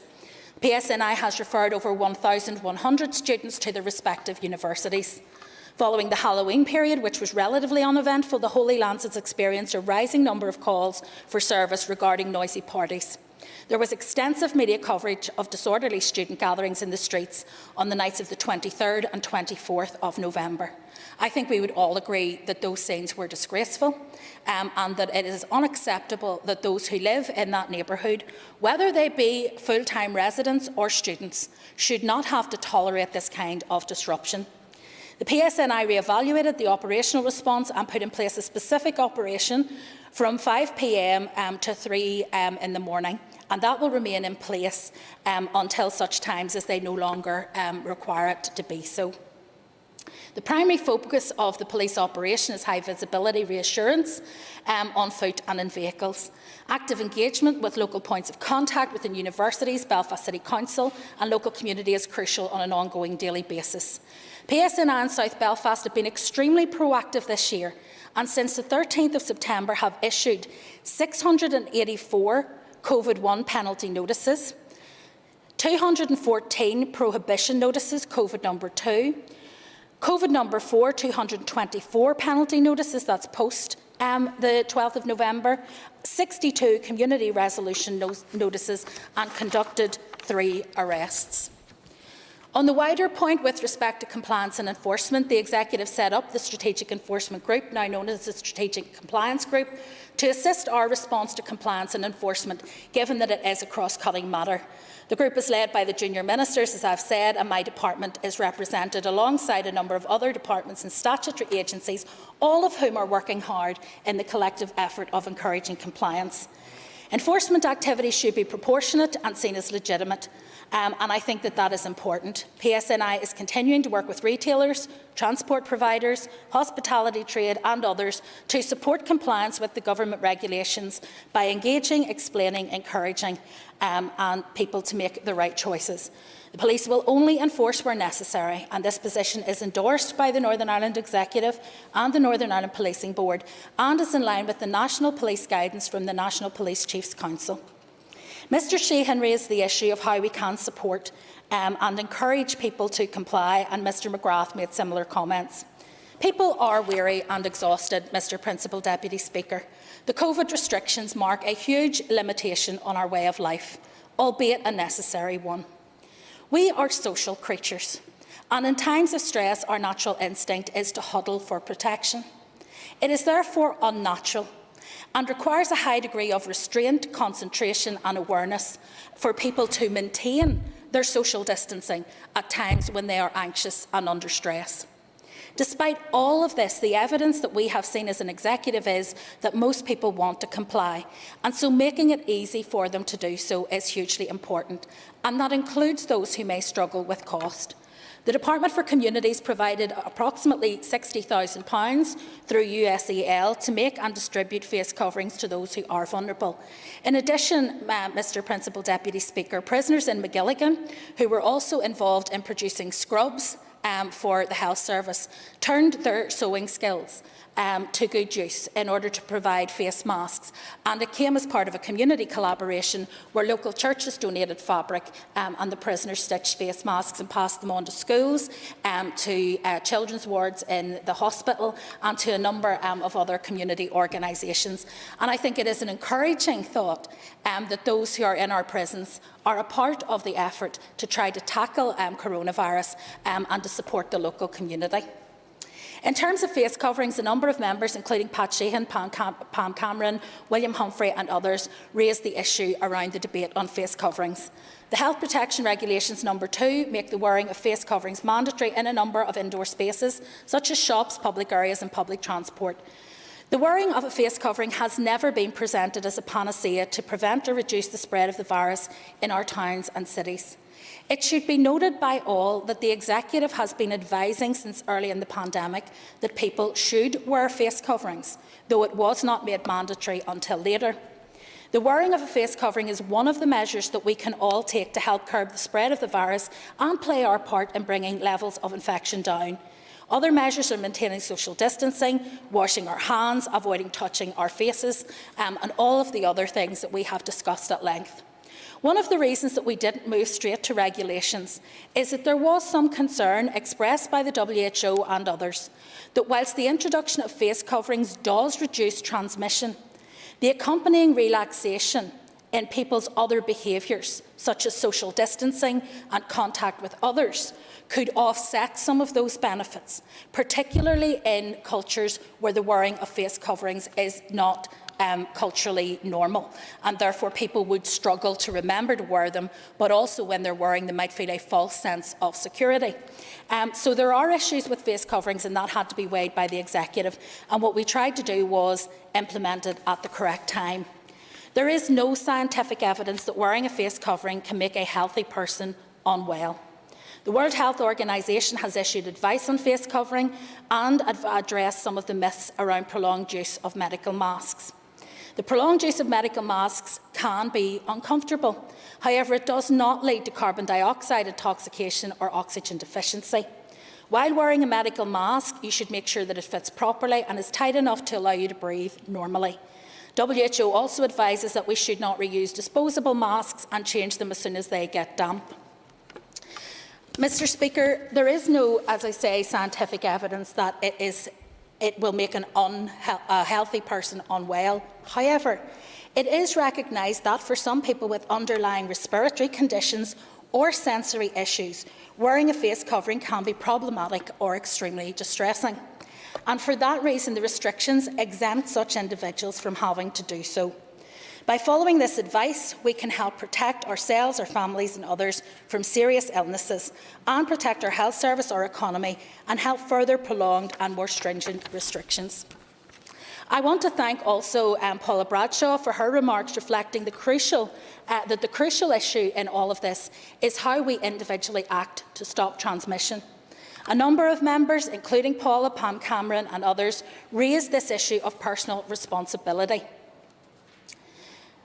Mr. Speaker, with the rate of transmission that we are currently seeing, everyone needs to play their part to bring the levels of infection down and to protect both lives and livelihoods and indeed our liberties. It is a matter of both personal and collective responsibility. We have a responsibility to help curb the spread of the virus by maintaining social distancing, maintaining good hand and respiratory hygiene, wearing face coverings, self-isolating immediately if we experience any symptoms, including a new persistent cough, a fever, a loss or change of smell or taste. Seeking a test if we experience those symptoms, downloading the Stop COVID NI app and complying with the restrictions in place. If we follow that advice, it can make a difference, and it will make a difference. People do need to adhere to the restrictions, but where they do not, enforcement has a role to play. While there has been, understandably, given the context, a natural focus on enforcement, we should also remember that high levels of enforcement are actually indicative of a failure to bring people with us, to convince them that these measures are necessary and encourage them to be careful even when they are out of sight of enforcement activity. It is therefore really important that we show leadership and encourage and support others to comply. And I think Orlea Smith made that point very strongly. And whilst I am absolutely sympathetic on the issue of the cost of the penalties and fines, these fines are entirely avoidable if people follow the regulations. So it is an easy thing to avoid being fined. Pam Cameron further asked for clarity on what details would be required to be taken by hospitality for contact tracing. Regulation 4C number 3, state that the name and phone number of one member per household, plus the date of visit, time of arrival and number of members per household have to be recorded and held. And my understanding is that is for a period of 21 days in order to allow contact tracing. Mr. Speaker, a number of members, including Pat Sheehan and Robbie Butler, made reference to the relaxations which are to be permitted over the Christmas period and the need for people to be responsible and considered. I will not test your patience by going down the road of discussing those relaxations, as they don't form part of these current regulations. Suffice to say that we are all aware that every contact, every personal interaction, every crowded place, be it a shop or a living room or a bar or a restaurant, every unventilated space, every time we are in those places, we increase the risk of transmission. The relaxations that have been announced by the Executive are permissive. No one has to do any of this. You can maintain your current stringent social distancing, your current isolation, and all of the other measures for as long as you wish. You are not required to bubble with family, and some of you may be relieved to hear that. So you can decide instead, as many of us who are less sociable will do, to close your door on Christmas Eve and not open it again until New Year. And for your health, that may be good, but for your interactions with your family and friends, not so much. Well, surely. Would the Minister, just in light of that, would the Minister agree with me that notwithstanding the debate we have had here and the useful debate around evidence and process and the need to carry out these emergency measures in a very hasty way in some regards, that there are some pieces of evidence that have to be considered and are crucial and are beyond dispute, one of which is that our hospitals today are at 102% capacity. There are more people in our hospitals today than there are beds for. There are also, I think, only something like a very small number of ICU beds left available, and we have had 1,073 deaths, and that people need to bear these things in mind when they're making decisions over the time ahead. Absolutely concur with what the Chairman of the Health Committee has said, and it is very wise advice. These are permissive regulations. No one has to get together, and there are risks attendant in doing so. And I would ask people to think carefully and weigh up for themselves whether the benefits of getting together with family, friends and socialising is worth the risk that might bring to those people with whom they have contact. Many may make the judgment, and some already have, that they would rather postpone their celebrations with family until we are at a position where the vaccine has created a safer environment in which to do that. But it is a matter, I think, that we have to leave to personal. We talked about liberty. It's a matter that we need to leave to personal judgment. I think it would be cruel and unwarranted for us to try to prevent people from being able to meet with family over that period, particularly those who may have, for good reason, a prospect of this being the last Christmas they might spend with some of their family members. And so I think we have to be sensitive to that. So I would simply ask that people do, as the Chairman of the Health Committee has suggested, and as I have said, to approach the holiday season with caution. The advice has and will not change when it comes to hand and respiratory hygiene, wearing masks, ventilating spaces, keeping your distance. Don't drop your guard because it's Christmas, because COVID will not change because it's Christmas. It will not be taking time off. Mr Speaker, the other issue that was raised by Jerry Carroll in his contribution was with respect to the cost to councils, and I want just to finally inform him that the Department for Communities have committed additional funding to all councils to assist with combating COVID in excess of £85 million so far. All councils have confirmed that they do and can deliver the requirements of these regulations in terms of the resources that they have. So, Mr Speaker, in conclusion, today was a useful and a constructive debate, and it is part of the opportunity for scrutiny which members can undertake. We are all learning how to respond to what is a novel virus, and your scrutiny contributes to how we take forward future regulations and restrictions. So I would want to reassure members this is not a waste of your time. You're not simply talking to things that have already come and gone, but you're actually engaging with us in terms of how you want us to take things forward in the future. However, today is also a momentous day regarding the vaccine, and that is something that I think will be universally welcomed. I want to thank the scientists who developed the vaccine, those individuals who stepped forward in record numbers to assist with clinical trials, and also to the preparatory work done by the Department of Health to roll out mass vaccination. When the Health Minister is here, he cannot blow his own trumpet because that would be seen to be inappropriate, but I shall blow the Health Minister's trumpet for him on this occasion. I have seen with my own eyes the work that has been done in my own doctor's surgery in terms of the preparatory work around this, in terms of how they rolled out the flu vaccine. Many people talked about people running out of the flu vaccine, but of course the truth is that the flu vaccine was rolled out so quickly and so effectively that actually we exceeded the capacity in terms of vaccinations. Many surgeries hired halls. community halls, church halls and other venues in order that they could test and trial mass rollout of vaccines. We know how to do this quickly, effectively, efficiently. We know how to get this out to the public. What we now need to do is to build the confidence in the public that this vaccine will provide us with part of the solution to returning to normality. And I think we have an opportunity here to go into the Christmas season and beyond with optimism, perhaps for the first time since this descended on our shores earlier this year. It is the light at the end of the tunnel, but we are not there yet. And so in the meantime, I would really plead with people, bear in mind what the Chairman of the Health Committee has said about our health service. Think about the people who have already passed away. Be responsible for your own actions and take care of yourself, your family, your friends and your community. And if we work together, we will get through this. Thank you, Minister. The question is that the Health Protection Coronavirus Restrictions No. 2, Amendment No. 13, Regulations NI 2020 be approved. As many as are of that opinion say aye. Contrary, if any, no. I think the ayes have it. The ayes have it. We now move on to the second motion on the Health Protection Coronavirus Regulations, which has already been debated. I will ask the Clerk to please read the motion. That the Health Protection Coronavirus Wearing of Face Coverings Amendment No. 4 Regulations Northern Ireland 2020 be approved. Thank you. I call Mrs Naomi Long to move the motion. Move.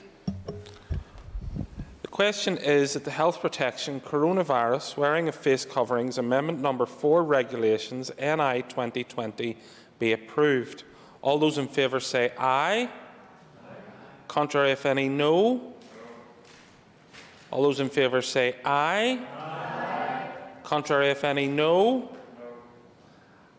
Mr Carroll, I am saying that Jerry Carroll said no. That's now in Hansard. Okay, so all those in favour say aye. Contrary, if any, no. I think the ayes have it. The ayes have it.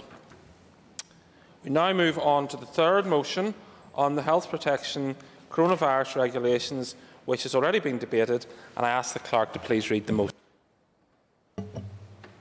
That the Health Protection Coronavirus Restrictions No. 2, Amendment No. 14, Regulations Northern Ireland 2020 be approved. Thank you. I call Mrs Naomi Long to move the motion. Beg to move. Thank you. The question is that the Health Protection Coronavirus Restrictions No. 2, Amendment No. 14, Regulations NI 2020 be approved. As many as are of that opinion say aye. Contrary, if any, no. I think the ayes have it. The ayes have it. Now move on to the fourth motion on the Health Protection Coronavirus Regulations, which has already been debated. I ask the Clerk to please read the motion. That the Health Protection Coronavirus Restrictions No. 2, Amendment No. 15, Regulations Northern Ireland 2020 be approved. Thank you. I call the Minister to move. Beg to move. Thank you. The question is that the Health Protection Coronavirus Restrictions No. 2, Amendment No. 15, Regulations NI 2020 be approved. As many as are of that opinion say aye. Contrary, if any, no. I think the ayes have it. The ayes have it. We now move on to the fifth motion on the Health Protection Coronavirus Regulations, which has already been debated in this House. I ask the Clerk to read the motion. That the Health Protection Coronavirus Restrictions No. 2, Amendment No. 16, Regulations Northern Ireland 2020 be approved. Thank you. I call the Minister to move the motion. Beg to move. Thank you. The question is that the Health Protection Coronavirus Restrictions No. 2, Amendment No. 16, Regulations NI 2020 be approved. All those in favour say aye. Contrary, if any, no. I think the ayes have it. The ayes have it. Before we move on to the Economy Committee business, I could just ask members just to take their ease and don't forget when you're leaving to clean your surface. Thank you.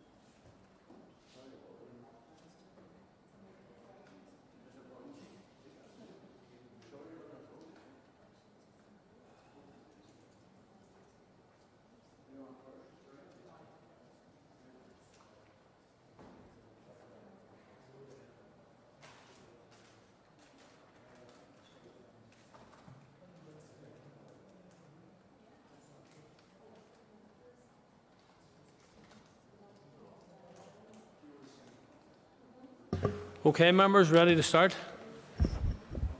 Okay, members, the next item of business is a motion from the Committee for the Economy. Clerk, please read the motion.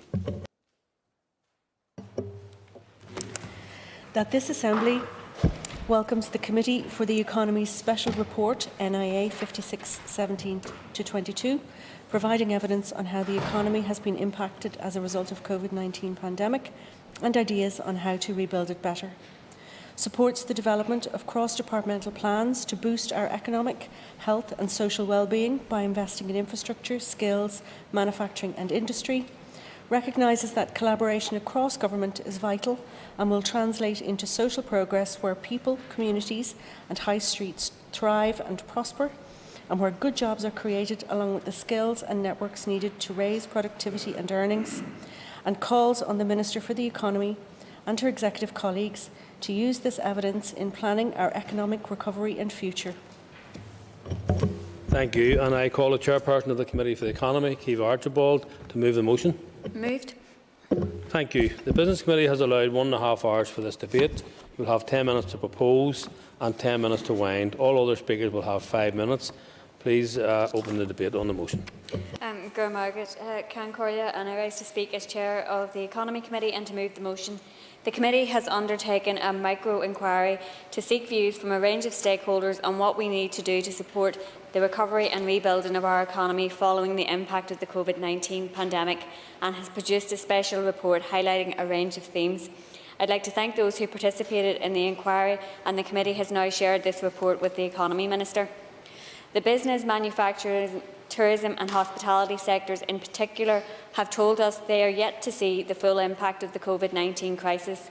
They feel that the longer we remain in a survival or stabilising phase, the greater the negative impact will be on their sectors in the longer term, and academics have highlighted the likely prospect of a deep recession with an even tougher recovery. However, some businesses are still growing and have had opportunities due to COVID-19. There have also been business start-ups during this period, while other businesses remain in survival mode.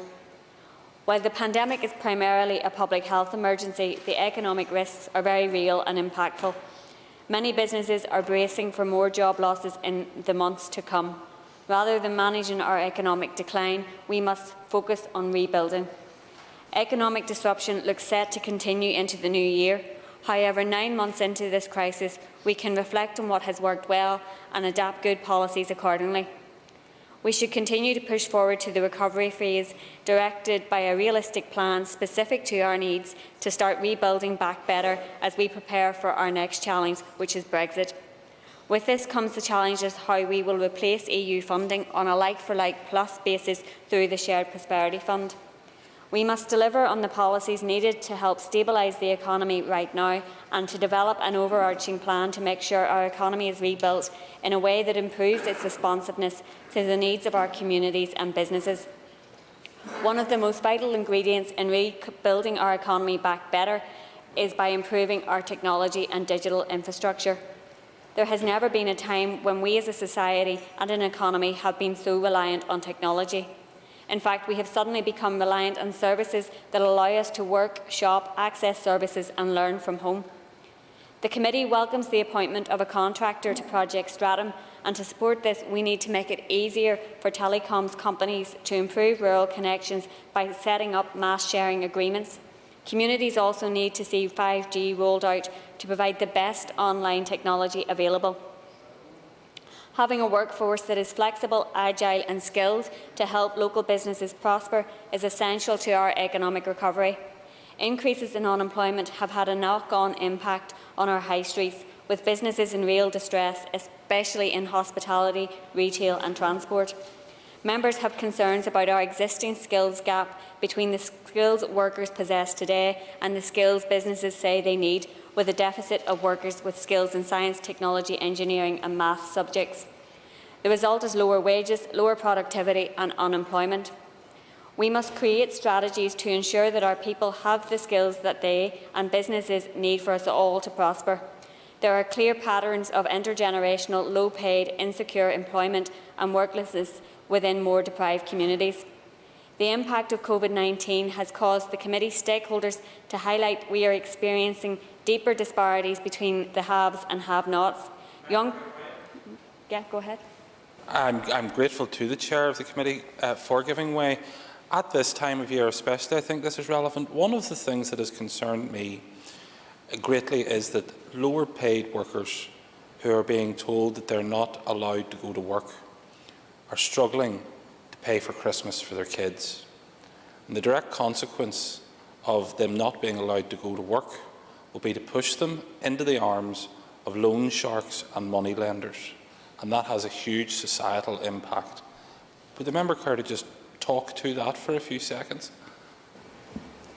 I think it is a very difficult circumstances that many individuals and families are facing at this particular point, and it is important therefore that there are supports put in place for those, and there have been via the Department for Communities and also the supports that have been made available through the Economy Department, and those have been really important to ensure people have that support that they very much need.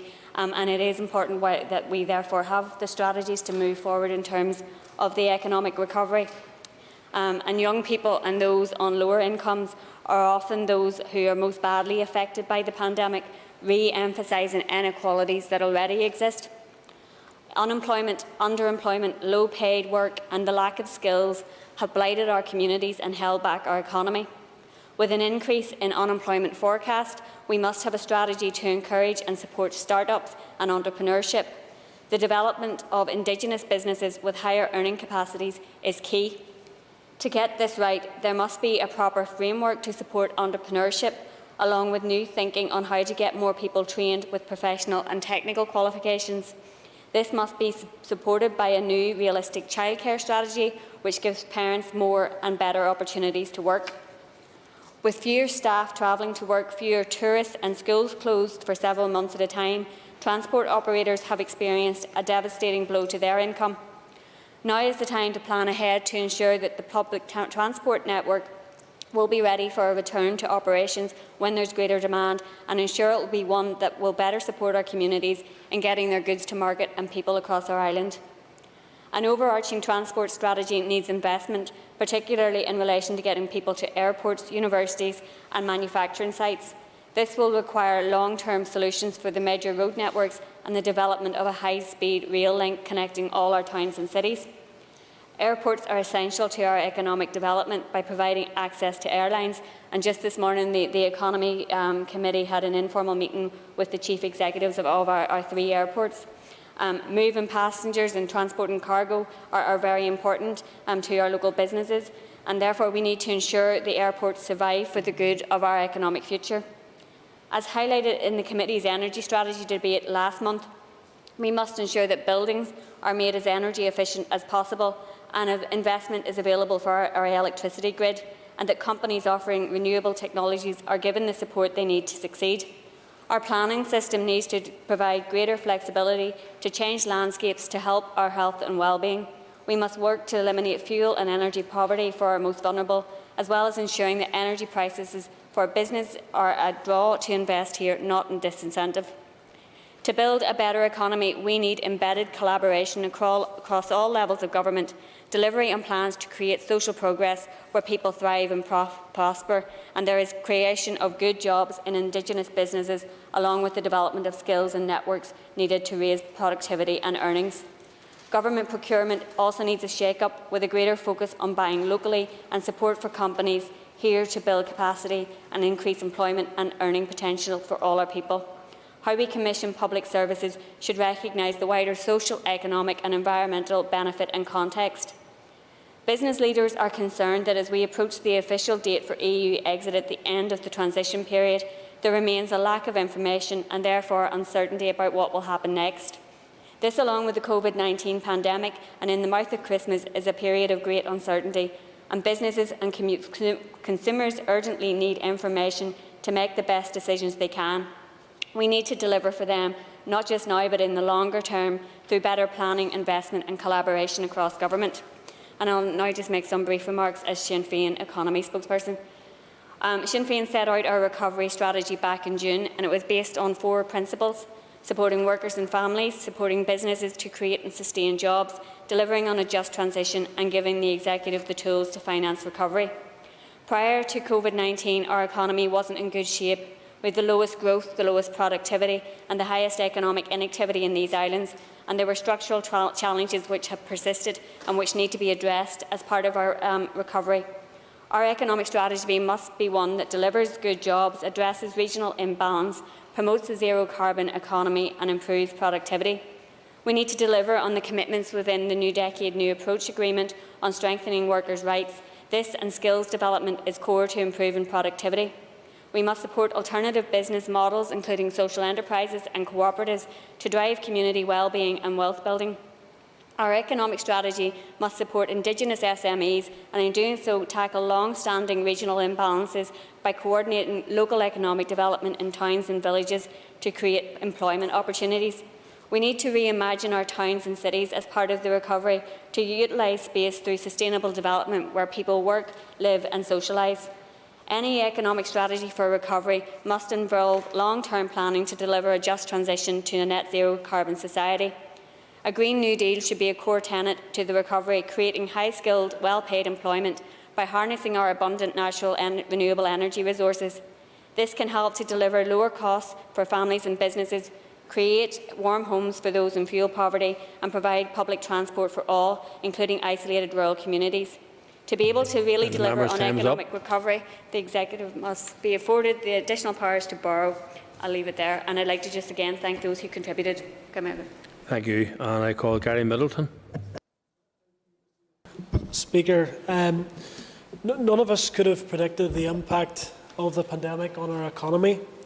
It has devastated our high street and disproportionately affected young part-time, low-paid and female workers.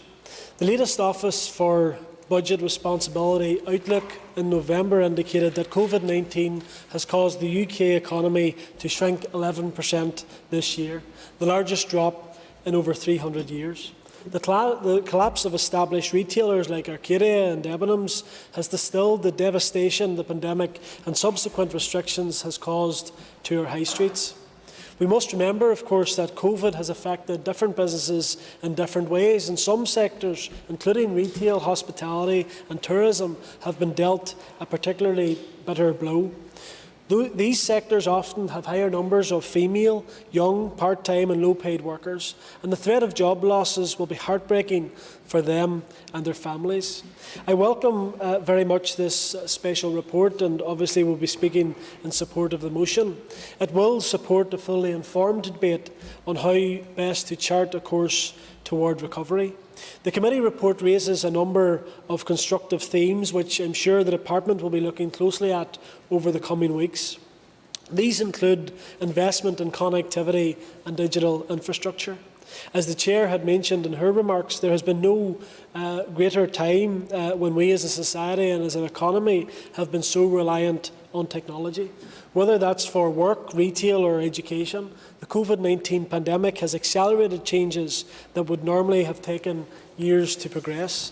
On that note, I welcome the progress, like others, on Project Stratum and the £165 million contract to Fibrous, which we rolled out across Northern Ireland. It should be noted as well that that was very much a key thing for our party in terms of the confidence and supply agreement. The report also touches on ensuring a flexible and skilled workforce. Many employees placed on furlough who will see themselves lose their jobs, they will need help to retain those jobs as we come to the end of that period. I also welcome that the Department for the Economy is developing a new skills strategy which will take much of this forward.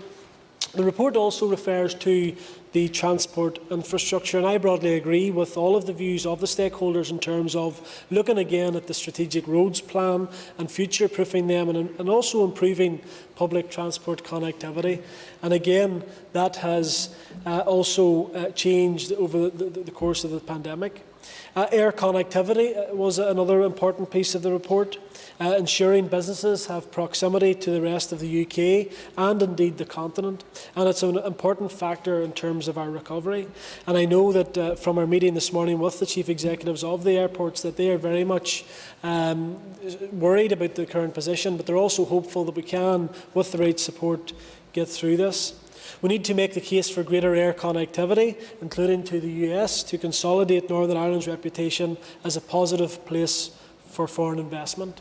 The committee report rightly denotes the decimation of the tourism and transport sectors as a result of the pandemic, and the ground-up approach to recovery must help these businesses and our airports rebuild. A further area which the report touches on, another important area, is on tourism and the revival of our town and city centres. It talks about the need for a review of our city centre infrastructure, supporting our retailers and the proper mix within our town and city centres as well, and going forward a joined-up communication plan to campaign and promote the message that Northern Ireland is a safe place to go to. And I think that is one of the areas where it's a real cross-cutting issue right across all of the departments on the executive. The Department for Communities have a role in terms of the city centre, as does obviously the Department for the Economy and the Department for Infrastructure. So we want to see a joined-up approach in that respect. Finally, Mr. Speaker, we need to be ambitious. This isn't about, as the report states, it's not about managing decline. It is about rebuilding and promoting a better and stronger economy as we emerge from COVID-19. I just want to put on record the thanks, like others, to the committee, to the clerk, to the committee staff for the way they conducted this micro-inquiry. I hope that it will encourage the debate as we go forward and inform some of the decisions that will need to be made over the course of the next number of months. Thank you, Mr. Speaker. Thank you. And I call Pat Cadney. Thank you, Mr. Speaker. This is the second very important report we have seen from the Committee for the Economy in as many weeks, so I thank the Committee and the officers for their good work. To build an adequate recovery from the pandemic, we must admit to what has been long-standing issues with our economy. As already has been stated, productivity in Northern Ireland is 15.6% below the UK average. Low productivity puts a significant constraint on growth in Northern Ireland, with knock-on effects on levels of investment and innovation. Low productivity feeds through to individuals and families through lower incomes and fewer for the labour market demand. With an oversupply in some areas,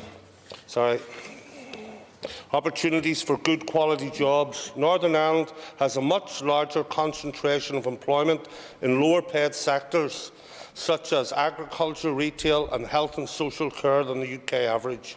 In contrast, employment in the rest of the UK is more concentrated in higher value added sectors such as professional services, ICT and financial services.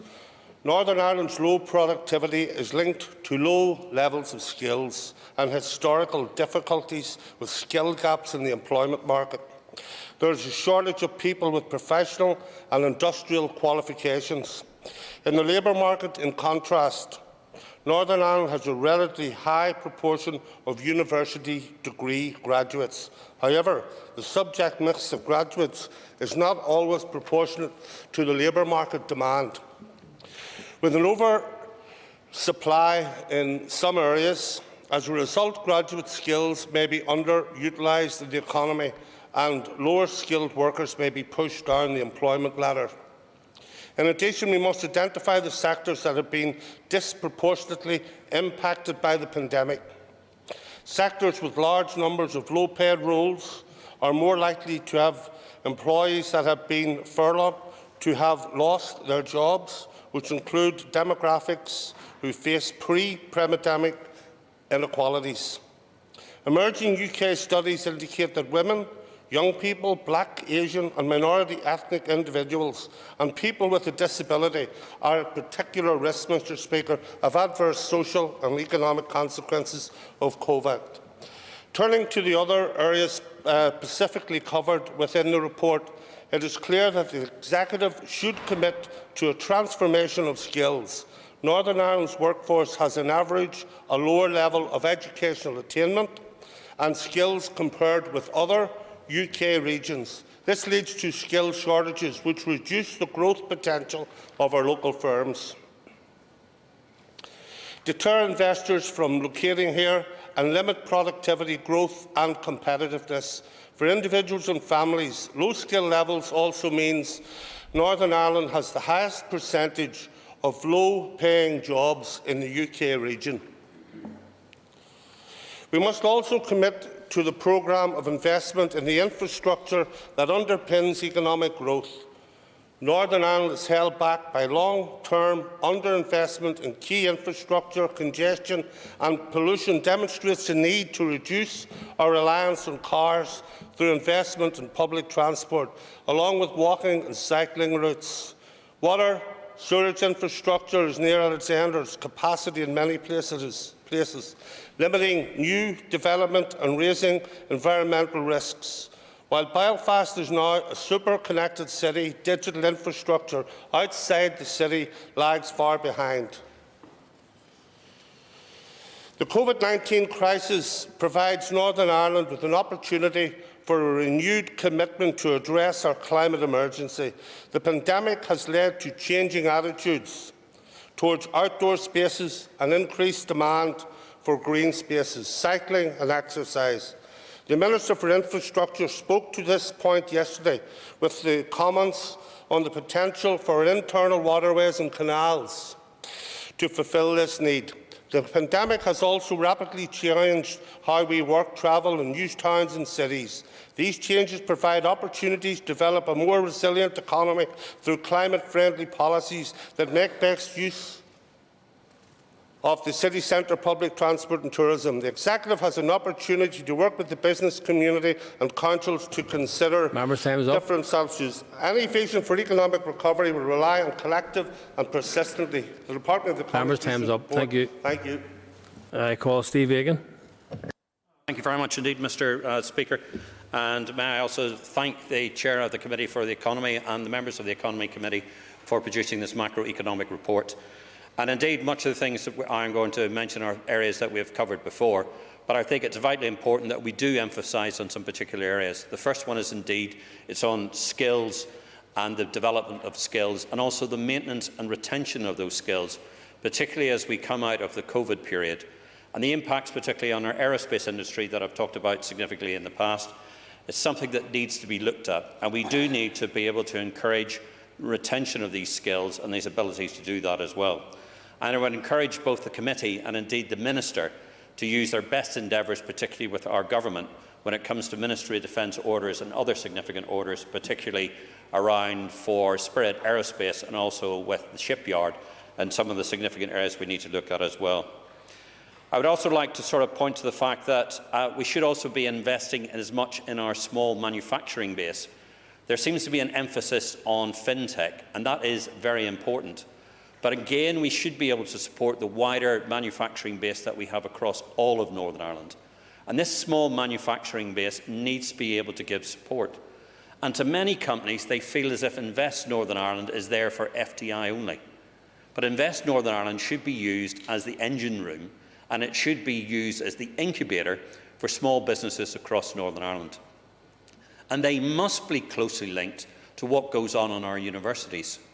Our universities demonstrate, on some occasions, best practice, but also some worst practice. We should be linking very closely investment in our universities with investments in our economy. And areas that we can grow and develop, we need to work on those. And indeed, that should be priorities for any sort of future strategy to get ourselves out of COVID and to deal also with the problems of Brexit as it comes through. We have talked a lot about infrastructure, and again I welcome the fact that the committee met today with the airport chief executives today.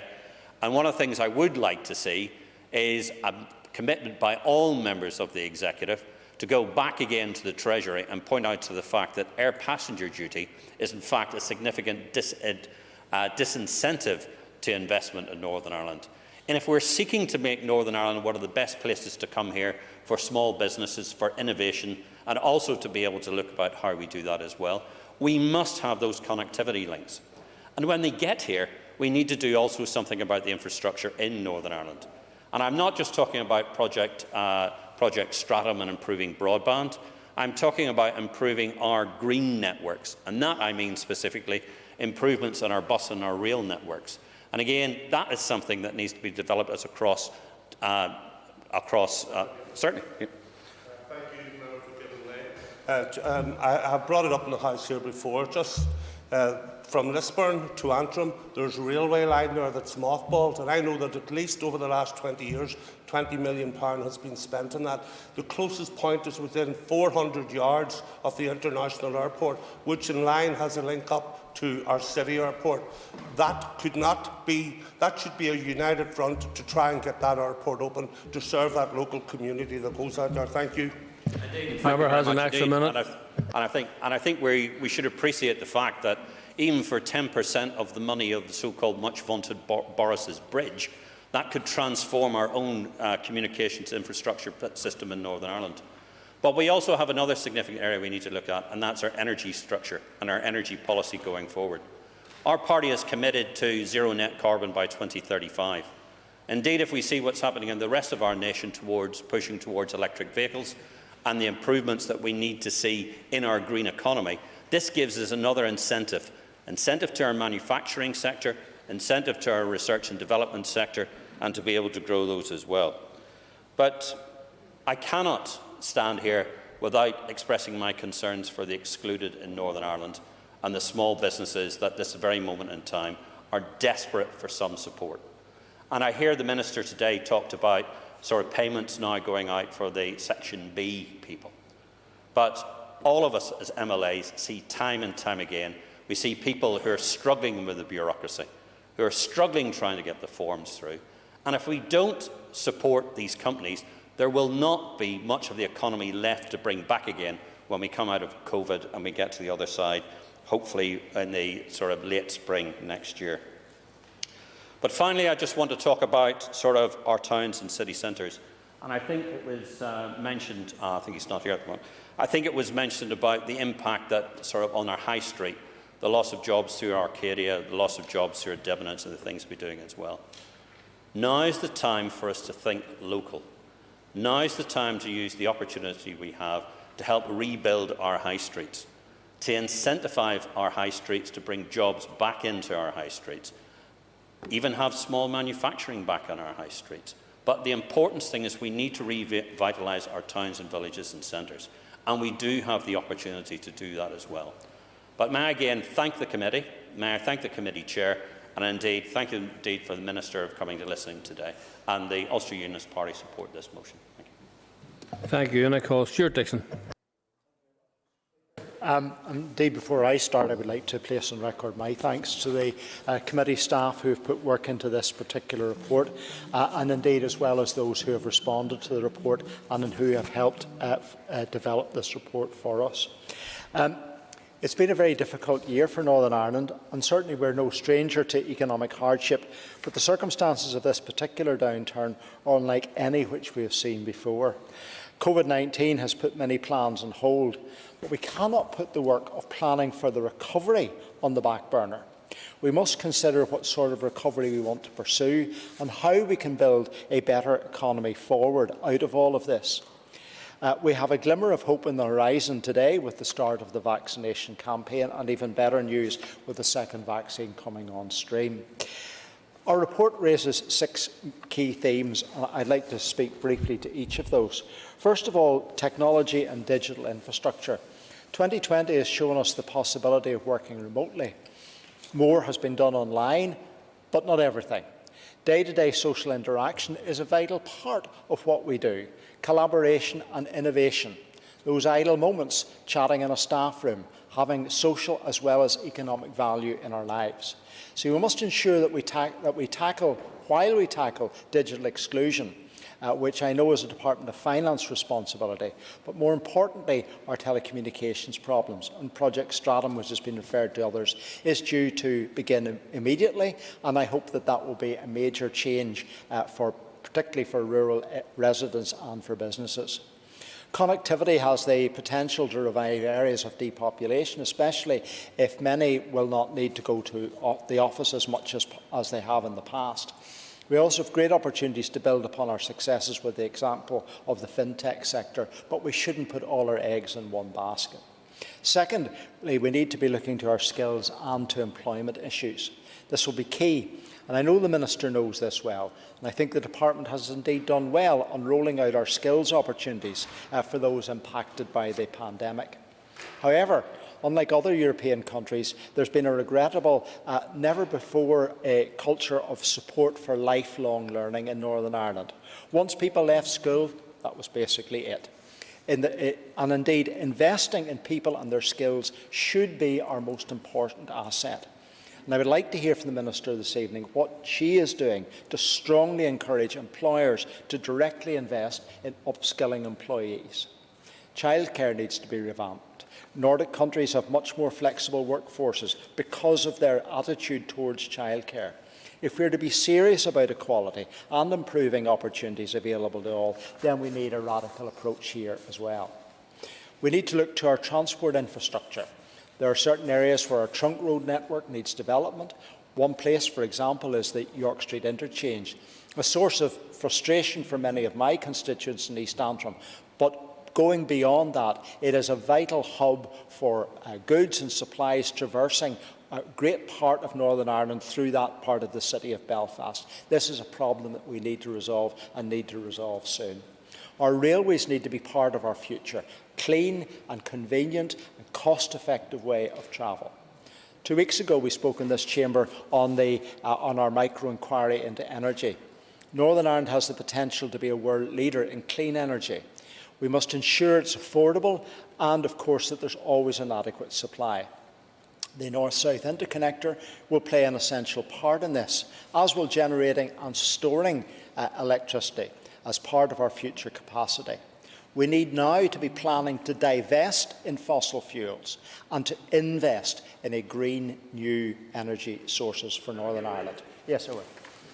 Point, and the member will know that obviously my own constituency, Wrightbus, along with Energia, have been pioneering much of this work in relation to hydrogen. But the reality is, if you compare the amount of money that is being invested in hydrogen to see achieve what the member is actually referring to, Mr. Speaker, is to ensure that we're not at the races when it comes to the comparisons of the millions of pounds and maybe even billions of pounds. And I just wonder, where does the member see the money coming from? While I support what the member is seeking to achieve, these are big ticket issues and are going to cost a considerable amount of money. Member has an extra minute. Thank you, Chair. I have absolutely no doubt, and I agree entirely with the member, that this requires imaginative investment for the future of Northern Ireland and targeted investment. So expanding businesses like Wrightbus and others who are invested in the green economy and in delivering green energy are vitally important, because it's that energy which will drive the rest of our economy, whether it's providing the lights in a building like this or whatever it happens to be. All of those things are important. Mr. Speaker, tourism and the revival of our town centres is also key to our future economy, and our report notes that tourism makes a vital contribution to our economy in many, many ways. It sells Northern Ireland to the world and supports thousands of jobs, but it also creates an internal market as well. This has been a terrible year for the sector, and we need to ensure that we support them properly to get through this, as well as others have made reference to our air connectivity with the rest of the world. Although I don't wholly subscribe to, I believe that there are concerns about air connectivity. And the member's time is up. So I'll have an extra minute. Oh, well, thank you. Well, it's 6 minutes. Have you got the extra minute? I call. You did get the additional minute. I know Mervyn may have distracted you, but no matter. I call Christopher Stalford. Thank you very much, Mr. Speaker. Mr. Speaker, sir, Ronald Reagan said that the 9 most frightening words when put together were "I'm from the government and I'm here to help." And I think sometimes when members stand up in the chamber and rhyme off shopping lists of things that they think the government should do, it's all well and good, and it's all very admirable and laudable, but we have to be realistic in terms of actually the role of government and what it is that we can actually do. And we can all play fantasy in terms of directing business that they should do this or that they should do that. In many cases, the best thing that government can do for business is to get out of its way and let them get on with the job of creating jobs and of creating investment. And I think it is been really frustrating, not only, I hope, from all members of the Economy Committee, but certainly it's been really frustrating, this idea that the economy is some sort of abstract construct that exists independent of everything else. The economy is everything. It pays for everything. So when we rise to our feet and say we want to invest in this project, we want to reprofile this element of the economy, we need to be doing X, Y, or Z, the only way that we can pay for those things is if we have a thriving economy. And the best way that we can get to that is the quickest, within the bounds of safety, I understand, the quickest opening up of our economy as possible in order to allow our people to get back to work, to earn and to spend in the economy. Certainly. Mr. Speaker, the most important thing that businesses need is certainty, and this House can supply plenty of that if they come together and agree on that economic policy, which most of us are trying to get out there in order to deliver for our businesses. I absolutely Member has an agree. extra minute. Thank you, sir. I absolutely agree that the development of sound economic policy is important, but there also needs to be a realisation that sound money is important. And when we're talking about pumping billions into the economy to sustain jobs throughout this pandemic and to sustain businesses throughout this pandemic, there needs to be a realisation that that will have to be paid back. And at the end of the Second World War ended in 1945, I think we finished paying off the debt in the Second World War in something like 2010.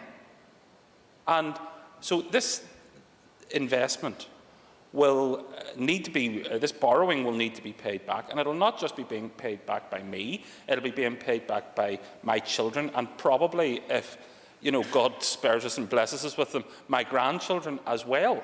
So I think it's important that people in elected office are cognizant of the fact that this isn't talking telephone numbers, this is real money that will have to be paid back. This is massive national debt that we are running up.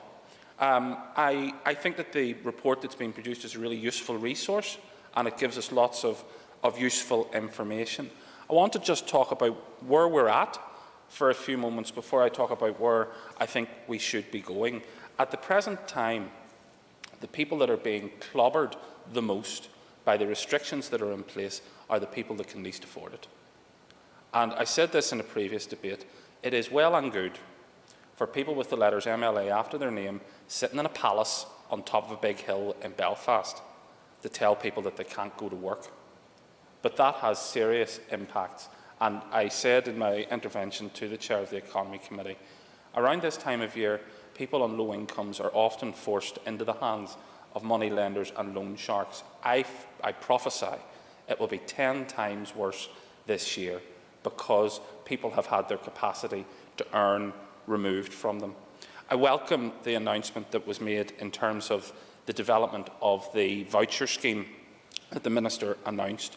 I just want to say, and I also welcome the clarification that she gave, that that will be paid to individuals, not to households, because we know that in the context of this pandemic, instances of domestic abuse and coercive control have increased, and I don't want a government scheme that's designed about helping businesses to be used by people who abuse their loved ones or people that they claim they love. The Minister sought £390 million and she received a third of that. So when members stand up and tell the Minister, we need to do this, we need to do that, we need to do the other, they also need to be honest about the resource that is available. Moving forward, I think some of the issues that have been raised, we do need investment in our infrastructure, particularly out to the west of the province. We also need reform of how we do procurement. Procurement can be actually one way in which government can assist business. If we reform how we do procurement, I think that's something that we should consider going forward, and I hope the Minister will be able to speak to that. But let us be realistic. The best thing that we can do for our economy and for the prosperity of our people is to let them get back to work. Thank you. And I call John O'Dowd.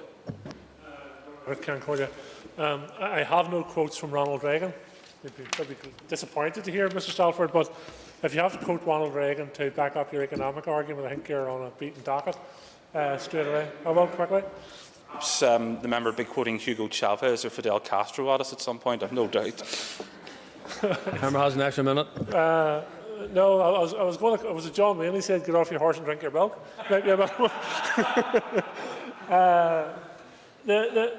First of all, I welcome the economic report from the committee, and someone else has said this is the second report from the committee in a matter of weeks, and it does show in the background here that there's a lot of work going on across all the committees, not only in scrutinising legislation, but bringing forward reports in aid of and in support of the departments that they scrutinise on a weekly basis. The report is a snapshot and it isn't comprehensive. It doesn't claim to be comprehensive.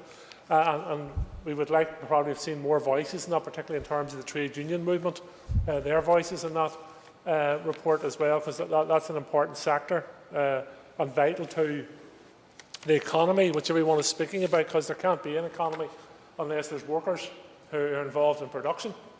And those workers, when they are allowed to play an equal and inclusive part in the economy, then the economy strives from that. But I want to touch specifically on, for a time, the role of universities and colleges in promoting a healthy economy, particularly as we move out of the current COVID-19 recession, as we move into what perhaps might be the Brexit recession, or the continuation of the Brexit recession, because while we are in economic difficulties now, Brexit is going to compound those even further moving forward, and talks that are taking place in Brussels and London will have a huge impact on the livelihoods of businesses right across this island. But universities and colleges can and should have a central role in economic revitalisation. And when you look at the role of universities, both as economic drivers themselves, in terms of the money they generate when they're located in a city or a large town, and the fact that Derry has now seen an expansion to McGee, we'll see an economic driver in Derry as well, but also the role they play in research and development. Universities can bring in tens of millions of pounds into an economy through research and development, but they need supported by government to do that as well. And when you look at today has obviously been Vaccine Day, the research around the vaccine and the research that preceded the vaccine for a number of years, if we allow our universities and support our universities in getting involved in that sort of research, we can bring tens of millions of pounds into the society. If we increase our student numbers, we can bring tens of millions of pounds into society. And if we stop the brain drain to England and Scotland and Wales and elsewhere, and we educate our students here, then we will have an investment in our economy. But I want to refer also to the poor cousin in the further and higher education debate. Colleges. For far too long, our colleges have been the poor cousin in that equation.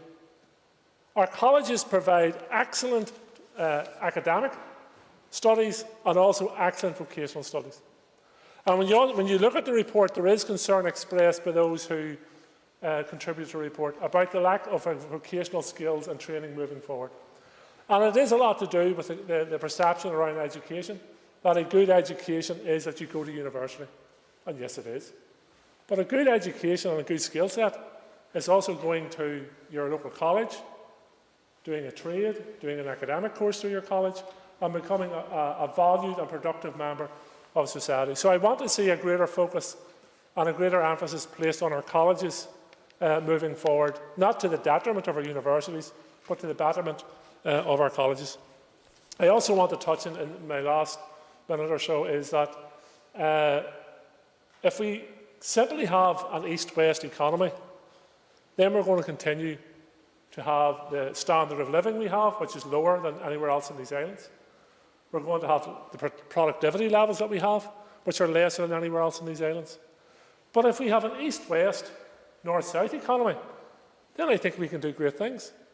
And we have to, and the Minister and our department has to broaden their minds to the realisation that our people, the people we represent in this part of the island, can benefit from working in an all-Ireland economy. There's huge potential there for us. There's huge potential for our businesses. There's huge potential for our workers, and there's huge potential for our families. So I feel no threat from an east-west economy. I don't see why people see a threat from a north-south economy. So we have to expand our minds. We have to liberate our minds in terms of how we look at our economy moving forward for the next number of years. But in conclusion, Concordia, I commend the report to the House. I commend the report to the Economy Minister and to the Department as a snapshot in time and a valuable resource as we map our way out of the current economic difficulties. I want to just end on this point. I hear often, particularly from the opposite benches, that we have to open up the economy, and then the prefix of safely comes along. The economy is currently restricted because it's not safe to open it up. When it's safe, there's not going to be objections from anyone to open it up. So yes, let's open up the economy safely. Thank you. Thank you. And I call Gordon Dunn. Mr. Speaker, and I too welcome the debate here this evening. I think it's been very constructive. The global COVID-19 pandemic has had a profound and unprecedented impact on our economy and on employees right across Northern Ireland. The latest Office for Budget Responsibility Outlook report in November, which stated that the UK economy will shrink by 11% this year, the largest drop in over 300 years, is a stark reminder to us all of the challenges ahead. However, there is room for optimism as we begin along the long road to recovery, particularly with the vaccine development that has been mentioned earlier by a number of members. And we will all have seen the encouraging images of the vaccine rollout today, which started today, and we must embrace this opportunity to promote confidence, especially in our economy. The micro inquiry on our economic outlook has been a useful opportunity for stakeholders to have their say on what should be the key priorities for economic recovery. The 6 main themes within the report, which stakeholders felt were central to a strong recovery, are absolutely fundamental. We must acknowledge the very significant amount of financial support which has already been delivered to businesses this year, with the various local funding schemes initiated by our Economy Minister through her department, complementing the various financial support measures from our UK Government, which includes 1 year's rent relaxation for many businesses.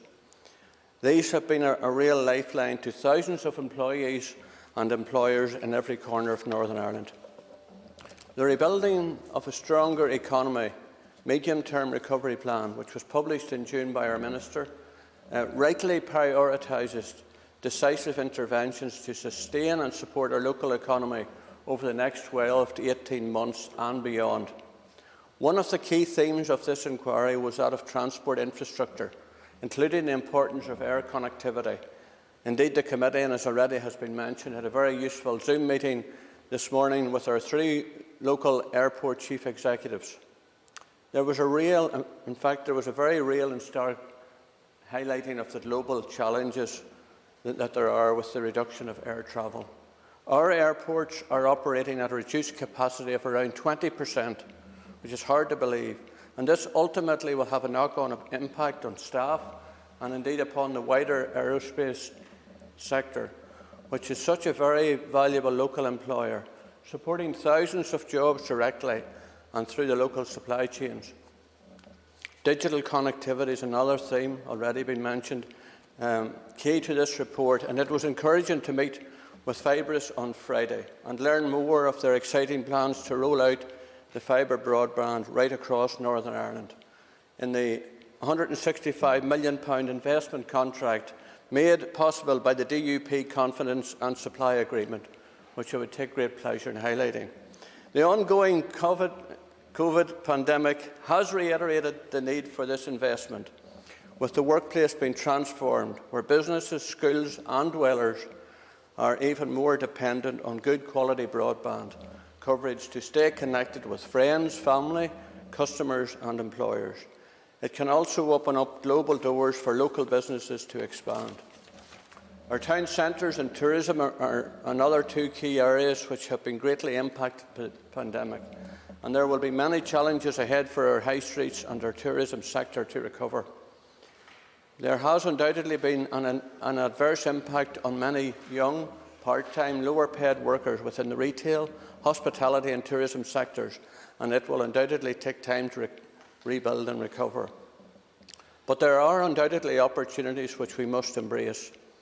It was only last year when Northern Ireland demonstrated to the world that we could host top-class world elite events such as the Open at Royal Portrush with great success. We look forward to being able to build on that legacy and hosting such premier events through event tourism in the near future. We need to get the balance right. COVID has not yet gone away. We need to adapt, and we look forward to the reopening of non-essential retail, close contact services and parts of our hospitality sector on Friday, and I certainly wish them well as they seek to reopen safely in the coming days. I will commend the Minister for her ongoing efforts during what has been a very challenging year, and I know she is fully committed and focused on supporting our economy as it rebuilds and recovers in the day ahead. Thank you, Mr. Speaker. Thank you, and I call Gemma Dolan. I welcome the opportunity to speak on this evening, and I commend the committee on the report, which is intended to be the beginning of a wider, much-needed debate around economic regeneration following COVID-19. As the report says, businesses and other sectors are yet to realise the full impact of the COVID-19 crisis, as is society as a whole. And as I have previously outlined in this chamber, if COVID-19 has taught us one thing, it is the value of our low-paid workers. There are patterns of repeated low-paid, insecure employment within deprived families and communities. Low pay causes in-work poverty and leaves families in danger of deprivation. The pandemic has shown that retail workers are essential workers and must be valued. These workers generally work on minimum wage and work on sociable hours in order to put goods on our shelves. Sinn Féin is committed to ending precarious working arrangements which are commonplace in the sector, and I'm hoping that my private member's bill to ban zero-hour contracts is one step towards this, and the consultation closes on Sunday if you haven't already completed it. Over the course of the consultation period, we've heard some horror stories of how workers on zero-hour contracts have been treated. One employee telling us that if he went off sick from work with COVID, for example, or any other sort of illness, there was no guarantee that his job would be there for him when he was well again. Therefore, it is imperative that trade unions, such as USDA, are included in conversations around the reform of the High Street. Having a workforce that is flexible and agile to help local businesses prosper is essential to any economic recovery model. But in return, workers need and deserve secure, stable and unionised employment. While high street retailers have suffered due to restrictions, global giants like Amazon have made extortionate profits. In the last quarter alone, Amazon's global revenues have jumped to €80.6 billion. Sinn Féin recently supported a global campaign that called on legislators across the world to take action on Amazon's tax evasion and exploitation of workers. The executive needs additional taxation powers in order to level the playing field between these large corporations and small retailers. Another sector which has already been touched on, but which needs attention in the aftermath of COVID-19, is tourism and hospitality, which has suffered more than any sector over the course of this year. And as I come from one of the most scenic and beautiful counties in Ireland, I understand the value of tourism and the positive impact it has on the local economy and workforce. In Fermanagh, it is our bread and butter. But tourism has been decimated by COVID-19, and the industry is understandably very concerned about the future. The significant fall in overseas visitors has been mitigated by a sharp rise in north-south tourism activity. The reality is that many of the hoteliers and B&Bs who come out the other end of COVID have been kept in business by All Ireland tourism flows. This has been acknowledged by the Tourism Recovery Steering Group set up by the Minister, which has found that over July and August, the visitor numbers from the 26 counties of Ireland into the north has increased by 200%. The Minister and Tourism NI must invest in All Ireland tourism product and seek to build on its strengths as part of its recovery. So while we face unprecedented challenges on our way to recovery, we have an opportunity not to repeat the problems underpinning the economy. We must not seek a return to business as usual. We should seek to advance the objectives of social and economic equality, sustainable economic development and the protection of workers' rights and incomes. Thank you. And I call Claire Bailey. Thank you, Mr. Speaker. And I too welcome this motion before the House today. And the Green Party believes that we can build back better, and that the key to doing this is a Climate Change Act transforming and growing the Northern Ireland economy from a fossil fuel-driven economy to being a green energy-driven economy. And that's, of course, talking about the Green New Deal and the Just Recovery. But climate action can be built into stimulus packages and bailouts. A planned retreat from fossil fuels that reallocates employment into secure and socially useful work, while also making the global economy and supply chains more resilient to inevitable future shocks. In terms of creating green infrastructure and jobs, green bonds could be used and issued directly by central government or through national or regional green investment banks. And this could also help transform the electricity system into renewable energy regeneration and generation, rolling out, for example, charging points for electric vehicles, building cycle networks, and also building low-carbon housing. It's also very possible to restructure national electricity grids away from a centralised model to one where energy generation is distributed among many sources, including wind and solar, but that also includes community-owned wind farms. We need to end the subsidies that prop up the fossil fuel industry and reallocate that money to research and development funding, for example, for battery storage technologies and clean energy. And given how weak the sector is at present, states could buy out oil and gas companies and take their reserves into public ownership, effectively keeping those fuels in the ground. Displaced workers could be compensated and retrained, and this is exactly what has happened in Spain, for example, with their coal industry. The fragility of our food supply has come into really stark focus recently, highlighting the limited storage capacity and the just-in-time supply model and dependence of imported food. It has become apparent that the absurdity of flying and driving most of our food from big producers across the world. During this pandemic, many have taken the initiative to support local small businesses and also buying their food from local suppliers. So economic stimulus measures could build on this by ensuring that large public sector organisations are anchored within communities, such as councils, hospitals and colleges, sourcing their food from local producers. That's the Preston model that's been used, and it has shown that the model can be done, certainly. Would the member agree with me that we run a very serious risk of, once this pandemic is over, of going back to our old habits? And all of those things which you've said we've been doing, supporting local businesses and perhaps growing more vegetables and doing things that we've done differently during the pandemic, that we run the risk, unless we get strong government intervention to keep us doing those things, that we run the risk of going back to our old habits. The member has an additional minute. Thank you. I thank the member for that intervention. And yes, he makes very valid points. And we need to realise that this crisis, this COVID crisis that we are in, is the start of many, many more. We have a health pandemic leading to an economic crisis, and we're taking the eye off the ball that we've got a climate crisis, which we haven't begun to really take on board the ramifications of. But with all that in mind, it's actually the Bank of England, as we know, are predicting that we have the worst recession coming for 300 years. And 230 leading economists were asked about spending money on climate-friendly green policy initiatives, which could not only help shift the world closer to a net zero emissions pathway, but could also offer the best economic returns for government spending. And the respondents, who included academics, senior G20 finance ministry and central bank officials, all gave some of their highest ratings for climate benefit and economic outcomes to green measures, including clean energy investment and building retrofits. And that was in stark contrast to unconditional airline bailouts, which were rated by the same people as very poor across all their metrics. The recent findings suggest that a post-crisis green stimulus can help drive a superior economic recovery, and the top 5 policies agreed by the economists were clean physical infrastructure investment, and that's of course in the form of renewable energy assets and storage, including hydrogen that we are hearing a lot about here, grid modernisation, carbon capture and storage technologies. Also building efficient spending for renovations and retrofits, including improved insulation, heating and domestic energy storage systems.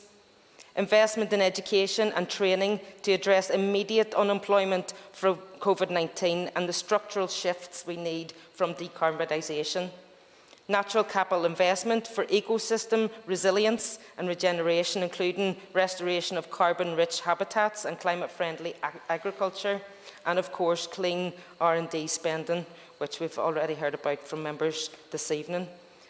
The senior economists surveyed viewed green stimulus measures as among the most beneficial for the economy, as well as having strong potential cuts to emissions.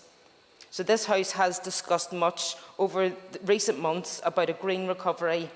And now is the time that we really need to see planned actions coming forward with delivery strategies. I'd be supporting this motion. Thank you very much, Mr. Speaker. Thank you, and I call Jerry Carroll. Thank you, Mr. Speaker. Conscious of the limited time, so I'll try to keep this concise as I can.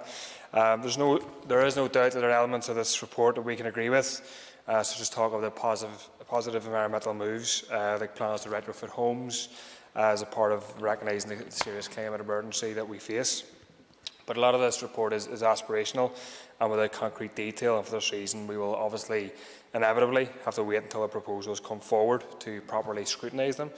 That said, considering that the detail that is in the report and the way that it is being presented as a benchmark policy for the Committee of the Economy, some 10 months into the pandemic, it is fairly disappointing at how low the Executive has set its sights and how the same neoliberal framework that geared us toward a bargain basement economy before the crisis is now being presented as a solution to effectively get us out of it.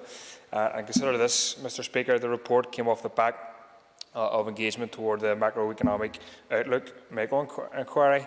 Doesn't roll off the tongue, but drawn on a range of business stakeholders, including employers across all major sectors: retail, hospitality, tourism, Chamber of Commerce, CBI, among others. I don't deny these groups have things to say, they have a voice, but it strikes me quite glaringly that the trade union movement was not engaged with in the same way. None are referenced either in the appendix officially or indeed within the actual meat of the proposals, and that's very, very concerning. And this is coming from an executive that did, many of them, spend months clapping for workers, and it smacks of an approach that continues to pay lip service to the very workers who have kept people and society alive, and that's utterly unacceptable in my opinion, especially since we know that the current membership of the Minister's Economic Advisory Group already has too large a focus on big businesses. And Mr. Speaker, I do not criticise the lack of trade union voices just for the sake of it. I do so because I recognise the deep class divide that does exist in our society. And unlike some MLAs and maybe ministers here, I do not believe that big corporate employers and their workers hold the same interests in common, quite the opposite. I would suggest that the labour movement and working class interest generally is better placed to inform our economic recovery. For example, we cannot address the economy without addressing the past 10 years of austerity and its continued existence in terms of public sector pay cuts.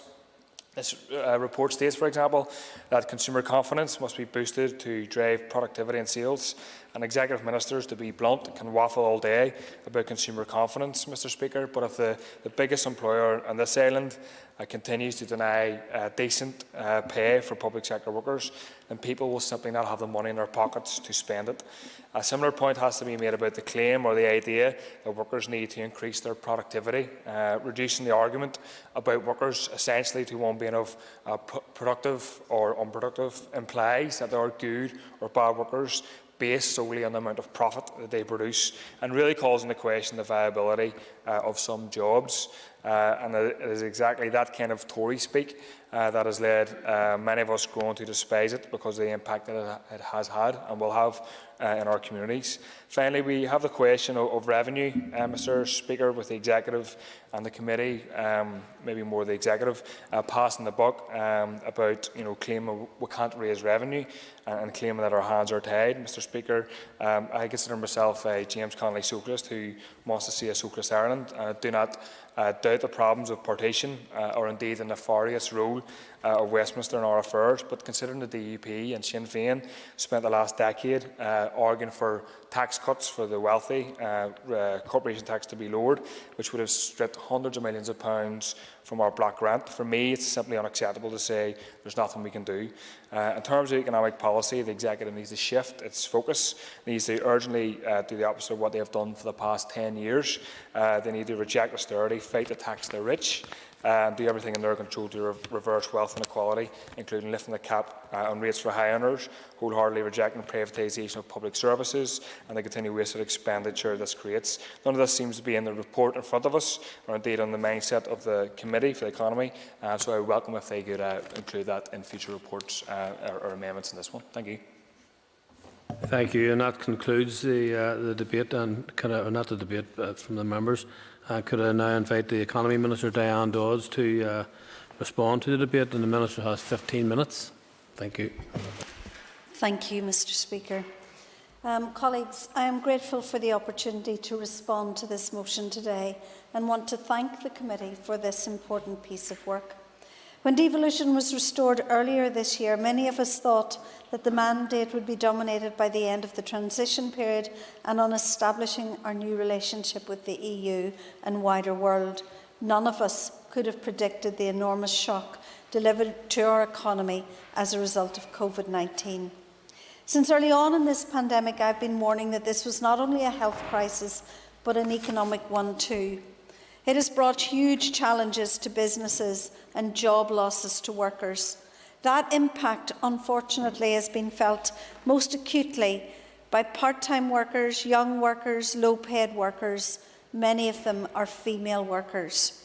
Again, that is why I've consistently warned of the impact that a cycle of restrictions and lockdowns would have, and made it clear that irrespective of what level of grants are available, it will not compensate for the loss of earnings or protect every job. Recovering from this pandemic will require a Herculean effort, but I and my department are determined to use this disruption as an opportunity to refocus and rebuild, concentrating on growth areas of the economy and in sectors where new jobs will be created in the coming years. Many of you have also indicated that we will need to stimulate the high street, and I am looking forward to rolling out that high street stimulus scheme in the new year, which I hope will bring support to Northern Ireland shops, Northern Ireland businesses and support Northern Ireland jobs. The report quite rightly identifies Brexit as a major challenge. Unfettered access to our biggest market, freedom to trade within the UK's internal market are all hugely important. I note the agreement announced today, but will resist comment until we see the details of that agreement. Throughout all of this, I've been hugely impressed by the resilience and determination of our tech sector during the past year. Northern Ireland is a global leader in cybersecurity, fintech and legal tech, but we can also lead the way in terms of life and health sciences, advanced manufacturing and clean energy. The Economic Advisory Group will continue to advise me and my officials on where else they see the opportunities for Northern Ireland in the global economy. Mr. Speaker, to capitalise on these opportunities, we need to be flexible and quick to respond.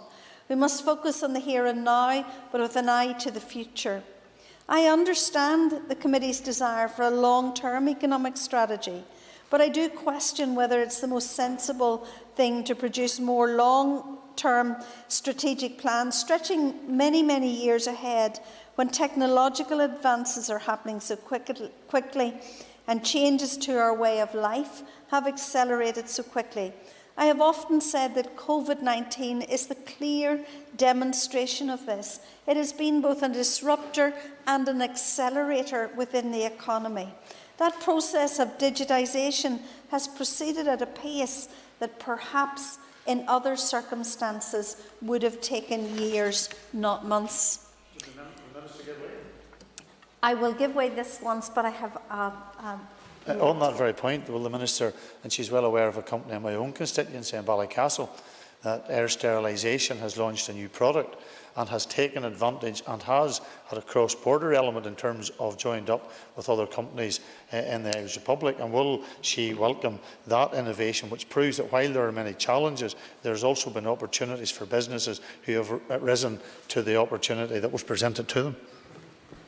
I absolutely do, and I commend that particular company, and I look forward to visiting it in the near future. It's a really classic example where entrepreneurship, innovation and support from our universities has really worked together to create a new product for the time we're in. This Assembly is littered with long-term glossy strategies that sit on a shelf only to be made redundant as they are overtaken by events. I must say I favour shorter, more focused plans that allow us to be more agile in our response. I would also caution strongly against the committee report's view that having greater tax and revenue-raising powers would enable us to plan for the longer term and with greater certainty. We must be very careful about what additional powers we would seek and be clear on what we would do with such powers if they were devolved. Devolving and using tax-raising powers would, as we all know, have to be offset against our significant subvention from Westminster. This would come at an enormous financial cost to the block grant. And if anyone thinks that now is the time to increase the level of taxation on hard-working families or struggling businesses, then they are completely detached from the reality within our community across Northern Ireland. Mr. Speaker, considerable work has already been undertaken to assist businesses in their recovery. Earlier this year, I set out my vision for economic recovery in rebuilding a stronger economy. That paper sets out a short, medium-term plan for recovery. I've also brought forward a number of initiatives. In addition to the various financial business support schemes, I have launched supports for digital capability, launched a scheme to keep apprenticeships and jobs, announced financial planning grants, and have announced a high street stimulus plan to help us exit the period of restriction and deliver a shot in the arm for our economy as we firmly enter our recovery phase. I understand the committee's concerns that sometimes delivery of these schemes is slower than some of us would like, but this chamber would rightly be the first to hold my department to account when mistakes are made.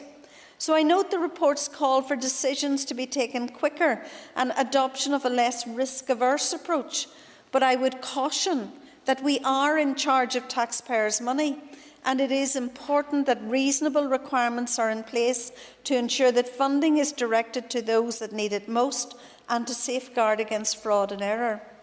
Mr. Speaker, the report makes a number of recommendations, and while I cannot respond to them all now, I would like to address some of the key themes.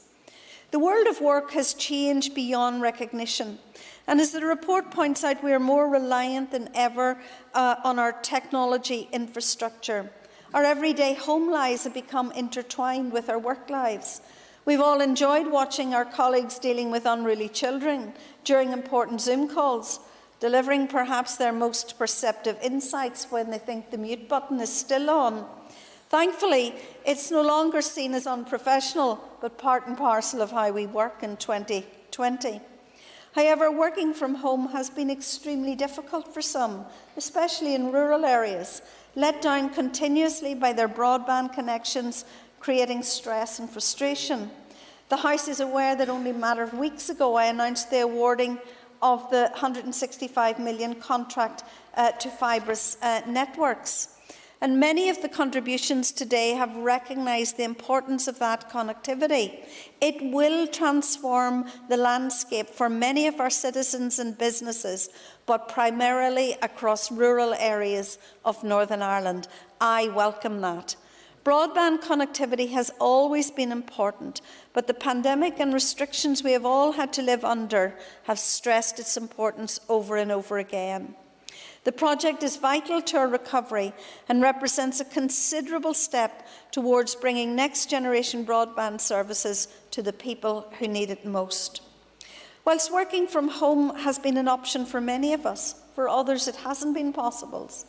Restrictions have seen businesses closed to the public and staff furloughed. Many of these businesses have not been able to reopen, and employees will lose their jobs. They will need our help to retrain and develop new skills to maximise their exposure to the jobs market. Many members have mentioned this impact of COVID, and of course we are currently working on a skills bridge programme for our manufacturing sector, as well as our apprenticeship programmes. The committee's report is correct in that a flexible, agile and skilled workforce will be essential to our economic recovery.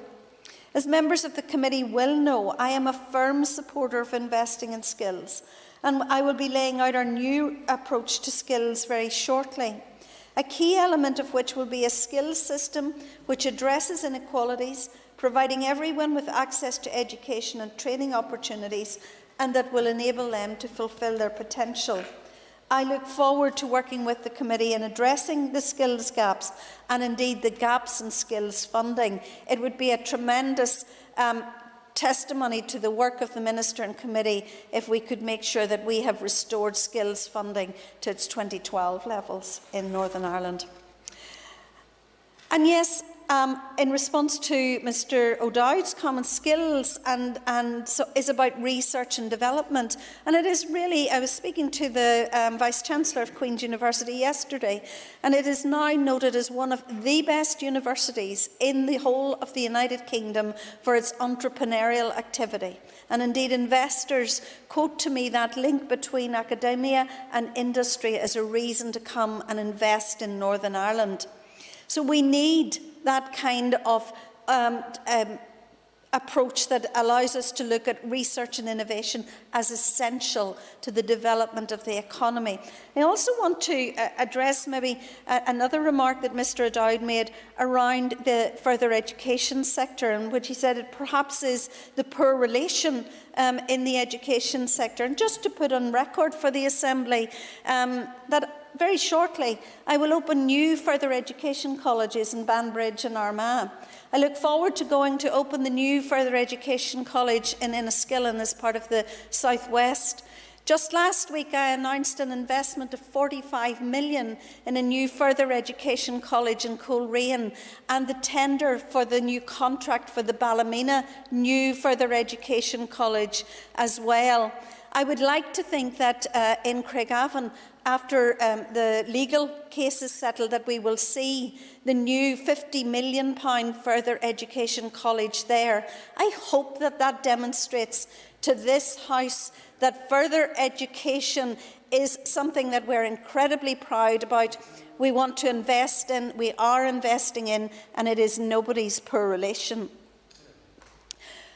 Connectivity has been mentioned by many people within the chamber, and I know that connectivity is key to economic success, and I assure people that I have been using my influence around this issue. I've spoken recently to the people who are doing the connectivity review for the Union, and just have secured £2 million to support connectivity and an air routes fund.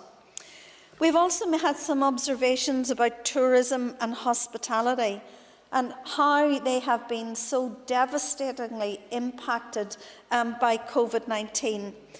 Our Tourism Recovery Steering Group already has a draft report, and I hope to work as a matter of priority with the sector as demand for travel returns. And we can see, with the rollout of the vaccine, a more normal approach to our everyday life and our holiday and tourism plans. We already have secured an additional £12 million of funding to encourage consumer confidence and to stimulate demand. And that is a focus and an area that we intend to focus on in the new year in order to reboot and renew this really important part of the community.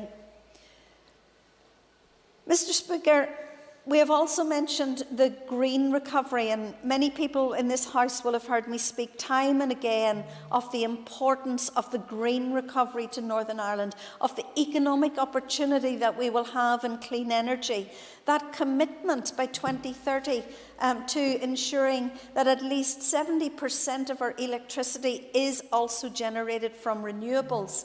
Now, that's a huge commitment, but that's a whole executive commitment, because that will also require the sensible planning decisions to take place that allow those commitments to be fulfilled. Economic recovery is not just for the Economy Department, it is for the executive, and will require cross-party and cross-departmental working within that executive if we are to be effective with our economic recovery. Mr. Speaker, as I conclude, can I thank the committee for publishing this report. An effective committee needs to strike a balance between supporting a minister and holding a minister to account for the decisions they make. I trust that as we plot our way through the coming months, the committee will continue to play a constructive role and will work in collaboration with the department. We will get through this, and we will emerge more determined, more focused than ever before, and develop an economy fit for Northern Ireland's second century. Thank you, Minister. And I now call the Deputy Chairperson, Sinead McLaughlin, to conclude and wind up the debate on the motion, and the member has 10 minutes. Thank you. Thank you, Mr. Speaker. I'm pleased today to rise on behalf of the Economic Committee to wind on this very important debate that seeks to map out key issues for the Minister and for the Executive to consider and to incorporate into their planning for economic recovery and to build back better. The Committee has, and it will continue to, proactively engage with the Minister and rise to the challenge of ensuring that the Committee and its stakeholders play a key role in the policy development process. I'd like to thank the Minister and all those members who contributed for their participation today, and I would also like to thank the many stakeholders who contributed their views to the Committee's special report through an online discussion event, as well as the Committee team for their work. I will now make a very brief comment on behalf of the SDLP. Mr. Speaker, I wish to stress the extent to which the proposals from stakeholders are aligned to my own party policies. The SDLP's recipe for economic recovery and progress involves investment in our energy sector, in our broadband, in transport, in childcare, in renewing and saving our traditional urban centres amidst the crisis they are now suffering, in protecting our locally owned and independent businesses. We believe in investing in the future by investing in the infrastructure and skills development that will build our productivity. It is only by improving our productivity that we will create the economic success and wealth that our society so desperately needs. Investing in the technologies of the future rather than the fossil fuel industries of the past will see our society prosper. That involves commitments to renewable energy sources, including hydrogen and geothermal, as well as wind and solar. It involves building a world-class health sciences sector. It involves not just using the most advanced technologies, but having our universities and colleges and businesses developing those most advanced technologies. In short, the recommendations from the micro-inquiry are to a very large extent the same as the policies that the SDLP have produced in the last few months. I have only 10 minutes and I've got a lot to get through for the other members, I'm sorry. So it would be no surprise that I warmly welcome them, and I hope that all parties will do so as well, and that our executive will work together to implement them. Mr. Speaker, I now wish to reflect on the comments made by the members in the Assembly. Kicking off the debate this evening was my Foyle constituency colleague, Gary Middleton. Gary concentrated his observations really on the impact that COVID has had on our high street and our town centres. He particularly addressed the issues of low-paid workers, particularly in the retail, tourism and hospitality sector, and he significantly highlighted that a large, significant number of those low-paid workers were actually females and part-time workers. He also raised a number of constructive themes regarding telecoms and mentioned, obviously, Project Stratum and the confidence and supply money that went towards developing and rolling out that particular project. He talked about transport infrastructure and also referred to air connectivity and how important it is for developing and growing our markets within Northern Ireland. Next, Pat Cagney, my party colleague, talked about productivity, concentrated really on building productivity and how essential it was in order to grow our economy. He particularly talked about skills development and indicated that low productivity also reflected low incomes and lower skills, and particularly called out the agri-food sector and retail sector. He indicated that in order to develop our productivity, we need to concentrate on skills development and that should be through our universities as well. He also indicated that help was required for sectors that have been disproportionately affected by COVID and called out again the help support needed for young people and for women and for people in the BAME community as well. Pat also raised the issue of areas being left behind and the need to level up right across Northern Ireland.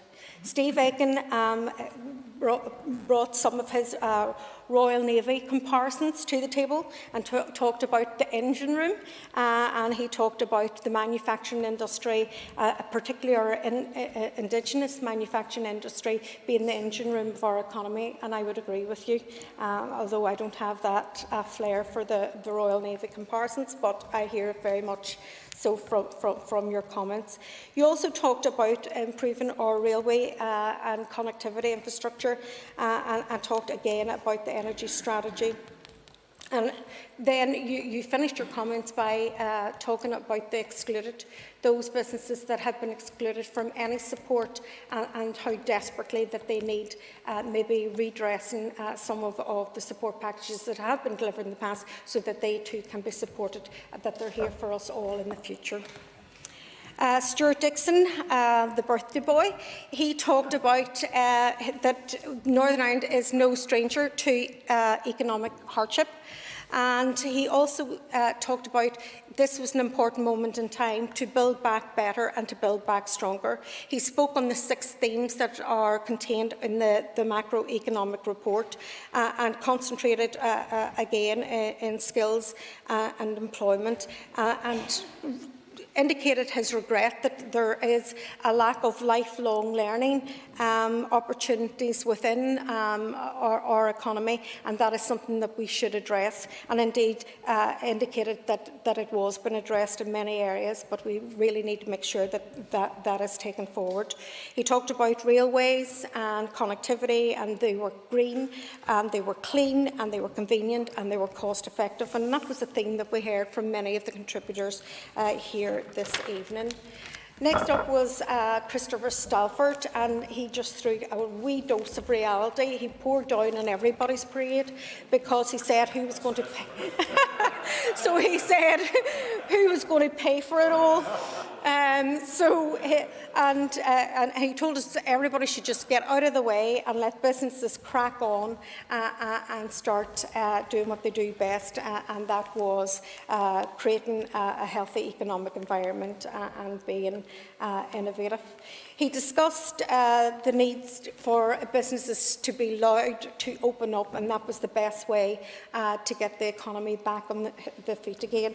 And Mr. Stalford, unfortunately, I think he has many sleepless nights because he's worrying about this national debt and how he's going to pay for it. Is it him or his wains or his grandchildren? He just didn't know, but he knew somebody was going to have to pay for it anyway. John O'Dowd, he concentrated his report. He indicated that the report itself is just a snapshot, and it is just a snapshot. It is really themes for further discussion and for further debate. It is certainly not oven ready, and we know what oven ready means. It doesn't really mean oven ready. So it was just a snapshot for looking how we can build back better. But he indicated that he was disappointed too that the lack of input from trade unions and how important the voice of workers is for building back the economy and for listening to those voices as well. He discussed the roles of university and further education as being central to economic recovery and as being a lever for economic recovery, and were key drivers into that recovery as well. He indicated that Brexit will compound what is an already very damaged economy. He talked about the need for the increase in R&D, increase in student numbers, and greater emphasis on vocational training as well. And he talked about the all-island economy, but he indicated it's not just north-south, it's east-west as well. An all-island economy will bring us all opportunities. Gordon Dunn discussed, he told us all about the 11% shrink of the economy, but he did urge optimism as well, because today was a day to be optimistic because we've got the vaccine starting today. So at least while our heart sunk with the 11% shrink in the economy, there was reasons to be optimistic. He acknowledged the significant financial support already received to date by businesses and employees and welcomed that. Mr Dunn expressed that pride in the rollout of the 165 million investment in projects Stratum, and that it came from the confidence and supply aspect. Gemma Nolan, I thought you were from Derry because you were from the greatest place in Ireland. The member's time's up You're now. not.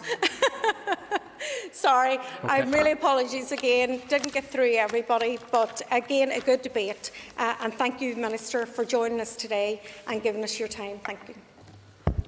Thank you now. And the question is that the motion standing on the order paper be agreed. All those in favour say aye.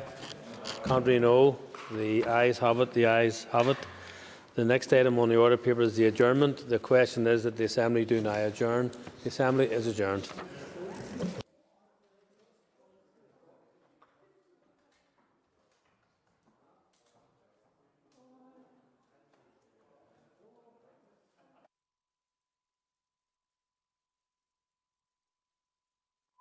This is the Northern Ireland Assembly, Committee Room 29. This is the Northern Ireland Assembly, Committee Room 29.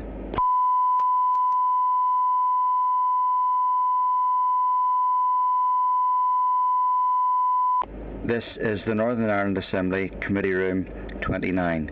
This is the Northern Ireland Assembly, Committee Room 29.